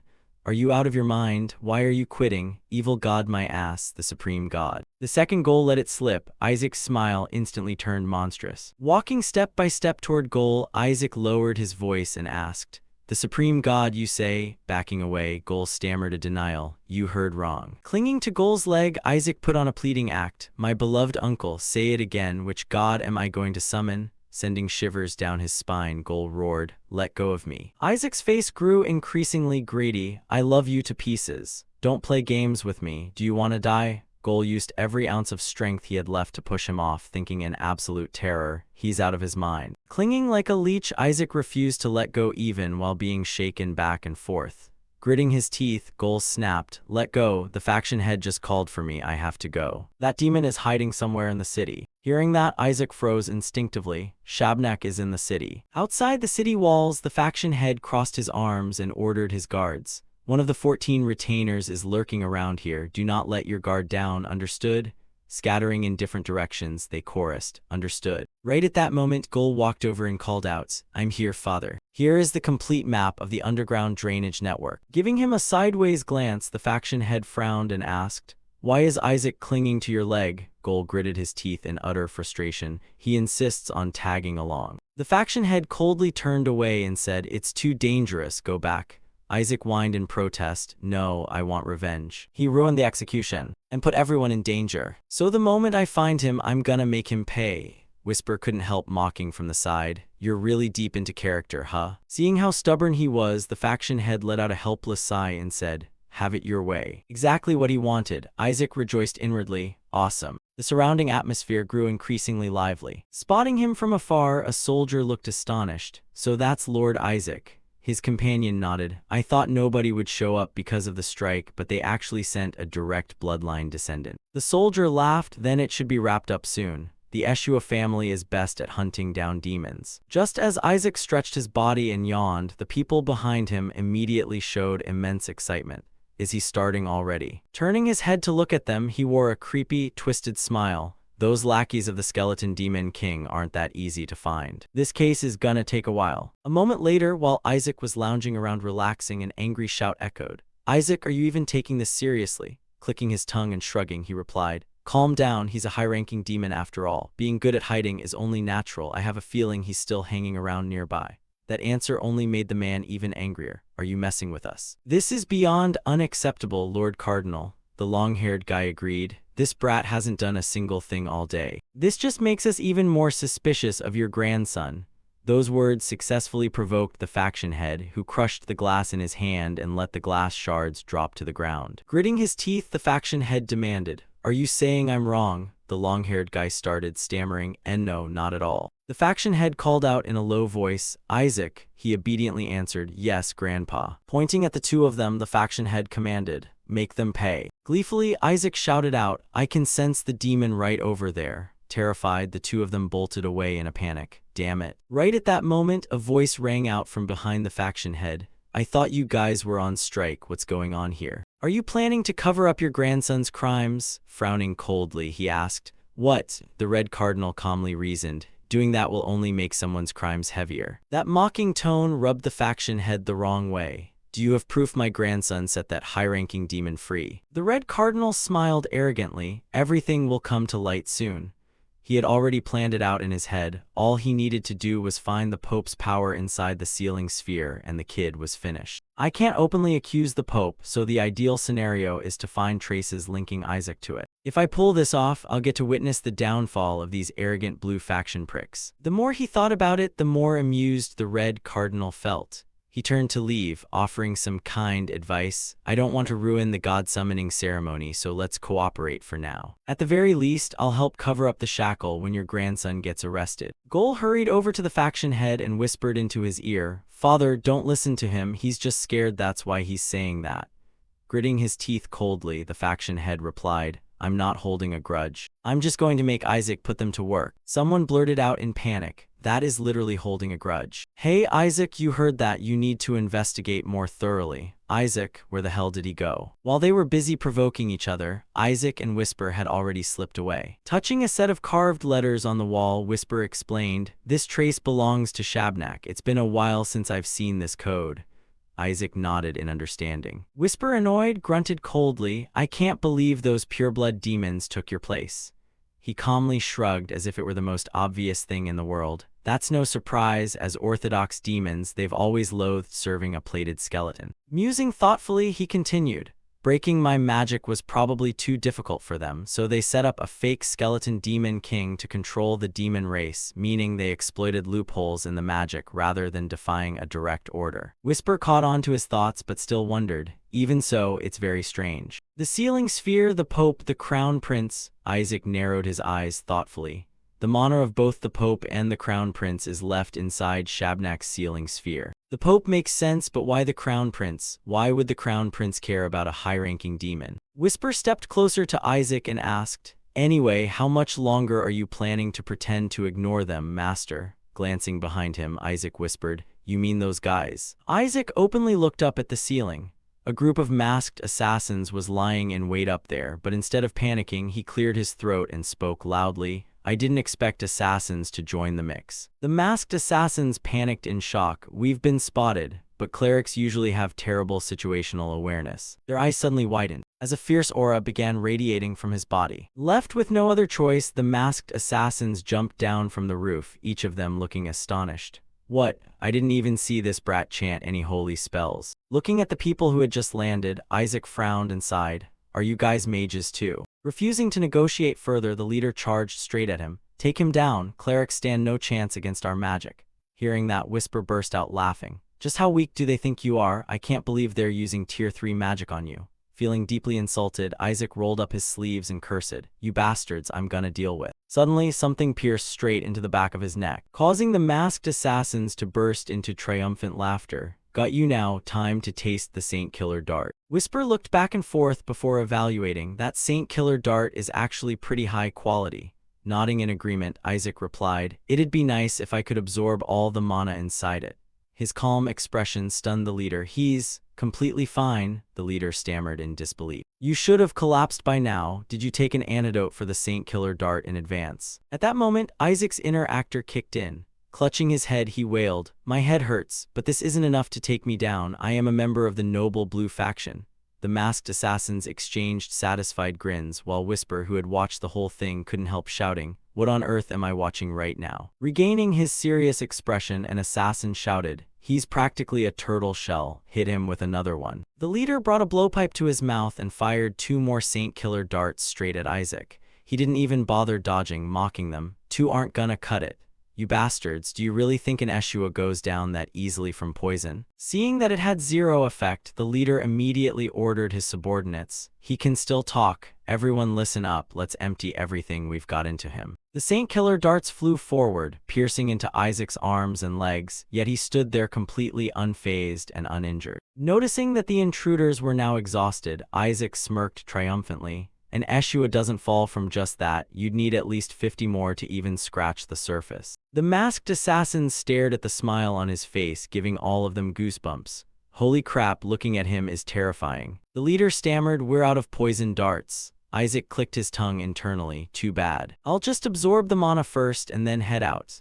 Seeing him suddenly drop to the ground, they cheered in joy. Did we finally take him down? Serves you right, you turtle, Isaac. Isaac opened his eyes halfway to give the masked assassins a contemptuous look, before suddenly startling as if recognizing someone. Isn't that Count Molex? Thinking he had successfully taken him down, Count Molex wore a gloating smile. Die, Eshua. My family was ruined because of you. Today I finally get my revenge. Count Molex strode toward him, noticing that he was still breathing. Frowning, he asked coldly, He's not dead yet. Didn't we shoot a bunch of poison darts into him? His subordinates looked confused. Why is this brat so tough to kill? Let's just finish him off for good. Count Molex ordered, Make sure you clean up all the traces. Make it look like he was killed by a demon. Lying there faking death, Isaac thought to himself, Now what? If I stand up right now, my cover's blown. Whisper helpfully reassured him, It's fine, you've already caused enough shady trouble anyway, what's one more? As if you ever looked like a cleric in the first place.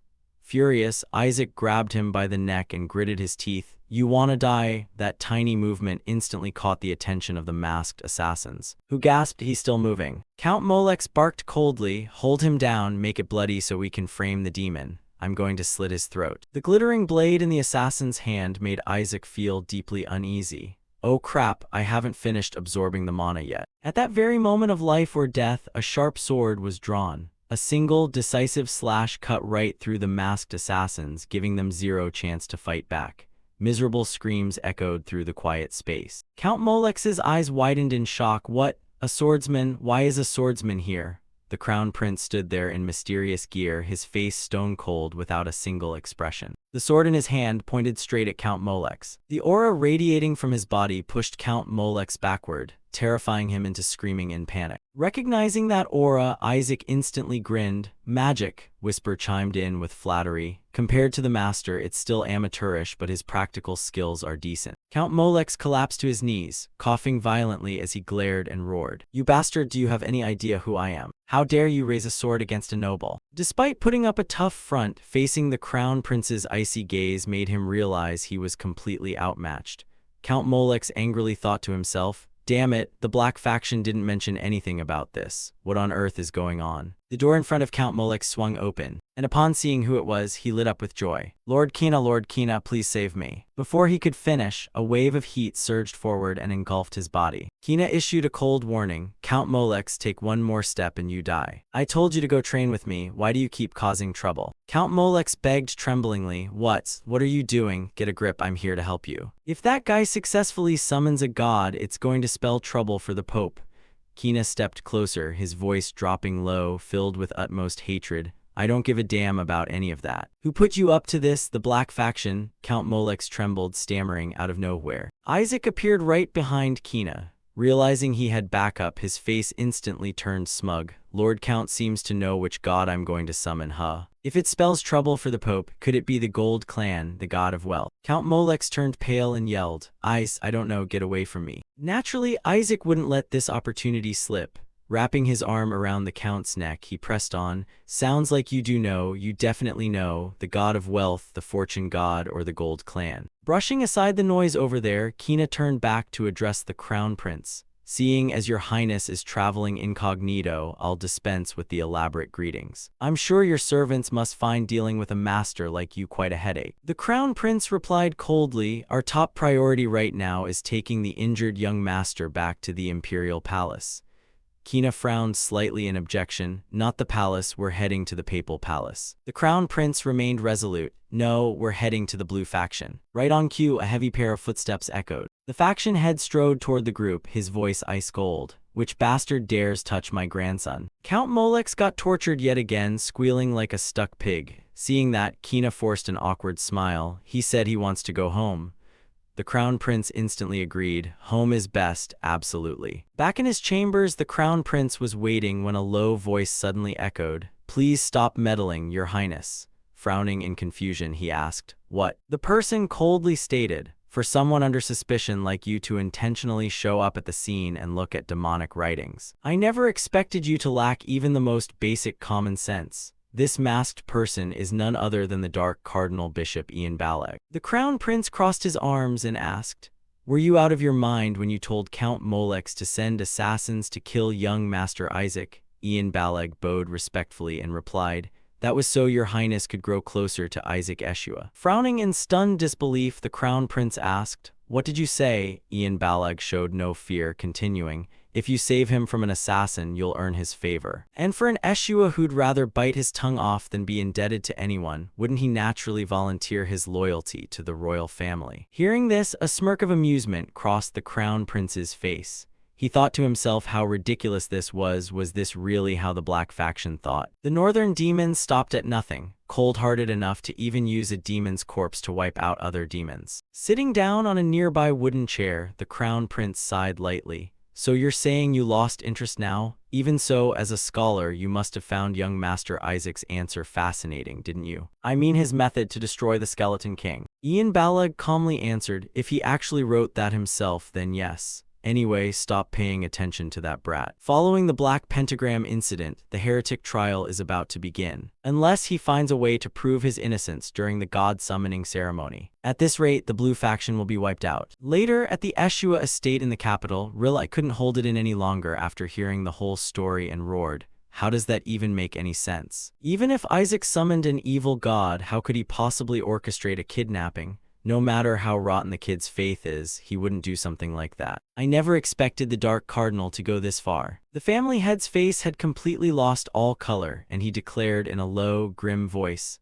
"Isaac will not be participating in tomorrow's god summoning ceremony." Hearing this, the other two were utterly stunned. "Wait, why not? The kid has to participate." Frowning, the family head asked, "Is there really any need to stir up this entire mess over something so useless?" Scratching his head in frustration, Gol stammered, "Well, that is true, but inwardly cursed, damn it." Gol sprang to his feet, slamming the table as he declared, "No way, he absolutely has to participate." The family head snapped back in fury. "Are you insane? Didn't you say he's weak and needs our protection? Do you want the entire world to find out that the kid summons an evil god?" Gol shot back boldly, "It's not an evil god, it's the supreme deity. The kid is going to summon the supreme deity. So to hell with his faith or whatever, just let him go." Having let it all out, Gol slumped down, slapping his hand against his forehead in defeat, thinking, damn it, I shouldn't have said that, but it's still better than bursting from pure frustration. Riley sat frozen in a daze for a long moment before murmuring, the supreme deity? Gol nodded instantly. That's right. Crossing his arms, the family head asked. Isaac, Gol yelled. Who else could it possibly be besides Isaac? During the canonization ceremony, the kid was personally chosen by the supreme deity, which is why we must let him summon a god. Skeptical, the family head scoffed dismissively. If you're drunk, go inside and sleep it off. Stop making a scene. Gol immediately laid out the whole story. It's the truth. I saw it myself at the Barrett household. Why do you think they wanted to adopt the kid in the first place? Because he refused them, they tried to kill him at the Pentagon. Now that they've failed, they're pulling out all the stops to block the god's summoning ceremony. Do you really not understand why House Barrett is doing this? Finding Gol's claims utterly absurd, Riley cautioned him, brother, writing fiction like that will only get you cursed out. If you're not feeling well, go inside and rest. Turning purple with rage and trembling all over, Gol turned to leave, tossing back one last remark. If you don't want to believe it, then don't. You've got the Pope by the throat, so feel free to let go. If you want, I'll take Isaac and leave this house. Seeing Gol so fiercely adamant, Riley's conviction began to waver, wondering, could it actually be true? Before Gol could take more than a few steps, the family head called out, is everything you just said really the truth? Gol whipped around and shouted, I already told you it is. Tightening his grip around his teacup, the family head muttered in a low tone, the supreme deity is a total pervert. Hearing this, Gol was so utterly exasperated that he felt dizzy. How on earth did you arrive at that conclusion? The family head fell into deep thought. Isaac was in danger in an entirely different sense, since an entity of the supreme deity's caliber was impossible to deal with, but at the very least they could avoid a heresy trial. True faith was ultimately meaningless here anyway, because the one who had chosen the boy was an entity reigning above even the main gods, and no one could oppose the supreme deity's divine will. Just then, a subordinate burst in from outside, his face pale with panic. Family head, we have a major problem. Followers of the rival faction have formally demanded a heresy trial against young Master Isaac. On the day of the Dark Pentagon trial, the square was packed with early spectators as the proctor's booming voice echoed across the stands. The second phase of the sacred sacrifice shall now begin, and the god selection rite will be conducted before our distinguished guests, to ensure no errors are made. Shuri nervously bit his nails, screaming inwardly in sheer panic. This is pure madness. Heresy judges are standing all over the place. Isaac, what on earth did you do to get interrogated by those rival faction bastards? A few days prior, Isaac had been dragged into a sealed interrogation room by the rival faction's investigators, who slammed the table and barked, confess right now. Are you a worshipper of the Skeleton King? Your name appeared in the coded message left behind by the 9th-rank demon of lust. Slouching back casually in his chair, Isaac retorted with complete indifference. What kind of nonsense is that? The investigators then resorted to baiting him with half-truths, even though the Skeleton King knelt down in repentance before the gods after such a glorious achievement. Hearing that, Isaac fell straight into the trap, flying into a blind rage and roaring, knelt down, knelt down. You bastards, where in that damn message did it ever say anything like that? You want to die. Suddenly, Isaac froze dead in his tracks. But it was already too late. The two rival faction interrogators flashed wicked, triumphant grins, sneering, so he really can read demonic ciphers, huh? You little punk, you've been caught red-handed. Isaac instantly dropped his ferocious demeanor, his heart sinking into his stomach, thinking, I'm dead. Making a slitting motion across his neck, the interrogator whispered chillingly, just you wait until the day of the Dark Pentagon. Just recalling that made Shuri want to scream out loud. How could even a kid fall for such an obvious trap? Why didn't they just arrest you on the spot instead of waiting for the Dark Pentagon? Aren't they obviously waiting to catch you red-handed pulling an evil god? The Red God, the punisher of evil gods, that guy will definitely draw that specific deity, and he'll summon it the instant he draws it to execute Isaac and brand the Blue faction as heretics. What the hell is that guy thinking? Unlike Shuri, Isaac wasn't stressed in the slightest. He was busy strolling around, his eyes glittering with unbridled greed, thinking, speaking of the god of gold, that's literally the god of wealth. Gold, silver, and precious gems. Nizer glared at him with utter disdain, sneering inwardly. Go ahead, laugh all you want. I don't know how you managed to bluff your way through the interrogation, but I'm going to crush you in front of everyone. Because right here, on this very stage, I will draw the Red God and summon him. If you pull an evil god, you will face divine execution on the spot. The spectators' murmurs drifted straight into Nizer's ears. Is it really true that the blue faction has fallen to corruption? They said they'd present proof today. Inside, Nizer was thrilled beyond measure. Compared to a standard heresy trial, this method would drag Isaac straight down to hell with absolute certainty. Right then, the Master of Ceremonies spoke up once more. And now, the God selection rite officially begins. Channel your holy power into the distributed orbs to call upon your deities. Shuri stared anxiously at the orb in his hands with devout, pleading eyes. Main god of the blue faction, I beg of you, everything depends on you. If that guy pulls an evil god, our entire blue faction will be wiped out. Yet Isaac's delighted chuckling nearby only made Shuri lose his patience. Isaac looked completely lost in a daydream, constantly muttering under his breath, God of wealth, God of money, God of abundance.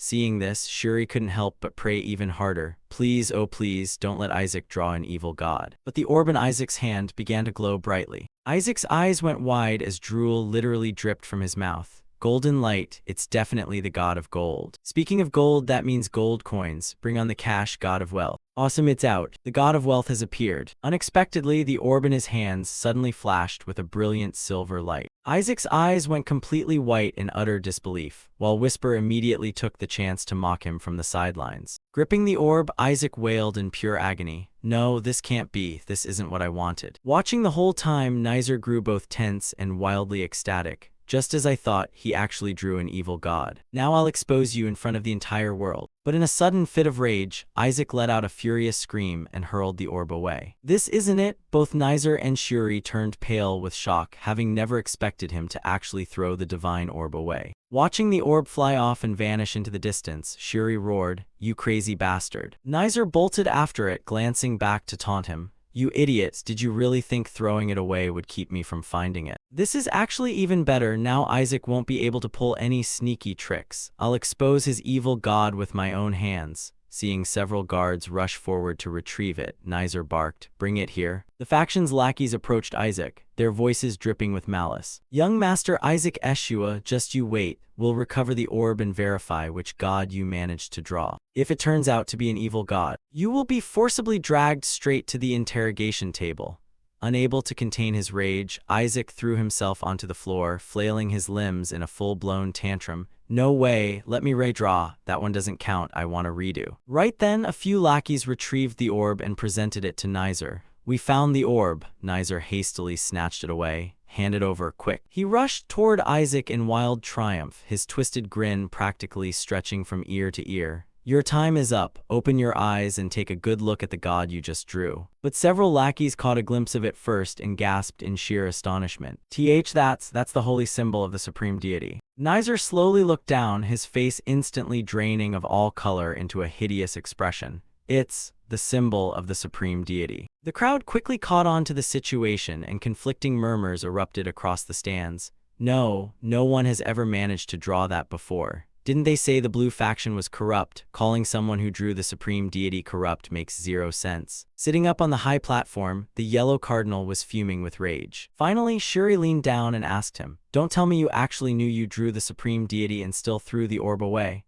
Looking utterly miserable, Isaac replied, "What the hell good is a supreme deity if it doesn't print cash?" Shuri was completely defeated by Isaac's absurd logic, praying, "Lord, please save this hopeless bastard." As Isaac lay on the ground with rolled-back eyes, he suddenly heard someone cheer in the crowd. The god of wealth has appeared. A girl from a fellow faction held up a glowing golden orb, beaming with joy. Unaware of the shadowy figure creeping up behind her, she turned around, jumped in fright at the sight of Isaac, and asked, "What is it?" Isaac said nothing, only frantically demanding, "Give it to me, you bastard." Without a second's hesitation, Isaac immediately tried to negotiate. Trade with me right now before I murder you." Is that quack guy really refusing to hand it over? While Isaac was casually brawling below the stands, Nizer remained frozen in shock, trembling all over in sheer humiliation, cursing, "Damn it." Back at the tower, several high-ranking faction elders gathered together. The White Cardinal spoke in a calm, gentle tone. "So, in this matter, House Joshua will..." The family head, finally unable to hold back his amusement, let out a soft chuckle. Feeling slightly awkward, she tried to smooth things over. "My lord, you must try to hold back your laughter. You seem to be in quite a good mood." The emperor looked at him and remarked, "The head of House Eshua must be exceedingly proud of his grandson, considering he managed to draw the supreme deity." Paying no mind to the hidden undertones in the emperor's words, the family head proudly replied, "Indeed. Perhaps this is a grand omen of great fortune about to bless the empire." Every single word he spoke made the yellow cardinal grit his teeth in pure frustration. That could only be considered a possibility if the boy actually succeeded in summoning the god. Darkening his expression, he spoke up coldly. "Isn't drawing a deity something anyone can do? It only holds real meaning if one can successfully summon and establish a pact with it." Duke Eshua shot back without missing a beat. "If anyone can do it, how come your gold faction has never managed to draw it even once?" Neither backed down as they glared daggers at each other, forcing the emperor to awkwardly diffuse the tension. Even the act of drawing it is profoundly meaningful. It has been a long time since we've had such joyous news, so we find ourselves quite invigorated as well. Taking the opportunity, the yellow cardinal schemed silently. "I used the deity Kina drew to bolster our authority, yet everything has turned into a total disaster. The god of wealth chose that boy, so I backed him with all my power, but are we truly helpless before the supreme deity? Fine then, he was only chosen because of raw talent. That kid doesn't have the capability to actually summon it anyway. We must prevent the formation of that pact at all costs, even if it means casting holy slumber arts upon the supreme deity itself." Isaac slammed a stack of documents onto the table and groaned in frustration. "Let me redo it." Watching this, Shuri was dumbfounded. "You hate studying more than anything, yet now you actually want to study?" Isaac replied adamantly, "I have to study." "Why isn't there a single line in here about canceling a god selection?" Shuri watched him, thinking in disbelief. This guy has truly lost his mind. Setting down his water glass, Shuri rambled, "I really don't understand why you hate this so much. Isn't this an incredible blessing worth celebrating?" Crumpling the book in his hands, Isaac shot him a furious glare. "You really want to know?" Shuri jumped in fright, frantically shaking his head. "Ah no, don't say a word. You already received a divine gift from the supreme deity, which means you've been officially chosen." Isaac replied flatly, "I threw it away." Shocked, Shuri shouted, "Why on earth would you throw it away? With that divine gift, summoning the deity wouldn't even be an issue." Isaac stated indifferently, "I don't need it." Letting out a weary, helpless sigh, Shuri said, "I respect your perspective, but no matter how much you dislike it, having a high-ranking god is still far better." Growing impatient, Isaac demanded an explanation. "Why is that?" Shuri warned him with a grim tone, "Because the Red faction is planning to summon their god and execute you on the spot. The moment their god inspects your faith, you will face divine punishment. If the supreme deity doesn't step in to block it, you're a dead man." Isaac's face lit up with sudden interest as he immediately held out his hand. "Then hand over the blue god you're going to summon to me. Wouldn't that be more than enough to block it?" "Ah, the god of light. That guy must be great at finding shiny things like gold, right?" Finally snapping, Shuri yelled, "The god of light is nothing like that." Unbothered, Isaac muttered to himself, "Is there really no high-ranking god willing to listen to me?" Whisper chimed in to advise him, "Did you honestly expect there to be one? You'd better prepare a backup plan." 1 week later, the god's summoning ritual arrived. At the grand altar of the tower, several attendees who had arrived early were chatting among themselves. "Are we really going to witness the supreme deity today? Don't be ridiculous. Being chosen and actually summoning it are two completely different things. How could a mere kid possibly summon an entity like that? Haven't you heard the rumors about Isaac Eshua's faith? If the red god is summoned, won't Isaac be executed on the spot?" Nizer smirked arrogantly with triumphant glee. "I don't know what cheap tricks you used before, but this is the end of the line. The red god will erase you from existence. Isaac, today is the day you definitely die." Isaac looked back at him with pure exhaustion, thinking, "Here we go again." Suddenly, the yellow cardinal appeared and chimed in, drawing Isaac's attention. "Nizer is right, your body won't be able to withstand the summoning." Isaac could barely hold back the thought, "Why are there so many people coming to pick a fight with me today?" Acting as if he were being exceptionally generous, the cardinal offered a deal. "I will assist you in summoning the supreme deity, but after the summoning, you must hand it over to House Yellow." Rilai rushed forward to shield Isaac, declaring adamantly, "Making such an offer is completely pointless." Seeing the yellow cardinal about to speak again, Rilai added, "That's right. I'll trade you for the god of wealth." Isaac nodded without a second's hesitation. "Deal." Prompting Rilai to slap a hand over Isaac's mouth in a panic. Even with his mouth covered, Isaac still desperately tried to respond, but failed. Holding him tightly, Rilai calculated internally, "That offer isn't bad at all. The god of wealth is also a high-ranking deity, so it can easily block the red god's attacks. More importantly, without their assistance, Isaac might genuinely die attempting to summon the supreme deity on his own. Letting my beloved nephew die, there's no way I can ever accept that. With that resolved, Riley leaned down and whispered gently to him, Isaac, go ahead and do whatever you want. Having received Riley's blessing, Isaac was so ecstatic that his drool covered his uncle's hand. With glowing eyes, he blurted out to the yellow cardinal, deal sealed. Receiving his nod, the cardinal remarked with satisfaction, a wise choice indeed.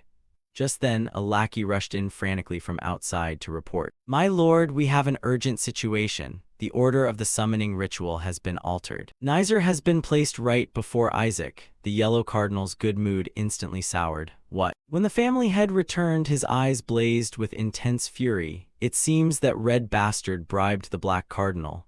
Startled by his sheer rage, Riley called out hesitantly, Father. His expression pitch black, the family head casually announced, I'll go handle it. Many spectators leaned over the tower's stands to watch the drama unfold, whispering among themselves, Nizer is summoning first, which is practically a public declaration of an execution. Look, it's the blue cardinal. Is he planning to confront the black cardinal? The red and blue factions have always been at each other's throats anyway. I wonder how the righteous blue faction will react to this. Carrying a massive chest of gold, the family head demanded loudly, here's the money, swap the order back.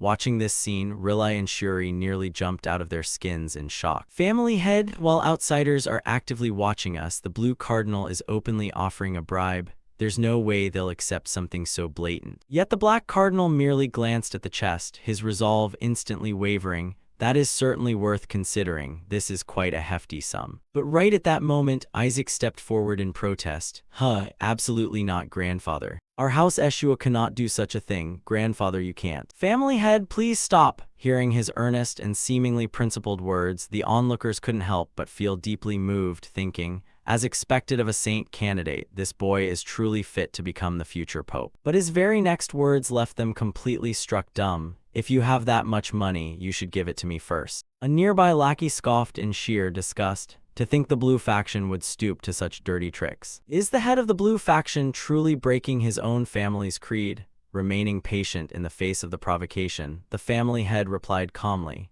the blue faction exists to protect the small and the weak. And we are currently protecting the smallest, weakest member of our family, so aren't we upholding our creed to the letter?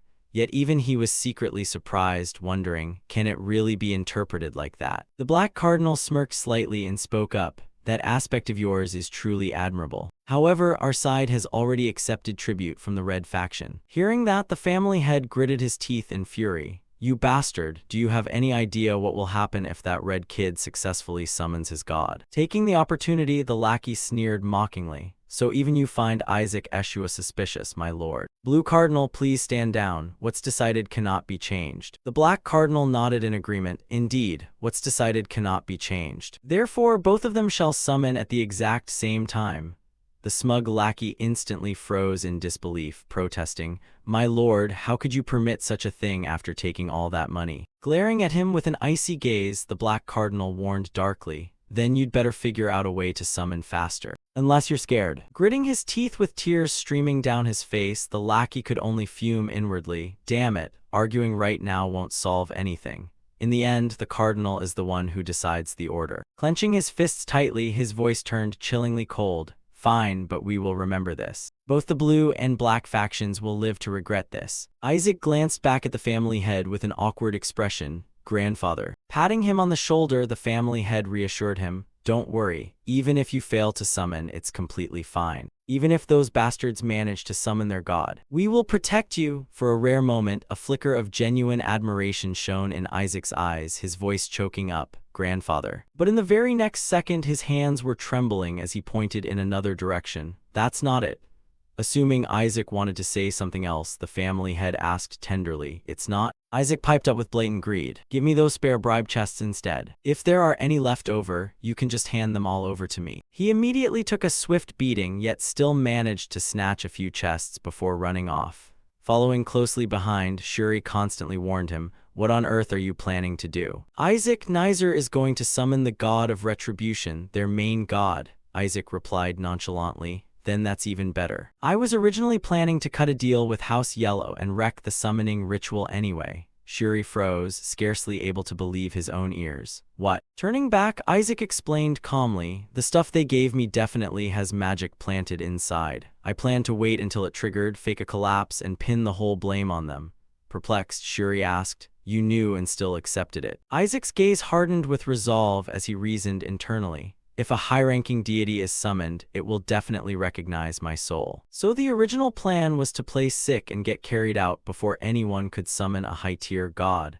While having the supreme deity smash everything was an option, I have no idea what that supreme deity is actually thinking. However, if Nizer summons the god of retribution, the entire playing field changes. If it's that specific god, it's fine. I'll use this opportunity to get the red faction off my back once and for all. Little did he know that Nizer was glaring at him with malicious intent, thinking, the moment I summon him, you're finished. Both stepped onto the center of the summoning platform simultaneously as the proctor's booming voice rang out, begin. Raising his hand with arrogant haste, Nizer shouted, I'll go first. Instantly, a surge of crimson magic erupted from his body, and after a few seconds, it flared violently around him. The observing crowd shouted in awe, it's the red god, the god of retribution. Thoroughly thrilled, Nizer roared, it's a success. Only then did Isaac slowly begin to move, as a gentle, radiant light emanated from his heart. That gentle light grew increasingly dazzling, blazing as brilliant as the sun itself, carrying immense destructive power that instantly blanketed the entire arena in thick clouds of dust. Panicking, the spectators gasped, what is that? Did Isaac truly summon a supreme deity? The sight left Nizer completely frozen in place, thinking, summoning it alone isn't enough. He still needs to finalize the pact, which means I still have time.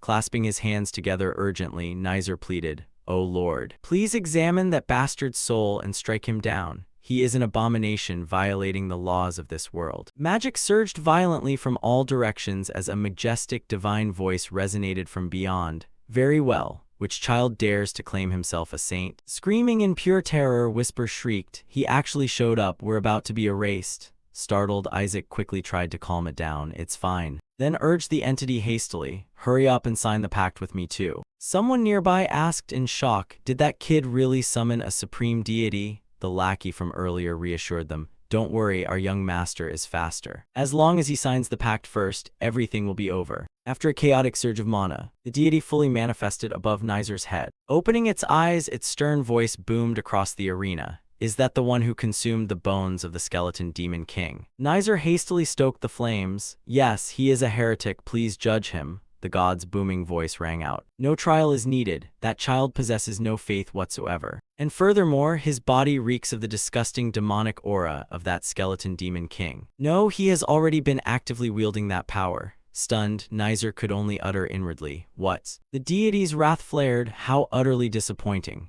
To think such a creature dared to set foot in the realm of the gods. You shall be executed immediately. Falling to his knees in a desperate panic, Rilai's heart burned with anxiety, thinking, no, Isaac's lack of faith has been completely exposed. I have to take down Nizer right now. Knocking the kid out and severing his divine link will be enough. But two rival faction lackeys anticipated his move and instantly blocked his path. Have you forgotten the Pope's decree? No one other than the summoners is permitted near the magic circle. Everything happens for a reason. If that kid is executed, he must deserve it.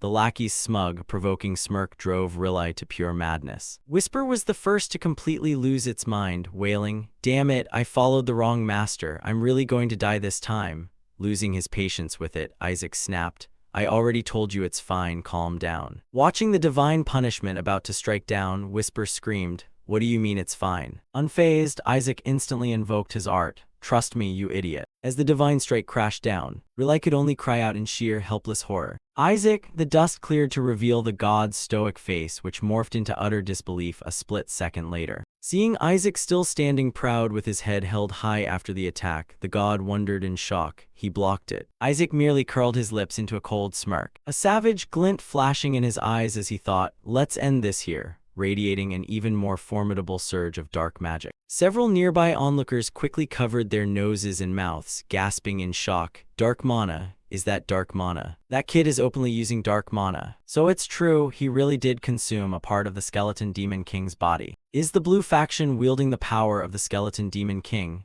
That boy is a heretic. Riley was about to rush forward to call Isaac's name, but this time Gol held him back. Get back or you'll be branded a heretic too, Riley roared without hesitation. That doesn't matter. Are we supposed to just stand here and watch Isaac die? Just as Riley was about to charge blindly ahead, the lackey watched with manic glee, thinking, it's over. There's no denying it now. The dark manhwa of the skeleton demon king has been revealed, so that kid is guaranteed to be executed, and will attack simultaneously with the god. The two lackeys excitedly plotted with each other. The moment he makes his move. Yes, the second he strikes, attack now, attack at. Mid-sentence, both froze dead in their tracks, and even Riley wondered in astonishment. Why hasn't the god attacked yet? Why hasn't the god attacked? Is there a problem with Nizer's summoning? Cold sweat beaded down the god's face, his eyes trembling with intense tension. Impossible, this can't be happening. Isaac let out a cold chuckle and declared, that's right. With that look in your eyes, I'll take good care of you. Long time no see, old friend. The god of retribution was utterly astounded. This is impossible. There's no way. It could be like this, a barrier. He was forced to stare at Isaac standing arrogantly within the protective ward.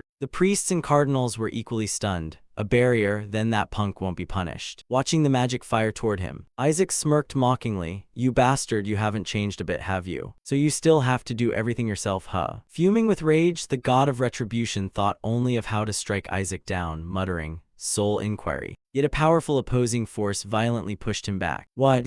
Isaac revealed his true form as the skeleton demon king. Long time no see, god of retribution. Thrown into utter panic, the god of retribution repeatedly cast the same spell, soul inquiry, soul inquiry, soul inquiry, giving Isaac such a massive headache that he yelled, take it easy on the inquiries, buddy. Seeing this spectacle, the god screamed inwardly in pure hysteria. Wasn't he supposed to be sealed inside a bug? Why is he here? Did the seal fail? Impossible, this must just be an avatar. He must have sent an avatar through his shadow subordinate. Watching the god of retribution stand before him, rambling through delusional rationalizations to comfort himself, Isaac let out a weary sigh. This guy is insane. The god of retribution snarled furiously. You will die inside that child's body. I will return this vessel to its rightful owner. But much to his disappointment, Isaac countered, you can't kill me. Does a high-ranking deity like you really want to pick a fight with the supreme deity? Don't you see these potion bottles? The god of retribution immediately felt threatened. The supreme deity chose him. The skeleton demon king, what the hell is going on? This is far beyond my jurisdiction. I have to report this to higher-ups. Hearing that, Isaac stepped closer to him. Come on, I'm the skeleton demon king, right?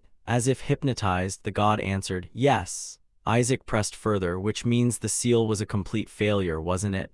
As the god of retribution stammered in confusion. Seeing how slow-witted he was, Isaac spelled it out bluntly. Wasn't that seal created by your own son? The god gasped in shock. Right. Isaac showed no fear whatsoever. Then go ahead and report it. But won't you face vicarious punishment as well? You'll be disciplined too, you know. It would be quite entertaining if they found out about this, wouldn't it? Our little red god is so desperately aiming for a promotion, after all. Oh no, if this reaches their ears, you'll never get promoted. Those above you might just execute you outright. Realizing that defying Isaac any further was basically admitting his own stupidity, the god of retribution backed down. Setting that aside for now, what exactly do you want? Isaac replied, oh, nothing much. While they spoke, the soundproof barrier blocked everything, leaving outsiders completely deaf to the exchange, wondering, what's going on? I can't hear a thing. Isaac suddenly demanded, form a pact with me. Before his brain could even process the information, the god of retribution blurted out, yeah, sure, form a pact. Then stopped, unable to believe his own ears. What? A demon king forming a pact with a deity? No, he's a priest now. Yes, a priest. Damn it, is he a demon king or a priest? With that thought, the god of retribution rushed forward and demanded, what is your current name? Isaac replied, Isaac. The god of retribution pressed further, full name, and the answer he received was Isaac Eshua. Hearing that, he felt a throbbing headache. Holy crap, why did he have to belong to one of the 5 major families? Meanwhile, Isaac's face wore an expression of sheer amusement, practically screaming, you're done for, you can't kill me nor can you go back and report this, there's nothing you can do. So sign a contract with me. Divine law is completely helpless here, what on earth are you plotting? When he heard Isaac say, I just want to live a normal life, he looked utterly contemptuous. You expect me to believe that? Isaac explained. I've been cursed all my life, but now I finally have a normal body. You think I'm gonna give that up? Ah. Are you worried that if I don't have faith, I won't be able to sign a contract? I'm truly grateful. So damn grateful. Thanks to you guys, I got this body. Oh, and also because you guys messed up. Isn't that a form of reverence too? So we can still sign the contract, right? Hearing him say that, the god of divine laws felt a murderous intent stir within him. Should I just kill him right here? Isaac didn't care at all and just kept rambling on alone. Now you can't live without me anymore. You know how weak a human body is compared to a god. Do you really think I'm gonna run around declaring myself the skeleton demon king? I'm just planning to live quietly in this human body. Hearing that, Whisper quietly sighed to himself. You really don't know how to stop lying. Isaac told him, I'm not lying. I'm gonna live quietly, assassinate the gods, and take back what's rightfully mine. I'll reach the peak in total peace. And once I reach it, I'll destroy everything. And to do that, I need a rat that can tell me what's going on in the realm of the gods. Whisper asked with curiosity, what about the supreme god? Isaac replied, I'll use him too, use him to threaten the other gods. The god of divine laws stood there lost in thought while observing Isaac. Come to think of it, the skeleton demon king always wanted a body he could actually die in. Is that why he was so obsessed with this flesh? Thinking about that, he spoke up. Even so, no way, the Crimson God can only sign contracts with members of the Red faction. Absolutely not. This caught Isaac quite by surprise. What? Think carefully. Do you have any idea what I can do if I lose my temper? Wanna watch me blow myself up again? Seeing Isaac's unmasked, utter shamelessness, the god of divine laws flew into a rage and cursed inwardly. Damn it, is he daring to threaten me with self-destruction? I'm still getting a headache from what you pulled last time. Well, for now I should just keep him happy, but why Yeshua of all families? He stepped closer to Isaac and probed, Are you really going to live quietly? Isaac answered with absolute certainty. Of course, just like that, the barrier suddenly shattered into pieces. The Red faction clerics outside rejoiced. The god is here. He got rid of the skeleton demon king's dark mana so we can easily arrest him. Catch that heretic. Hey, you heretic, stop right there. But they abruptly froze when they saw Isaac had no intention of running and was instead walking straight toward them. Out of nowhere, he raised the back of his hand, marked with a blazing red seal, and laughed out loud. I just stole your god, what are you gonna do about it? The Red faction clerics completely blue-screened for 5 solid seconds. The Crimson God just formed a contract with a Blue faction priest. Didn't Isaac plan to summon the Supreme God? Why did he form a contract with our god instead of the Supreme One? Could this brat be planning to hog both the Crimson God and the Supreme God? They're probably convinced he's gonna drain the Crimson God's power before contracting the Supreme God. He's definitely gonna use the Crimson God as a hostage to blackmail us. What an absolute madman. Hearing that, Isaac immediately added that idea to his mental playbook. Not a bad idea, actually. They chatted among themselves. The Crimson God chose a Blue faction kid instead of a Red faction one. If the god is punishing the heretics who targeted Isaac, it proves his faith hasn't wavered at all. Does that mean the Crimson God rates a Blue faction kid higher than the current Red faction heir? Ignoring Nizer's utterly furious and outraged expression on the other side, they continued. Didn't they say Isaac is a heretic? If there was genuinely something wrong with him, their god would have already killed him. Just look at how far the Red faction has fallen, and this reaction of theirs left Isaac immensely satisfied. Fucking amazing. The Red Cardinal suddenly flashed a mysterious smile. You're planning to steal our god. The Crimson God and the Blue faction's faith, huh? There must be some mistake. You're gonna cancel this contract, right? But the faction head immediately cut him off. The hell for? Isn't the requirement to become the Pope the ability to harmonize all 5 faiths? Now my precious grandson has been chosen by your god. The Red Cardinal gritted his teeth and cursed inwardly. This bastard. The clerics hastily argued, this is absurd. How can you just go and steal another family's god like that? That's right, how can an Yeshua take the Sepet family's god? Riley calmly told the faction head. Let's go, faction head, we have no reason to listen to these guys. The clerics tried to keep questioning, this is completely irrational, give him back, but they were stopped by his uncle's ice-cold glare. Everything happens for a reason, didn't you tell me that yourself? Everything happens for a reason, didn't you tell me that yourself? Back at the Yeshua estate, Shuri was furious. What the hell did you just do? Didn't you see the way they were glaring at you? Our manpower is already stretched thin, stop making new enemies. But Isaac completely ignored him. That bastard, he was lost in thought over the divine law god's final words. He was lost in thought over the divine law god's final words. Watch out if the higher-ups find out about this, it's gonna be a huge headache.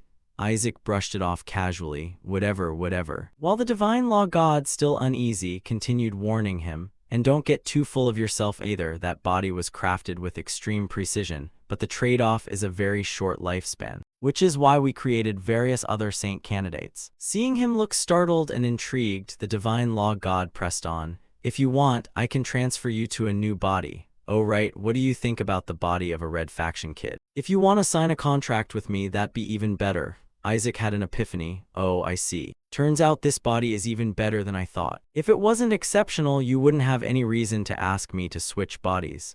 The divine law god conceded defeat. Such a sly bastard. Even so, I'm not lying. Isaac smiled with a shrug. Fine, fine, no matter how strong this body is, it'll wear out fast anyway. The other saint candidates are probably just as strong as me, right? Finally, the divine law god closed his eyes and reached out his hand to cast a spell. Since I tried to trick you earlier, to make up for it, I'll give you a piece of advice. Don't put too much trust in the Eshua family. Isaac was still deep in thought. Why would he say that? Meanwhile, Shuri was losing his mind. Hey, are you even listening to me? Did you fail to summon the Supreme God because you ran out of mana? Is that why you contracted the Crimson God instead? Just as Isaac was about to tell him that wasn't the case, someone barged in. There you are. The yellow cardinal flashed a multi-level marketing-style smile. Allow me to extend my deepest congratulations to the priests who tied for first place with Mycena in the Dark Faction trial. Even though I hate ties, since you belong to the Blue Faction, I'll let it slide. Isaac winced. Holy crap, just hearing that sent shivers down his spine.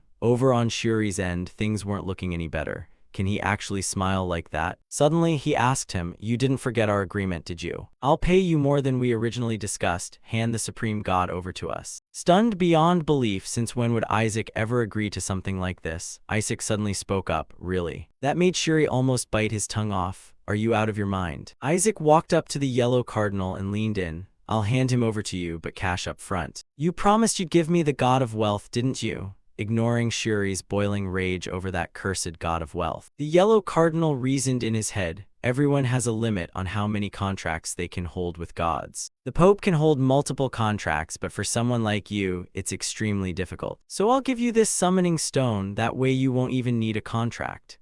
Gazing at the priceless item resting on the table, Isaac muttered, fucking amazing. Shuri almost dropped his eyeballs out of his head. That was the pillar stone of the Yellow Faction. Staring at Isaac with absolute disbelief, he thought to himself in horror, just that single stone contains more divine mana than most shrines combined. He's actually giving Isaac something capable of blessing an entire kingdom. Isaac barely glanced at it before snapping the lid shut. So all I gotta do is summon the Supreme God for you, right? Shuri panicked all over again. Does this guy seriously not care about the Supreme God at all? Whisper quietly communicated with Isaac. Are you actually gonna hand over the Supreme God? Maintaining his best customer service smile, he replied, nope, I just want to see what the Supreme God actually wants. I can't blindly trust gods anyway. The yellow cardinal bowed his head and nodded. I've already given you the stone. Now hand over the Supreme God. But he suddenly froze in place when he noticed a shadowy figure embracing Isaac's body. That figure gently raised its hand and touched the back of Isaac's hand, causing a mark to materialize, leaving everyone utterly dumbfounded. That's the Supreme God's contract mark. No way, hold on, doesn't that mean he has 2 contracts now? What the hell is going on here? Even Isaac himself couldn't mask the panic on his face. What the fuck? Why did he suddenly form a contract with me? Shuri completely misunderstood the situation.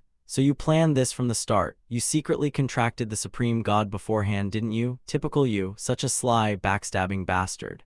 Things were already chaotic enough, and here came Shuri adding fuel to the fire, leaving Isaac to mentally protest. Not like that, you idiot. Seeing the furious looks on the clerics' faces, he figured they were probably thinking. He took the payment and then went behind our backs to contract the Supreme God.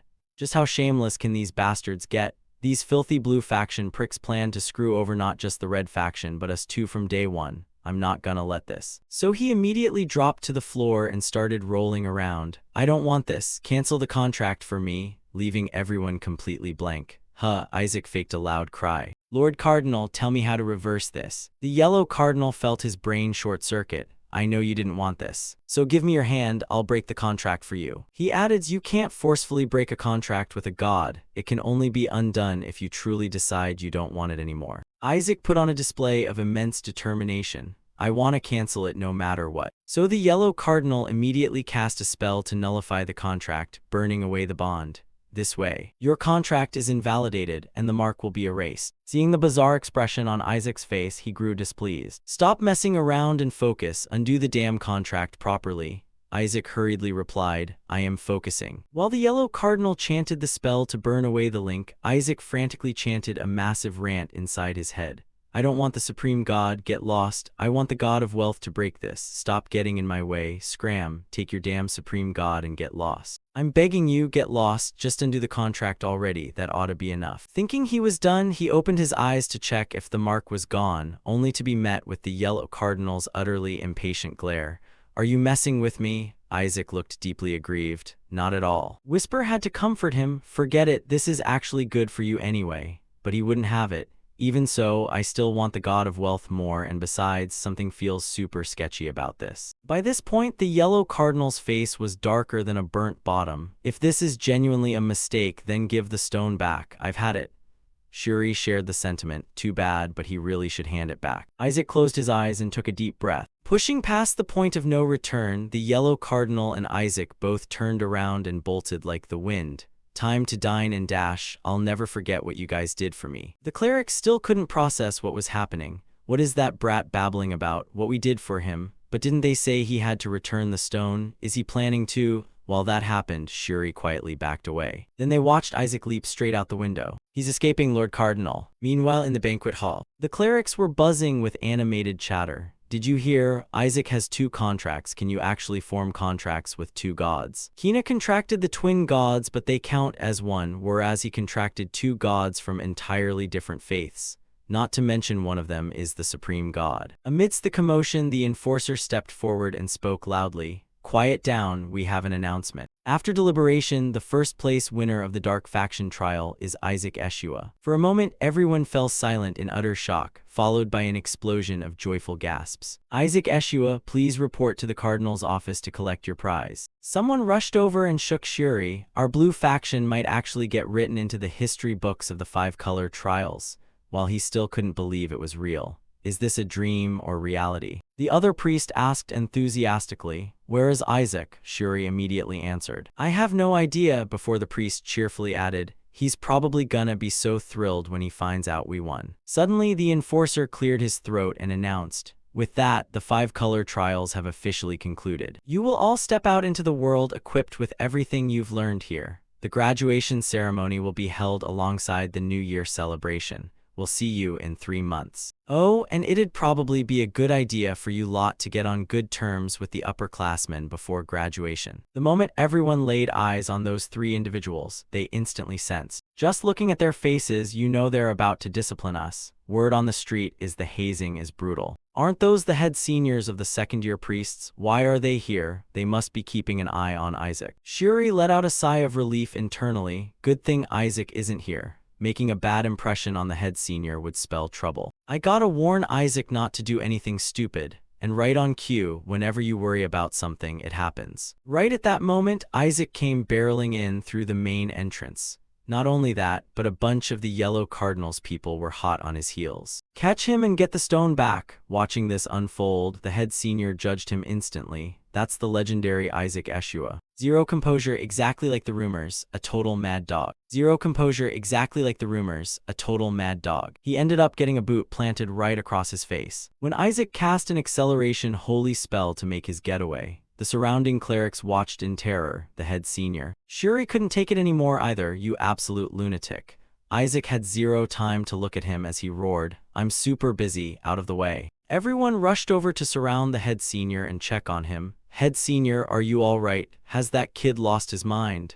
Yet the head senior remained endlessly magnanimous. Don't be harsh, we need to guide him properly, I'll handle it. Right at that moment, a potted plant smashed straight into his face, followed by Isaac's shrill voice echoing over, damn it, how long are you guys gonna keep chasing me? Turns out he was tossing whatever flower pots he found on the windowsills. What is that brat throwing now? Give it back, you guys! Watching this absolute circus unfold, Shuri wore a look of utter despair. We're so screwed. The head senior's entourage completely lost their minds. What the hell is wrong with that guy? That bastard apprentice actually used the head senior's face as a stepping stone. Does he seriously think he can get away with this just because everyone treats him like a saint candidate? He's completely lost all basic manners. Yet the head senior remained utterly forgiving and gentle. Don't talk like that, he's only 10 years old, this is normal for a younger kid. Our job is to guide him.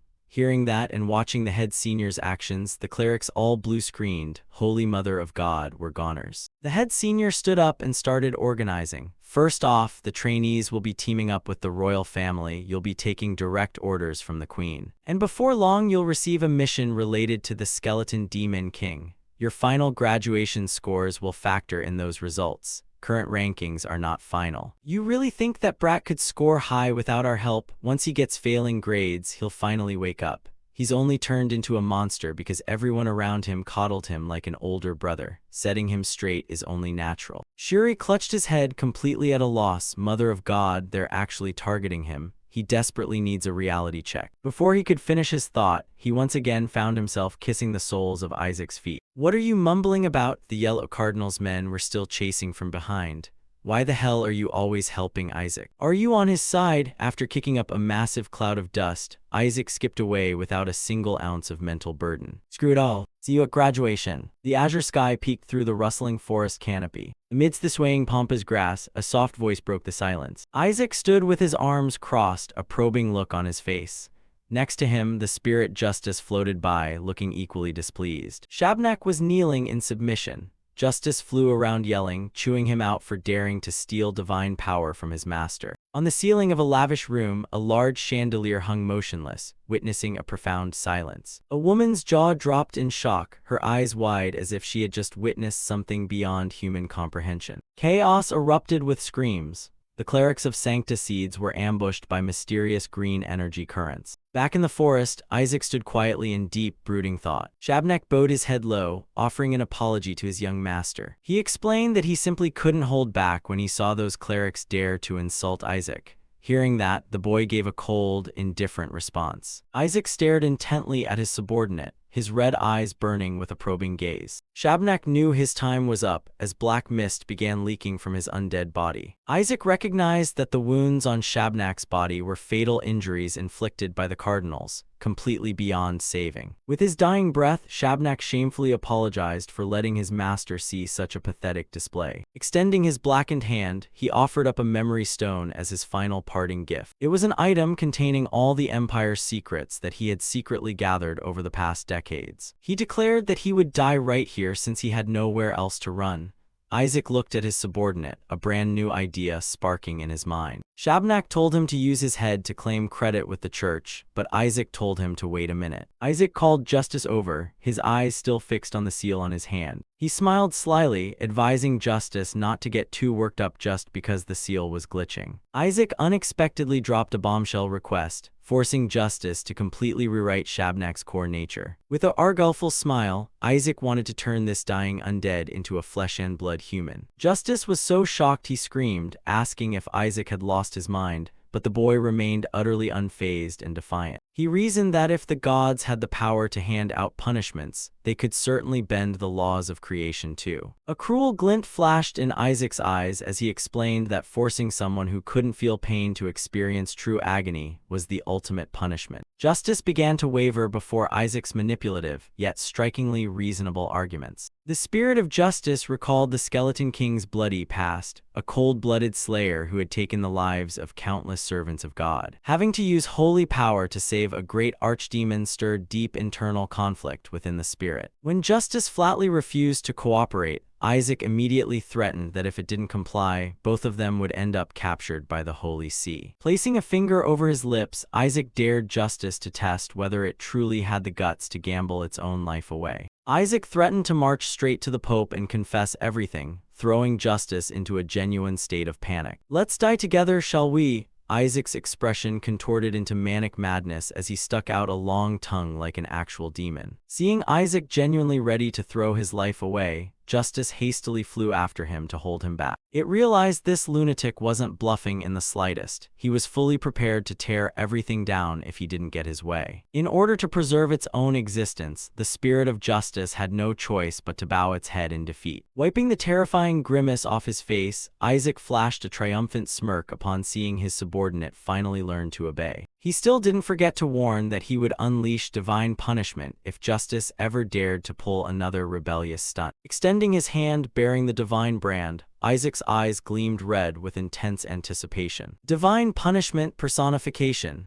A radiant crimson glow erupted from his hand, channeling directly into Shabnak's body. Agonized shrieks echoed through the forest as Shabnak's undead vessel was torn apart and reconstructed by the sanctified power. As the pitch-black outer shell gradually dissolved away, Justice declared the conditions required for Shabnak to maintain human form. Ribbons of red energy coiled tightly around Shabnak, initiating a profound and mystical physical metamorphosis. Isaac rubbed his hands in pure satisfaction, thinking how easily he could hoodwink the church now that he possessed such a capable subordinate, with Justice floating alongside in approval. Suddenly, his expression warped into absolute shock upon laying eyes on the true outcome of the personification rite. As the black mist cleared, it revealed a delicate, striking face crowned by vibrant, fiery reddish-brown hair. You were a girl this whole damn time." Isaac couldn't hide his utter astonishment at Shabnak's true gender. Shabnak stared in mild bewilderment at her new body, while Isaac was completely lost for words, remembering how manly the demon's voice and frame used to be. He asked if she felt any physical discomfort, and Shabnak gently raised her hand,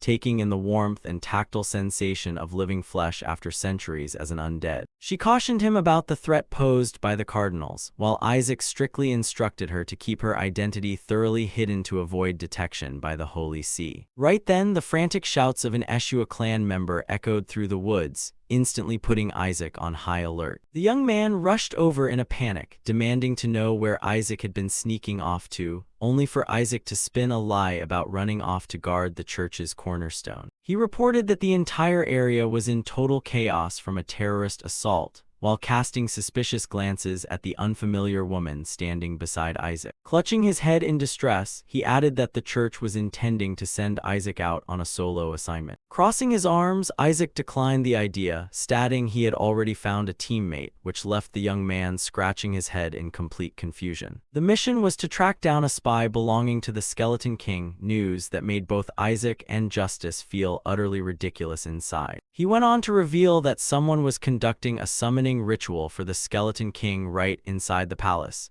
instantly thickening the tension in the air. The Eshua clergyman continued blabbering about the lethal threat of an enemy capable of striking down the finest royal knights. Seeing Isaac's nonchalant attitude, he arrogantly offered to party up if Isaac begged, but Isaac casually repeated that he already had a partner. "Holy Mother of God, you scared the crap out of me." He leaped back in fright once he finally got a clear look at the woman standing behind Isaac. Flushing bright red in sheer awe of Shabnak's stunning looks, he immediately whirled on Isaac to demand who on earth she was. Isaac lied smoothly without batting an eye, claiming he had just rescued her from a swarm of demonkin while out soul hunting. He fabricated further that she insisted on serving him out of deep gratitude, a story the young man found utterly preposterous. Wild thoughts raced through his head, worrying that this gorgeous woman was getting close to Isaac just to kidnap a member of House Eshua. Shabnak suddenly bowed her head in total submission, announcing she was here purely to serve as a humble maid for her master. The Eshua clergyman instantly grew wary, demanding she state her true background right that instant. "I am my master's slave." Shabnak's blunt declaration made the entire clearing freeze over.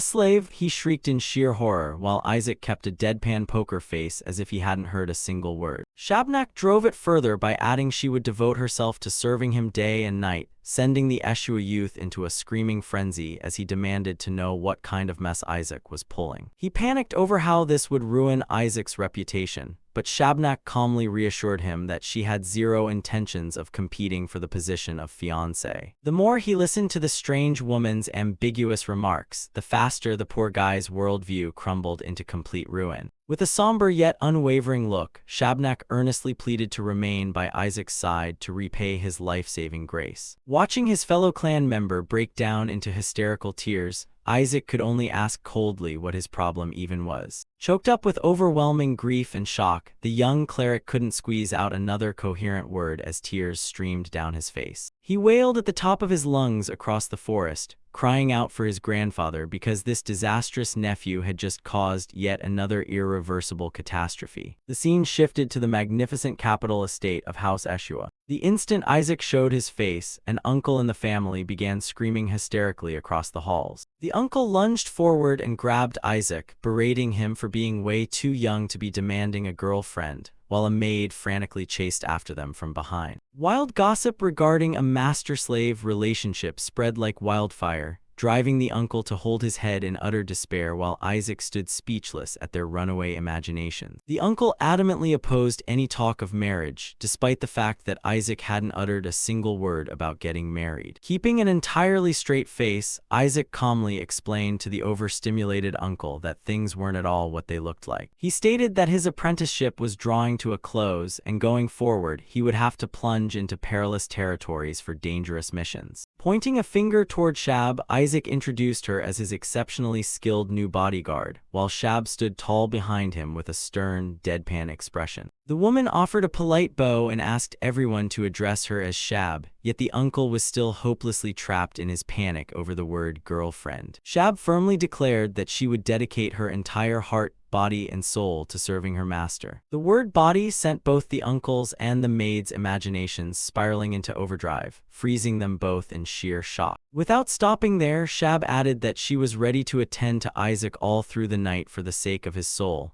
making the atmosphere even more hopelessly awkward. She casually mentioned esoteric occult arts unknown to the clergy, thoroughly breaking the uncle's sanity under the weight of catastrophic misunderstandings. Isaac buried his face in his hands in embarrassment, barking at everyone to get a grip and threatening to run away from home if they rejected Shab as his bodyguard, while Justice snickered quietly above his head. Right at that moment, a calm, composed voice cut through the noise, objecting to assigning a personal attendant with an unverified background. The uncle turned in surprise to see who had arrived, while Isaac and Shab were equally curious about the sudden newcomer. It was a silver-haired young man wearing glasses, exuding an aura of refined elegance, who noted that the bodyguard of someone as cunning as Isaac would certainly need to possess real talent. He casually patted Isaac on the head, remarking that the boy was far cuter than expected, leaving Isaac wearing a face full of question marks since he had never seen the man before. The maid hastily introduced him as Sir Benjamin, the family's chief financial advisor, while Isaac grumbled under his breath at being treated like a helpless toddler. However, the second the words financial advisor hit his ears, Isaac's eyes instantly lit up like sparkling gold coins. Pulling a complete 180-degree shift in attitude, Isaac dropped straight to his knees and bowed his head low, apologizing profusely for his prior disrespect. Flashing the most innocent, dazzling puppy dog eyes he could muster, he expressed what an immense honor it was to meet Benjamin and begged for his guidance. Benjamin chuckled at the boy's lightning-fast change of heart, suggesting they should first test the bodyguard's actual combat prowess while Isaac clung tightly to his arm. He told Isaac to head inside first, as the clan patriarch was already waiting in the study to speak with him. The scene transitioned to the Sepet estate, where the air hung considerably darker and heavier. Nizer stood in tense silence with an anxious look, while a voice filled with profound disappointment echoed from behind him. A red-haired man seated behind an ornate desk harshly reprimanded Nizer for forgetting the true nature of the God of Justice. Nizer hastily denied it, prompting the man to counter by asking why Isaac was able to form a pact with the very deity Shuri had summoned. The boy cried out in defense that everything had unfolded way too fast. The god had vanished on its own and chosen Isaac, leaving him completely powerless to stop it. The man fell into contemplation, suspecting the deity was compelled to choose Isaac due to some extraordinary reason they had yet to uncover. He wondered whether Isaac was truly a saint after all, given that the God of Justice had taken action specifically involving a soul. The vivid memory of Isaac's bright smile flashed across their minds, leading them to weigh the benefits of an alliance over open hostility with House Eshua. Nevertheless, without the God of Justice, their grand plan to excavate the ancient relic would be utterly ruined,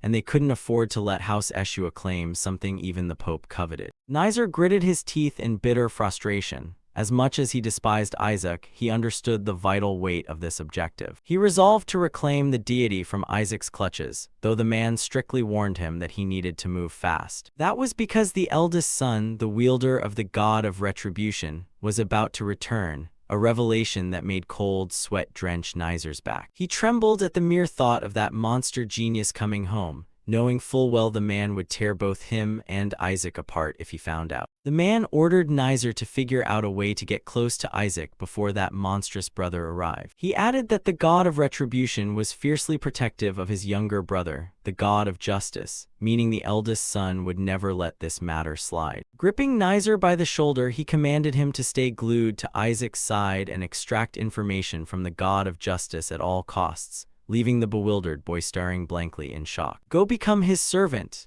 Hearing such a humiliating assignment made Nizar want to curse out loud at the bitter irony of it all. Shuri's anguished wails resonated through the halls, completely baffled as to why he was being dragged into such a chaotic mess. Isaac proudly presented Shab to his grandfather as his personal bodyguard, while Justice hovered alongside with a sly, mischievous grin. The patriarch listened in thoughtful silence as Isaac chimed in that he'd much rather pick someone he liked than accept some low-tier servant arranged by the clan. The old grandfather mumbled under his breath, wondering why a kid like Isaac was already fretting over marriage, leaving the boy blinking in confusion with a bewildered "excuse me." Shab stepped forward and declared with absolute confidence that she took immense pride in her abilities and would not lose to anyone present in the room. Rilai offered to step up and test her himself, but the patriarch immediately brushed him aside, declaring he would conduct the trial personally. The veteran patriarch asserted that if she could endure his test, he would officially acknowledge her as a recognized member of House Eshua. He even promised to grant her a first-class knight certification if she succeeded,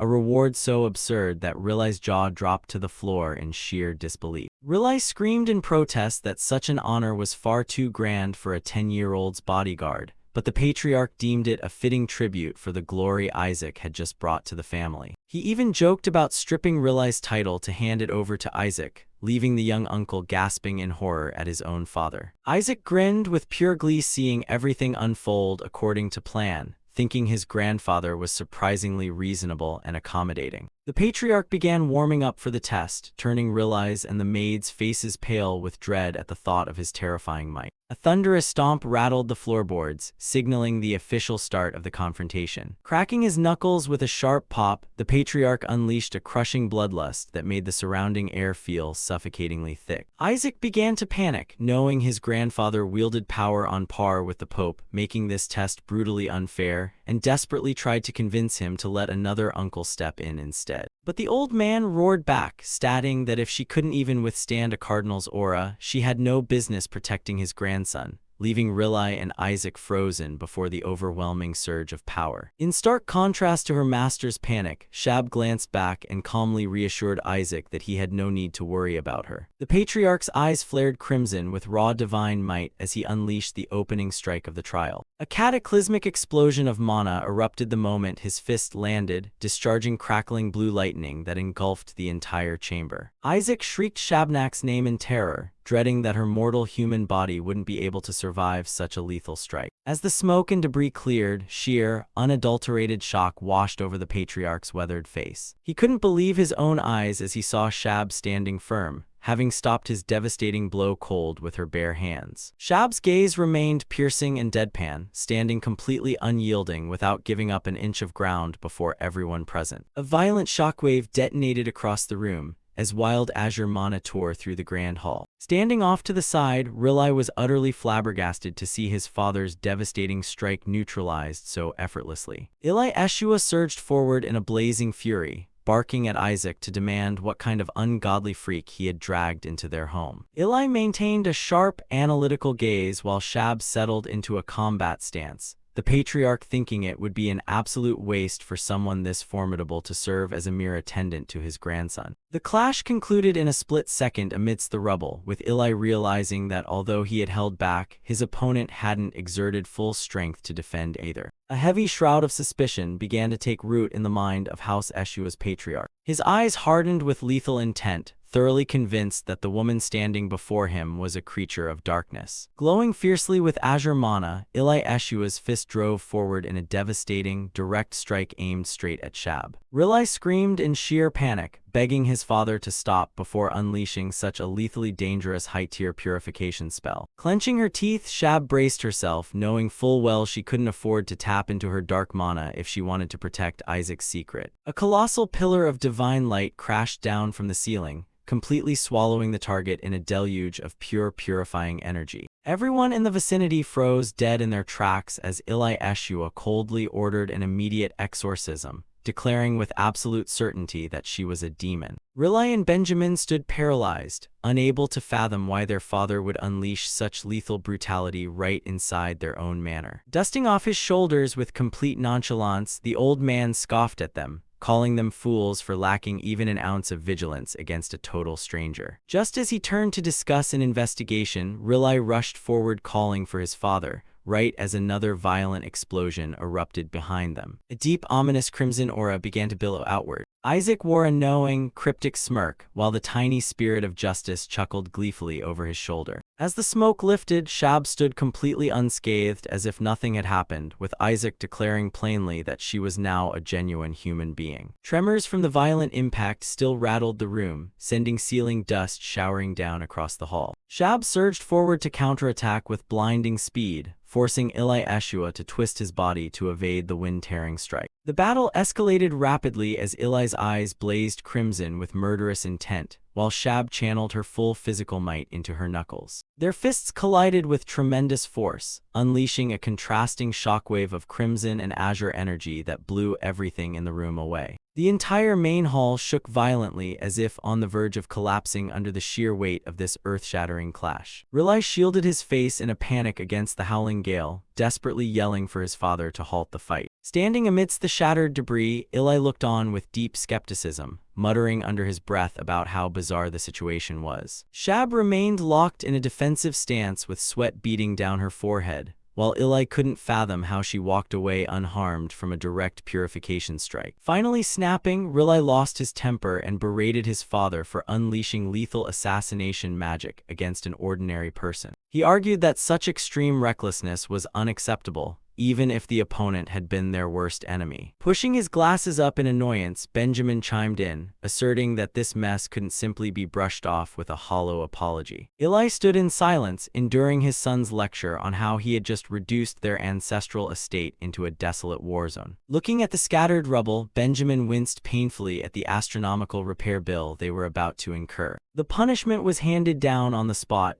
Eli Eshua's official stipend was suspended for the next 6 months to cover the reconstruction costs. Circling back to the primary issue, the mysterious woman named Shab continued to give everyone a massive headache. Inside the private study, father and son sat down to discuss the situation after thoroughly reviewing the background reports, with Benjamin nodding they had found 0 anomalies so far. Flipping through the forged documents Isaac had crafted, Eli asked if his son truly intended to issue her a first-class certification, to which Benjamin replied that the promise had already been made. Adjusting his glasses, Benjamin pressed again to ask why his father had resorted to a grand purification spell, still harboring doubts over whether she was truly a demon. Setting the papers down on the desk, the patriarch stated with absolute certainty that he hadn't sensed a shred of dark mana emanating from the girl. Eli Eshua's gaze turned deeply pensive as he remarked that while she was undeniably human, she also felt like something entirely different. Benjamin was left stunned when his father insisted that even if the gods themselves peered into her soul, all they would see was a normal human being. A chilling sensation crept down Benjamin's spine, knowing full well that the instincts of his father, one of the greatest cardinals in history, were never wrong as the enigmatic image of Shab loomed in his mind. Benjamin asked whether it would be safer to exile her to prevent future disasters, but Eli shook his head, reasoning it was best to keep her close under constant surveillance to uncover what she was truly plotting. He emphasized that the fact Isaac was the one who brought her home was a crucial detail they couldn't afford to overlook, leaving Benjamin gasping Isaac's name in disbelief. Eli Eshua pondered the matter, concluding that Isaac's ability to command a demon wasn't necessarily a bad thing, but rather a testament to the boy's terrifying potential. The patriarch brought up ancient esoteric arts long buried by the sands of time, making Benjamin jump in surprise as he wondered if his father was hinting at the clan's forbidden primordial heritage. Eli Eshua abruptly stood up and announced during this year's family gathering that it was time to choose a successor, leaving Benjamin completely shaken and trembling with disbelief. While Benjamin worried this would turn into a shocking public scandal, the patriarch simply stared quietly out the window, his mind heavy with calculations for the future. He still didn't fully trust the current Eshua family to be strong enough to take over, but if that person was Isaac, everything would be entirely different, as Eli hoped this child would be the one to break the curse that had plagued the Eshua lineage for generations. Shifting the scene to the imperial palace, a church official was sweating bullets as he asked Isaac if he wanted to hear the mission details again. Isaac grinned with pragmatic glee, completely ignoring the mission specifics and asking straight up how much money he would get if he caught the Skeleton King's spy, leaving the official speechless at the kid's sheer greed. Even though it was a direct order from the royal family, Isaac shamelessly demanded a reward, making the accompanying official tremble with fear. Shiri hurriedly leaned forward to whisper in Isaac's ear, "Are you out of your mind? Don't you know how to read the room?" Yet the other guy still cluelessly spoke his inner thoughts aloud in front of a crowd. Why would he do that? Don't you see, no matter how dangerous it is, they're just trying to use us, expecting us to handle everything ourselves, without caring if we might lose our lives on this mission. I'm assuming the royal family is going to compensate us properly, right, or am I wrong? That being said, Isaac calmly took his time analyzing the situation for his two guests. I believe the Skeleton King's spy is right here in the Imperial Palace,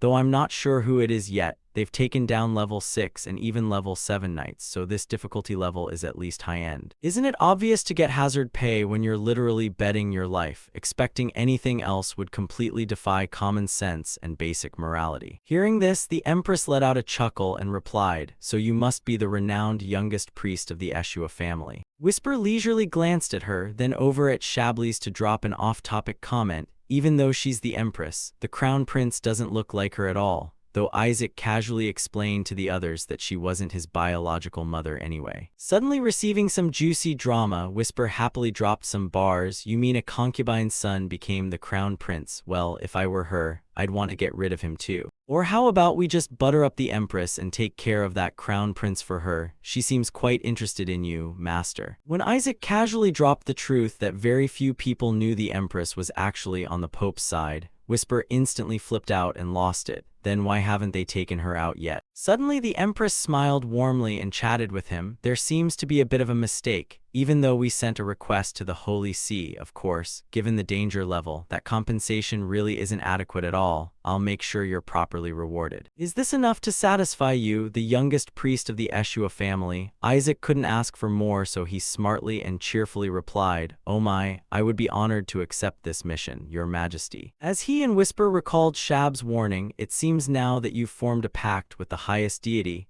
The Empress has shown a special interest in you, Master." They happily celebrated together. Shab's intelligence briefing was indeed useful. After all, she'd been locked away for a long time anyway. Isaac eagerly cast a sidelong glance at the woman in front of him and thought sarcastically to himself, "Isn't she being way too obvious? Clearly she's just trying to use him to knock the Crown Prince off his throne." Whisper seized the opportunity to chime in on the glaringly obvious truth. "It looks like this woman is plotting to strip away the Crown Prince's status." Isaac rolled his eyes in agreement. Naturally, since the Empress is on the Pope's side, once the Crown Prince ascends the throne, he'll definitely purge all her supporters. He unconsciously glanced at the Crown Prince sitting there like a statue, then thoughtfully added, "If he hadn't reached the level of a sword master, she probably would have made a move long ago." Right on cue, Shabli's unexpectedly joined the conversation. Dragging a novice priest into this web of conspiracies is simply too cruel. This isn't something people of the cloth should get mixed up in. The Empress gracefully raised her teacup, pretending to be deep in thought, while internally mocking him for being wise beyond his years. "I bet he's just pissed that I summoned Isaac," but keeping her tone composed, she continued, "Nonetheless, it's an undeniable fact that the Skeleton King's minions are targeting the royal family. And they might even pose a direct threat to your life, Your Highness." The subordinate standing right behind the Empress immediately caught on and chimed in, "There are definitely minions of the Skeleton King hiding within the palace grounds, right in the vicinity of the Imperial Palace. We've discovered cursed magical artifacts of the Skeleton King, along with numerous summoning items. Waiting for him to finish, the Empress dropped a dramatic conclusion that froze Isaac in his tracks. It seems the Skeleton King wants to wipe out Helen Palace, which is the heart of the Holy Land, while internally Isaac wanted to scream right in her face, "I have zero interest in that whatsoever. I just want to loot everything and enjoy an easy life." Though the Empress couldn't read Isaac's mind and kept rambling on. Anyway, even the Skeleton King could never pierce through the Holy Dragon's barrier. Internally, Isaac cursed and muttered, "I said it's not me, I don't want any part of it. Getting tangled with those dragons is too much of a hassle." And while he was feeling wronged, Whisper chimed in with a sarcastic jab. Well, eliminating the royal family would actually be an effective way to destroy the Holy Dragon's barrier. Right at that moment, the Empress pushed a stack of papers toward Isaac with an explanation. Here is the list of servants with suspicious behavior in the palace. After beating around the bush for so long, she finally cut straight to the point. "I want you to use this to drag that suspect out into the light, since you're a genius who formed a pact with the supreme deity anyway. You'll be handsomely rewarded, so go capture whoever is plotting against the royal family." Isaac stubbornly tried to ask, "Why don't we discuss what the reward will be?" But before he could finish, Shuri jumped in, sealed his mouth shut, and sealed the deal with a resounding promise, "At your command, Your Highness." Even though he was restricted, Isaac still tried to mumble incoherently, "This idiot is going to get us completely scammed." But Shuri just wanted to drag this ticking time bomb away and snapped concisely, "I know, let's go already." While the Empress watched their retreating backs and called out, "Friendly, I'll be looking forward to good news from you." Once outside, Shuri finally unleashed his pent-up complaints. "Oh man, this guy, I thought I was a goner back there. I can't believe you dared to act like that in front of the royalty." But Isaac wasn't one to back down and shot right back. "Who cares about that stuff now?" Ignoring his teammate who looked like he was turning to stone, Isaac kept rambling about his brilliant plan. "That's the Empress. Just think about how much money you can milk out of her. Only a total fool wouldn't take advantage of a once-in-a-lifetime opportunity like this." Imagining all the wealth waiting for him made Isaac's saliva flow like a stream. "I've got to get close to her and clean out her pockets." That despicable look made Shuri's soul go dead inside. Why on earth did the supreme deity choose this damn guy? But right then, the familiar warning voice echoed in their ears. "Don't trust the Empress too much." It turned out Shablies had left the room to wake these two money-obsessed ghouls up. "She's simply trying to use your title." Shuri was startled and could only blurt out in surprise, "It's His Highness the Crown Prince." Shablies maintained his most serious tone to emphasize, "You could easily lose your life, so I advise you to proceed with caution." Yet halfway through he added a slightly out-of-place remark, "Still, I hope the Skeleton King's spy gets locked up tight." Shuri was a huge fan, so his voice cracked slightly when he replied, "Yes, you have nothing to worry about, Your Highness. We will definitely catch them." Flushing with excitement, he gave his firm assurance, "We can't let that vicious Skeleton King return," while Isaac stood in the back desperately wanting to slap the fool for his bold declaration, "I'm already back, you trash." That night, looking from the outside, the Imperial Palace looked as normal as any other day. Yet hushed whispers echoed all around. "I'm certain the Skeleton King's followers are lurking around here. Cursed items, summoning tools, and that storehouse is packed with things related to the Skeleton King." Isaac asked with an impatient tone, "But why are we just standing around waiting here?" Shuri remained cautious and asserted firmly, "Just wait. The culprit will definitely enter that storehouse." As soon as he finished speaking, Isaac instantly exposed the lie. The real summoning site is somewhere else. You can tell just by looking at the stuff inside that storehouse. After a few seconds of shock, Shuri raised his voice in interrogation. "How do you know so much about the Skeleton King?" But before he could get an answer, Isaac delivered a heavy smack to his head with a reminder, "Get down." When he raised his head, Shuri whispered in shock, "There actually," though Isaac lowered his voice, he couldn't hide his utter contempt as he replied, "I told you they'd come." Then he suddenly shifted to a more serious attitude. "It's so obvious who the culprit is," and Shuri immediately questioned him, "What, who is it?" Without hesitation, Isaac dropped a heavy bombshell, "Obviously the Empress," an answer that went way beyond Shuri's comprehension, causing him to instinctively shout, "What?" But then Shuri ended up contradicting himself. "Wasn't she the one who asked us to find the Skeleton King's follower?" Isaac didn't mind enlightening his teammate.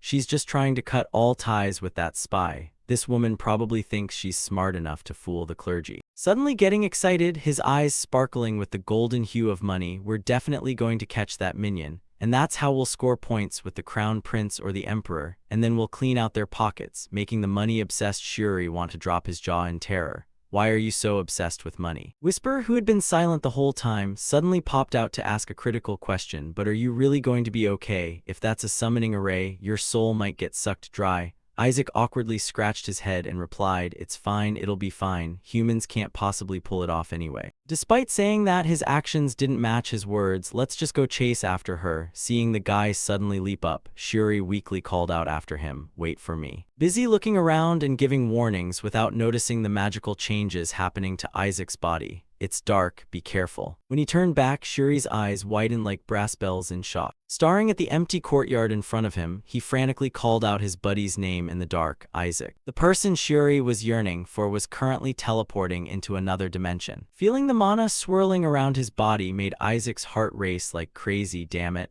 I'm done for. This is the actual summoning array of the Skeleton King. Is there really someone capable of pulling this off?" While still in a daze, a voice rang out, pulling him back to reality, son of the Eshua family. The moment Isaac locked eyes with the other person, his normally confident face turned pale. After a few seconds of buffering, he finally found his voice and yelled, "Your Highness the Crown Prince." Though one stood and the other knelt, both tacitly kept silent, making the atmosphere awkward. While neither spoke up, Isaac took the opportunity to question himself. How on earth did he manage to activate a real summoning array? I clearly threw out tons of fakes. Halfway through his thoughts, Isaac had a dazed realization. "All right, this is my original summoning magic," Whisper bitterly questioned. "Didn't you teach those skeletons to use it in absolute emergencies?" Isaac despondently admitted, "They're all too stupid to have even memorized it." Isaac quickly pushed his useless advisor aside to focus on the main dilemma at hand. More importantly, does this mean the Crown Prince is the Skeleton King's spy? Even though this deduction scared the wits out of him, he still decided to open his mouth and find out more. "Your Highness, what are you doing here? Are you patrolling this area?" Before the other could reply, Isaac awkwardly made up an excuse for him. "Ah, I get it, you're on patrol." Whisper rolled his eyes in contempt and shattered his illusions. "It's obvious the Crown Prince performed the summoning ritual." Realizing this gig wasn't going to go well, Isaac thought about making a run for it. "Well, anyway, Your Highness, I'll take my leave to finish my unfinished business. I didn't see anything." But before he could finish, Shabli spoke up. "Why did you appear from the Skeleton King's summoning array?" Whether the Crown Prince was genuinely innocent or just acting, Isaac instinctively wanted to curse him out. "Why are you even asking that? You just got caught red-handed summoning the Skeleton King. You know that your head could roll off at any second." In the middle of this crisis, that menace Whisper kept chiming in with heart-wrenching commentary. "Master, you're a candidate for the Holy Child, yet you got summoned using the Skeleton King's magic. It's pretty obvious what happened. People of the Empire really are smart." Isaac was hit right where it hurt and could only grind his teeth in a curse. "Damn it. Why, I tuned that magic specifically for the demon race. Humans should have had an extremely hard time using." Whisper suddenly came up with a bold idea. "To use the Master's summoning magic, you have to speak the language of the skeletal race and, more importantly, show absolute respect and loyalty to him." Saying that, he lunged toward Shabli's and loudly asserted, "This guy, he's definitely a follower of the Skeleton King. He's not bad at all."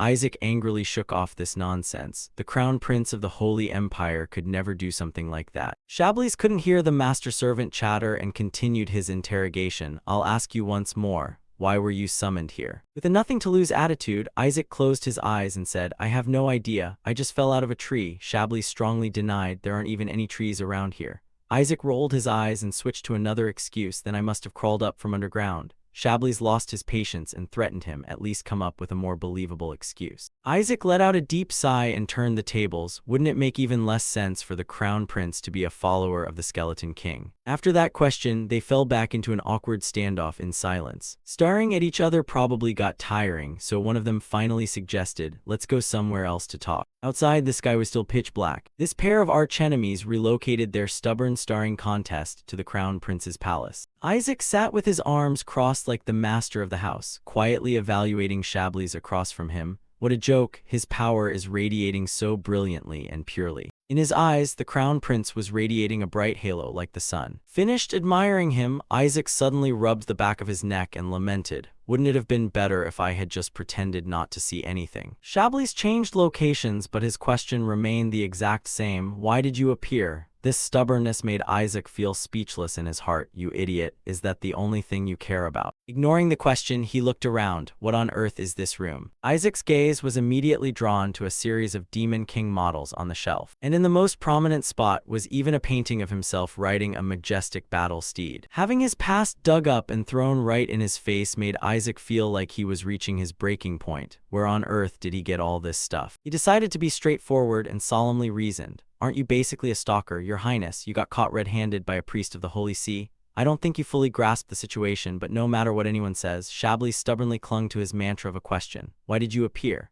A simple question that inadvertently triggered the demon inside Isaac. Oh man. Chablis looked at that grimacing face and his brain suddenly clicked. Wait a minute. The Crown Prince felt smart for the first time as he switched to a new question. Are you perhaps the Skeleton King? Isaac grew angry, his eyes bulging as he yelled, how could that be? I must have been summoned because I ate the Skeleton King's finger before, right? That's why I reacted to that summoning spell. Hearing this, Chablis looked slightly deflated. Is that so? Noticing the strange expression, Isaac thought to himself, why does he look so disappointed? After a moment, he grimaced and asked, Your Highness, are you into the Skeleton King or something? Chablis lowered his gaze and shared, this was my younger sister's room. She was obsessed with the Skeleton King. So I just wanted to summon the person she adored to see if he was really worthy of her affection. Isaac gritted his teeth, looked around, and silently rebutted, his lie is terrible. This is obviously a guy's room no matter how you look at it. After a moment, he scratched his nose and proposed, how about this? I'll pretend I don't know your secret, so I want you to keep my summoning a secret. Neither you nor I benefit from fighting the Holy See, right? Chablis nodded in confirmation, right. They aren't the type to easily forgive people who use dark magic, especially you and me. Isaac suddenly blurted out, dark magic, as if realizing something. Chablis asked back, aren't you a dark mage? His next words made Isaac's face turn pale. I remember 10 years ago you used dark flames on a bishop. Isaac didn't dare look him in the eye, glancing away as he guessed. 10 years ago, wasn't that? Memories rushed back like a small wave, when faint morning sunlight draped over the tranquil, intricate architecture of the magnificent palace. Chablis gently pushed the door open, holding his breath to observe the situation inside. Back then, Isaac was completely out of control, continuously venting his anger on the other person. He remembered the day he beat the living daylights out of that old bishop with a rattle. The other suffered bone-shattering pain, only able to roll his eyes with his mouth open, completely unable to fight back. Isaac secretly wondered, how on earth did he know I used dark mana back then? Catching that look on Chablis's face, Isaac was slightly startled. Observing him for a moment, Isaac evaluated that the Holy Dragon's bloodline could recognize demon race golden pupils. He concluded, Emperor's eyes whisper chimed in, isn't that the power you searched for in the past, Master? Isaac silently admitted, yeah, if I possessed those eyes, I could have completed the magic I failed at before. Regaining his composure, he then asked, you're saying you could sense my dark mana and mana core? Chablis shook his head and honestly shared, no, actually I couldn't sense anything from you at all. It was shielded way too well, probably because you're a saint. Isaac shared his thoughts, then why'd you say I used dark flames? Chablis repeated his demand, I said, if you admit you're the Skeleton King. Isaac clutched his head, wanting to leave, forget it, I'm out of here. Right as he was about to leave, Chablis suddenly spoke up, fine, if you want to know how I knew you used dark mana, my dragon bloodline is extremely strong. I can partly understand the language of monsters or things that can't be spoken, such as a baby's babbling. Isaac stopped in his tracks, his face turning pale and red as he thought to himself, babbling, babbling. His whole body stiffened as if discovering something. He stared intently at Chablis and guessed, don't tell me this guy, does he mean back when I was an infant? He understood all my babbling back then. Noticing Isaac figured it out, he lowered his head and continued, even if I couldn't understand everything, I knew you hated that bishop to the core. Actually, to me and my father, you were like salvation. You probably already know the meaning behind our hair colors, platinum hair blessed and black hair cursed. Everyone despised it, called it unclean, and relentlessly insulted my mother until they finally drove her to her death. That old bishop also meddled in that incident. Isaac stared in shock. The Empress's death was linked to the Holy See. Whisper couldn't take it anymore and angrily scolded. He really wanted to wipe all of them out. Isaac remembered beating up the bishop when he was a kid and cursed silently. That scoundrel dared to try to assassinate me. He's got a death wish. Get lost. If a jerk like you frames me as a demon, I won't be able to approach the Emperor anymore. Then I won't be able to rob the Imperial Treasury, damn it. That Emperor is my minion, understand? Unlike that flustered state, Chablis simply rested his chin on his hand and replied, "I thought you were possessed by a demon or simply went crazy. But demons can't take over the body of a saint blessed by God. Even gods make mistakes. I was wrong this time," thinking that made me feel relieved, especially when a platinum blonde, God's representative, turned his back on the holy see. For the first time, I felt the mistake wasn't on me, and it felt like God was comforting me. "So I like that?" he asked once more to be sure. "You're really not the Skeleton King," Isaac retorted. "Do you want me to be the Skeleton King, Your Highness?" Chablis asked again. "Are you the Skeleton King?" He shook his head and denied immediately, "No." Isaac rolled his eyes, feeling helpless as he thought, how many years does he think I've lived? Does he think I'd fall for that trap? Chablis didn't know these thoughts and seriously shared, "If you really are the Skeleton King, I'm ready to hand this entire kingdom over to you." Sweat streamed down Isaac's face as he pointed at himself. "Could I be the Skeleton King?" "Yes, actually I am that king." Chablis repeated what he had said many times before. "You just said you were the Skeleton King." Isaac suppressed his anger until he finally burst. "Just kidding. How much do you love the Skeleton King to hand over the whole kingdom?"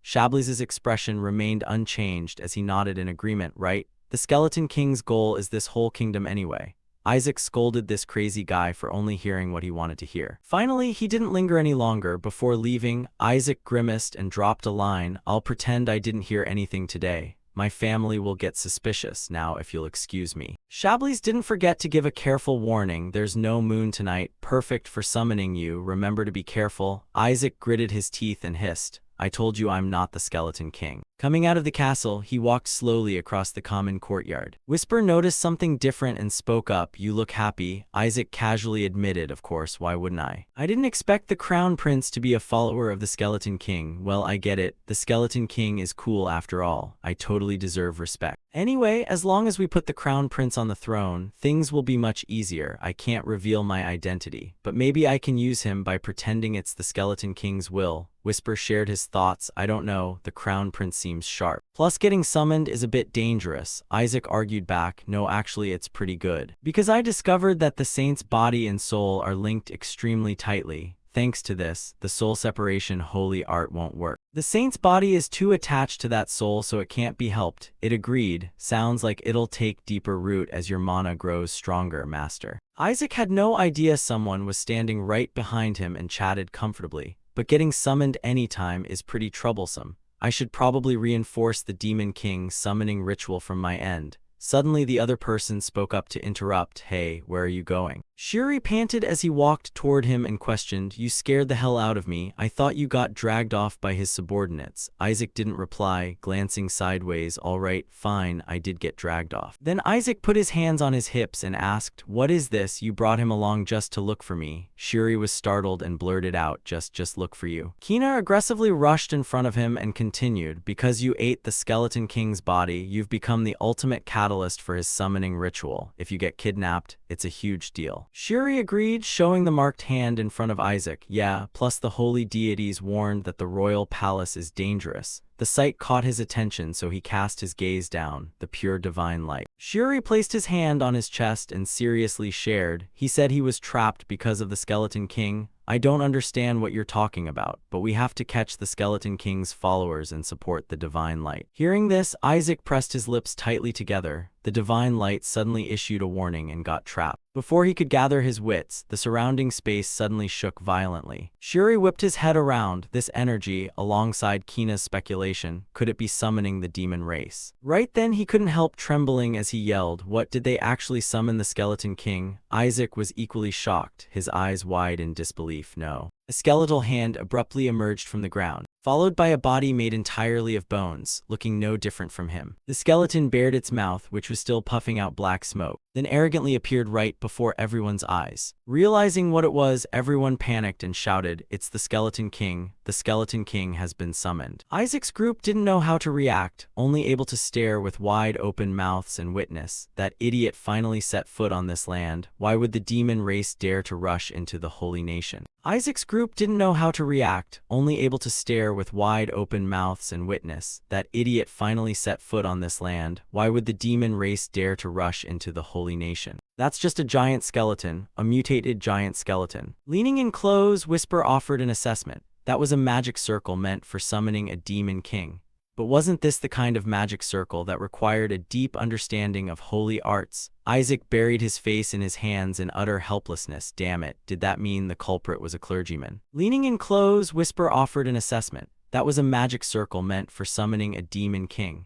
But wasn't this the kind of magic circle that required a deep understanding of holy arts? Isaac buried his face in his hands in utter helplessness. Damn it, did that mean the culprit was a clergyman? Right at that moment, the giant skeleton with glowing red eyes charged forward maniacally, accompanied by frantic screams. His Imperial Majesty. Over on the other side, 3 shadowy figures standing behind the giant skeleton were actively controlling it. Thrusting a hand forward with an excited, wicked grin, the summoner commanded, "Summon, obey your master's command. Make haste, slay the Emperor, and unleash your magic." The moment those words were spoken, the giant skeleton suddenly reacted, crying out frantically, "Master, is that you, Master?" One of the lackeys was completely blindsided by this turn of events. "Master?" The leader was no exception, breaking into a cold sweat as he stammered, "I don't recall ever telling you to address the summoner as master." Then all of a sudden, something caught the giant skeleton's full attention. Without a second's hesitation, it bolted straight toward the palace, leaving them and everyone else gasping in shock.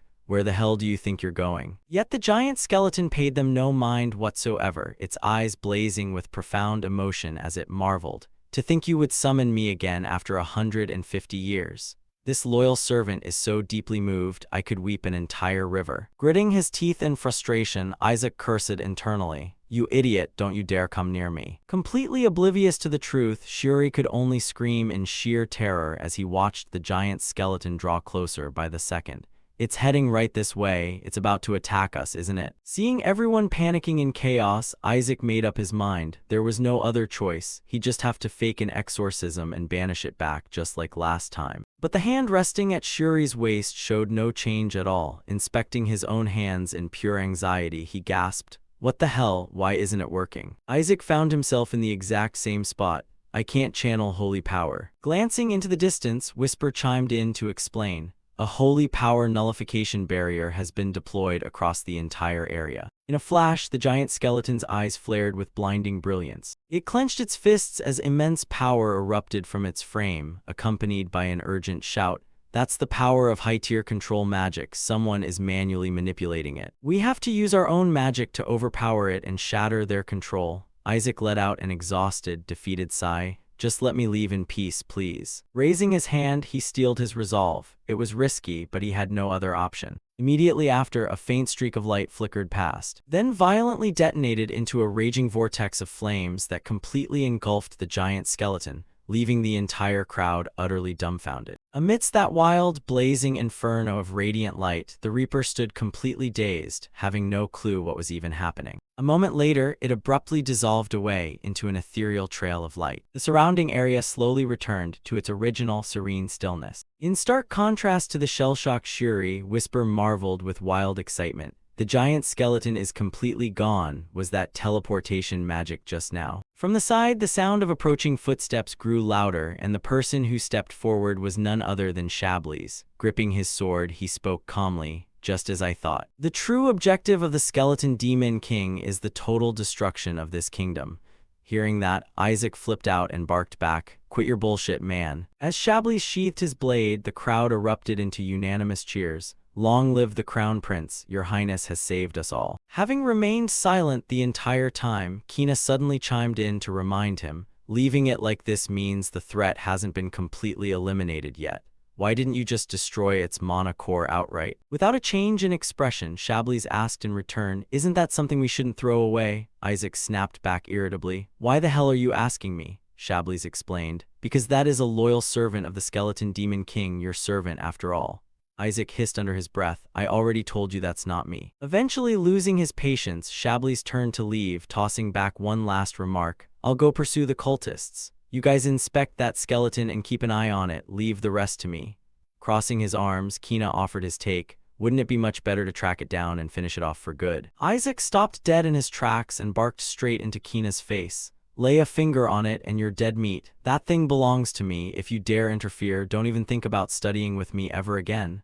Suddenly getting screamed at left Kina utterly bewildered. "Wait, what?" Without bothering to explain further, Isaac charged on aggressively, How dare they manipulate that skeleton just to frame the crown prince? This is absolutely unforgivable. With that, Isaac took a running leap forward, not forgetting to call back, "I'll be right back." Kina glanced over at Chablis, who was watching Isaac's fatting silhouette with deep admiration, and wondered inwardly, Isaac, is he genuinely on the crown prince's side? Meanwhile, Isaac was fuming with unbridled rage, constantly spewing curses as he ran. "How dare you bastards summon and boss around my subordinate? You're all dead meat." Rushed, frantic footsteps echoed through the deserted, desolate forest. Leading the pack, Enb ran for his life in a desperate escape. Damn it all, what the hell happened? Do you have any idea how difficult summoning that skeleton was? That cursed crown prince, did he blast it somewhere else? The power of the holy dragon is formidable indeed, but to think it was this absurd. The woman running beside him wore a similar look of fury, venting as she bolted. Not to mention it completely ignored every single one of our commands. A creature summoned from a summoning circle is supposed to obey its summoner. Could there really be someone present whose authority overrides the summoning circle itself? Refusing to believe it, Enb instantly dismissed the idea. That makes zero sense. That summoning circle was personally crafted by a trusted confidant of the Skeleton Demon King. Whatever, forget it. Let's find that skeleton immediately and push forward with our plan. We will replace the Crown Prince and cast House Eshua straight into the abyss. Suddenly, Enb screeched to a halt as his eyes caught the arrogant silhouette of Isaac perched up high. Radiating thick murderous intent, Isaac spoke up. "Now then, what do we have here?" Glancing around frantically, Enb found none of his comrades in sight and felt a sudden wave of dread. Damn it, where did everyone else disappear to? Before he could even process the situation, a devastating flying kick smashed directly into Enb's face in the blink of an eye. Caught completely off guard, Enb crashed violently onto his back against the dirt, just as Isaac landed lightly and spoke in a leisurely tone. "Looking for your buddies? My subordinates already took care of them." His entire body froze in shock for a moment as thoughts raced through his mind, penetrating a 7th-tier defensive spell. Could he be wielding a weapon on par with an Inquisitor's? If it's just a weapon, I can still handle it. After all, he's nothing more than a greenhorn priest. Looking down, he noticed the weapon in Isaac's hand was coated in a deep crimson sheen. Enb froze in sheer disbelief the moment he recognized the object. A rattle. Seeing that look on his opponent's face only made Isaac even more thrilled. "Now you're all on your own, you idiot. Don't bother trying to run, I've still got a robbery to finish here. I need to wrap this up before grandfather finds out, otherwise my position as heir is completely down the drain." Watching Isaac close the distance step by step, Enb panicked. What kind of nonsense is this lunatic rambling about? Paying no mind to how others saw him, Isaac bared his teeth in a vicious grin. "Since the Blue Faction's creed forbids harming humans, I'll just have to quietly dispose of you in secret." Enb cursed bitterly in his head. "You aren't even bothering to hide your identity, you bastard." The second the weapon pressed against Enb's body, Isaac interrogated him with an icy tone. "Before I eliminate you, I have a few questions. If you don't answer properly, it's going to hurt." Trembling all over, Enb stammered, "Where the hell are you poking that thing?" In this desperate pinch, Enb quickly calculated. He's just a clergyman, which means his physical defense is practically zero. All I need to do is distract him and blast him with a spell. Gathering his courage, Enb barked out, "House Eshua said that once I take care of you, the great skeleton demon king will be thoroughly pleased." Yet those words didn't faze Isaac in the slightest. He merely curled his lips into a chilling smirk. Raising the weapon wrapped in swirling flames high into the air, Isaac asked back, "Who did you say would be pleased?" Paralyzed with sheer terror, Enb was caught completely off guard by the violent reaction, stammering in shock, A priest." Without a moment's hesitation, Isaac swung his arm down decisively, letting loose a burst of fire that engulfed Enb's body to his utter horror. The scorching heat left Enb gasping for air, yet he desperately tried to reassure himself through the agonizing pain. "It's fine. As long as I use dark flames to suppress these burns, I can still endure it." Pleased with the result, Isaac remarked with sadistic glee, "They say if you don't want to get roasted alive, you'd better confess. Who is your backer?" Despite the agony, Enb stood firm. "I don't know." Having not gotten the answer he wanted, Isaac brought the weapon down hard against Enb's head. Under the brutal magical impact, Enb's eyes practically bulged out of their sockets as he immediately spilled everything. "We plan to frame the Crown Prince for high treason." Leaning down, Isaac delivered another solid whack. "And what was that about dragging House Eshua into the abyss?" Enb confessed everything in earnest. Isaac's actions shook the entire Holy See, completely elevating House Eshua's standing. We cannot allow Isaac of House Eshua to be canonized. If he used the skeleton to assassinate the emperor, he would take the blame for failing to handle the skeleton demon king. Isaac bashed Enb across the face again, interrogating, "Then who gave the order?" Grimacing as he fought through the pain, Enb blurted out a name. "A guy named Ranchi gave us the order." Hearing the name, Whisper chimed in with its thoughts. "Must be a demon." Isaac didn't stop, continuously raining blows down. "Oh boy, so that Ranchi guy told you to manipulate someone else's precious skeleton, huh?" Covering his head with his hands, Enb thought in utter confusion. What the hell does he mean by someone else's precious skeleton? Pushed past his absolute breaking point, he finally couldn't take it anymore and screamed, "I don't know the exact details. All I know is that he's connected to the Black Celestial Deity. That Ranchi guy gave me the magic tool to control the skeleton, and Ranchi is a subordinate of the Black Celestial Deity." Hiding behind Isaac's back, Whisper agreed, "That makes sense." As if realizing something, Whisper quickly called out, "Hold on." Isaac clenched his fists tightly, gritting his teeth in fury. The Black Celestial Deity. Placing a hand on his chin, Isaac fell into deep thought. The Black Celestial Deity. Frowning slightly, he evaluated the situation.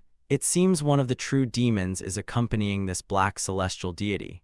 Whisper followed up immediately. And there's a very high probability that the Black Celestial Deity has allied with someone in the imperial family to assassinate the emperor. Letting out a sigh, Isaac murmured, "Most likely the empress." With that, he glanced down at Enby struggling on the ground, a sudden wave of doubt surfacing in his mind. Still, why does the name Black Celestial Deity sound so familiar? I'm certain I've heard it somewhere before. Before he could piece it together, Enb sprang back up, lunging forward with murderous rage. "Die, you little rat." Isaac stood completely motionless. This desperate charge couldn't frighten him in the slightest. A moment later, Isaac smirked. "Just as I thought, a leopard never changes its spots." Right as Enb was about to close the distance, a colossal skeletal hand materialized directly behind him. Appearing out of nowhere, the giant skeleton brought its massive foot down decisively, crushing Enb flat beneath it. Resting his hands on his hips, Isaac looked up at it and asked, "I told you to stay with Shuri. What are you doing over here?" Panting heavily, the giant skeleton replied, "I was worried you might get hurt, master, so I came over." With that, it suddenly dropped to its knees and began wailing loudly, startling Isaac. "What is wrong with you?" Sniffling, the giant skeleton poured out its sorrow. "I cannot believe my all-powerful master has turned into such a hairy creature." Slamming its head against the ground in lamentation, it cried, "What an absolute tragedy. Please wait a moment, master. I will quickly tear that disgusting skin right off for you." Thoroughly provoked by the giant skeleton, Isaac gritted his teeth and muttered to himself, "I really need to wring this guy's neck." Suddenly, shouts echoed from the distance. "It's around here. I sense a massive surge of dark mana in this area." Placing a hand on the giant skeleton's head, Isaac summoned spiritual energy to recall it, thinking, "We can't afford to get caught here." Then he calmly invoked his divine power, divine punishment, attribute conversion. Throughout the entire process, Isaac's face remained completely composed. A moment later, the colossal skull transformed into a tiny, adorable doll. Thrilled by the new form, Whisper praised, "You hid her quite cleverly. Since she's a high-ranking demon, sending her back to the Shadow Realm would have been rather tricky." The moment the words were spoken, Isaac decisively tossed the doll high into the air, prompting a sorrowful cry from the skeleton. "Master, we only just reunited. Why must we part so soon?" At a loss, Whisper asked, "Didn't you say you were going to keep her around?"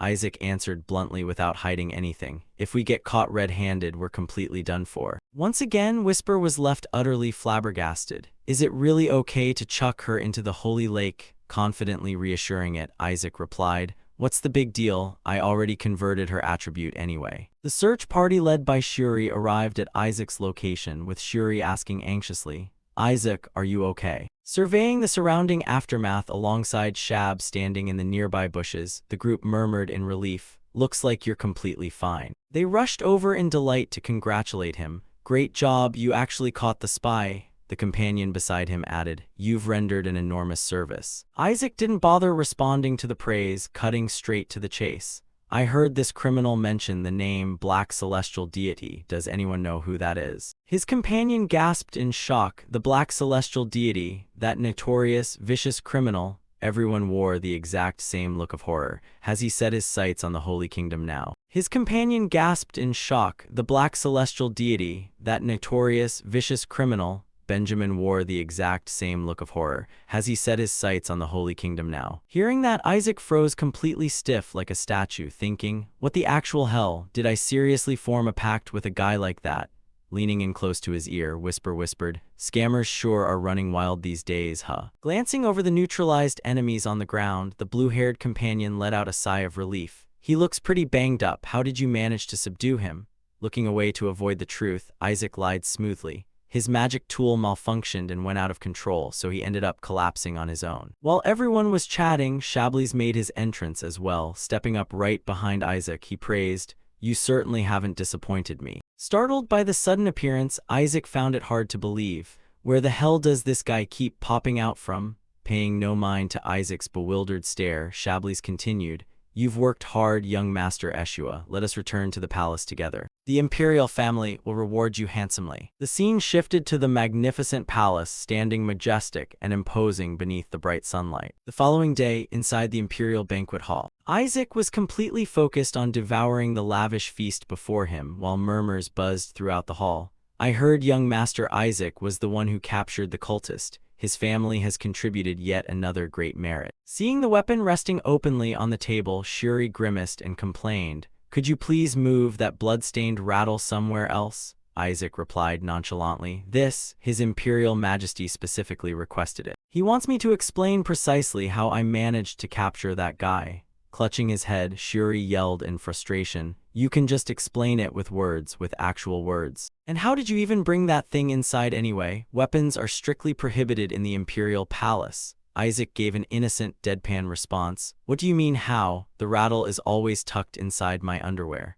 While the two were bickering, a warm, resonant voice cut in. What a joyous occasion. Alexander entered with an amiable smile, praising, "I am truly delighted to see you putting my gift to such excellent use." Recognizing the newcomer, Shuri sprang to his feet. "Your Imperial Majesty." Smiling warmly and nodding, the Emperor continued, "How could I not be grateful? Not only did you treasure the gift I gave you 10 years ago, but you also used it to apprehend the criminal who attempted to assassinate me." Standing beside Alexander, Chablis curled his lips into a proud smirk. Immediately following that, another voice chimed in to join the conversation, drawing the attention of both Isaac and the Emperor, as expected of the contractor of the greatest deity. Stepping forward with a gracious smile, the Empress spoke, "I did ask you to look into it, but I never expected you to actually capture the spy." Isaac stared intently at her face, which was struggling to maintain a forced smile over her boiling rage. Thoughts raced through his mind. "You must have planned to pin high treason on the crown prince, so you're probably fuming that things didn't go your way, huh?" Hiding inside his lapel, Whisper giggled with glee. She must be utterly furious. Her scheme to frame the crown prince crumbled the exact second the black celestial deity was exposed as the true culprit. Refusing to drop the matter, the Empress pressed on, "I believe the young master must have requested a reward. May I, as Empress, personally bestow a reward upon you for protecting His Majesty? For such an admirable young priest, I must properly repay you." Hearing the Empress's words, Chablis stiffened slightly. In contrast to him, Isaac remained completely composed from start to finish. Placing a hand over his heart, he expressed, "I am deeply honored. However, the Crown Prince has already promised to reward me personally. Accepting anything more would be far too extravagant for a humble servant of the gods, so please permit me to accept only your Majesty's gracious goodwill." Catching the underlying meaning behind Isaac's refusal, the Empress's expression turned cold. "The priest of the greatest deity seems rather close with the Crown Prince, don't you think? You'll be fine." Isaac replied curtly, "Yes. I am quite fond of His Highness the Crown Prince, after all, since he is a follower of the Skeleton Demon King, that is." Following that gunpowder-laced exchange, Shuri asked anxiously once they stepped out into the courtyard, "You just made an enemy of the Empress. Are you sure about this?" Completely unbothered, Isaac replied casually, "Whatever, did you want me to team up with the Pope or something?" Shuri continued the conversation. "Thanks to your words, His Highness the Crown Prince was deeply moved." Resting his hands behind his head as he strolled, Isaac remarked, "Yeah, so it." Before he could finish his sentence, their path was blocked by an emerging figure. "Finally found you, you shameless bastard," one of the youths demanded furiously. "Hand over the land god right now." The leader followed up with curses, "You rotten brat." Looking thoroughly drained, Isaac remarked, "You guys are still hung up on that. Do you seriously have nothing better to do?" Unable to hold back, the leader roared, "You punk, we've been searching for you without eating or sleeping for days. Whatever, today we're taking it back no matter what. We're inside the royal gardens, so you can't use holy arts here. Just try it and we'll report you for disrespecting the imperial family." Pulling out a notepad, Whisper jotted down notes intently. Tip: except for royalty, no one is permitted to use holy arts in the royal gardens. Seeing Isaac stand there like a statue, the youth pressed aggressively. "Hand it over, you bastard." Leaning back, Isaac retorted, "No can do. I already decided to hand it over to the imperial family, you idiots." Another note was swiftly written. Tip: tampering with imperial property is treated as high treason. Listening to this, the blonde youth pointed an accusing finger at Isaac. "Don't make me laugh, as if the imperial family would accept a deity from the papal faction. Enough of your lies." Just as he spoke, someone cut in. "Young Master Isaac is correct." Chablis stood tall and imposing, standing firmly. "I have already decided to place that object in the Emperor's palace gardens." Recognizing him, the group gasped in unison, "His Highness the Crown Prince." Without responding, Chablis walked toward the group step by step, adding, "To think you would covet an item residing within the imperial palace. You truly have no sense of decorum." Seeing Chablis back him up, Isaac regained his swagger and acted even more arrogant. "See that? His Highness said he's placing the land god in the Crown Prince's gardens." Chablis nodded in confirmation. "Indeed, I believe we decided to place it in the gardens of the Crown Prince's palace." His face turning gray, the leader cursed inwardly. "You just said the Emperor's palace a second ago, damn it." With his face dripping wet with water, Chablis turned and warned them strictly. "If you take it, I will treat it as an attempted theft of my personal property." Seizing the momentum, Isaac pumped his fist and chimed in. "Got it now. Stop hovering around me and give it up, you bunch of morons." Having dealt with the nuisance, Isaac asked curiously, "By the way, Your Highness, why are you completely soaking wet?" Wiping his hair, Chablis replied, "I was taking a dip in the lake." Standing nearby, Shuri blurted out in utter confusion, "A dip in the lake?" Isaac scratched his head, blinking blankly. "Did I forget something?" Isaac and Shuri were strolling leisurely down the corridor. The whole group seemed to be getting ready for a long trip. Shuri double-checked to see if the kid really wanted to return to the main family estate. Isaac put his hands behind his head, saying that since it was the new year, they had to go back and visit the family. Isaac wore a thoughtful expression. He was preoccupied with the imprisonment of the gods and wanted to find a way to consult the god of justice. Shuri added that there was a letter sent by Lady Melissa. Hearing her name, Isaac suddenly froze. The moment he heard Melissa wanted to see him, Isaac's face turned pale and sweat poured down. He muttered to himself that maybe he shouldn't go back after all for his own safety. Meanwhile, at church headquarters, the atmosphere was far from as peaceful as it appeared on the surface. The cardinal sat majestically in his chair, looking displeased as he received reports about the crown prince interfering too deeply in the priest's affairs. He slammed his hand down on the chair in anger. The royal family poking their noses into internal church matters clearly crossed the old man's limit of endurance. Behind him, Kina Barit stood listening. The cardinal cursed under his breath at the crown prince for daring to mess up his plans. He broke into a sinister smile, arrogantly assuming that this anger would be the stepping stone for him to climb to the papal throne. Kina Barit slammed her hand down hard on the table in fury. The young girl couldn't believe Isaac was siding with the crown prince just for some petty reason like a garden. Kina pulled at her hair, furious to the point of exploding. She figured there were plenty of other gardens out there, so why did Isaac have to pick a side opposing the church like that? The cardinal fell into deep thought and calculation. He knew Isaac was not simple at all, and the kid was definitely plotting something massive. An image of Isaac holding a sword with authority flashed through his mind. He wondered what kind of show this kid possessing powerful dragon blood was planning to pull next. He brought his hand to his chin, recalling that Isaac was the youngest sword master in history.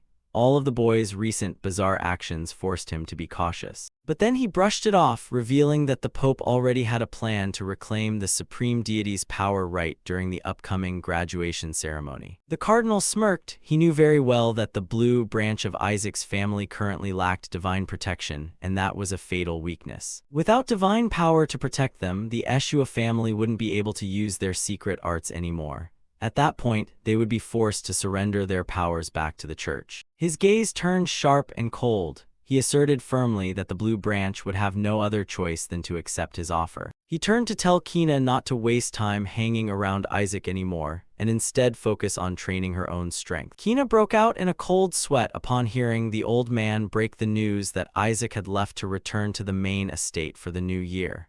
The atmosphere suddenly turned unusually gloomy. The scene shifted to the Eshua estate. A massive and magnificent piece of architecture appeared under the clear blue sky. Looking down from the window, Isaac saw his courtyard unusually noisy. The kid was curious about what was going on. Isaac looked blankly and asked, "What the hell is this?" Shabnak hovered nearby, acting nonchalant and saying it was just guests coming to visit. What else? Down in the courtyard, dozens of noble young ladies dressed to the nines were chatting and laughing loudly. Isaac broke into a cold sweat just looking at it, sensing a bad omen. Uncle Riley, standing nearby, felt something was wrong too. Seeing this scene, he blurted out that it looked no different from a large-scale matchmaking session. The moment Shuri heard the word matchmaking, his expression completely warped and sweat poured like rain.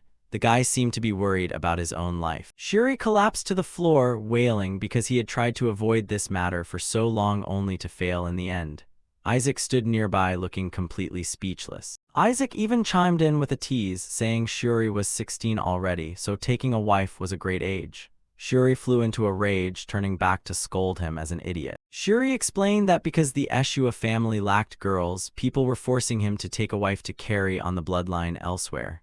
Oh, what a miserable fate. Shabnak mocked that even though Shuri was useless, at least his looks and abilities were decent, so being treated like a breeding stallion made sense.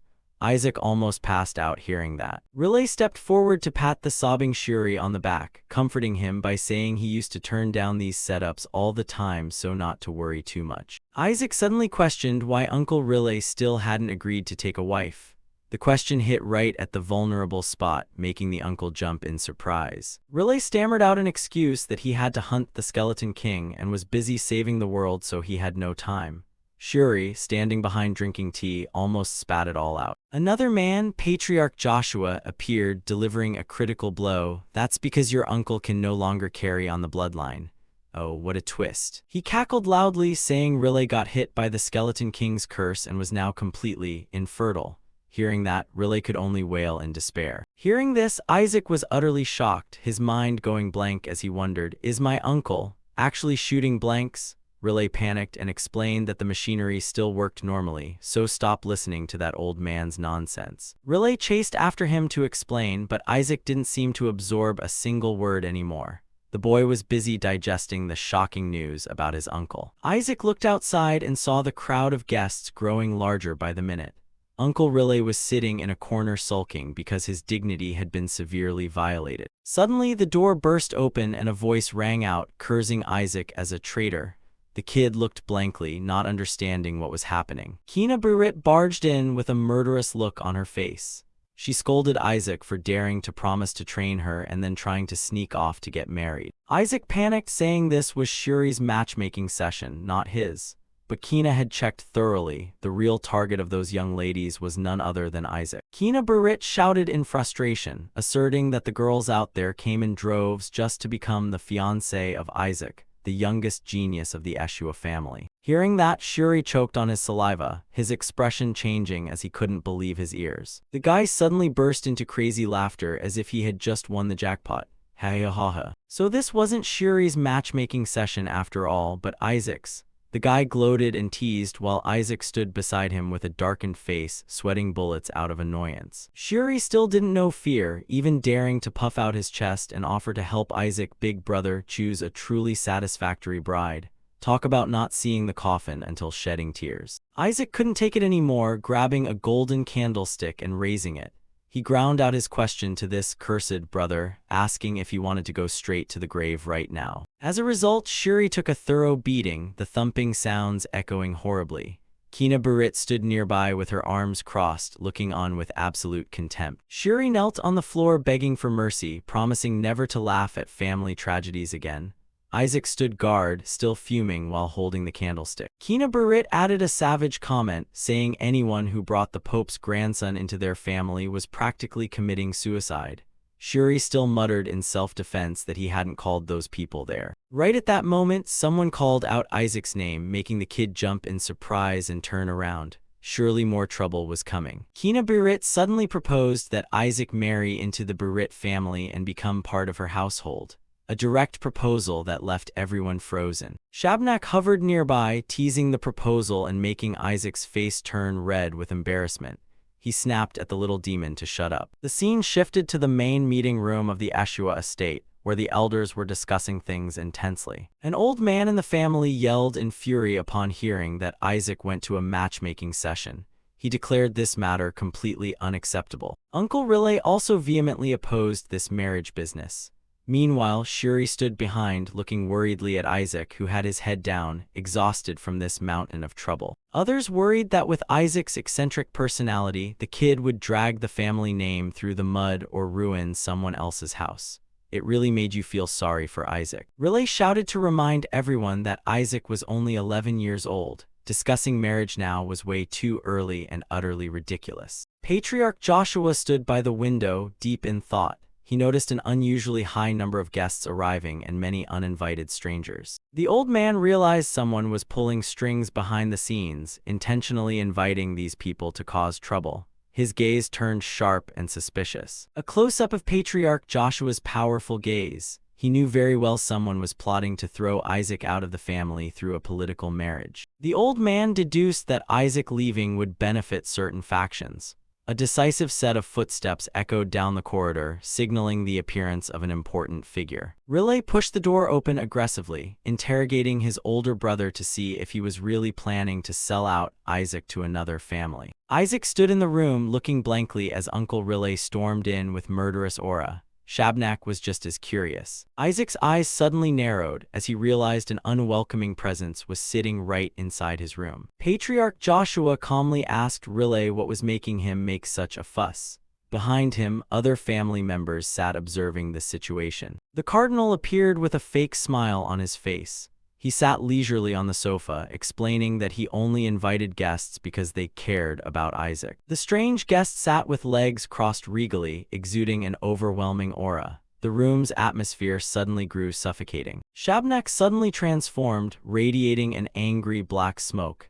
It recognized that the person sitting there was the very bastard who had tried to take Isaac's life in the past. The cardinal maintained his mysterious smile, but in Shabnak's eyes he was an irreconcilable enemy. The atmosphere of war was near. A panoramic view of the Joshua estate's main hall, where the uncles were gathered and buzzing with discussion. Uncle Benjamin slammed the table, objecting to arranging a marriage for a child not even 16 years old. The uncle sitting next to him brushed it off, arguing that age didn't matter as much as talent and contracts with the gods. Benjamin turned to scold Noel for crossing the line by making arbitrary decisions on everything. Noel didn't back down, turning to mock Benjamin as a good-for-nothing incapable of continuing the family line. The atmosphere in the hall reached extreme tension. The two factions argued fiercely while Isaac stood by calmly observing. Isaac suddenly spoke up, asserting bluntly that the position of future family head could only belong to him. The uncles were stunned, some even preferred letting the Skeleton King take over the house rather than handing it to this child. Noel approached with a fake smile, greeting his young nephew whom he was meeting for the first time. He walked leisurely, his sleek exterior hiding the contempt within. A close-up of Noel's meaningful smile as he confronted Isaac directly. Noel dropped harsh words, mocking Isaac for not looking anything like his eldest brother. He even publicly doubted the Joshua bloodline flowing through the boy's veins. Benjamin gritted his teeth in anger as Noel continuously rubbed salt into the wounds of an orphaned child. Responding to the insult, Isaac broke into a bright smile, greeting Uncle Noel very politely. He immediately launched a counterattack, bringing up how Noel had once been beaten to a pulp by their grandfather and had to scurry away into hiding. Isaac capped it off with a sarcastic question about his uncle's inability to keep his mouth shut. Noel turned pale, roaring Isaac's name in uncontrollable fury. Other family members panicked, yelling at Isaac for daring to speak insolently to his elders. Noel's face darkened and murderous intent began to radiate, enveloping the space. Isaac repeated his question, asking if Noel hadn't received enough beatings yet that he still dared to raise his voice. Noel's eyes bloodshot, his last ounce of patience completely vanished. He turned to roar at Shuri Joshua, blaming him for failing to properly discipline this younger brother. Shuri was so terrified he broke out in a cold sweat, not knowing how to explain his way out of this. Those around began to worry about Isaac's fate after he had angered the family's scariest instructor. Isaac calmly stepped forward to take full responsibility, claiming that he himself was the one who disciplined Shuri. Noel stared hard at Isaac, his sharp gaze piercing like a knife through that small body. The boy grew even bolder, pointing straight at Noel's chest and calling him trash for picking a fight with a family member. Isaac told Noel he should feel ashamed instead of lecturing others, causing the uncles to beg him to stop. The system immediately triggered survival prayer, identifying Noel as an obstacle that needed to be eliminated. Shabnak recognized this death mark and thought to herself that this was the first time she had seen it appear on a human since the Pope. Isaac realized that this family had more than one person bearing a mark. What a dilapidated family. Shabnak suggested quietly getting rid of them, but Isaac wanted to wait for a righteous excuse from the laws of cause and effect. Noel looked down at Isaac as darkness and pressure from his magic began to erupt forcefully. In Noel's mind remained only contempt for the one he considered a mixed-blood brat causing trouble. He sneezed a cold smile, unable to believe a child dared to show such clear hostility toward him. Noel began to brag about his status as a genius, the only one propping up the entire Joshua family. His hand gathered dense black energy, asserting his Tier 9 magic power and a status that could reach Cardinal. He insulted Isaac as an undisciplined child who needed to know his place. A burst of light magic exploded, blowing everyone nearby backward. The uncles screamed in despair, demanding Isaac apologize immediately because Noel wasn't someone he could mess with. Noel's magic blazing hand was only inches from Isaac's face, but the boy stood completely calm. Isaac smirked and shot back, "Apologize." Boom, a surprise explosion blew Noel backward just as he tried to touch Isaac. Noel's face darkened, his hand gathering an uncomfortable black aura. Isaac casually summoned glowing red chains to wrap around his uncle. Noel was stunned as those chains bound him tight, preventing any movement. His face distorted in terror, unable to believe he was controlled so easily. Isaac controlled the chains to slam Noel hard against the floor of the main hall. The uncles and Shuri could only gape in shock at the boy's terrifying power. Isaac looked down at the defeated opponent, mocking Noel as a loser trying to act tough. He leisurely turned and walked away, muttering about the power of the god of legal penalties. Isaac remarked that even though this god was a bit finicky, he used his powers quite smoothly. Seeing the loudmouth uncle knocked down, the kid waved goodbye very politely. Noel boiled with rage, his eyes bloodshot with murderous intent, brewing plans to kill Isaac on the spot. He gritted his teeth and muttered a deeply malicious dark curse. A close-up of Isaac's glowing red eyes, he sensed the dark aura targeted at him. Suddenly a black spot appeared right on Isaac's chest, making him pause slightly. Noel triumphed in using dark magic on the child. He even intended to stimulate the Skeleton King's curse within Isaac to torture him to his heart's content. But Isaac broke into a mysterious smile, as if everything was calculated. The skill curse reflection activated, purple light covering his body. Noel stared blankly as his deadly attack had no effect on Isaac whatsoever. He began to feel something wrong with his body, cold sweat pouring down his face. Noel suddenly vomited a large mouthful of blood, collapsing in supreme agony. He was horrified to realize he was the one suffering that damn curse. Noel gritted his teeth in hatred,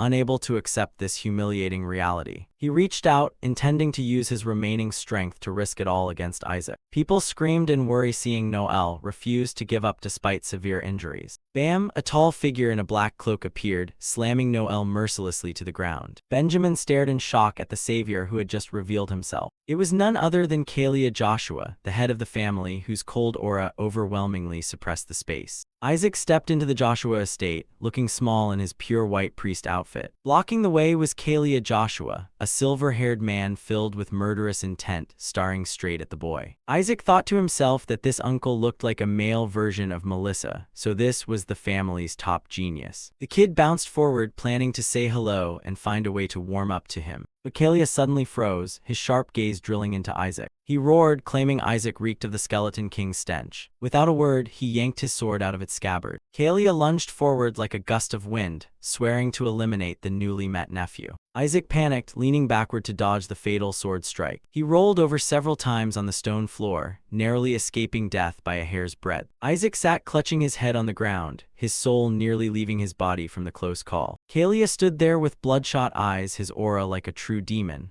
Isaac realized this guy was truly insane. Riley rushed over to hug Kalia tightly, screaming for his older brother to stop. Kalia refused to let up, his hateful gaze still locked on Isaac. Riley explained this was the eldest brother's child, but Kalia insisted the Skeleton King's smell couldn't be wrong. Kalia frowned at the small nephew sitting far away, still full of suspicion. Ignoring Riley's assurances, Kalia stubbornly insisted he wasn't mistaken. He pulled out a dagger, demanding to slice open Isaac's belly to check if the Skeleton King's bones were hidden inside. Riley desperately tried to stop his brother's madness, while Isaac turned pale at the hair-raising threat. Suddenly, Kalia vomited a pool of dark black blood right on the floor. He collapsed completely, his breathing intermittent while Riley panicked and caught him. Riley explained that was the consequence of forcing divine power while plagued by a curse, then turned to mutter curses at Noel. While Kalia was carried away, Isaac sat watching, silently confirming that this uncle didn't have much time left to live. Shabnak revealed that was the Skeleton King's curse. Those afflicted rarely lived past 35. Shabnak laughed heartily, thinking about arrogant Noel's face seeing his older brother in such a pathetic state. Isaac smiled calculatedly, planning to help lift the curse to more easily take over this family. Later, Riley came to see Isaac to apologize for the earlier incident, the bespectacled uncle's face full of remorse. Riley mocked Noel, who was lying sprawled on the ground, bruised and battered. Noel gritted his teeth in hatred, his face stained with dirt and wounds.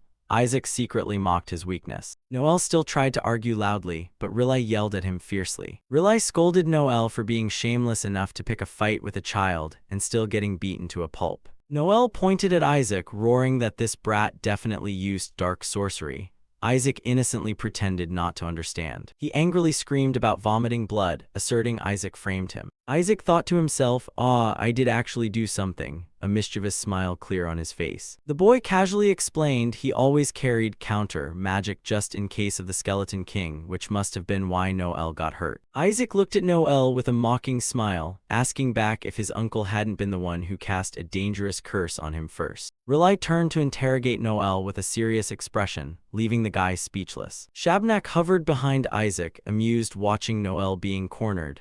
Isaac silently laughed at his stupidity. Isaac thought this is how people who get in his way must be punished. Noel stood trembling with anger. Noel gnashed his teeth, unable to do anything except hold his injured arm. He angrily turned his back and walked away, not forgetting to leave empty threats. Isaac found it quite boring. Noel yelled that the day he became family head, he'd kick everyone out. Riley only sighed watching that foolish back. Riley clicked his tongue, thinking if the eldest brother were still here, Noel wouldn't have had a chance to be so arrogant. Isaac jumped in fright hearing Riley worry about Noel being the brightest candidate for the head seat. Shabnak chimed in with info about the mysterious death of the eldest brother's child, casting heavy suspicion on the papal faction. Isaac sighed internally. This family was a tangled mess, getting more rotten the deeper you look. The next day, the Joshua estate bustled with preparations for a major event. Patriarch Joshua sat majestically on a high platform, his cold, emotionless face looking down at the members. In the meeting room, everyone was dead silent. The patriarch glanced at Noel, questioning his bandaged arm. Noel turned pale, the arm broken by Isaac still required a sling, looking extremely pathetic. Contrasting the adult's tension, Isaac sat casually, his face cheerful like he was going to a party. The kid grinned, saying today's atmosphere was great, prompting Shabnak to mock that it was great because Isaac just beat Noel up. The elders whispered among themselves about the unthinkable. A child like Isaac broke the genius Noel's arm. Noel broke out in a cold sweat, opening his mouth to explain before the patriarch interrupted with a cold voice. The patriarch calmly said broken arms were no big deal, freezing the elders sitting nearby. The old man closed his eyes, declaring the reason for today's gathering was a matter of utmost importance. Shocking news dropped. The patriarch decided to choose the official successor right now. The meeting room burst into surprise and excitement,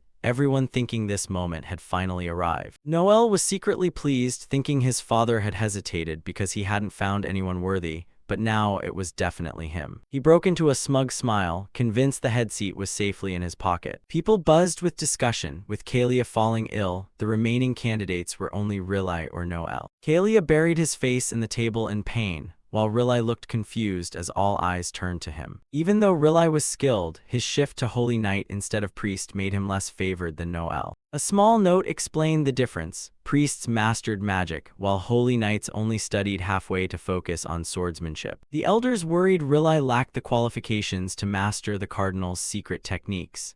Rilai could only lower his head in silence. Noel laughed heartily, flattering his father that he made the right decision since subordinates had started getting restless lately. The elder faction felt a tinge of regret. If Isaac were a few years older, he'd definitely be the most perfect choice. Noel strutted his declaration that once in power, he'd tighten discipline, his eyes glaring threateningly at Isaac. Before he could enjoy it, the patriarch poured cold water. "Did I say I was giving it to you?" Noel froze as if struck by lightning, the smile on his face vanishing instantly. He slammed the table and stood up, roaring to ask if his father intended to hand the family to the useless Rilai. Noel lunged forward to insult Rilai as childless, incapable of continuing the bloodline and thus unfit to succeed. Rilai turned pale with humiliation. Noel lost control, berating his younger brother terribly in front of the elders. He stood proudly in the hall, openly looking down on Rilai, disgusting everyone. Rilai could only keep silent and take it. Right at that moment, Isaac stood up, his face full of grievance on his uncle's behalf. The kid yelled, "How dare everyone look down on my uncle?" The kid shouted at the top of his lungs, "Do you all despise Uncle Rilai just because he's a eunuch?" The statement left the meeting room dead silent. Isaac continued his disastrous defense. "What's wrong with my uncle being a eunuch? It's not like he wanted it." Rilai almost fainted from shame. Rilai desperately denied while sweating profusely, while Isaac kept acting like an innocent child fiercely protecting a family member. Isaac's shout echoed through the estate, "So what if he's a eunuch?" officially turning his uncle's deep secret into a joke for the whole kingdom. A loud shout echoed throughout the meeting room, questioning whether someone really wanted to become useless. Noel stood there with his arms still in a cast, glancing at the worried Shuri and making sarcastic remarks about the recent trouble. Head of the family Benjamin Eshua kept his eyes closed, calling out Isaac's name in a low voice. Isaac beamed brightly, quickly obeying and sitting down in a chair, while Shuri behind him sweated bullets from the tension. Rilai Eshua looked stunned, pointing at himself, assuming the succession would fall to him or Noel. But Benjamin instantly crushed that hope, asserting that Rilai wasn't the chosen one either, causing the other family members to begin whispering in shock. The head of the family announced a shocking change. Starting today, the succession rights would no longer be restricted to the older generation. The auditorium exploded in astonishment.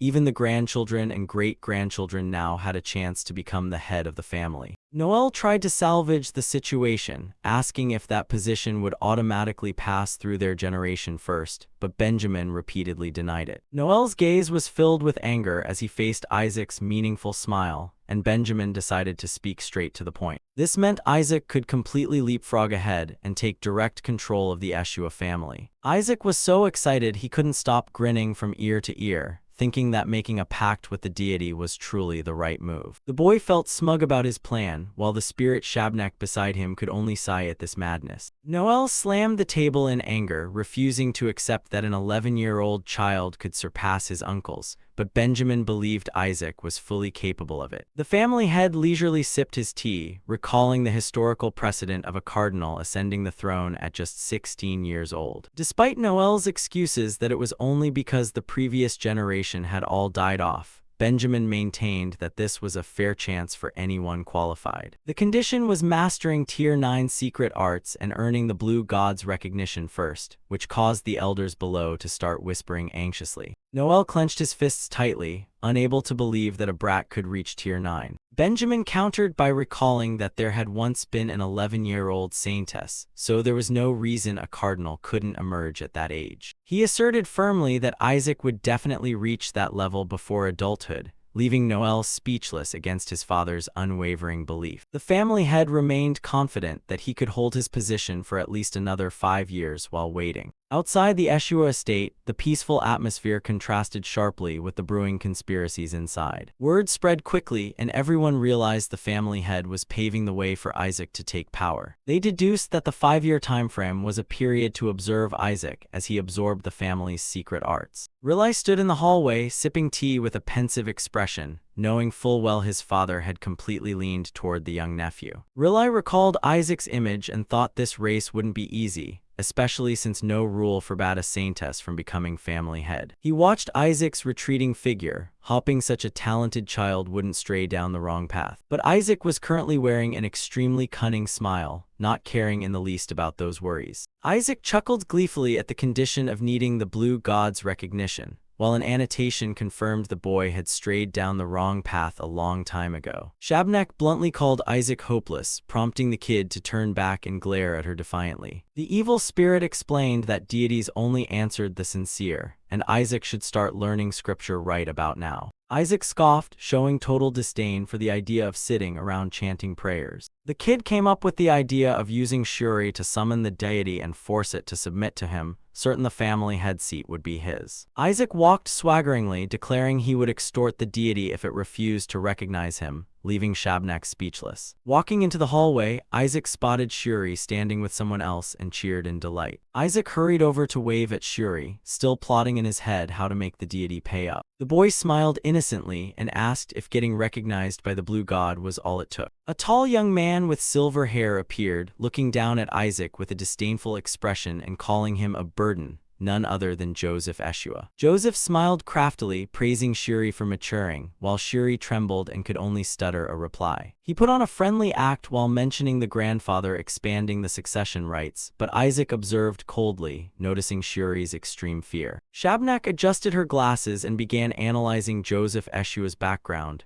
Benjamin's eldest son, a playboy who deeply despised this family. The spirit concluded that Joseph was just a defective, inferior version of Isaac, causing Isaac to radiate a murderous aura and ask if he wanted to die right now. Joseph Eshua grabbed Shuri, forcing the kid to summon the god of light for him while acting extremely arrogant. Isaac watched with a displeased look and Joseph turned to mock him, claiming Isaac had learned dirty tricks to win the family head seat. Shuri trembled in opposition, repeating the grandfather's instructions to practice with sincerity, but Joseph refused to listen and told him to know his place. Frowning, Joseph muttered that standard summoning took too long, wanting a faster, forced shortcut instead. Joseph continued pressuring Shuri, telling him to summon the deity for his beloved older brother, while Isaac observed with a cold gaze from behind. Isaac finally spoke up, telling Joseph to summon it himself. Joseph turned around in anger and scolded Shuri for not fitting to be an Eshua just because of his brown hair, which genuinely ticked Isaac off. Isaac let out a weary sigh at his cousin's arrogance, while Joseph barked at Isaac not to bring out childish toys. Isaac slipped his hand into his tunic, thinking that at his age, he should probably cut back on using the rattle, and began reaching for his weapon. Joseph remained clueless, smirking and telling Isaac to obediently summon the blue god while he was still talking nicely, while Shuri beside them turned pale with fear. Suddenly, a tremendously powerful blow landed squarely on Joseph's face, sending blood flying to everyone's utter shock. Joseph was blasted backward with a painful grunt, and Isaac stood ready for follow-up attacks. In Isaac's hand was now the golden rattle transformed into a whip, roaring as he asked which bastard dared mess with him. Shuri looked at Isaac with emotional eyes, assuming the kid had stepped in to save him, while Joseph clutched his face in agony on the ground. Isaac shouted that he wouldn't summon any deity for Joseph, and Joseph fumed at being ambushed before he could even do anything. Joseph staggered to his feet, cursing Isaac as a lunatic, unable to comprehend what had just happened, while Isaac burned with murderous intent. He reached up to touch his wound and froze upon seeing blood, refusing to believe his eyes. Joseph was horrified because thanks to his saintess bloodline, ordinary physical attacks had never been able to hurt him,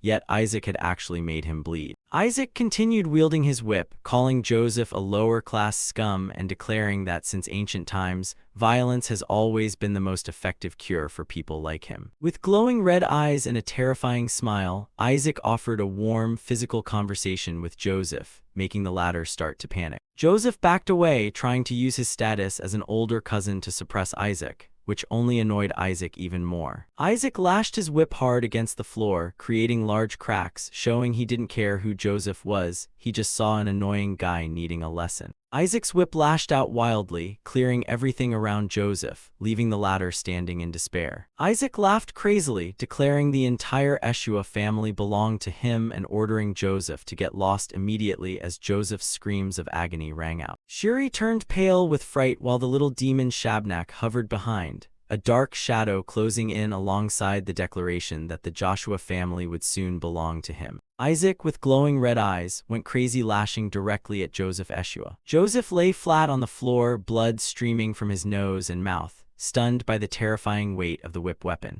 Young Isaac gripped the handle tightly, showing no intention of holding back. Joseph struggled up, desperately swinging his sword in counterattack. But Isaac was too fast, gliding smoothly like a ghost to dodge the blow. Another strike landed straight across his face, making Joseph spit blood and his head spin before he could react. A flurry of holy magic-enhanced whip strikes rained down like a storm, leaving Joseph cowering and taking the beating. Isaac laughed gleefully, a cruel smile evident on the child's face, believing people in the Joshua family only learned manners after a beating. The finishing blow was so powerful it created aftershocks through the luxurious room. Joseph's weapon dropped to the floor, and he passed out completely after the brutal near-death thrashing. Isaac casually dusted off his hands and applauded himself, ignoring Shuri and Shabnak, who stood frozen in horror. Shuri rushed over anxiously, telling Isaac to stop using that monstrosity and pay attention because the succession race was underway. Isaac put an arm around Shuri's neck, grinning broadly and saying he had taken care of that guy, so now it was Shuri's turn to summon the blue god for him. Seeing Isaac's plotting face, Shuri started feeling a chill down his spine. The guy stood dazed as Isaac brought up how the deity frequently appeared in his dreams. It was the image of a deity chained in darkness, desperately crying out for help. Shabnak also gossiped, asking if Shuri shared a close connection with that deity. Isaac pouted, figuring the deity chose Shuri simply because it was desperate and had no other choice. Little demon Shabnak looked blankly, failing to understand her master's meaning. The kid explained that the deity was actually trapped in the form of a lowly worm instead of him. Hearing this secret, Shabnak screamed in shock while Isaac casually scratched the back of his head, planning to release it soon. Isaac broke into a wicked grin, planning to use the fate of the Joshua family to force the deity into submission. Shuri trudged ahead in a heavy mood while Isaac and Shabnak followed behind, discussing extorting the deity. A sly smile crossed his face as Isaac wanted to swallow the power of Joshua to crush the papacy's bloodline. The group moved to a picturesque waterfall area deep within the family's territory. The peaceful scenery by the stream was where Shuri was supposed to perform the ritual. Shuri knelt down to pray sincerely, but Isaac standing nearby kept nagging and rushing him, annoying him to no end. While Shuri suffered through his prayers, Isaac lay sprawling out eating and drinking, boldly promising full support. Shuri reminded him of the harsh purification rules, but Isaac only focused on chewing noisily and told him to hurry up. Mid-argument, Isaac froze as he sensed a stranger's presence. A white-haired girl stepped forward with an angry expression, scolding Isaac for whatever game he was playing here. The girl looked at Shuri with a contemptuous gaze, wondering why someone as incompetent as him was given the heavy duty of summoning a deity. The white-haired nun mocked Shuri for lacking talent, saying someone like him wouldn't even reach the rank of bishop. The three of them sat down to talk, with the girl asserting that the family head position would sooner or later fall to Noel Joshua. Isaac picked at his ear, acting completely unconcerned, and retorted by asking if the girl had nothing better to do than wander all the way to the Joshua main estate. Posing with arms crossed arrogantly, she revealed she was an emissary sent by order of the grandfather.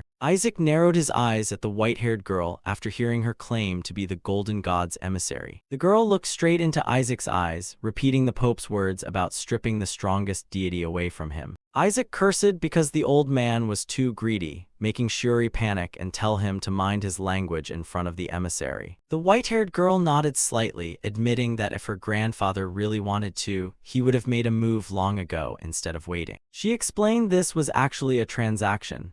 The Pope would help the Joshua family restore their secret arts in exchange for handing over the deity. The white-haired nun stated the Pope had flat-out refused because he didn't want to sell out his grandson's future, causing Isaac to internally praise that as truly his grandfather's style. The girl continued that instead, the Pope was willing to accept reclaiming the Holy Land as an alternative way to return the secret arts, leaving Isaac and Shuri astonished by this news. The old Holy Land had been occupied by demons, and the mission was to recover the holy artifacts there, while behind the nun, the powerful figure of the Pope loomed mysteriously. Shuri panicked, shouting that place was basically a real demon den, while Isaac maintained a thoughtful demeanor, observing everyone's reactions. Isaac began reasoning, knowing for sure his grandfather would accept because he couldn't pass up the chance to get the secret arts back, even knowing the Joshua family currently had zero chance of beating the demons. A dark vision flashed through Isaac's mind. If his grandfather ventured into that place alone, the chance of dying was extremely high. Little demon Shabnak hovered as Isaac calculated that if the family had died, power would fall to Noel, helping the papal faction easily swallow up the blue branch. A smug smile flashed across Isaac's lips, thinking those people had underestimated him far too much. With confident glowing red eyes, Isaac asserted that he was the only one who could restore those secret arts right now without needing the Pope's charity. The story shifted to the family head's office, where people were still buzzing about the church's risky proposal. The atmosphere in the room grew intensely heavy. Benjamin Eshua sat majestically in the chair, listening to the elders' opinions. An old man beamed with excitement, calling this a once-in-a-lifetime opportunity to fulfill the ambition of restoring the Blue family's signature secret arts. The other elders agreed, suggesting mobilizing the entire force to support the family head,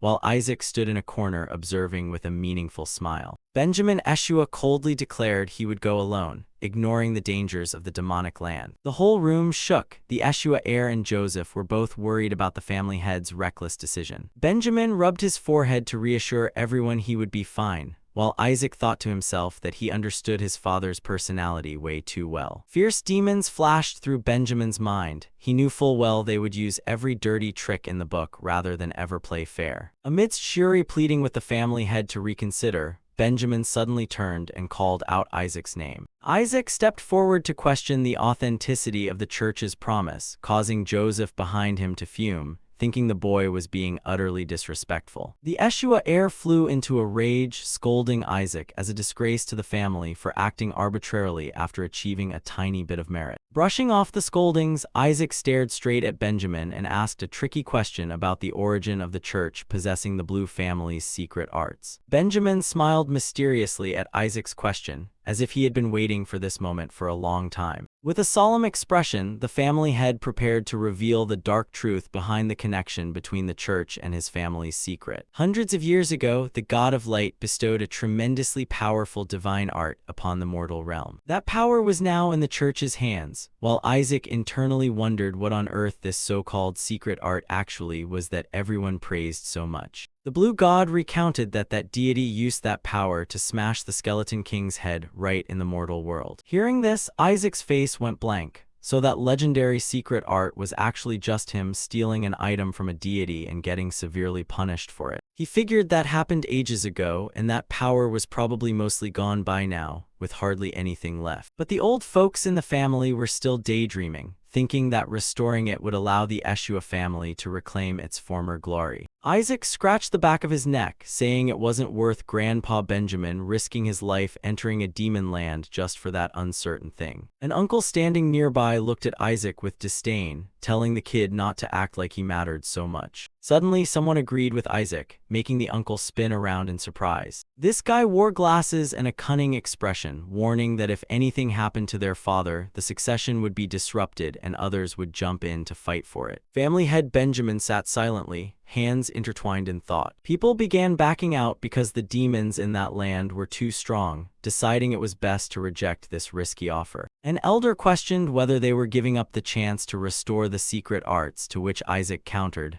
"What if I can use it?" The uncle sneered, claiming a brat who didn't even know what secret arts were had a big mouth, while Isaac shot him a sharp look. Shabnak's spirit appeared behind Isaac, and everyone still couldn't believe a technique lost for centuries could be used by this kid. Isaac pulled out a manual stolen from the Saintess's treasury, stating it clearly recorded that you just needed the blue god's power to instantly activate the secret arts. The uncle turned pale upon hearing this, and Isaac seized the opportunity to make a bet. "If I restore it, will you give up your claim to succession?" Isaac smiled smugly, affirming that if he pulled this off, even the blue god would have to recognize him as the future family head. The scene shifted inside the estate's prayer room. Isaac walked while humming in an exceptionally good mood, and Shabnak noted her master was acting unusually cheerful today, to which Isaac replied of course, since Grandpa promised to recognize his abilities. He stretched to relax, well aware his grandfather probably just considered it idle talk from an immature grandson. But his glowing red eyes revealed deep ambitions. He was going to make all of them believe their own eyes. Standing before the gorgeous altar, Isaac muttered, Now, time to summon a deity and chat for a bit, shall we? Shabnak panicked, asking if he planned to pray, and Isaac answered bluntly, "Are you insane? I'm not praying for anything." Isaac sat cross-legged on the floor, gathering energy, saying there was a deity you didn't need to beg for anything. The altar suddenly burst into roaring flames before him. Isaac smiled brightly, calling out the god of legal penalties by name to talk nicely while he was still feeling gentle. Bright flames lit up the room as Isaac began performing his own ritual. The deity replied that despite the pact, a faithless person like Isaac wouldn't get a response, but Isaac remained silently smiling. He called out the deity's name once more with a challenging expression. Isaac started his familiar extortion routine, asking if he should tell everyone about how this deity got beaten to a pulp by him when it tried to arrest him. The altar shook violently, flames flaring up as the deity panicked and asked, "What do you want this time?" Isaac asked about the bug in the seal, and the deity admitted it was still shifting surprisingly. It turned out that when Isaac self-destructed years ago, the magic went haywire and dragged a bunch of deities into it, leaving several still unconscious. Isaac stated firmly that the deity trapped in there was none other than the god of light, staring straight through the altar with clairvoyant eyes. The deity was shocked, and Isaac explained that was why the blue god had grown so weak lately. Isaac mocked that even the deities didn't know the god of light was one of the supreme gods trapped inside, something even the deity in front of him hadn't realized. The altar vibrated strongly once more at Isaac's assertions. Isaac told them to drop the subject and just tell him how to break the seal so he could handle it himself. The deity realized that if this person really was the Skeleton King, even the oldest seal could be easily undone. Before getting to work, Isaac said he had a small favor to ask, actually nothing major at all. Look at his cunning face as he said, "Hand over that elixir you guys keep gifting to the cardinals." Isaac continued extorting the deity in the altar, reminding it that he also had a pact with the supreme deity, so it shouldn't try to hide such precious items. Look at Isaac's smug grin. The deity was stubborn at first, but faced with the Skeleton King's threats, it had to reconsider. Turning back to Shuri, Isaac asked in a mocking tone when he saw the kid hesitating and not daring to take the item from him. Isaac stuck his tongue out, making a terrifying face and threatening to torture every single heir one by one if Shuri didn't listen to him, looking no different from an actual demon in that moment. A blood-curdling scream echoed throughout the room as Isaac began to work his magic, tormenting the poor kid's sanity. The next morning at the sanctuary, everything seemed to have been thoroughly prepared and settled. Isaac called Shuri over, the kid's face still pale with lingering shock from what had happened the previous day. Isaac produced a deep purple potion bottle and told Shuri to drink up. Shuri immediately asked with suspicion if it was poison, even as Isaac insisted it was just for restoring his health. Seeing Shuri dragging his feet, Isaac lost his patience, pinned him down, and poured the potion straight down his throat.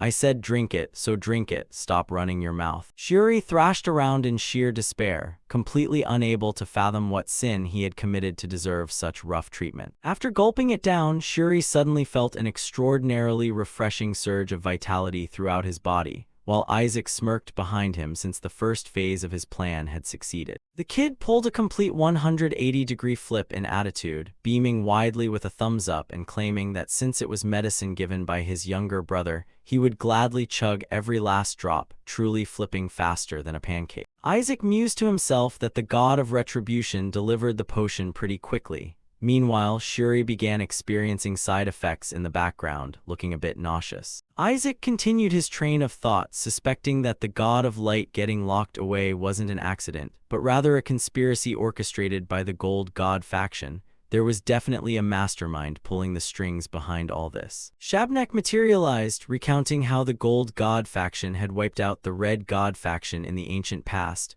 a holy war completely unknown to mortal humans. It went on to explain that if the Red faction cooperated with Isaac to pull off a successful coup, the god of retribution would also reap immense benefits in terms of power. It was a total mess. Picking his nose, Isaac asked with curiosity, "Isn't the supreme deity part of the Gold God faction too? Shouldn't they be on the same side?" Shabnak, however, believed those gods couldn't stand each other anyway. Isaac suddenly recalled his encounter with that goddess when he went to snatch the treasure. She seemed to take a liking to him too, but he couldn't figure out what the hell was going on inside her head. Shabnak curiously asked about her taste, but Isaac clicked his tongue and told it to drop it, saying it didn't matter anymore. Snapping back to reality, Shuri was suddenly enveloped in a crackling aura of bright blue electricity. shouting Isaac's name at the top of his lungs as the true power within the potion bottle began to kick in. Shuri roared out loud as he felt boundless power surging through his veins, the kid feeling so overwhelmingly confident that he declared he could now beat the Skeleton King to death with his bare hands. Standing beside him, Isaac froze completely in place upon hearing that, cursing inwardly. Did this bastard just say he'd beat me to death? He truly had no idea who he was messing with. Seeing Shuri completely absorbed in bragging, Isaac urged him to hurry up and summon the blue god to get the job done, prompting Shuri to brace himself and shout at the top of his lungs, calling upon the deity to manifest. A dazzling burst of brilliant blue light flared up,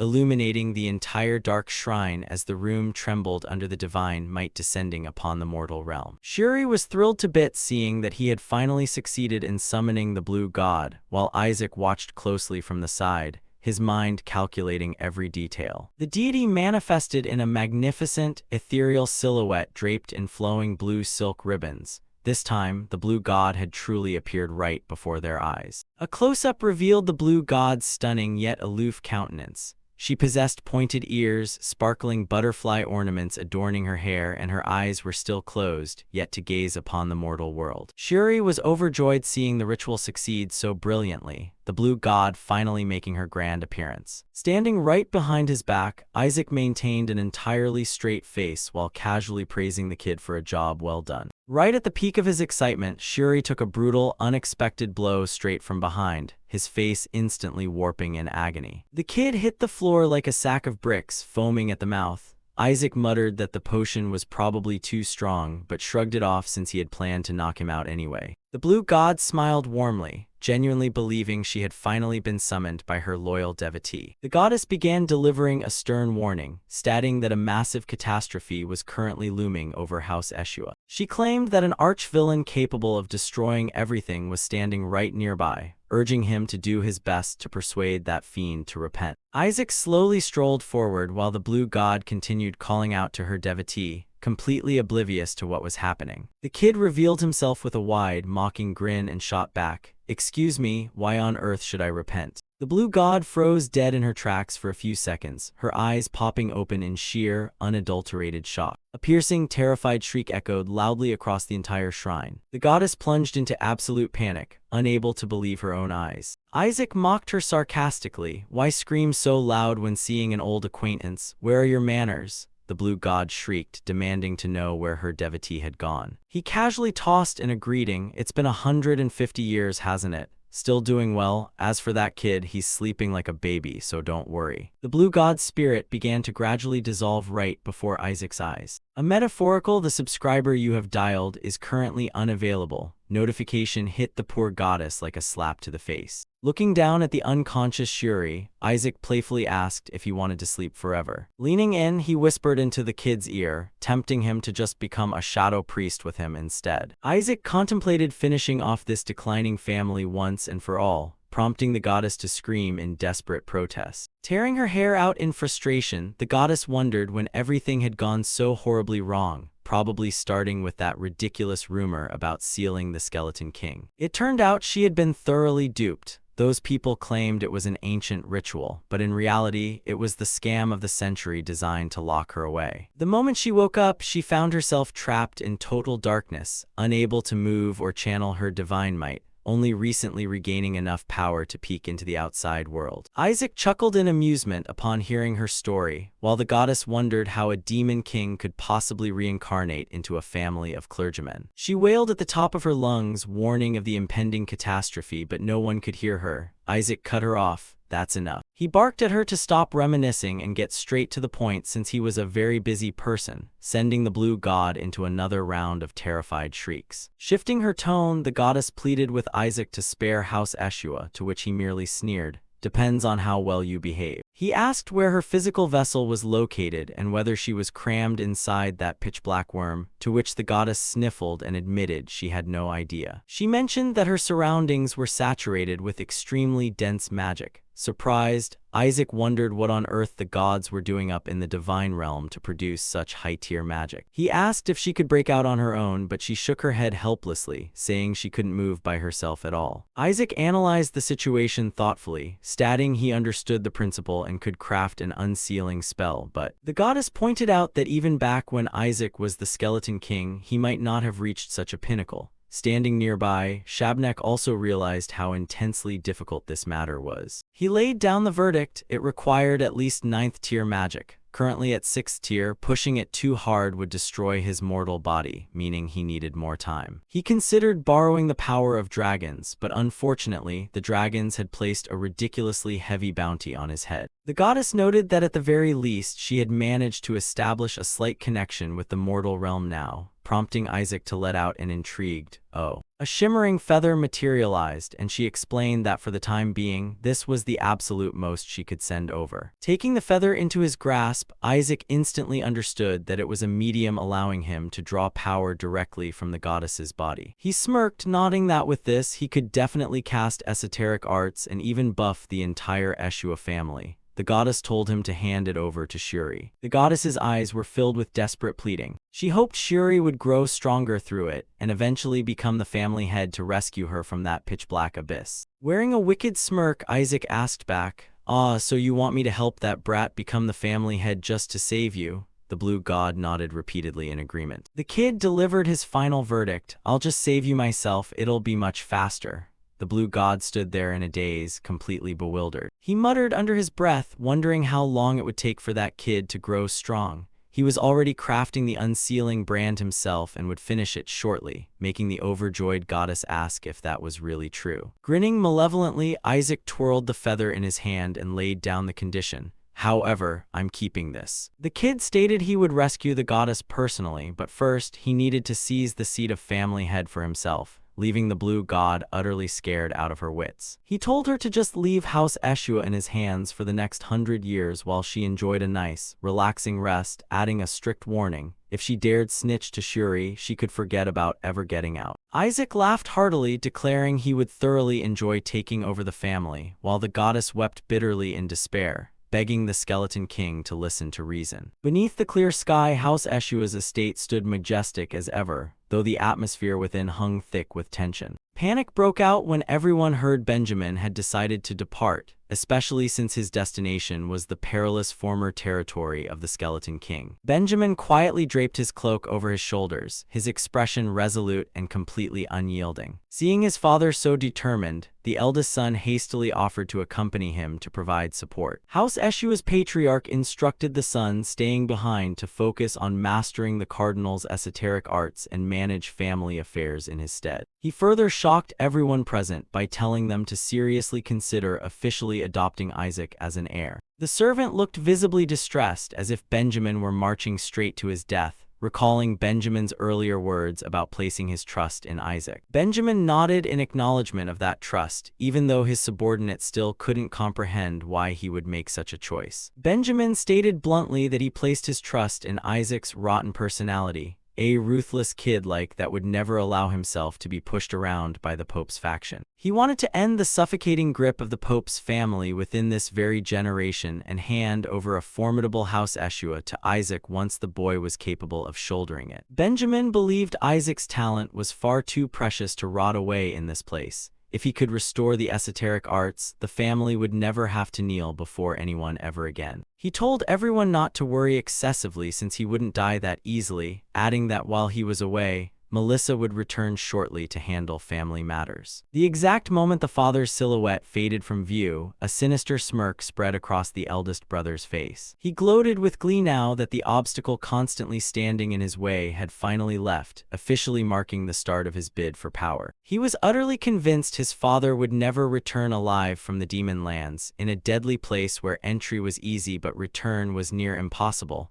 No one could possibly survive. At the foot of the blazing volcano, this was the exact place where the eldest son and the previous saintess had vanished without a trace. When he heard the servant mention that Isaac might restore the esoteric arts, the brother burst into a loud, mocking laugh of pure contempt. Pulling out a mirror to gaze upon Melissa's reflection, he scoffed that if even the woman hailed as the strongest in history had failed, How could a mere child like Isaac ever pull it off? Standing before Isaac, he looked down on him with disdain, dismissing everything as the meaningless games of a toddler. Isaac silently endured it, but the little demon beside him looked anything but gentle. 3 days later, Isaac's party finally arrived at Hill's village, where the sky had already turned pitch black. The moment they stepped into the inn, the group was greeted with disappointing news. The innkeeper informed them that the Duke had already departed 2 days prior. Hearing the news, Lilai felt like collapsing from pure exhaustion, while Isaac remained totally unbothered, saying it was fine since they would catch up at the next village anyway. Lee eyed Isaac with deep suspicion, knowing her younger brother's personality all too well and suspecting he was definitely plotting something. Pulling her hood up, Lee warned the group to cut down on sleep and keep moving, since closing the distance on grandfather was no laughing matter.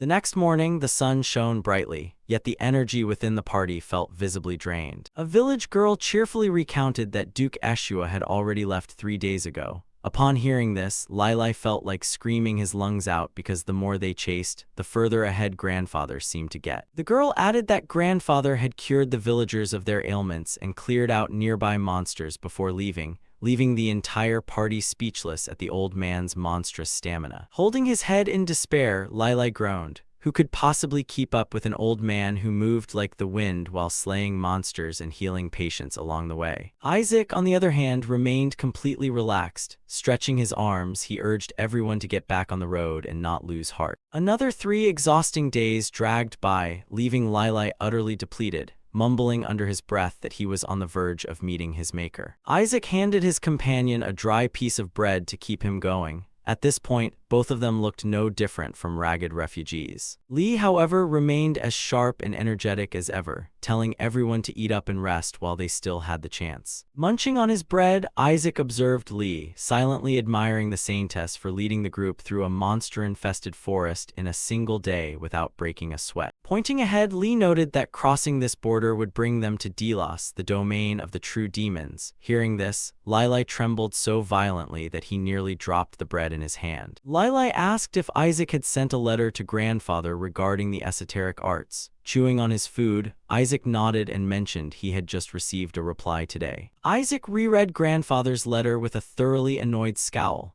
The old man ordered him to return immediately, threatening to strip him of his inheritance rights otherwise, which genuinely terrified Lilai. The demon Shabnak materialized, asking whether grandfather would actually believe the fake esoteric art story. Isaac sneered, saying that was precisely why the demon had to accompany him. Shabnak remained uneasy, but Isaac was only concerned about whether this demon was fast enough to keep up with grandfather's blistering pace. Isaac narrowed his eyes with sharp calculation, knowing full well that a seasoned cardinal like his grandfather wouldn't be easily fooled by cheap tricks. He decided to send another letter to assert himself, stating that the group would wait right here, while Lilai panicked over the terrifying prospect of Isaac actually getting disinherited. Scratching his head, Isaac declared that if grandfather refused to meet, they would recklessly charge straight into the lands of the true demons to show him what's what. Lilai asked with deep anxiety whether this plan was truly feasible, as Isaac's expression looked completely untrustworthy at that moment. Isaac then came up with an even more outrageous scheme.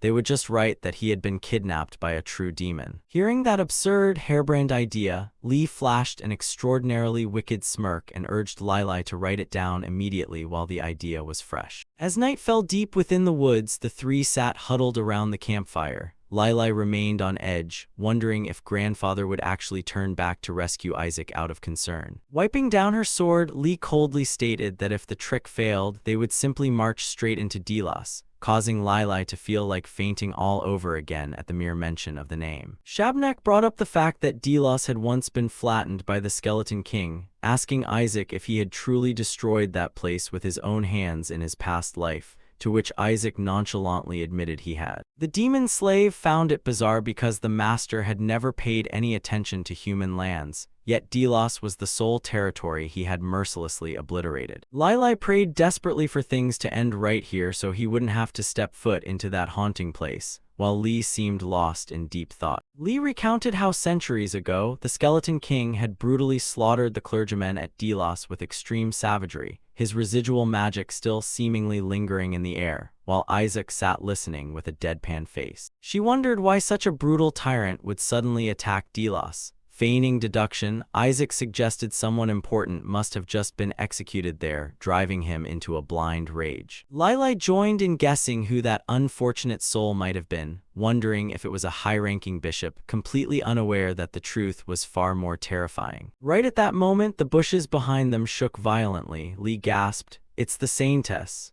as Lili jumped out of his skin, seeing a figure rushing out at blinding speed. It turned out to be Uncle Benjamin. Li called out his name in surprise while the uncle gasped for breath, drenched in sweat from sprinting so hard, leaving Lili with his jaw dropped, asking why he was here. The uncle berated the group for their sheer recklessness in venturing into demon territory, explaining that upon receiving news of Isaac's capture, he had covered a 4-day journey in mere hours to save him. Grabbing Lili with a terrifying, murderous glare, the uncle roared to demand where Isaac was, scaring the poor guy half to death. The uncle was in a state of extreme agitation due to Li's message claiming Isaac had been captured by a true demon, while Lili froze, baffled as to how the uncle found out so quickly. Seeing the uncle's furious, bloodshot expression, Lili began to sense that something was horribly wrong. This prank had gone way too far. Behind Benjamin stood an entire legion of blue knights with eyes glowing red with bloodlust, swearing to slaughter every last true demon to reclaim their young master, making Li and Lili turn pale as they realized a catastrophe was imminent. The uncle continued roaring to ask where Isaac was. Trembling, Lili pointed behind him, stating that Isaac was standing right there in plain sight. In the distance, a massive, towering silhouette emerged from the mist, leaving the group stunned as it became apparent that the figure wasn't Isaac, but an actual true demon manifesting before them. In sheer panic, Lili pointed toward the rocky ledge, calling out Isaac's name in utter despair. A grotesque demon suddenly materialized and snatched Isaac.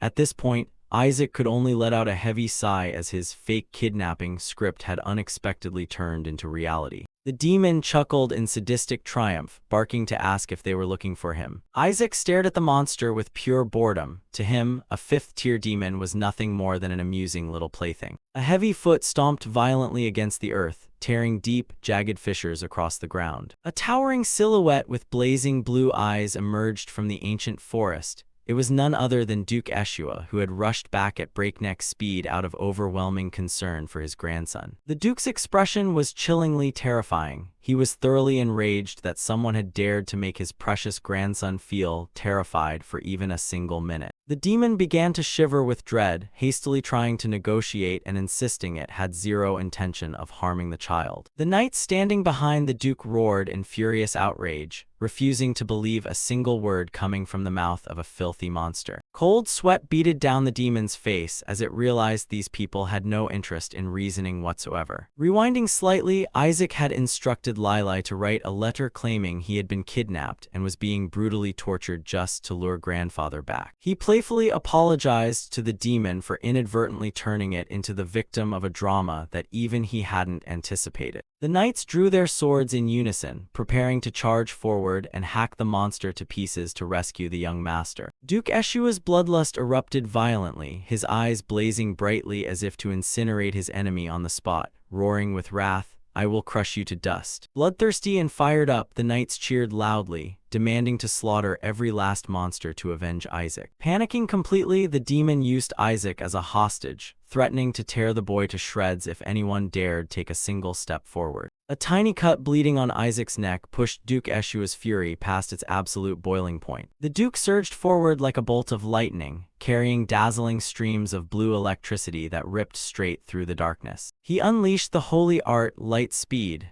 moving so blindingly fast that it left a trail of afterimages in his wake. The demon was plunged into sheer horror, unable to comprehend how a mortal human could possess speed far beyond its understanding. The Duke followed up with the technique no retreat, completely sealing off every possible escape route for the beast. Brilliant rays of blue light pierced through the surrounding space around the demon. A cataclysmic explosion of energy detonated directly where the monster stood. The demon shrieked in agonizing pain as it took the full, direct brunt of the divine power, attempting to call out to its master, but it was already far too late. In utter desperation, it screamed a threat to kill the child. Yet Duke Eshua simply marched forward coldly, radiating suffocating bloodlust. Holding a sword blazing with brilliant blue radiance, he stated with absolute certainty that this demon would never have the chance to harm anyone ever again. The Duke unleashed his finishing technique, Punish One to Warn 100, calling down colossal pillars of blue lightning from above. Duke Eshua's face radiated the terrifying majesty of a god of war, ready to obliterate anything that dared lay a finger on his child.